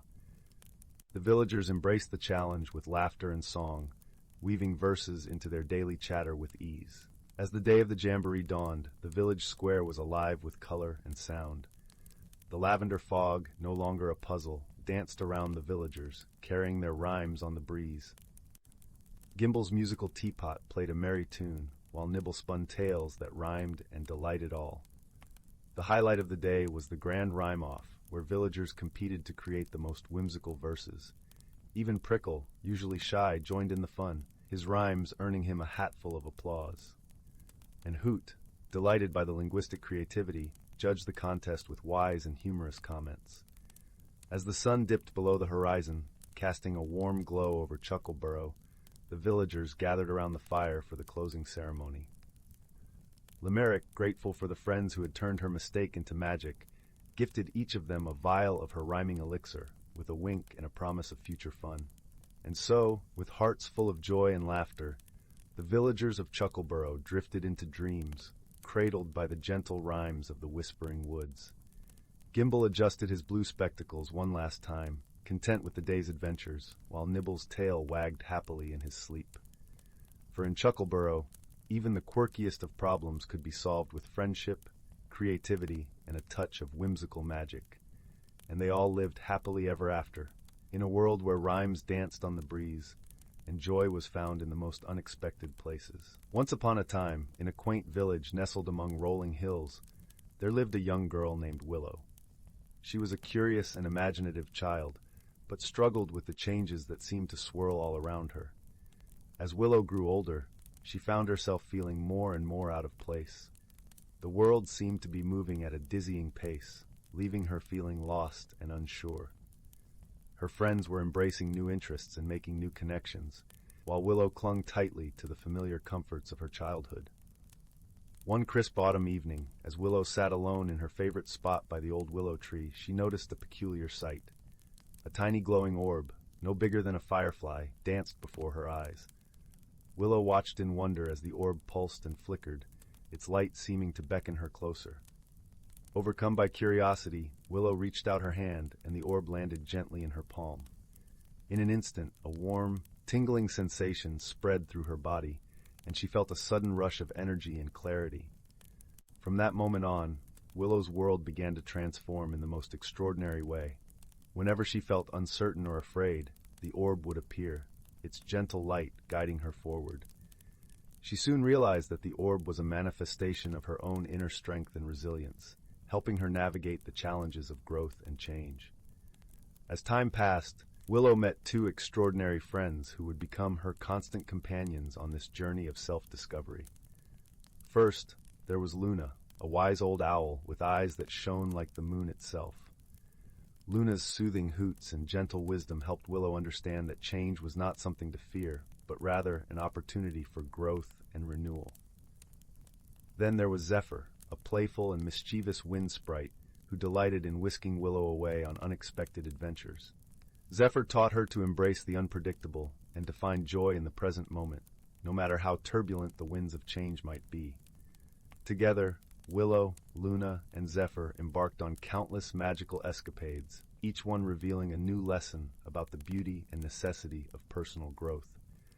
They soared over breathtaking landscapes, explored enchanted forests, and even danced among the stars, all the while strengthening the bonds of their friendship. Through her adventures, Willow learned to let go of her fears and embrace the unknown. She discovered that true growth often comes from stepping outside of our comfort zones and embracing new experiences with an open heart and mind.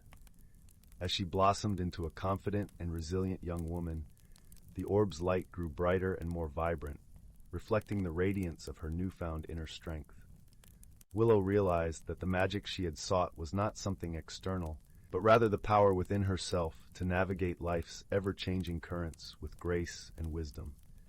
And so, with Luna's gentle guidance, Zephyr's playful spirit, and the unwavering light of her own inner strength, Willow embarked on a lifelong journey of personal growth and magical transformation, forever embracing the beauty and wonder of life's endless possibilities.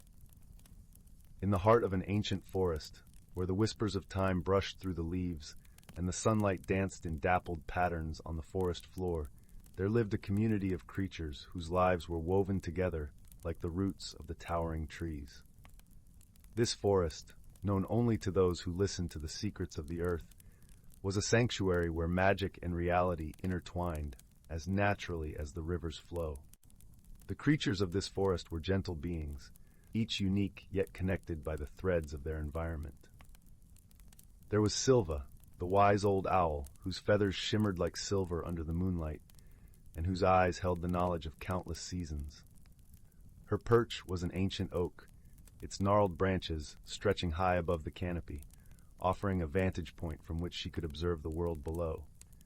Beneath her, nestled in the soft moss that blanketed the forest floor, was a family of rabbits. The youngest among them, a curious little one named Thistle, was known for his playful spirit and boundless curiosity. His fur was the color of autumn leaves, and he moved with a nimbleness that spoke of his youth and his wonder for the world. Every year, as spring whispered its promise of renewal, the forest came alive with a symphony of sights and sounds. The babbling brook that wound through the trees became a ribbon of laughter, its banks adorned with clusters of wildflowers that swayed in the gentle breeze. The air was sweet with the fragrance of blooming honeysuckle, and the sunlight, warm and golden, filtered through the canopy in soft beams that kissed the earth. This particular spring, however, brought with it a peculiar phenomenon. As the first rains of the season fell, their droplets seemed to glisten with an ethereal glow, casting a rainbow of colors across the forest.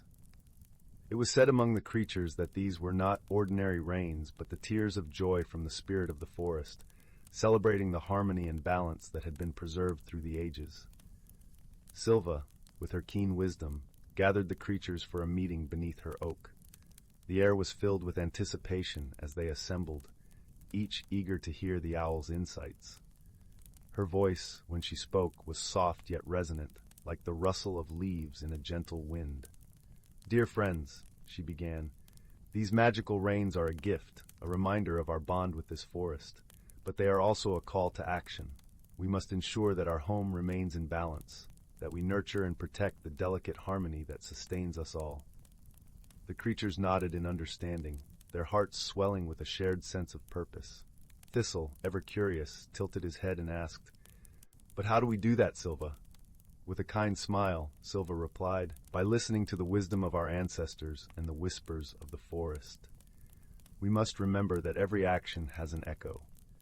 The way we care for our home today will shape the world for the generations to come." As the days passed, the creatures set about their tasks, each contributing in their own way to the health of their shared home. The squirrels, with their swift movements and keen eyes, gathered seeds and nuts, ensuring that new life would sprout in the coming seasons. The deer, graceful and watchful, pruned the underbrush, allowing sunlight to reach the seedlings, struggling towards the sky. Even the brook, with its ceaseless flow, played its part, carrying nutrients across the land and quenching the thirst of all who dwelled nearby. The forest thrived under the care of its inhabitants, the magic of the rain seeping into every root and branch, every feather and paw. One evening, as the sun dipped below the horizon and the sky blushed with the colors of twilight, Thistle sat beneath Silva's oak, his eyes wide with wonder at the day's events. The forest was a symphony of chirping crickets and croaking frogs, their melodies a lullaby that wrapped around him like a warm blanket. "Silva," he said, his voice soft yet filled with awe, "I've learned so much. The forest is full of stories, isn't it?" "Indeed it is, little one," Silva replied, her eyes twinkling like stars. "And you are a part of this story. Remember, wisdom is not just knowing the past, but nurturing the future." Thistle nodded, his heart filled with a sense of belonging. As he nestled against the soft moss, his eyes grew heavy with sleep. The forest, with its ancient magic and timeless wisdom, cradled him in its embrace, whispering promises of dreams yet to come. And so the ancient forest continued to thrive, its creatures living in harmony with the land and each other. Through their gentle care and shared wisdom, the balance was preserved, and the magical rains of spring became a cherished legend, passed down through the generations. As the moon rose high above, casting its silver glow across the land, the forest sighed in contentment. For in this hidden world where magic and reality danced together, the heart of nature beat strong and true, a testament to the power of friendship, wisdom, and the enduring beauty of life. The fire crackled softly in the hearth, casting dancing shadows on the worn rug. Outside, the wind whispered through the old oak tree beside the cottage, where young Ben lived. Ben wasn't particularly loud or adventurous, but he noticed things. He noticed the way sunlight caught dust motes, making them look like tiny stars. He noticed the different songs the wind sang through the chimney. And one chilly autumn afternoon, while helping his grandfather clear out the dusty attic, Ben noticed something else entirely. Tucked away in a forgotten corner, behind a box of moth-eaten scarves and a broken rocking horse, sat a small, unassuming wooden crate. Inside, nestled in yellowed tissue paper, was a teacup. It wasn't grand or gilded. It was simple porcelain, painted with delicate, faded blue forget-me-nots. But as Ben carefully lifted it, a strange warmth spread through his fingers, not the warmth of the sun, but a gentle, comforting glow that seemed to hum softly against his skin. "Granddad," Ben called softly, his voice echoing slightly in the dusty space. "Look at this teacup, it feels different." His grandfather, wiping grime from his spectacles, peered at it. "Ah, the forget-me-not cup, belonged to your great-aunt Millicent.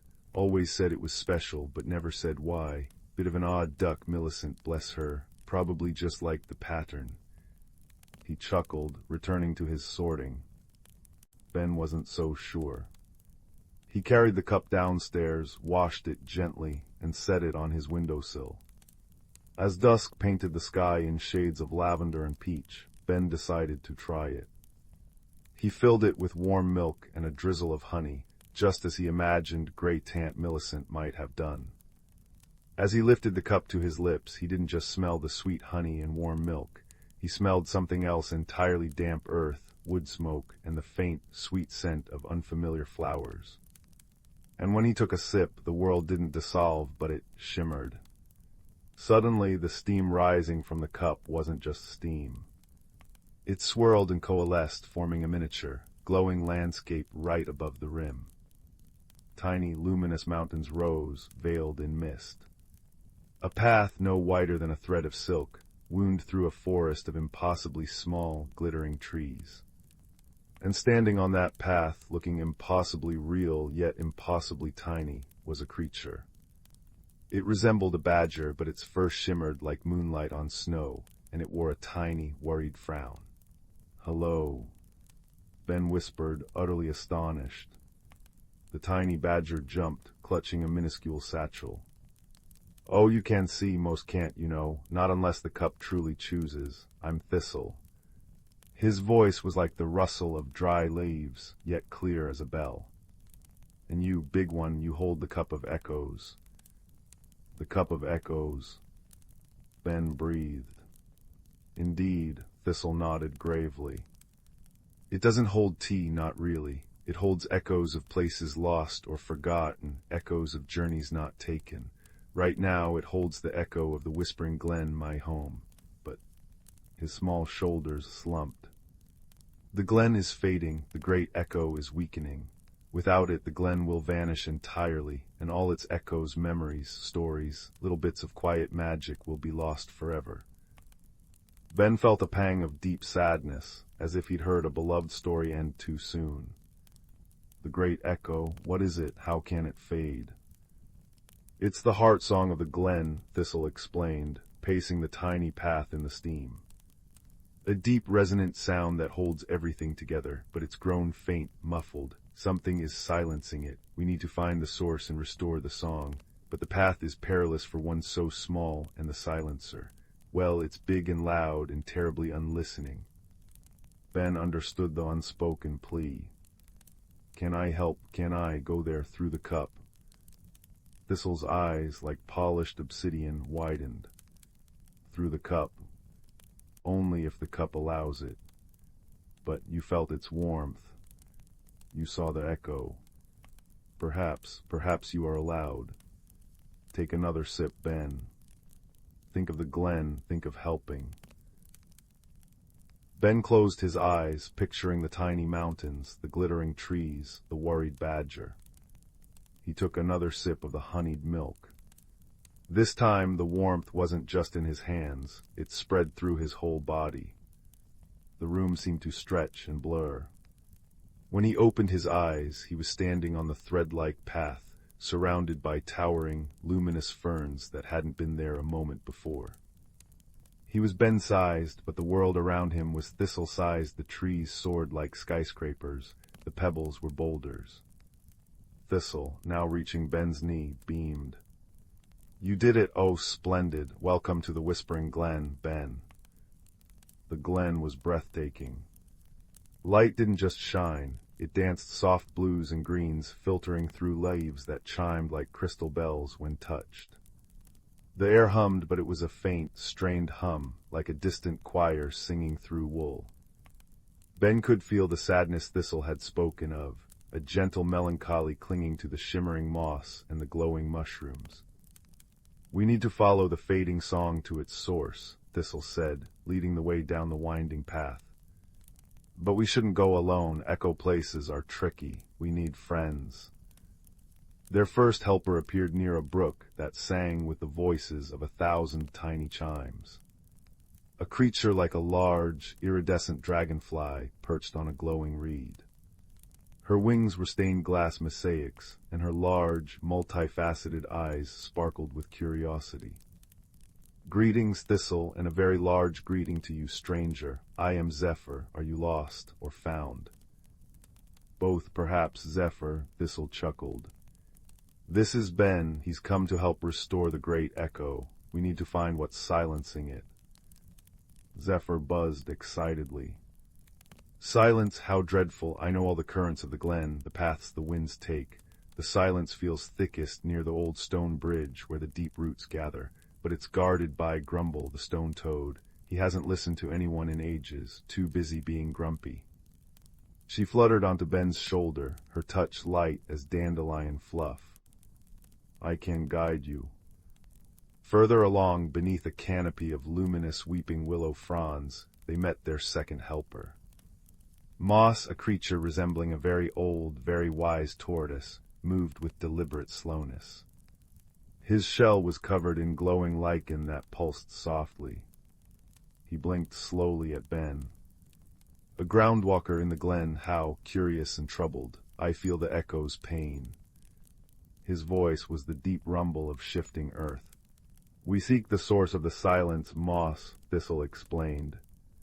Moss pondered, the lichen on his shell dimming and brightening. The deep roots beneath the old stone bridge hold ancient memories. They might know, but Grumble guards the bridge fiercely. He fears noise, you see, thinks it cracks the stones. Moss sighed, a sound like pebbles tumbling. He forgets that silence can crack the soul. I know the old ways, the language of stone and root. I will come. The journey through the whispering glen was wondrous and strange. Zephyr darted ahead, her wings humming, scouting paths and whispering warnings about patches of shimmer quicksand or gloom vines that tried to dampen sound.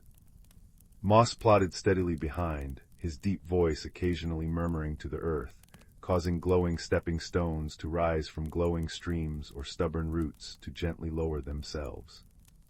Thistle kept up a constant, reassuring chatter, pointing out echo fireflies that carried snippets of forgotten lullabies and whispering blossoms that sighed stories into the air. Yet the underlying hum remained distressingly faint. Finally, they reached the old stone bridge. It arched over a chasm filled not with water, but with swirling, silent mist. And sitting squarely in the center of the bridge, blotting out the soft light, was Grumble. He was immense, a toad carved from rough, dark granite, his eyes like dull, heavy pebbles. A low, continuous grumble vibrated from him, a sound that seemed to actively push away the glen's gentle music. Go away. Grumble boomed, the sound waves making the bridge tremble. Too much noise, cracks the stones, silence is safe. He shifted his massive bulk, blocking their path completely. Ben felt the grumble in his bones, a physical pressure trying to force him back. Fear prickled him. How could they move this mountain of grumpiness? Zephyr buzzed anxiously near Ben's ear. See, told you, all boom and no listen. Moss slowly moved forward, placing a gentle, clawed foot on the bridge stone. Grumble, old friend, he rumbled, his voice a counterpoint to Grumble's harsh tone, deep but soothing. The stones are strong, they remember the song. Song is vibration, vibration is cracks. Grumble bellowed, refusing to look at Moss. Silence is solid, safe. Ben watched, his heart pounding. Force wouldn't work. Shouting back would only make Grumble louder, more stubborn. Thistle had said the challenge required wisdom. Ben remembered the cup's warmth, the feeling of listening to an echo. He thought of Grey Tant Millicent, who everyone thought was odd but who had known this cup was special. He thought about how sometimes the quietest things held the deepest truths. Grumble wasn't just guarding the bridge, he was guarding his fear. Ben took a deep breath. Instead of speaking, he knelt down on the bridge, ignoring the vibration through his knees. He placed his hand flat on the cool stone, just like Moss had done. He closed his eyes, trying to push aside his own fear, trying to truly listen, not just to the grumble, but to the stone beneath it. He felt the deep, slow pulse of the earth Moss had spoken of, a rhythm far older and steadier than Grumble's fear. He felt tiny vibrations, not cracks, but the gentle thrum of the deep roots Moss had mentioned, far below, like a slow, sad heartbeat. And beneath Grumble's oppressive grumble, Ben sensed something else, a deep, aching loneliness. He didn't shout.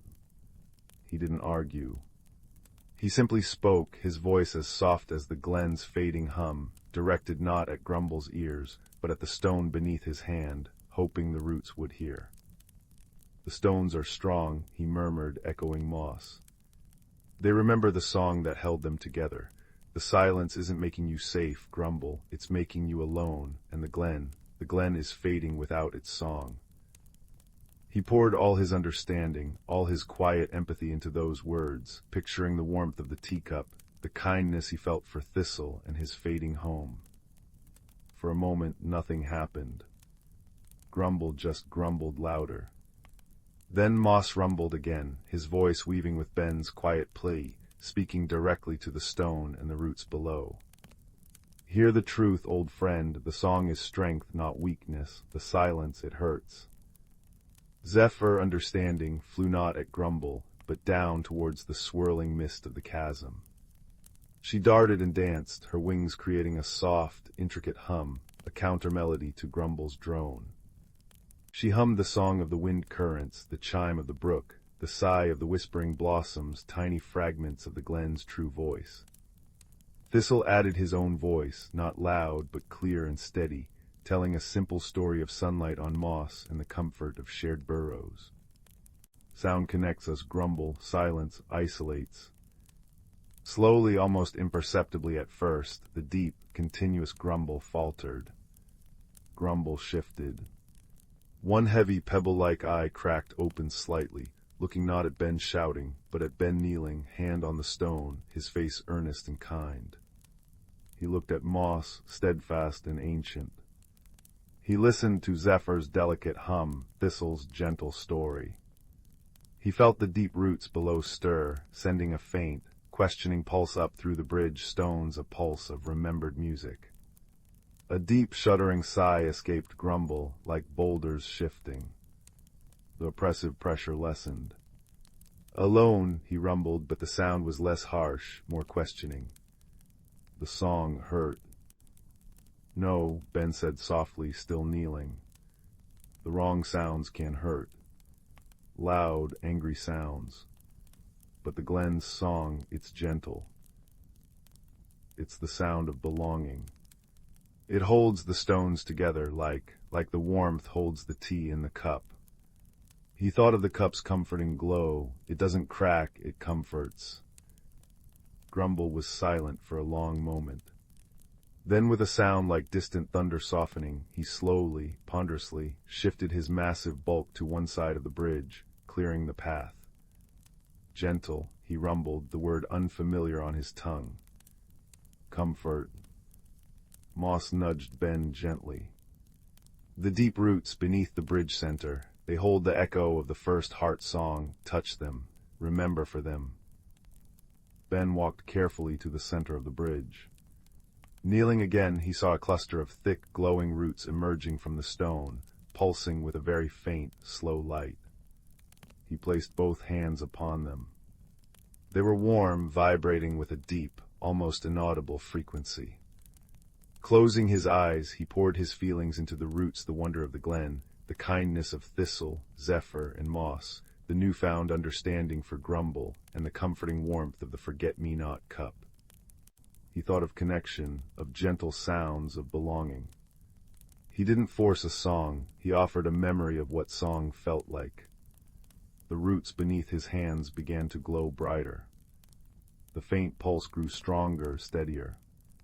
From deep within the earth, a sound began to rise. It wasn't loud, it was profound. A deep, resonant hum, pure and clear, like the lowest note of a cello played under starlight. It resonated through the stones of the bridge, through the air, through Ben's very being. Their effect was instantaneous. The swirling mist in the chasm below began to sparkle with trapped light. The leaves on the luminous trees chimed more brightly. The faint melancholy lifted, replaced by a profound sense of peace and wholeness. The great echo, the heart song of the whispering glen, had been remembered. Zephyr danced in the air, her wings creating joyous harmonies with the renewed echo. Moss let out a deep, contented rumble that harmonized perfectly. Thistle jumped up and down with pure delight, and Grumble, the stone toad, simply sat. But his grumble had ceased. He tilted his head, his heavy-lidded eyes half closed, listening. A low, soft sound, almost like a purr, vibrated from his stony chest. It wasn't silence. It was the sound of deep contentment, a bass note joining the glen's symphony. Ben felt the teacup's warmth surge within him, not pulling him back, but acknowledging the completion. He looked at his new friends. "It's time for me to go," he said softly, the heart song filling him with serene joy. Thistle nuzzled his hand. "Thank you, Ben. The glen remembers. We all remember." Zephyr landed gently on his head, humming a farewell tune. Moss blinked slowly, a silent blessing. Grumble merely rumbled softly, a sound that now felt like a bedrock deep "thank you." Ben closed his eyes, holding the image of the singing glen, the feeling of the heart song, and the warmth of friendship. He felt the world shimmer once more. When he opened his eyes, he was back in his room, the empty forget-me-not cup cool in his hands on the windowsill. The last sip of honeyed milk was gone. Outside, the wind in the old oak tree sounded different, richer, deeper, as if carrying an echo of a faraway song. He carefully placed the cup back on the sill. It no longer glowed, but it held a deep, quiet warmth, like a cherished memory. Ben knew the Whispering Glen was safe, its stories and magic preserved. He knew that sometimes the greatest strength wasn't in being loud, but in listening deeply, not in force, but in kindness and understanding. And he knew that the most extraordinary magic could be found in the quietest, most ordinary of things, like a teacup painted with forget-me-nots, holding echoes of wonder. As he climbed into bed, the wind sang its lullaby through the eaves, a gentle, resonant sound that soothed him to his core. He smiled, picturing Thistle in his burrow, Zephyr dancing on moonbeams, Moss dreaming deep earth dreams, and Grumble, contentedly rumbling on his bridge, part of the song once more. The cup sat on the sill, a silent guardian of echoes, and Ben drifted into a sleep filled with the peaceful hum of a world where kindness had mended what fear had silenced. The fire crackled its own warm agreement, and the night held only gentle dreams. In a quaint village nestled at the edge of the whispering woods, where the trees hummed soft lullabies and the air was sweet with the scent of blooming honeysuckle, there lived a young girl named Lila. Lila had chestnut curls that bounced as she walked, and eyes like polished amber, always alight with curiosity. Her home was a snug little cottage with a thatched roof, surrounded by a garden that danced with wildflowers. Every evening, as the sun dipped below the horizon and painted the sky with hues of lavender and rose, Lila would sit by the fire with her grandmother, a wise woman renowned throughout the village for her knowledge of herbs and lore. The hearth crackled warmly, casting a golden glow over the room, where shadows played gently on the walls. One particular evening, as Lila and her grandmother were preparing to settle down with steaming mugs of chamomile tea, a soft but persistent tapping echoed through the room. It seemed to be coming from the window, which overlooked the garden now blanketed in twilight's embrace. Curious, Lila padded over to the window and pulled back the lace curtain. To her astonishment, she found a small, peculiar creature perched on the windowsill. It was a moonbeam sprite, its delicate wings shimmering faintly in the dim light. The sprite's eyes were wide with worry, its tiny hands clasped together as if in prayer. "Oh, dear Lila," the sprite fluttered its wings, causing a gentle flutter of silvery dust to cascade around it. "Something strange is afoot in the whispering woods. The songbirds have fallen silent, and the fireflies are nowhere to be seen." Lila's grandmother joined her at the window, her expression thoughtful.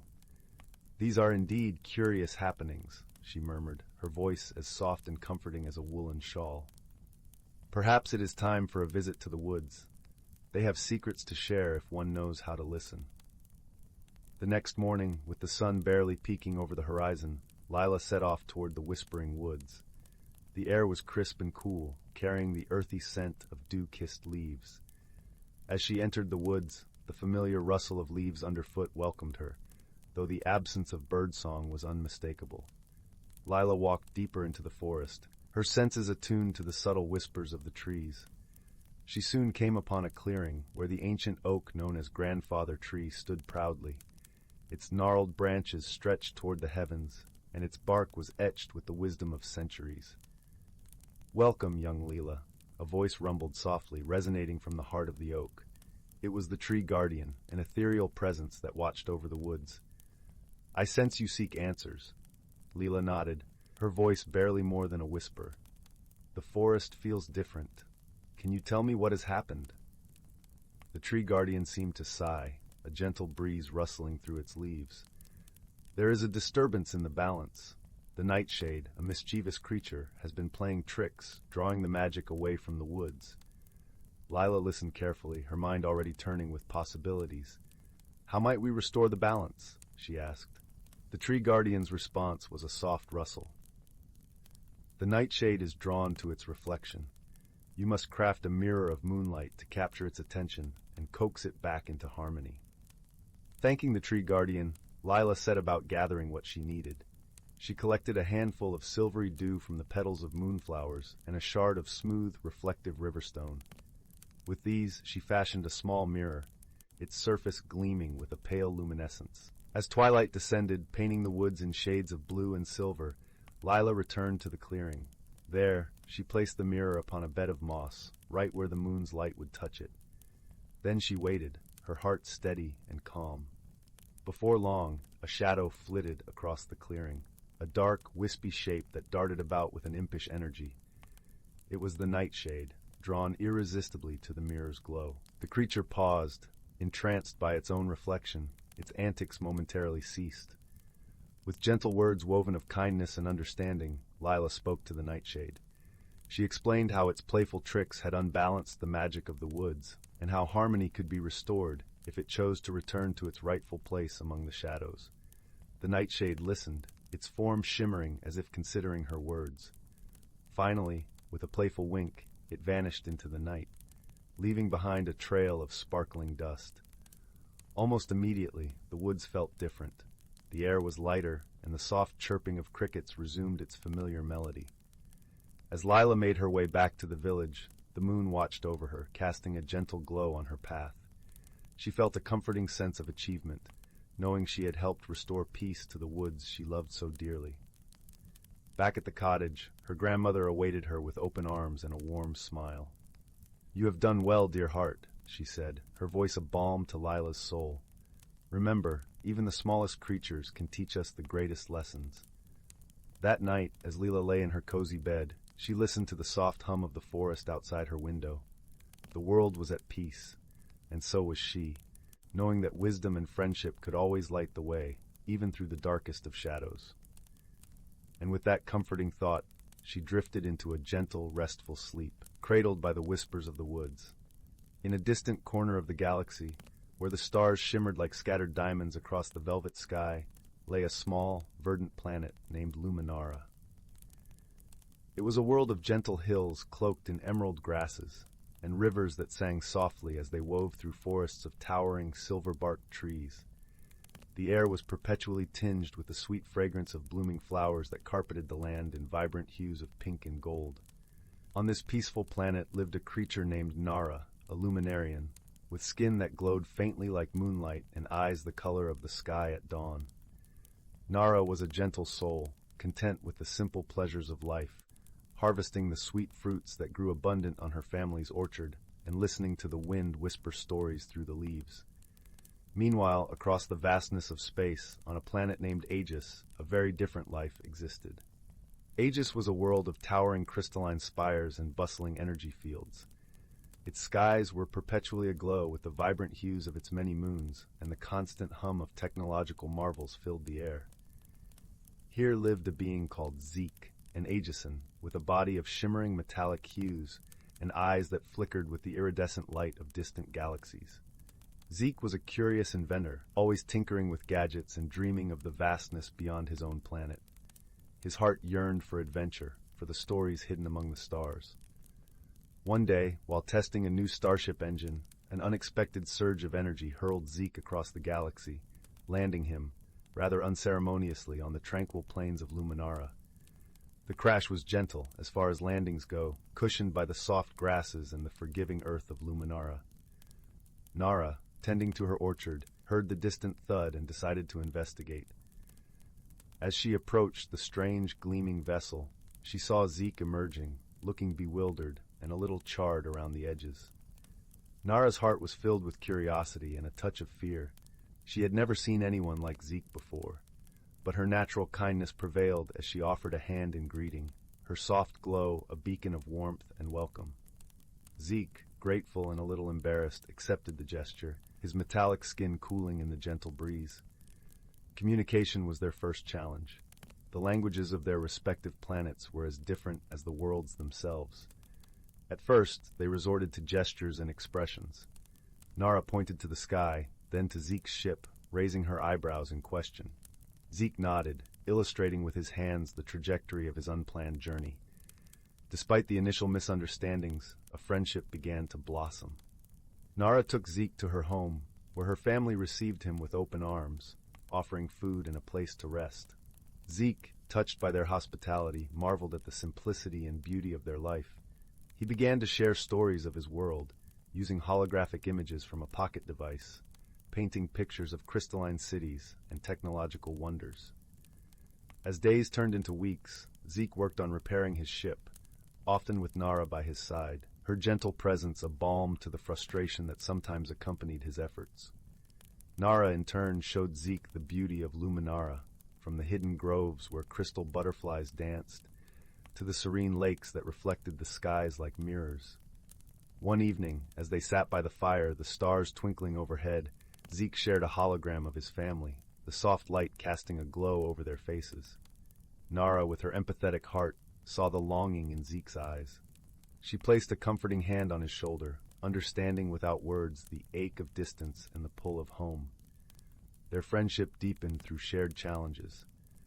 A sudden storm, fierce and unexpected, threatened to damage the ship further.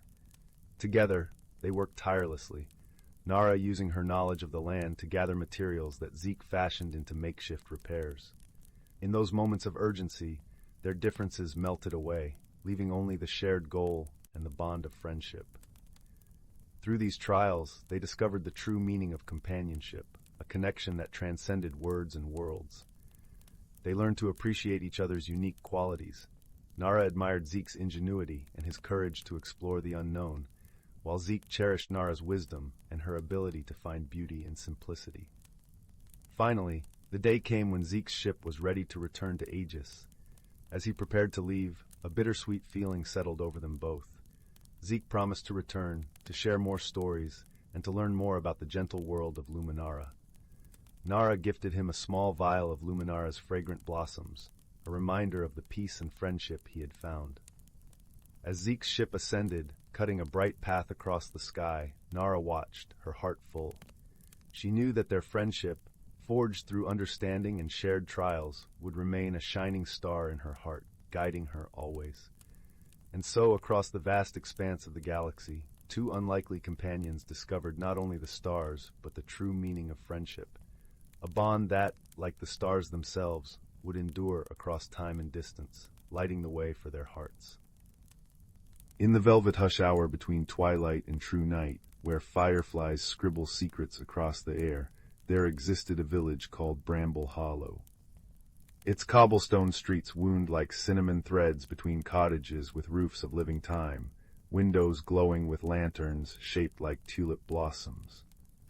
Yet something peculiar had begun unfolding beneath the crescent moon's silver nail. Every morning, villagers awoke to find their doorknobs frosted with salt, their milk pitchers filled with lavender instead of cream, and their weather vanes pointing insistently toward whispering wood despite the absence of wind. Young Tansy, whose freckles held the exact pattern of the Orion constellation, first noticed the pattern. While her neighbors tutted about mischievous pixies, she observed the salt formed tiny arrowheads pointing north, the lavender milk never soured, and the weather vanes trembled like compass needles near something magnetic. On the third night, armed with a pocketful of blackberry tarts and her late grandmother's magnifying glass, whose lens revealed the fingerprints of magic, Tansy followed the clues toward the wood's edge. Beneath ancient oaks wearing beards of lichen, she found a badger in a waistcoat pacing between toadstools. "Late," he muttered, polishing his monocle. "Dreadfully late." His name was Professor Thistledown, scholar of celestial mechanics and part-time keeper of twilight harmonies. When Tansy showed him the magnifying glass, its handle carved with the same spiral symbol on his pocket watch, the badger's whiskers quivered. "Ah, you're Matilda Weatherby's descendant. She and I once calibrated the village dream clock after the great snooze of 1723. The mystery deepened as Thistledown revealed the salt was stardust, the lavender a remedy for nightmares, and the weather vanes detecting a rip in the quiet fabric between realms. Together they trekked to the Chronoglade, a clearing where time pooled in amber puddles and fireflies carried tiny hourglasses in their tails. There they discovered the source, a young nightingale, her feathers shimmering with trapped starlight, caught in a web of fractured moments. "She's a tempest singer," Thistledown breathed. "Her song stitched tomorrow to yesterday, but see how her wings are tangled in snapped timelines." Tansy, recalling her grandmother's stories, gathered four things: spider silk for mending, dewdrops from dawn's first hour for clarity, a thimble of shadow borrowed politely from a passing moth, and laughter stored in an acorn cap. As Thistledown conducted the moonbeams like golden violin strings, Tansy carefully wove the materials into a glimmering net. The nightingale's fearful chirps softened as the net lifted her gently, untangling the knotted hours. With a triumphant trill, she soared upward, trailing ribbons of mended time. The village awoke next morning to ordinary doorknobs and creamy milk, but also to something new. Every garden bore a night-blooming flower whose petals shifted colors like a twilight palette, and children found their dreams lightly embroidered with helpful clues for the day ahead. In the square, a sundial now graced the fountain, its shadow shaped like a bird in flight. Years later, when thunderstorms growled at the horizon, villagers would smile at the salt patterns appearing on their windowsills, not arrows now, but spirals, the ancient symbol of time's gentle unfolding. And if you walk through Whispering Wood when the clocks strike 13, you might hear two voices, one bright and curious, one gruff but kind, discussing the best way to brew starlight tea, or how to politely ask autumn to arrive a week early for the apple festival. But that, my dear listener, is a story woven from tomorrow's threads, and tonight's tale is complete. Let the scent of time and the hum of mended time carry you to dreams where badgers quote poetry and cookies never crumble. All is well in Bramble Hollow. The cobblestone streets of Willowbrook always smelled of rain and possibility, especially in the quiet hour just after twilight. Young Finn, who preferred the company of dusty library books to boisterous games, was returning home from Mrs. Thistle's bookshop, clutching a worn volume on cloud formations. His path took him past the ancient, leaning oak tree that guarded the town square. Tonight, something glinted amongst its gnarled roots. Curiosity, that quiet friend Finn trusted above all others, nudged him closer. Nestled in the moss, half-buried like a forgotten secret, lay a key. Not a grand, ornate key fit for a castle, but a small, humble thing made of warm, tarnished brass. It felt strangely comforting in his palm, humming with a faint warmth like a sleepy kitten. Engraved on its bow was a single, tiny feather. Finn slipped the key into his pocket, its gentle warmth a constant, reassuring companion. That night, as he traced the feather engraving by candlelight, the key pulsed softly.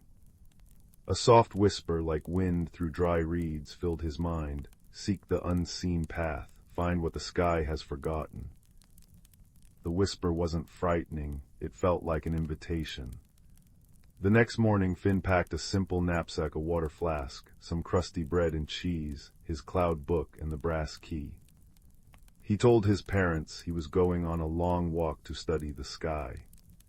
The key felt warm against his chest as he stepped beyond the familiar boundaries of Willowbrook, heading towards the Whispering Woods, a place usually veiled in mist and tall tales. The woods lived up to their name. Ancient trees murmured secrets in rustling leaves, and shafts of sunlight, thick as honey, pierced the canopy, dust motes dancing within them. Finn felt a gentle tug, a pull in his chest, guiding him deeper. It led him to a sheer, moss-covered cliff face, seemingly impassable. Yet, as he approached, the brass key grew warmer. He held it up, and where its light touched the stone, shimmering outlines appeared, narrow footholds and handholds, forming a winding path upwards. The unseen path.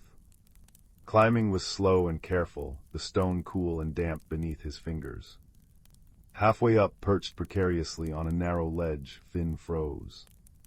Below him the woods stretched like a green ocean. Above, the cliff seemed endless. Fear, cold and sharp, pricked his skin. Just then, a gruff voice broke the silence. "Bit high for cloud watching, lad, wouldn't you say?" Startled, Finn looked down. On a lower ledge, peering up with bright, intelligent eyes, sat a badger. He wore tiny, round spectacles perched on his snout and clutched a knobbly walking stick carved with constellations. "Name's Bramble," the badger announced. "Keeper of forgotten footpaths and unappreciated fungi. Saw you activating the old sky key. Haven't seen one of those in an age. Bit rusty on the climbing, are we?" Before Finn could answer, a flurry of iridescent feathers swooped down. A small starling landed beside Bramble, tilting her head. "He doesn't look rusty, Bramble, he looks scared, like when Pip saw the big owl." Her voice was like chiming bells.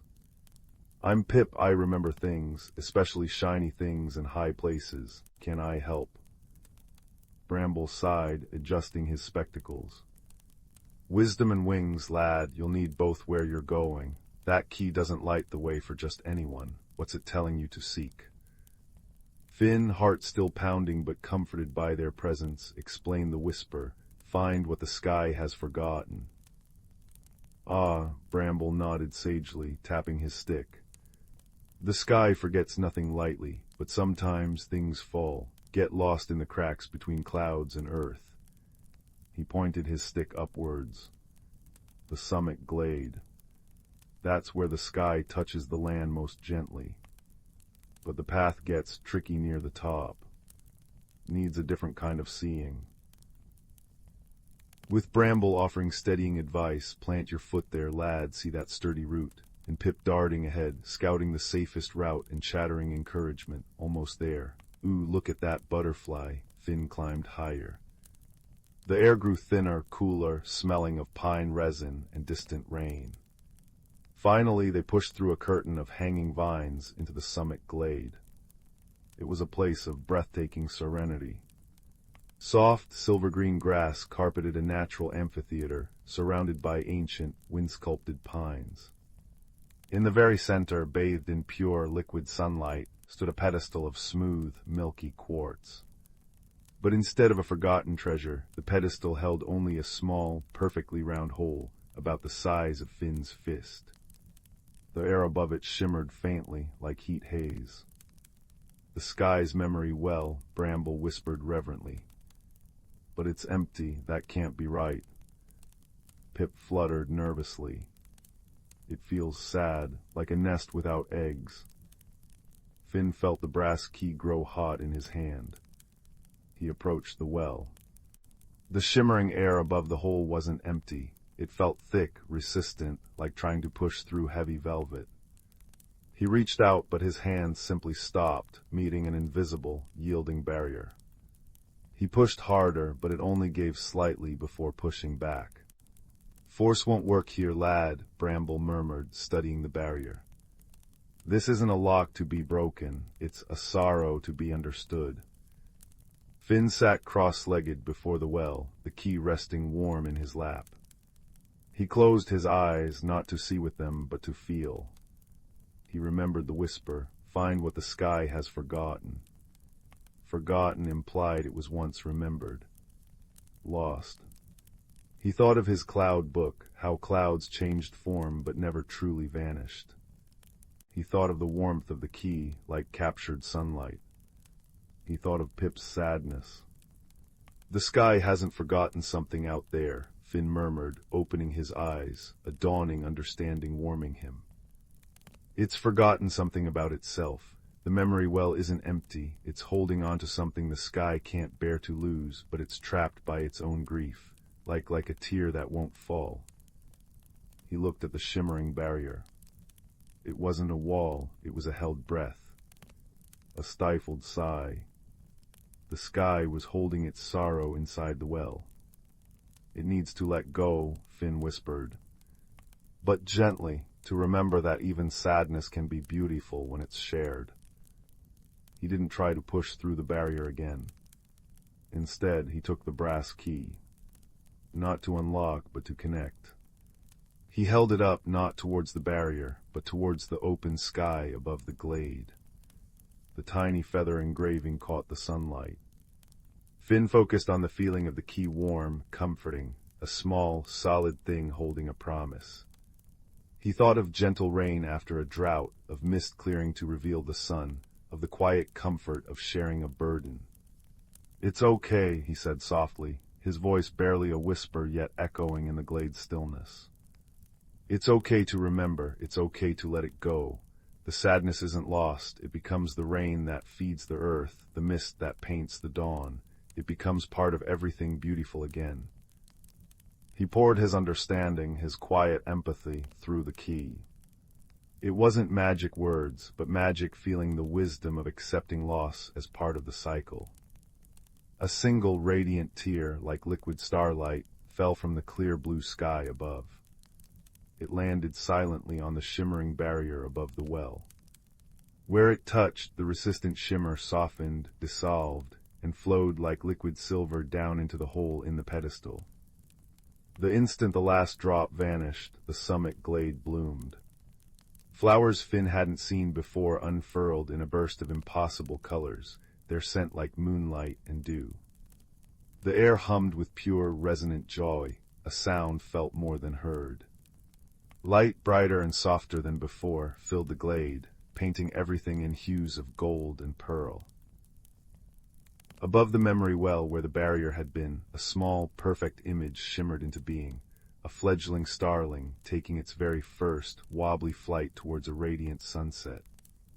It was a moment of pure, fragile joy, preserved forever. The sky hadn't forgotten the beauty, it had only forgotten how to release the pain of its passing. Finn had helped it remember.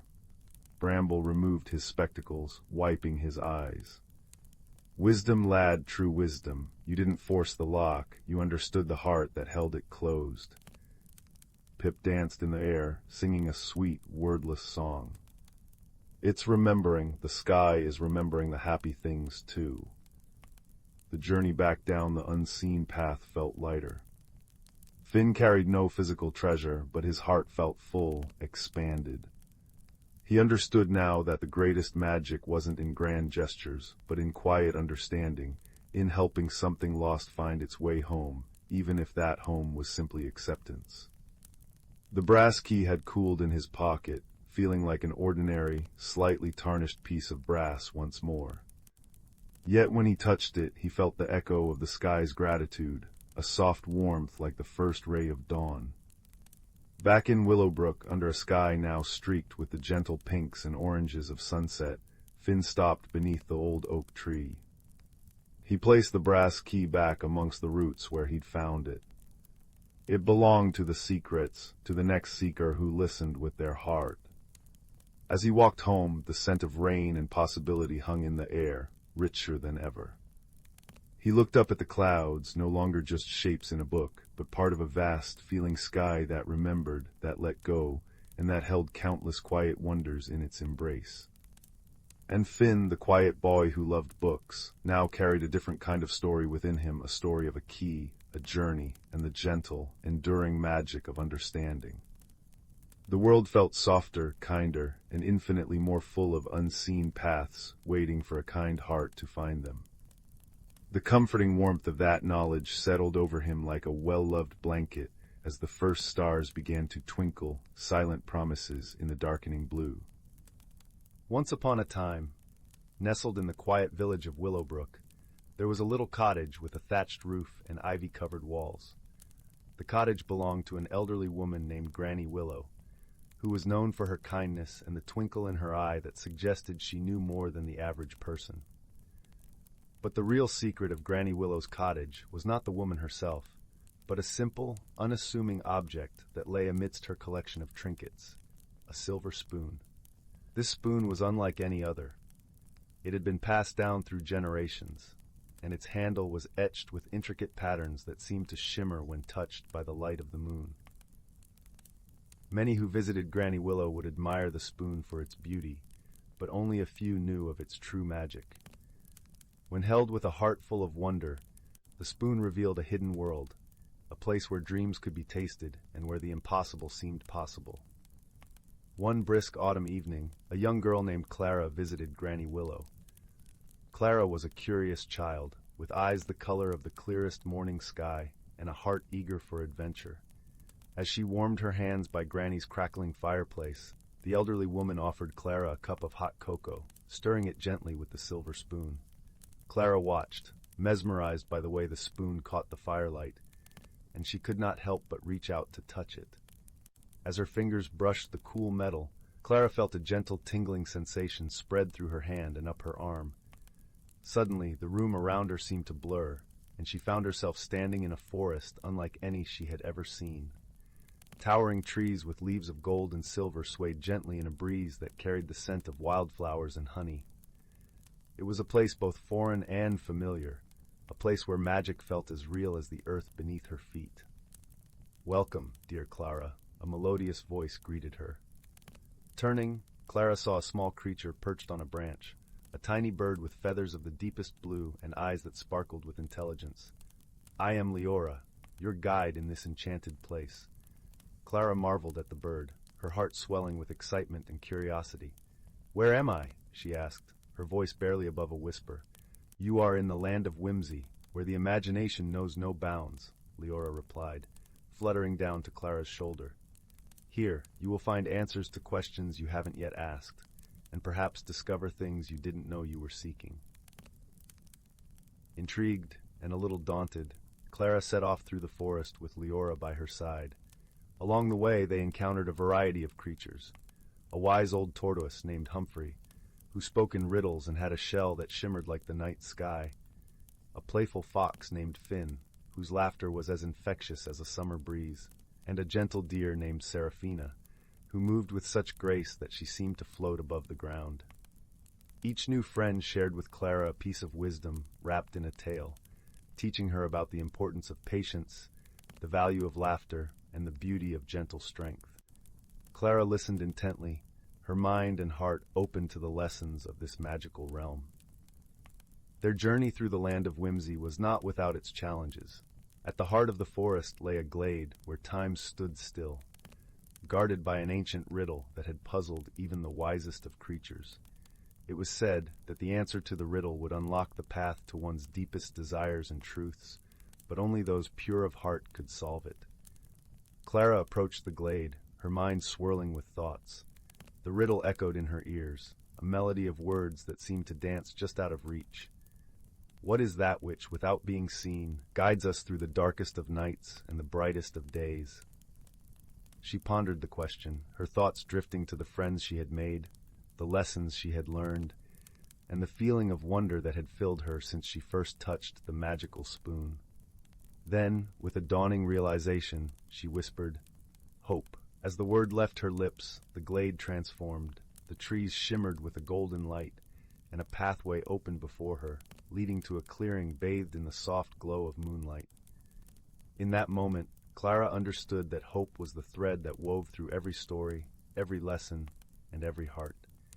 With a sense of peace and fulfillment, Clara bid farewell to her new friends, promising to carry their wisdom back to her world. As she stepped onto the path, the forest began to dissolve, and she found herself once again in Granny Willow's cozy cottage, the silver spoon warm in her hand. Granny Willow, her eyes twinkling with understanding, smiled gently at Clara. "Did you find what you were looking for, my dear?" she asked. Clara nodded, her heart full of gratitude and newfound perspective. "I found more than I ever imagined," she replied, her voice filled with wonder. And so, Clara's journey through the land of whimsy came to an end, but the lessons she learned stayed with her, guiding her through the days and nights to come. She cherished the silver spoon and the magic it held, knowing that its true power lay not in the enchantment of a distant land, but in the hope and friendship it had awakened within her own heart. As the fire crackled softly and the shadows danced on the walls, Clara drifted into a peaceful sleep, her dreams filled with golden forests and the laughter of newfound friends. And somewhere in the quiet village of Willowbrook, a wise old tortoise, a playful fox, and a graceful deer watched over her, their spirits forever part of her story. And thus, the magic of ordinary things continued to weave its gentle spell, reminding all who listened that true wonder lies within the simplest of moments, waiting to be discovered by those who dare to dream.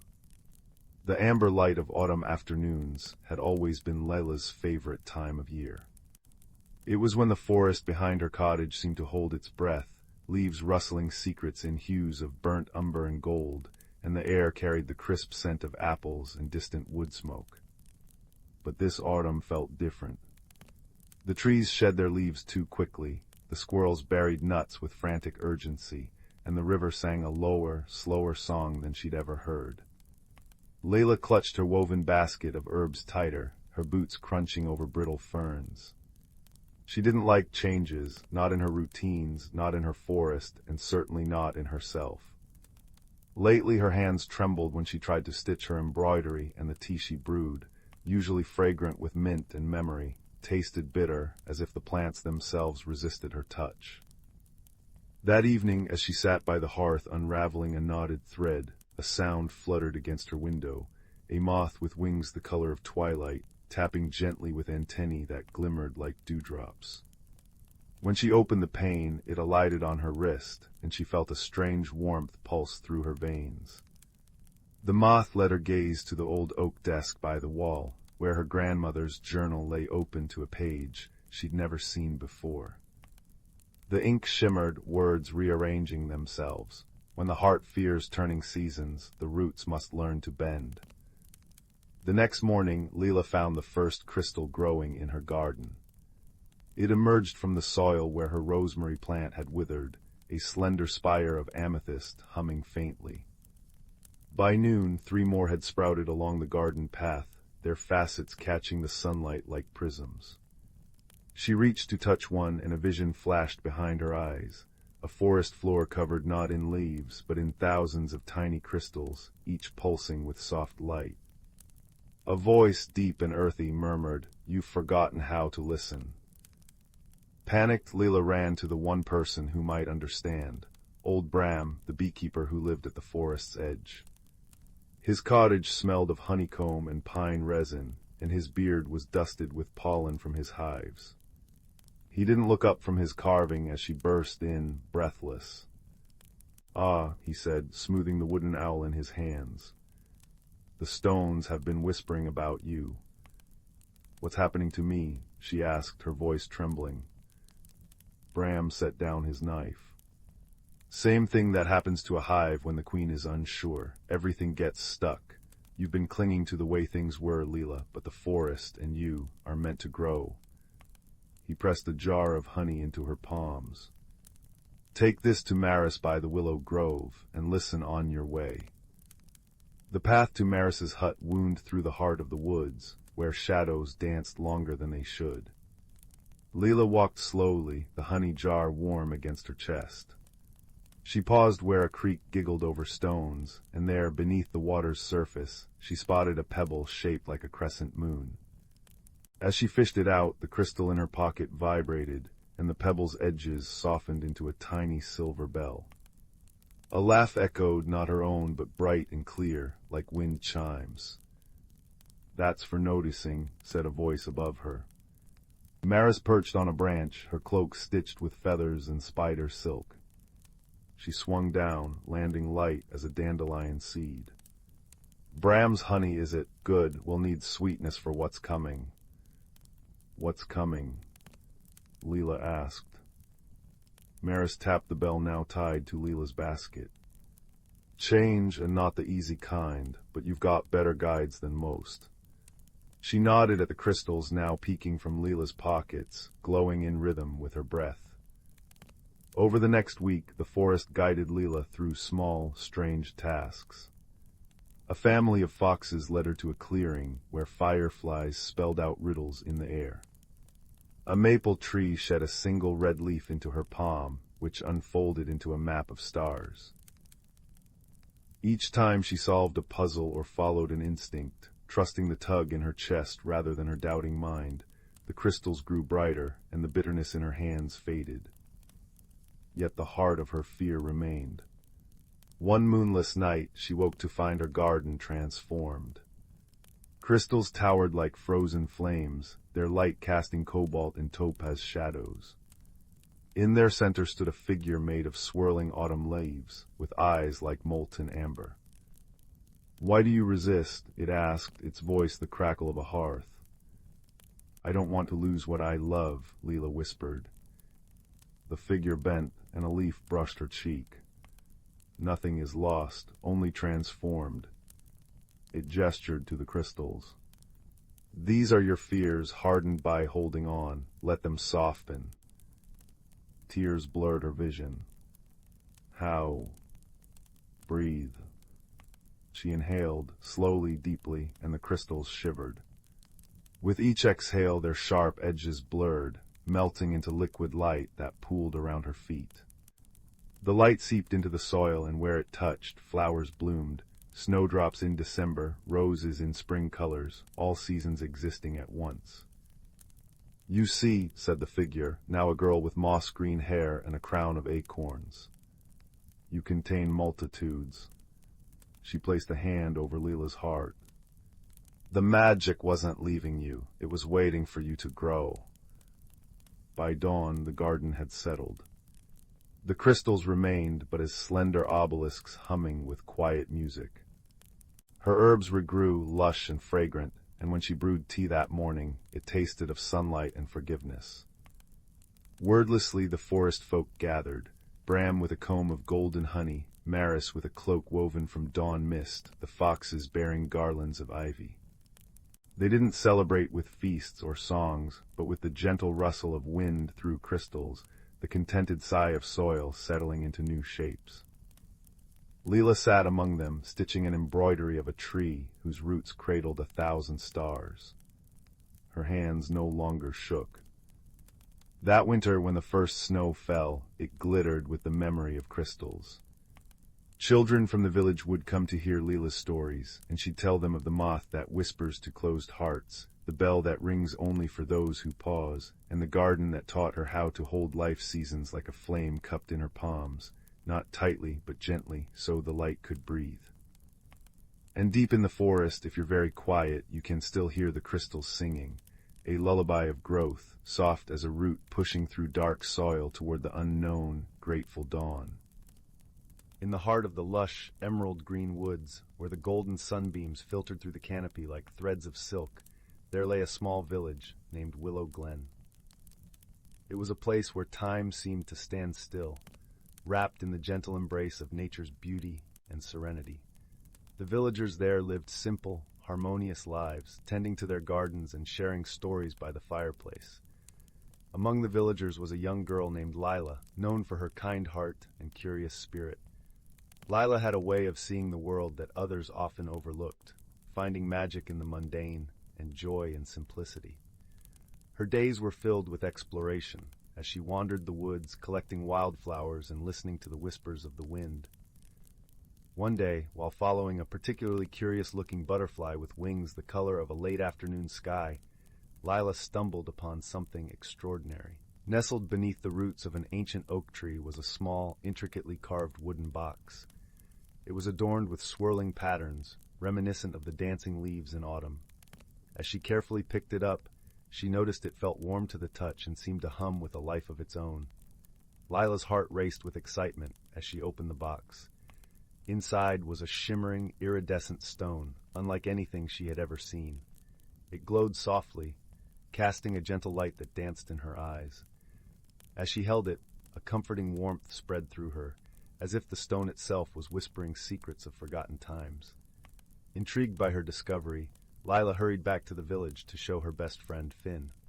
Finn was a gentle soul with a mind as sharp as a fox's and a heart as vast as the ocean.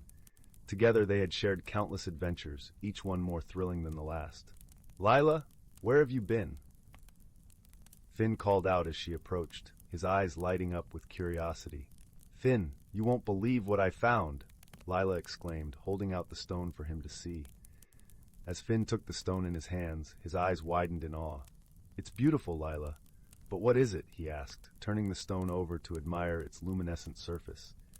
"I don't know," Lila admitted, "but I think it's special. It feels alive." The two friends sat beneath the shade of a willow tree, discussing the stone's origins and pondering its purpose. As they spoke, the stone seemed to pulse softly, as if responding to their words. It was then that Finn noticed something remarkable. "Lila, look!" he said, pointing to the ground. As they watched, the grass around them began to shimmer with the same iridescent glow as the stone, forming a delicate pathway leading deeper into the woods. With hearts full of wonder and a sense of adventure, Lila and Finn decided to follow the glowing path. It twisted and turned through the forest, leading them to places they had never seen before. The air was filled with the scent of wildflowers, and the sounds of birdsong accompanied their journey. As they walked, they noticed that the path seemed to guide them through a hidden world, one that existed just beyond the veil of the ordinary. Trees with leaves of silver and flowers that sang in the breeze surrounded them, and they marveled at the beauty of it all. Eventually, the path led them to a clearing bathed in golden light. In the center stood a magnificent tree, its branches stretching toward the heavens, adorned with blossoms that glowed like stars. "This must be the heart of the forest," Finn whispered, his voice filled with awe. Lila nodded, her eyes shining with wonder. "It's like a dream," she said softly. As they approached the tree, the stone in Lila's hand began to glow brighter, and a gentle voice filled the air around them. It spoke not in words, but in feelings and images, conveying a sense of warmth and belonging. "You have found the stone of harmony," the voice seemed to say. "It is a gift from the forest, a symbol of the bond between nature and those who cherish it." Lila and Finn exchanged a glance, understanding dawning within them. The stone was not just a magical object. It was a reminder of the harmony that existed between all living things, a connection that could be felt in every breath of wind and every rustle of leaves. As they stood beneath the tree, the stone pulsed with a gentle rhythm, and the world around them seemed to come alive. The whispers of the forest became clearer, speaking of ancient stories and timeless wisdom. "We must protect this place," Lila said, her voice filled with determination. "It's a treasure, and it needs to be cherished." Finn nodded, his heart swelling with pride. "Together, we can make sure it stays safe," he agreed. With a newfound purpose, the two friends made their way back to the village, their hearts light with the knowledge of the secret world they had discovered. They shared their tale with the villagers, who listened with rapt attention and vowed to help protect the forest and its hidden wonders. As the days turned into weeks, Lila and Finn continued to visit the clearing, tending to the tree and learning from the wisdom of the forest. They discovered that the stone had the power to heal and to bring peace, and they used it to help those in need, spreading kindness and harmony throughout the village. Through their actions, the forest thrived, and the bond between the villagers and the natural world grew stronger. Lila and Finn's friendship blossomed, their shared adventures bringing them closer than ever. In the heart of Willow Glen, where the sun cast its warm embrace over the land, the village flourished, a testament to the power of harmony and the beauty of friendship. And in the depths of the forest, beneath the shade of the ancient tree, the stone of harmony continued to glow, a beacon of hope and peace for all who dared to dream. As the years passed, Lila and Finn grew older, their lives rich with the memories of their adventures and the joy of the world they had helped to protect. And though they eventually passed the stone of harmony on to the next generation, its magic remained, a timeless reminder of the bonds that connected them all. And so, in the quiet moments as dusk settled over the village, the whispers of the forest could still be heard, telling tales of a young girl and her friend who had found the heart of the world and learned that true magic lay not in the stone itself, but in the love and friendship that it inspired. The end. In the vast tapestry of the universe, where stars twinkled like scattered diamonds against the velvet backdrop of space, there existed a small, unassuming galaxy known as Arcadia. Within this galaxy, nestled on the azure planet of Luminara, life flourished in harmonious abundance. Luminara was a world of glowing crystal forests and shimmering lakes, where the gentle hum of nature's melody played an eternal symphony. In a quaint village near the luminous lake, there lived a young Lumina named Licia. Licia's kind heart and curious spirit were as radiant as the light she emitted. Her people, the Luminars, were beings of light, ethereal and graceful, their emotions visible in the brilliant hues of their glow. For Licia, each day was a new opportunity to explore the wonders of her world, and her light danced with a joyful golden hue. One quiet evening, as the twin moons of Luminara rose high, casting a silvery glow over the landscape, Licia decided to wander further than she ever had before, drawn by a mysterious pull from the heavens. As she ventured deeper into the uncharted crystal forest, she felt an unfamiliar tingle in the air, a sensation akin to the gentle whisper of a distant star. Meanwhile, on the neighboring planet of Zendale, a place of rugged mountains and vast, shadowed caves, lived a creature named Tarvin.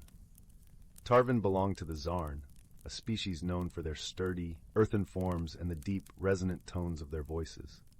Unlike the Luminars, the Zarn communicated through vibrations and sounds, their emotions expressed through rhythmic pulses that echoed through the caverns of their world. Tarvin had always felt an inexplicable yearning for something beyond the echoing caves of Zendale, a desire to understand the light that occasionally pierced their world from above. One fateful night, as the stars aligned in a celestial dance, Tarvin followed a rare beam of light that seemed to call to him, guiding him toward the unknown. As fate would have it, Licia and Tarvin's paths converged in a small clearing bathed in moonlight. Initially, they regarded one another with a mixture of curiosity and caution, for they were as different as night and day. Licia's luminous glow contrasted starkly with Tarvin's earthy form, yet there was a shared spark of wonder in their eyes. Their first attempts at communication were fraught with misunderstandings. Licia's light flickered in patterns of warmth and welcome, while Tarvin responded with deep, resonant hums that reverberated through the ground. Neither understood the other's language, but they persisted, drawn by an inexplicable bond. Slowly, through gestures and shared experiences, they began to bridge the chasm of misunderstanding. Licia showed Tarvin the beauty of light, how it danced and played among the crystals, casting rainbows and illuminating the world in vibrant colors.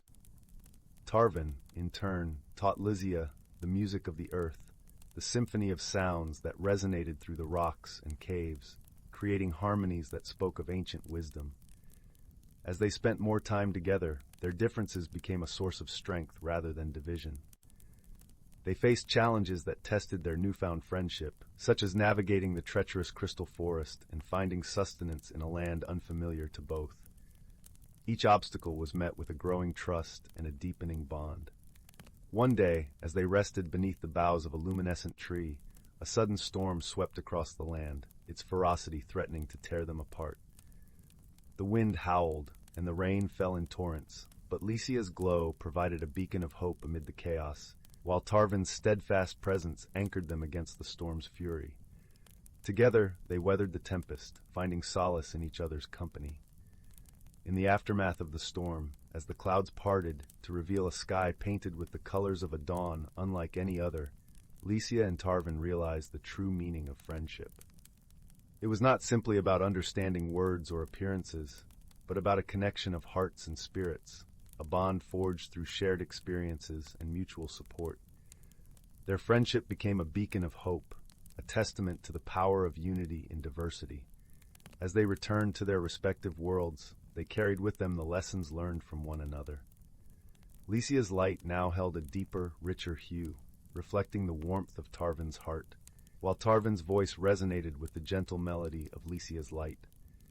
Though they came from different worlds, Lycia and Tarvin had discovered that true friendship transcends boundaries, illuminating even the darkest corners of the universe. And so, under the watchful gaze of the stars, their story became a legend whispered among the galaxies, a tale of hope, harmony, and the enduring power of friendship. And as the universe continued its eternal dance, Lycia and Tarvin's bond remained a shining beacon, guiding others to look beyond the surface and find the beauty in differences, lighting the way with the gentle glow of friendship. In a quaint village nestled at the edge of the whispering woods, where the trees hummed soft lullabies and the air was sweet with the scent of blooming honeysuckle, there lived a young girl named Lila. Lila had chestnut curls that bounced as she walked, and eyes like polished amber, always alight with curiosity. Her home was a snug little cottage with a thatched roof, surrounded by a garden that danced with wildflowers. Every evening, as the sun dipped below the horizon and painted the sky with hues of lavender and rose, Lila would sit by the fire with her grandmother, a wise woman renowned throughout the village for her knowledge of herbs and lore. The hearth crackled warmly, casting a golden glow over the room, where shadows played gently on the walls. One particular evening, as Lila and her grandmother were preparing to settle down with steaming mugs of chamomile tea, a soft but persistent tapping echoed through the room. It seemed to be coming from the window, which overlooked the garden now blanketed in twilight's embrace. Curious, Lila padded over to the window and pulled back the lace curtain. To her astonishment, she found a small, peculiar creature perched on the windowsill. It was a moonbeam sprite, its delicate wings shimmering faintly in the dim light. The sprite's eyes were wide with worry, its tiny hands clasped together as if in prayer. "Oh, dear Lila," the sprite fluttered its wings, causing a gentle flutter of silvery dust to cascade around it. "Something strange is afoot in the whispering woods. The songbirds have fallen silent, and the fireflies are nowhere to be seen." Lila's grandmother joined her at the window, her expression thoughtful.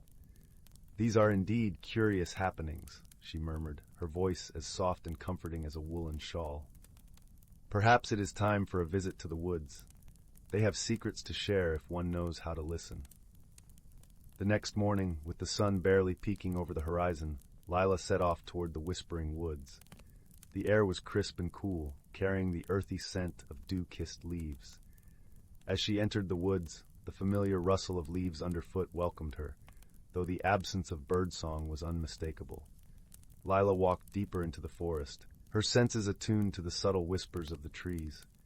She soon came upon a clearing where the ancient oak known as Grandfather Tree stood proudly.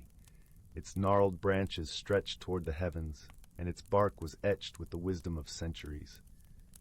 "Welcome, young Lila," a voice rumbled softly, resonating from the heart of the oak. It was the tree guardian, an ethereal presence that watched over the woods. "I sense you seek answers." Lila nodded, her voice barely more than a whisper.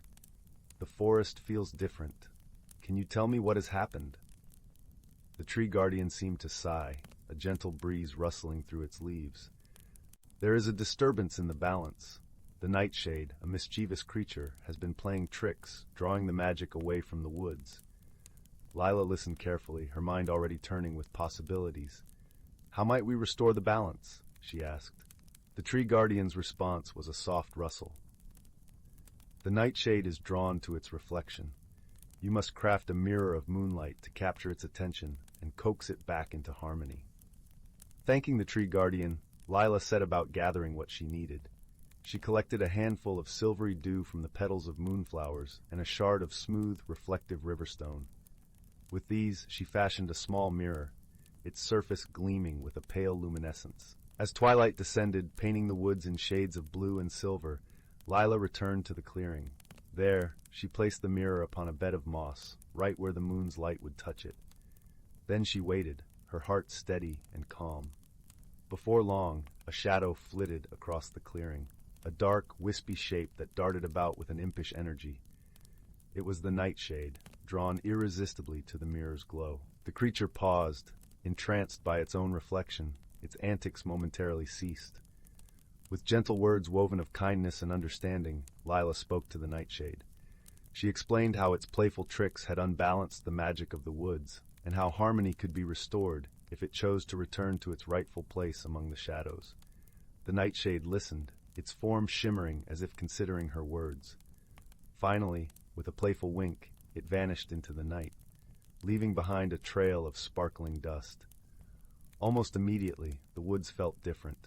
The air was lighter, and the soft chirping of crickets resumed its familiar melody. As Lila made her way back to the village, the moon watched over her, casting a gentle glow on her path. She felt a comforting sense of achievement, knowing she had helped restore peace to the woods she loved so dearly. Back at the cottage, her grandmother awaited her with open arms and a warm smile. "You have done well, dear heart," she said, her voice a balm to Lila's soul. "Remember, even the smallest creatures can teach us the greatest lessons." That night, as Lila lay in her cozy bed, she listened to the soft hum of the forest outside her window. The world was at peace, and so was she, knowing that wisdom and friendship could always light the way, even through the darkest of shadows. And with that comforting thought, she drifted into a gentle, restful sleep, cradled by the whispers of the woods. In the heart of the whispering woods, where silver birches swayed in conversations only the oldest roots could understand, autumn arrived in a sigh of cinnamon and wood smoke.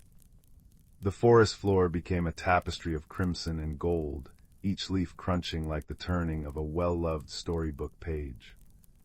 It was here, beneath the gnarled branches of the guardian oak, a tree whose trunk bore faces of seasons long past, that a young fox kit named Thistle first noticed the world trembling on the edge of imbalance. Thistle's paws itched with restless energy as he trotted through the amberlit groves, his russet fur dusted with dew. The air hummed with the absence of something vital. The soft, pulsing glow of the moonlit lichen that usually adorned the stones near Brook's Song Hollow had dimmed to a faint shimmer. Worse still, the brook herself ran thin and quiet, her laughter muted as if choked by sorrow. "Grandmother Moss told tales of this," Thistle murmured, recalling the elderly tortoise who dozed by the cattail marshes. "When the lichen fades, the threads between seasons fray." His worry led him to the bramble gate, an archway of interwoven thorns where fireflies spelled out riddles in the dusk. There he found Sorrel, a pine marten with emerald-tipped ears, kneading clay into tiny pots. "The earth's grown lighter," she fretted, her nose twitching. "Even the clay won't hold shape, it crumbles like old bread." Together they ventured to the starlight meadow, where the air shimmered with pollen that glowed like captive stars. The meadow's keeper, an owl named Lumen with feathers like frosted velvet, perched atop a quartz monolith. "Ah," Lumen intoned, his voice a low cello note, "the weavers are troubled." He spread one wing toward the northern horizon, where the sky hung heavy, with clouds the color of unripe plums. "The frost spinners have not come to weave winter's first tapestry. Without their needles, autumn cannot end, and spring will never wake." The revelation sent Thistle's mind whirling like a sycamore seed. Every creature knew the frost spinners, ethereal beings who danced on the first freeze, stitching ice blossoms into the earth to cradle sleeping seeds. But no one knew where they dwelled in the off-seasons. "Perhaps the guardian oak remembers," Sorrel suggested, her claws tracing the ancient map of bark. As twilight deepened, the tree's knotted faces stirred, their wooden lips creaking open. "Seek the chamber of echoing roots," whispered the face carved with summer vines. "But mind the hollow's breath," warned the winter-scarred visage. "It hungers for warmth." Guided by glowworms strung like living lanterns, the trio descended through a labyrinth of roots into a cavern where time dripped from stalactites in honeyed droplets. The air smelled of petrichor and forgotten memories.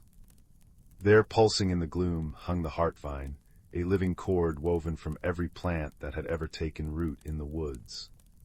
Its usual jade radiance was sickly pale, its tendrils drooping. "Look," breathed Sorrel. A jagged crack split the cavern wall, leaching darkness that swallowed the heartvine's light. Thistle crept closer, ears flat. The hollow's breath, a creeping chill that numbed his whiskers, oozed from the fissure. This is why the frost spinners stay away, Lumen realized. Their magic is born of clean cold, not this emptiness. Grandmother Moss arrived at dawn, her shell etched with runes of binding. To mend the hollow we must sing the binding song, she rasped. But the song requires 4 voices, root, rain, feather, and fur. Thistle trembled, how could a fox kit contribute to ancient magic? Yet as Sorrel pressed her paw to the heartvine, as Lumen beat his wings in rhythm, as Grandmother Moss chanted words that shook loose stones into dust, Thistle understood. Closing his eyes, he poured his yearning for the forest's laughter into a wordless melody. The response was immediate. Moss bloomed over the crack, violets erupting through its edges as if stitching a wound. The heartvine blazed anew, its light rippling outward through the soil. High above, the clouds broke. Not with rain, but with a shower of crystalline threads, the frost spinners descending at last, their needle-like fingers trailing frost that glittered like diamond dust. By the next moonrise, Brooksong Hollow brimmed with water clear as liquid sky. The moonlit lichen glowed like earth-bound constellations, and Thistle sat with friends beneath the guardian oak, sharing a feast of honeyed acorns and elderberry tart. Lumen hooted softly as the first snowflakes, each one a tiny, frozen poem, settled on the branches. Seasons are a conversation, Grandmother Moss mused, her eyes reflecting the aurora now shimmering above. To listen is to hold the world together. Thistle curled his tail over his nose, watching his breath make ghosts in the air. The woods hummed with restored magic, a symphony of rustling leaves and distant owl song. Somewhere deep in the earth, the heartvine throbbed in time with every heartbeat under its care. And as the snow wrapped the world in silence, Thistle dreamed not of heroics, but of dappled sunlight through new leaves, and the gentle certainty that come spring, he'd have more stories to share. The little town of Bramblewood nestled in a valley where mist curled like sleepy cats around the chimneys each morning. In this quiet place lived a boy named Leo, whose greatest joy was exploring the dusty corners of his grandmother's sprawling, cluttered attic.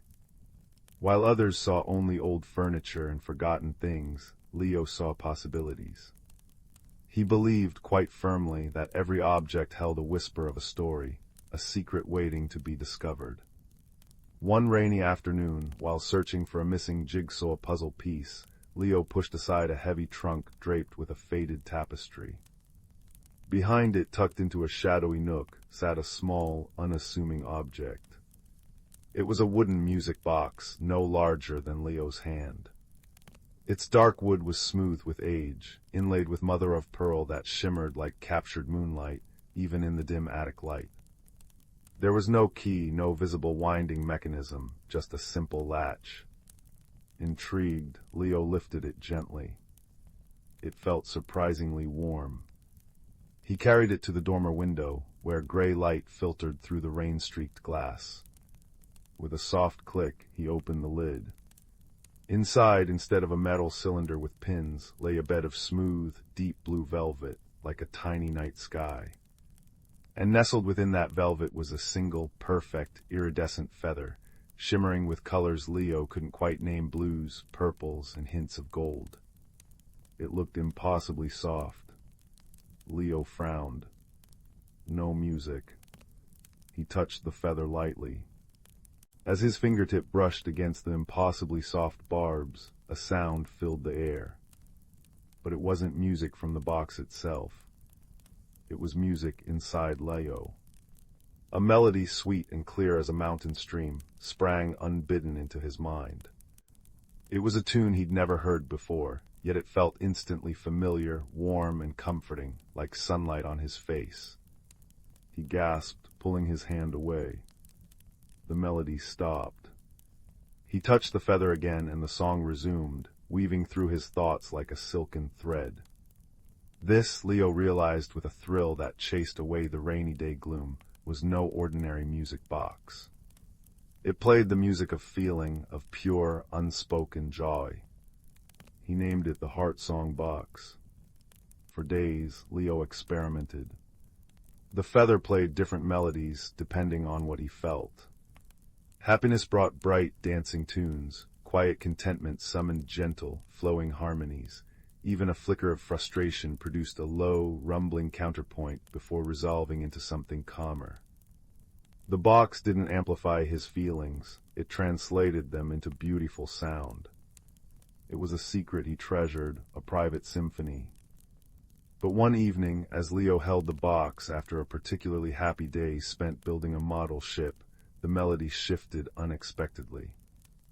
A single pure high note pierced the joyful tune, sharp and clear, like a bird's call. Then another, lower, mournful note followed. It wasn't Leo's feeling, it felt like a message from the box. The feather itself seemed to glow faintly. A wave of longing washed over him, a deep, resonant ache that wasn't his own. It was the box's longing. It wanted to go home. This began Leo's journey. He knew the box was special, and its home couldn't be the dusty attic. He showed it to his grandmother, who peered at it with her kind, faded eyes. She murmured, tracing the mother of pearl. That pattern reminds me of the Starwood Glade, deep in the Whispering Hills. Folks say things there are different. Old Mrs. Thimblewick, who lives near the edge of the woods, knows more about such things than anyone. Her eyes twinkled. But mind the roots, Leo, they trip the unwary. So, with the heart song box tucked safely in his worn satchel, Leo set off towards the Whispering Hills. His first helper appeared almost immediately. As he crossed the old stone bridge marking the town's edge, a small, scruffy terrier with one floppy ear trotted up to him. He had bright, intelligent eyes and smelled faintly of damp earth and biscuits. Lost, the dog asked, his voice a cheerful rasp. Leo jumped. Talking dogs weren't common in Bramblewood. Going to the Starwood Glade, Leo stammered. Ah, excellent choice, name's Digby, the dog announced, tail wagging furiously. I know every sniff and snuffle path through those hills. Also excellent at digging up interesting things and avoiding nettles, mostly. Digby became Leo's cheerful guide, his keen nose leading them along hidden animal trails, his boundless optimism a counterpoint to Leo's growing nervousness as the woods grew thicker and the light dimmed.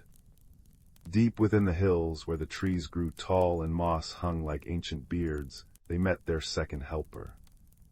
Perched on a gnarled branch was a tiny owl, no bigger than Leo's fist. Her feathers were the color of dusk, and her large, round eyes gleamed with startling wisdom.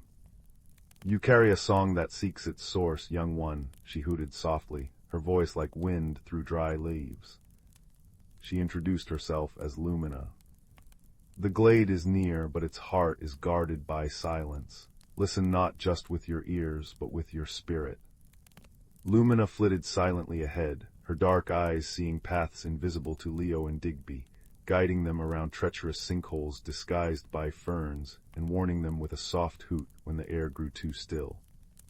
Finally, after a day of walking guided by Digby's nose and Lumina's sight, they reached the edge of the Starwood Glade. It was unlike any place Leo had ever seen. Ancient trees, their bark silvered and smooth, formed a wide circle. The air shimmered faintly, smelling of ozone and crushed pine needles. Sunlight, dappled and golden, streamed through the canopy, illuminating motes of dust dancing like tiny stars. In the very center stood a pedestal of pure, polished moonstone, waiting. But between Leo and the pedestal stood the challenge. The glade wasn't empty. Standing sentinel around the moonstone pedestal were 3 figures carved from living wood tall, elegant guardians with faces like wise, ancient masks. They didn't move, but the air around them hummed with a palpable energy. It wasn't hostility, Leo sensed through the heart song box, which now played a complex, questioning melody. It was vigilance. Deep, unwavering protection. Digby growled low in his throat. Guardians, look fierce, Leo, show 'em your teeth. He bared his own small, sharp ones. Lumina landed softly on Leo's shoulder. Force will only make them roots you to the spot, young one. Remember the silence, remember the song. Leo looked at the silent wooden figures, then down at the heart song box in his hands. It was playing a melody of yearning now, pure and strong, directed towards the pedestal. The Guardians remained impassive. How to reach them? Wisdom, not force. Leo closed his eyes, shutting out Digby's nervous panting and the shimmering light. He focused on the box. Not just on the melody it played for his feelings, but on the song within it, the song of the feather itself, the pure note of longing he'd first heard. He poured his understanding into that feeling, his recognition of its purpose, his desire to help it find its home. He didn't just listen, he felt the feather's story, its separation, its deep connection to this sacred place. Slowly, he opened the box. He didn't try to approach the pedestal. Instead, he simply held the open box towards the silent Guardians. The feather glowed softly. The melody that flowed out wasn't just in Leo's mind this time. It resonated in the very air of the glade, a pure, wordless song of homecoming, of belonging, woven with Leo's own empathy and respect. The air hummed louder. One of the wooden Guardians shifted, its head turning slowly towards the sound. Its eyes, deep knots in the wood, seemed to soften. The rigid posture relaxed. A low, harmonious hum, like the deepest note of a cello, emanated from the Guardian, harmonizing with the heart song box's melody. The other two Guardians followed suit, their wooden forms seeming less rigid, more fluid. The humming grew, filling the glade with a sound that vibrated in Leo's bones, a sound of ancient approval and welcome. The path to the moonstone pedestal was clear. Leo walked forward slowly, reverently, Digby quiet at his heels, Lumina watching from his shoulder. The air felt warm and welcoming now. He placed the open heart song box gently onto the smooth moonstone. The iridescent feather seemed to pulse with light. The melody swelled, triumphant and achingly beautiful, filling the glade completely. Then the feather detached itself, lifted gently by an unseen breeze. It floated upwards, spinning slowly, shedding tiny motes of iridescent light like falling stars, before dissolving into the shimmering air above the pedestal. The music faded, leaving a profound, peaceful silence. The box remained, the blue velvet empty. But Leo felt no sadness. He felt a deep, resonant peace. The box had fulfilled its purpose, the song was home. As he looked at the empty box, a new, gentle warmth spread through him, the warmth of gratitude, of connection, of having helped something precious find its place. The wooden Guardians bowed their heads slightly towards Leo. A sense of ancient blessing settled over him. He picked up the now ordinary, yet still beautiful, wooden box. It felt lighter. Lumina hooted softly. A song returned, a balance restored. Well done, listener. Digby nudged Leo's hand. Right mission accomplished. Now, about those biscuits I smell back in Bramblewood. The journey back felt different. The wood seemed friendlier, the sunlight warmer. Leo carried the empty box, but his heart felt fuller than ever. He understood now that the real magic wasn't just in the feather, but in the connection it fostered, the connection to his own feelings, to the ancient magic of the glade, and to the helpers who had guided him. He had learned to listen deeply, not just to music, but to the silent language of longing and the wisdom found in stillness and empathy. That night back in his room, Leo placed the empty heart song box on his windowsill. Moonlight streamed in, catching the mother of pearl. It was just a box now, beautifully made. But when Leo touched the smooth wood, a faint warmth remained. And sometimes in the quietest moments just before sleep, he thought he could hear the faintest echo of pure, joyful melody, not in his mind, but carried on the night air a lullaby from the starwood glade, a reminder that kindness and listening unlock the deepest magic, and that even an empty vessel can hold the profound comfort of a journey completed and a song finally home. He drifted to sleep, wrapped in the peaceful resonance of understanding, knowing that wonder often hides in the quietest corners, waiting for a gentle heart to discover it. In the velvet-hued valley, where twilight lingered a little longer than anywhere else, there nestled a village called Willowbrook. Its cobblestone streets curved like a contented cat's tail, lined with cottages whose thatched roofs wore caps of moss, and gardens where sunflowers turned their faces to greet passers-by. Yet that autumn an oddness settled over the village, soft as cobweb, persistent as the tick of a clock. Teapots brewed chamomile without fire, quilts rearranged themselves into peculiar patterns overnight, and the village's single clock tower began chiming 13 times at midnight. "It's the work of the willow wind," declared old Mrs. Nettle, stirring her lavender honey tea with a cinnamon stick. "The same breeze that carries dandelion wishes. It's gotten curious about our doings." But 12-year-old Finn, whose freckles seemed to multiply when he was puzzled, noticed something the adults hadn't: tiny silver footprints, no larger than buttonholes, glimmering on windowsills. His best friend Mira, whose braids were forever coming undone, found strands of thread-thin moonlight caught in the branches of the ancient oak near the square. Together, they resolved to unravel the mystery. Their first clue came from the reclusive clockmaker, Mr. Thimble, who lived in a crooked tower at the village edge. His workshop smelled of oiled gears and gingerbread, and his spectacles magnified his eyes to owl-like proportions. 13 chimes, you say? He adjusted a pocket watch that ticked backward. "Time isn't broken, it's being borrowed. Look for what's between the ticks." Guided by Mr. Thimble's riddle, Finn and Mira spent moonlit hours tracing the silvery footprints. They led to the whispering woods, where trees hummed lullabies and fireflies pulsed in code. There, beneath a toadstool umbrella, they found a creature no taller than a teacup, a sprite with moth-wing ears and a cloak woven from starlight. She'd been quietly borrowing village items to fix a problem of her own. Her colony's moonstone, source of their magic, had cracked, scattering shards across Willowbrook. The teapots brewed alone to soothe the anxious earth. The quilt's patterns were maps to lost shards. The extra chime was a plea for help. But why not just ask? Mira whispered, offering the sprite a thimbleful of blackberry syrup. The sprite, whose name was Lumina, fluttered her wings in shame. "Moonstone cracks bring silence to our kind. We forgot how to speak your words." Finn, recalling Mr. Thimble's advice about between the ticks, realized the solution. They must listen not with ears, but with patience. For 3 days, the children and villagers followed the strange occurrences like breadcrumbs.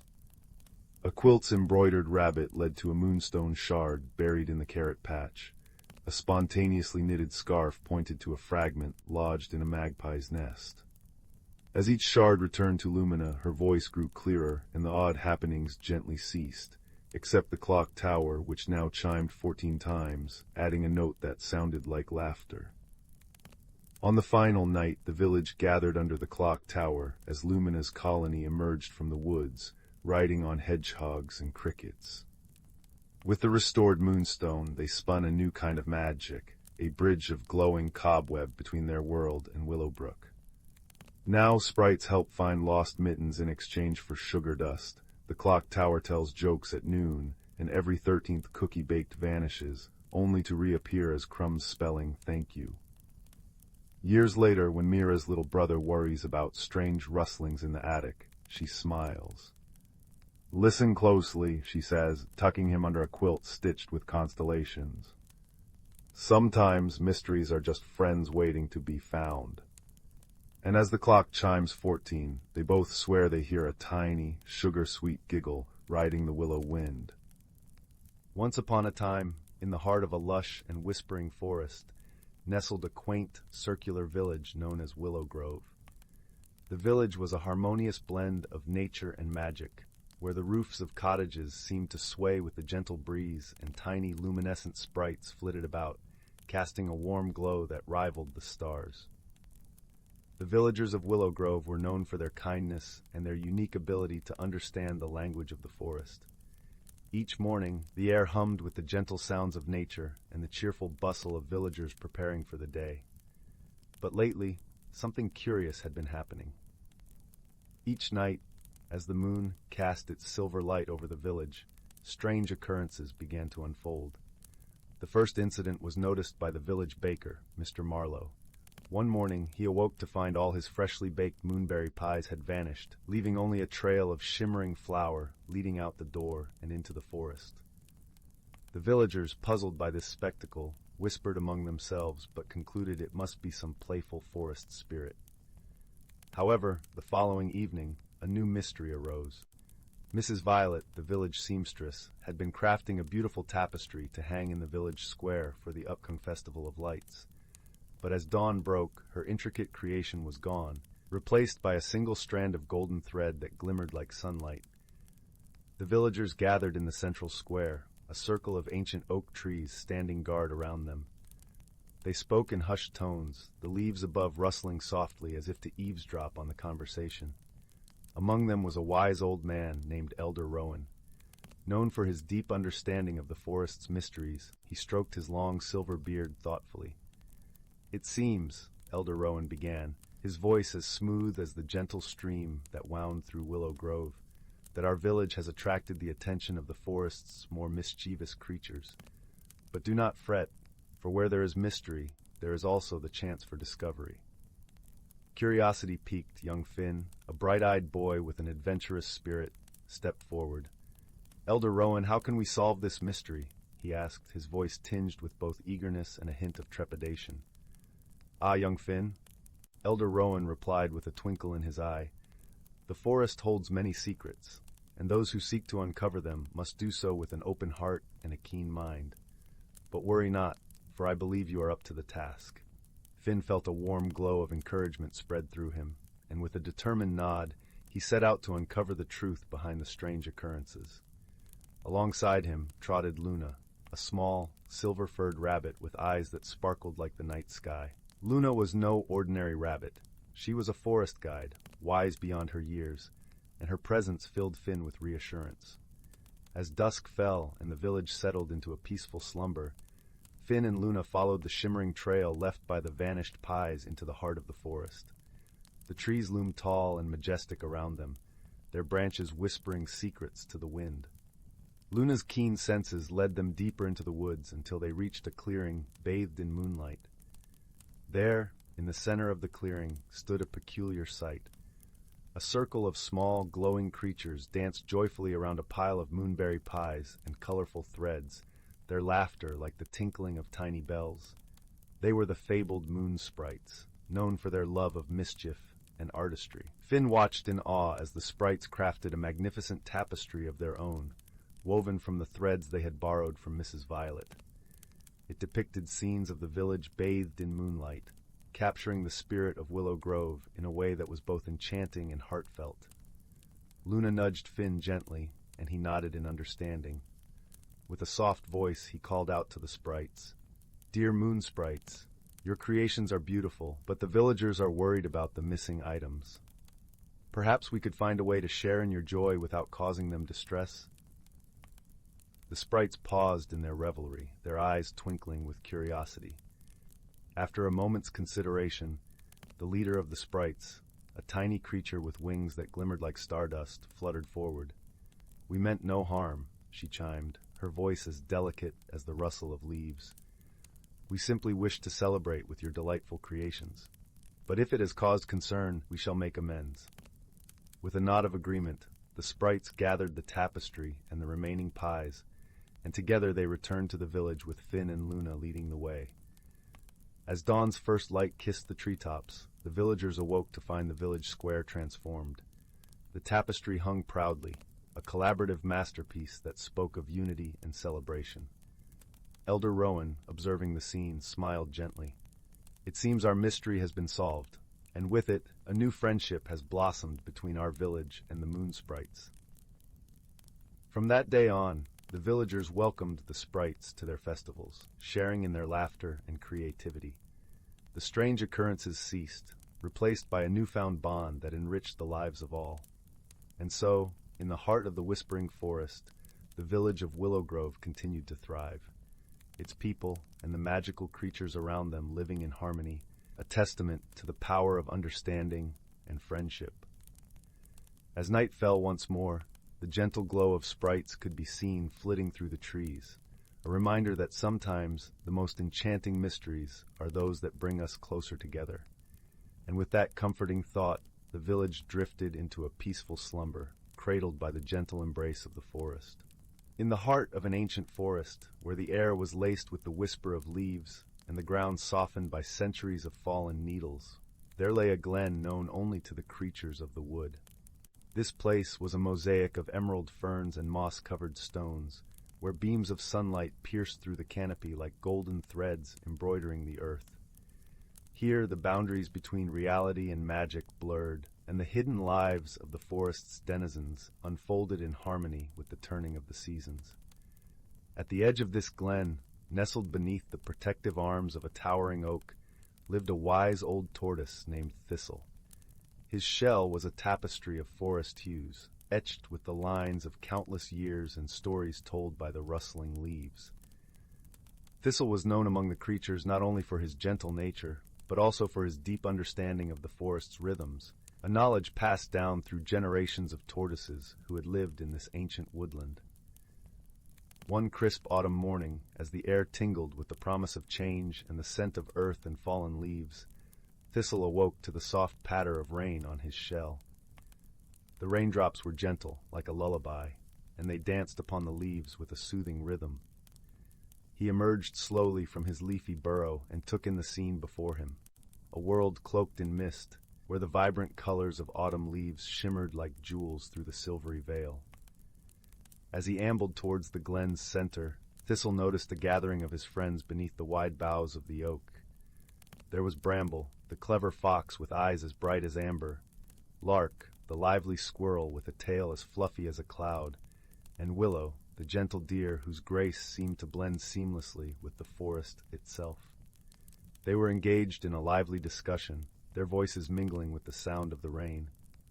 "Good morning, Thistle," called Bramble, flicking his bushy tail in greeting.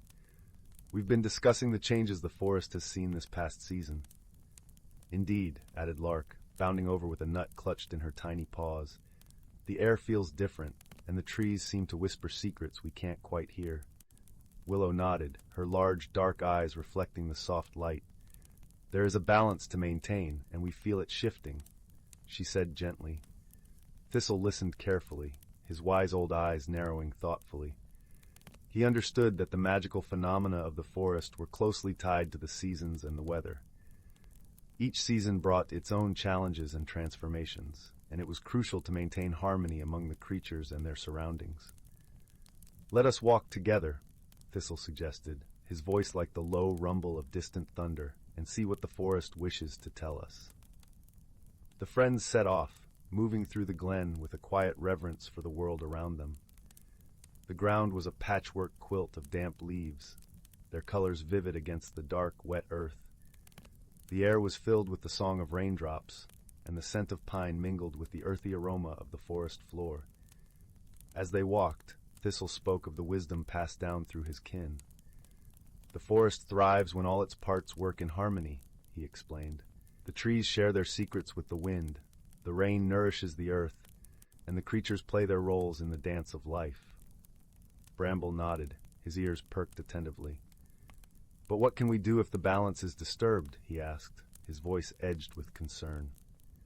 Thistle paused beside a small stream that wound through the underbrush like a silver ribbon. "We must listen," he replied. "The forest has its own language, and it speaks to those who are willing to hear. Each of us, in our own way, contributes to the harmony." As if in response to Thistle's words, the stream gurgled softly, and a gentle breeze rustled through the trees. Lark flitted to a branch above, peering down at the reflection of their faces in the water. "The forest is alive," she said with awe, "and we are a part of its story." Willow stepped closer, her hooves barely making a sound on the soft earth. Perhaps the change we feel is a part of its growth, she mused, a new chapter in its ancient tale.